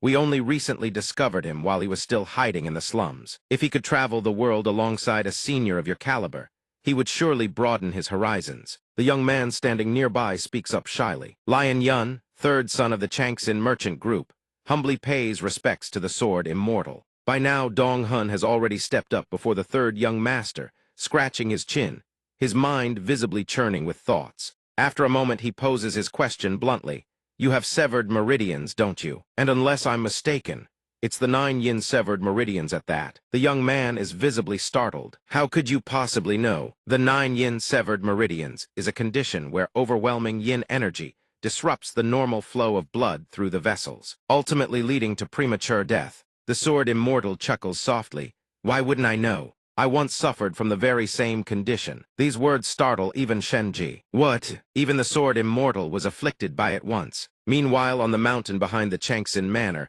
a group of children play happily.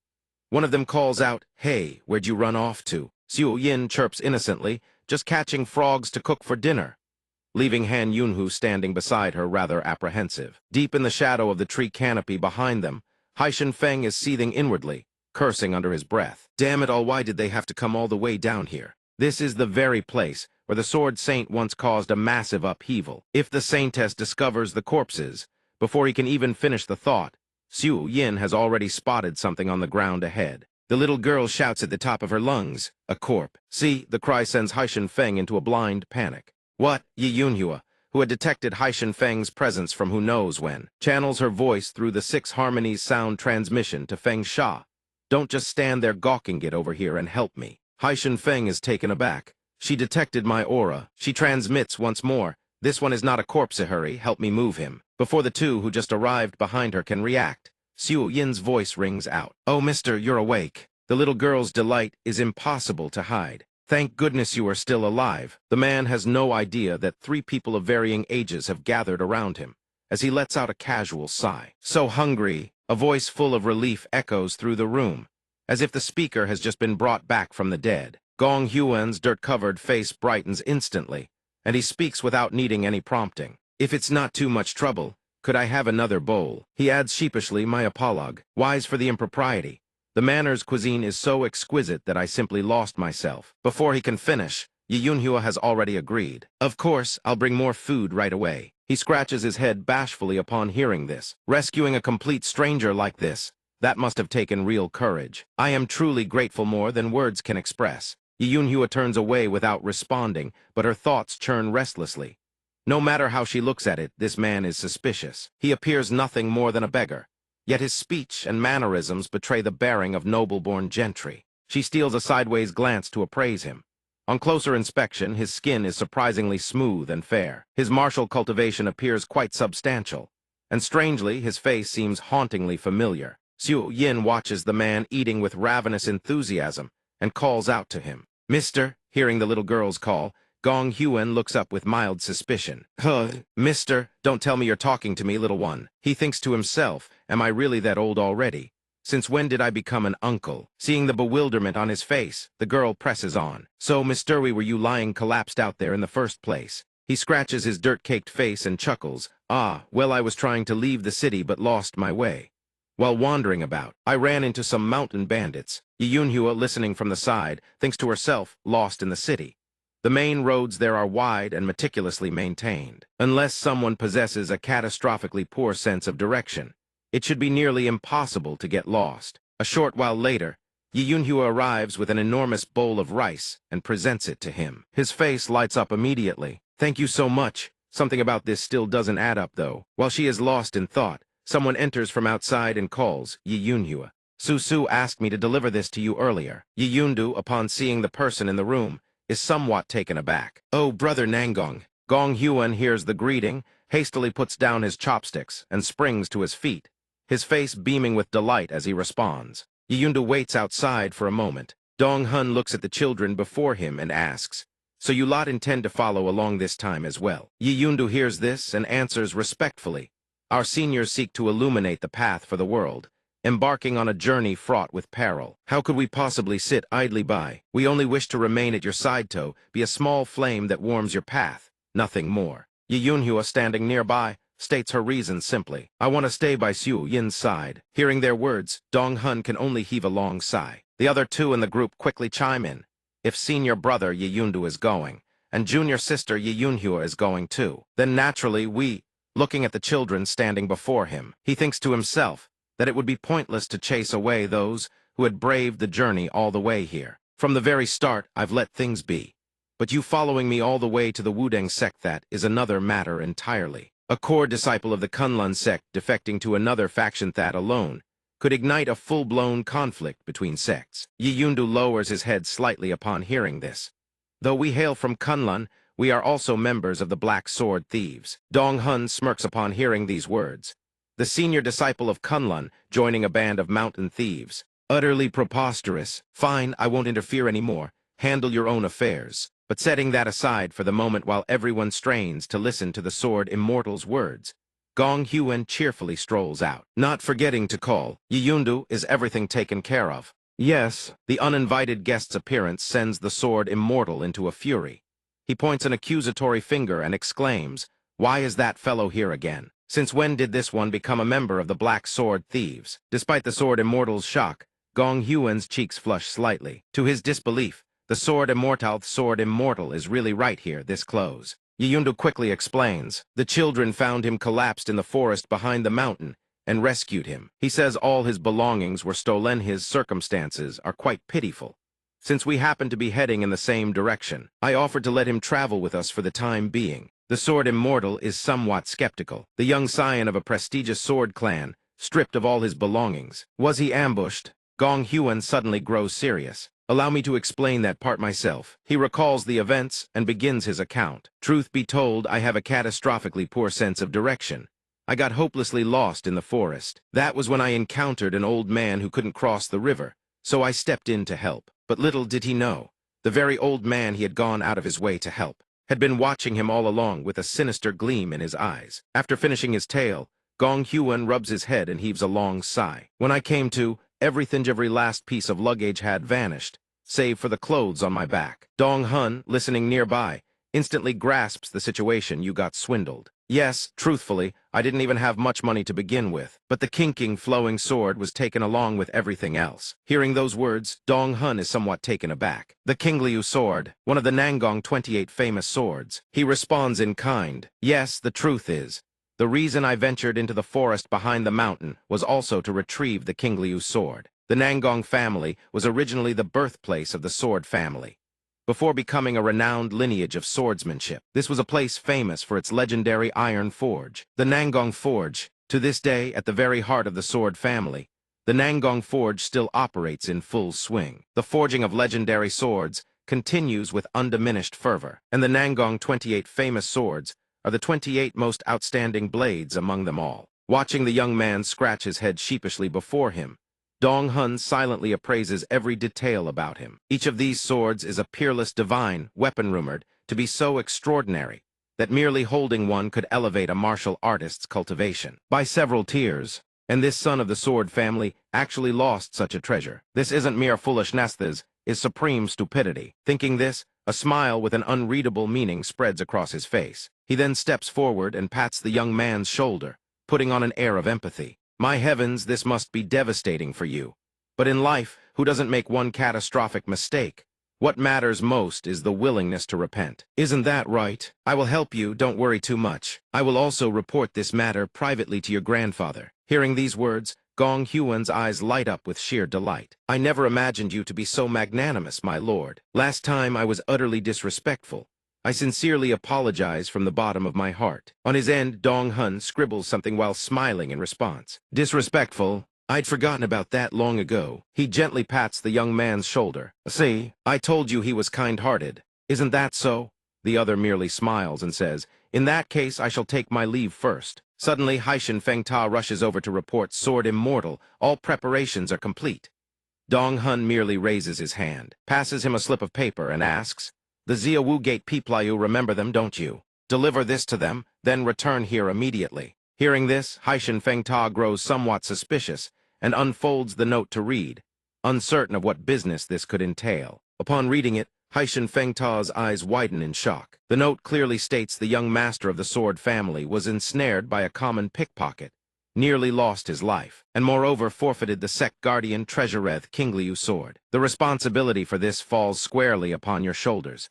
If you fail to handle it properly, Xia Wugate will be the first to face punishment. If you do not wish for everything to be reduced to a sea of flames, then you had best suppress this matter starting now. After reading, Haishan Fengta mutters to himself, well then, let's just consider this as something I never saw. Moments later, he stands at an elevated position and calls down to the assembled party. After all the troubles and inconveniences, everything that needed doing in the capital has been completed. We shall rendezvous with the group waiting outside the capital, then set forth for Hubu where the Wudang sect resides. One by one, the party members bow deeply in farewell to Grand Steward Shenji before departing. Afterward, Haishan Fengta announces in a booming voice, now then has everyone made ready. Then let us depart. With that declaration, the entire party settles into their horse-drawn carriages, preparing to return to the Sword Immortal's homeland. A day later, the party halts to rest in a forest clearing along their route. Dong Hun, leisurely savoring some fruit, remarks, they've arrived already. Show me. Haishan Fengta delivers the message and adds, it seems the Xia Wu Gate people acted with considerable urgency. The contents of the letter that the Sword Immortal sent to Xia Wu Gate can be summarized. As follows: the young master of the sword family has met with catastrophe.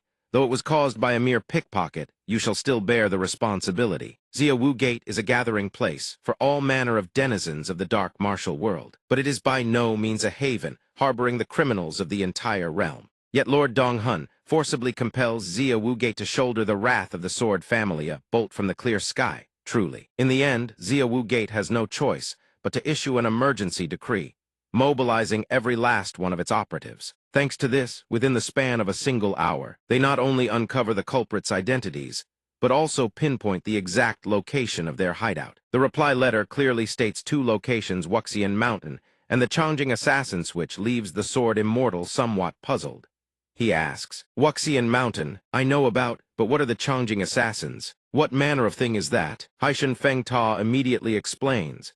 They are the surviving remnants of the Qingsha Temple Assassins, a collapsed assassination syndicate from roughly 10 years ago. At present, they survive by robbing common folk and occasionally taking on a few assassination contracts. Dong Hun steps down from the carriage and asks further, the Qingsha Temple was annihilated. Yes, that is correct. He thinks to himself, even during the height of my active years, that was already a fairly well-known establishment. Looking at how they dare to steal even the sacred sword of the sword family, their boldness remains as fearsome as ever. After pondering for a moment, he calls out to someone nearby, listen, we'll be stepping away for a bit. Everyone else keep moving. Don't worry about a thing. The Sword Immortal then gently brushes his hair dancing in the wind and declares, Feng Ta, let's go. To Wuxian Mountain. At this moment, upon Wuxian Mountain, Dong Hun speaks up with a note of urgency. Feng Ta, haven't we arrived yet? He thinks to himself, not a single trace of aura can be sensed. Even the chirping of insects has fallen silent. Only an oppressive stillness blankets everything. Haishan Fengta, too, cannot help but grow suspicious. Strange, this should be the right place. The eerie atmosphere triggers something within Hema realization. It's as though we're standing inside a boa spirit phantom formation. From the other side, a woman shrouded in concealment speaks up, with a cluster of dying men sprawled beneath her feet. Oh my! She gently lowers her veil and lets a smile bloom across her lips. I was wondering who would dare venture to such a treacherous mountain. So it is the great Sword Immortal himself. Greetings, I too was on my way to deal with these black market thieves. Haishan Fengta stares at the scene before him, unable to contain his shock. That woman, those men, the Changing Assassins, they are all on the brink of death. One of them trembles violently and begs in a hoarse whisper, please, just kill me. Was this truly all her doing, Galon? Contrary to Haishan Fengta's astonishment, Dong Hun gazes at the woman with a faint smile and asks, you are Neen, aren't you?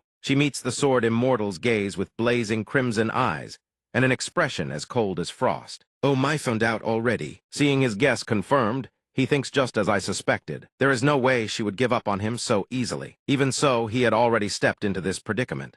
For her to have reached this place, she must have even employed the age reversal technique. Gazing at the woman smiling gently before him, he can only arrive at a vastly different assessment. A monster of a woman whose mind even his heart-penetrating ability cannot read. Only one thing is certain.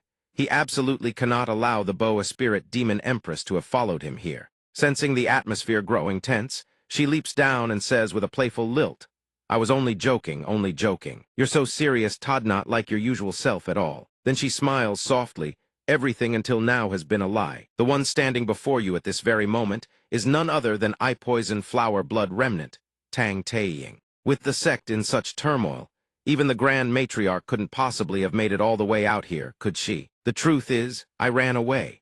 They suddenly thrust the position of sect master upon me. I want no part of the responsibility whatsoever." He looks at the woman before him and lets out a soft sigh. Does she truly expect him to believe that? Regardless, the affairs of the sect are decided by the Grand Matriarch and the family patriarch. I am nothing more than a puppet placed forward to deceive the eyes of the world. Jiang Guang's expression turns sorrowful, as though concealing some deep-seated anguish. She adds, "For as long as I can remember, my father and grandfather have been locked in a bitter struggle for power. I have long grown weary of watching dogs tear each other apart in the mud, nameless, pointless, and chaotic beyond measure." However, the very next instant, she shyly draws closer to him. "The sword immortal is the one who ignited this chaos. If I stayed by your side, even the Wandu sect wouldn't dare lay a finger on me. So the moment I heard you were leaving, I followed without a shred of hesitation and happened to run into those people. I was just about to mete out punishment when we crossed paths. What a coincidence. If you call this fate, then perhaps it truly is fate."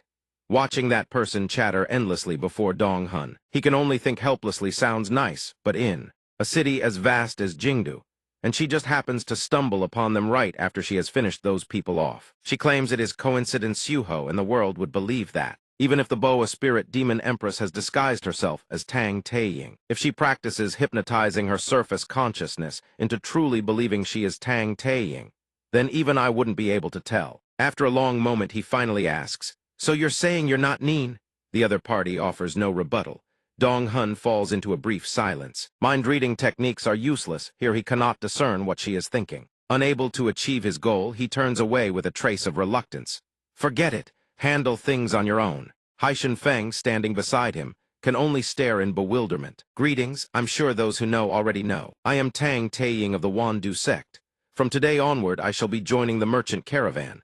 I humbly ask for everyone's guidance." Her arrival leaves everyone utterly astonished. Wait, isn't she the new sect master of the Wandu sect? The Poison Flower Blood Remnant, joining a merchant caravan. Meanwhile, as he sits to one side cradling his sword, someone comes to disturb him. "Sword immortal, sir." Tang Taeying stands before him, beaming like a blossoming flower. "I've already greeted all the members of the merchant caravan. I believe the caravan leader is Jin Zai Ohuan, correct? I've received his permission, so I should be able to travel alongside everyone now, shouldn't I?" She then produces something from behind her back and presents it to the sword immortal. "And this is a small gift I've prepared." Tang Taeying has been with the caravan for several days now. No matter how plain the fare, she never utters a single complaint, eating with relish, even volunteering to stand guard from the crack of dawn. Despite every hardship, this girl remains unfailingly cheerful. "Wherever the luggage needs to go, just tell me." At first, the other members keep their distance, but they gradually warm up to her. Yet the sword immortal notices only one thing most crucially. She has not approached him even once since that first day. Clearly, she is scheming something. He lets out a soft sigh, mulling over her unpredictable actions. But what on earth could it be? If only she would pull some overtly outrageous stunt, it would actually put his mind more at ease. Suddenly a voice calls out, "Sword immortal, sir, sir." Gong Huan, his hair neatly groomed, his face clean-shaven, stands before him. "Sword immortal, sir, I heard you summon me." Dong Hun gives a slight turn and gestures for him to follow. "Come in." As he walks, Gong Huan's eyes sweep about, taking in these unfamiliar surroundings. This is the interior of the Sword Immortal's carriage.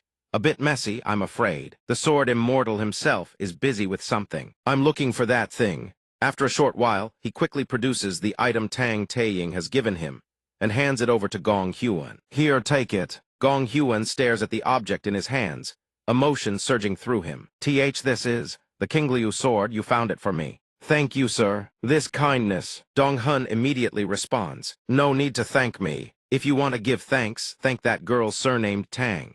She's the one who recovered your sword. The culprits have all been apprehended, so there should be no need for further pursuit." Hearing that it is she who has helped him, the young man's cheeks flush crimson. So it was Miss Tang who did all that. Dong Hun then gently turns away, dismissing him. If you're done here, head back. The young man departs with a joyful smile. Yes, thank you so much. Returning the sword is one matter. But inwardly, the sword immortal trembles with barely contained frustration. Damn it, letting the King Liu sword fall into someone else's hands like that. It's enough to drive one mad with regret. But if I can't confirm whether the one who found the sword was Tang Taiying or Nin, then I cannot keep the King Liu sword. He steadies himself. Losing the King Liu sword stings, but for now, the current situation is satisfactory enough. The Qingshan slaying sword seized from Xingtian Wu Wang. The precious treasures plundered from the Than family, manor including the flood dragon bone fragmentant, the famed relics taken from Shenji all given. As the price for accepting Jin Ziohuan, he swiftly grasps his sword, preparing to perform something. Now then, shall we begin? The sword immortal grips the blade with commanding resolve, sending azure light flooding through the carriage interior. Moments later, a single tiny dragon scale materializes upon the sword's body. Seeing this, the sword immortal freezes in disbelief. What? It devoured all of that? And only a single dragon scale grew. Dong Hun's hand, still gripping the sword, begins to tremble. He recalls his master's words in his youth. The old man obtained the skeletal remains of the last millennium-old dragon clan, and forged this very blade from them. This sword is supposed to be sheathed in countless dragon scales. He stares at that solitary dragon scale, lost in brooding contemplation. And yet, only one. It devoured all that, and this is all it has to show. When will the rest ever be filled? I truly should never have let the King Liu sword fall into someone else's hands so easily.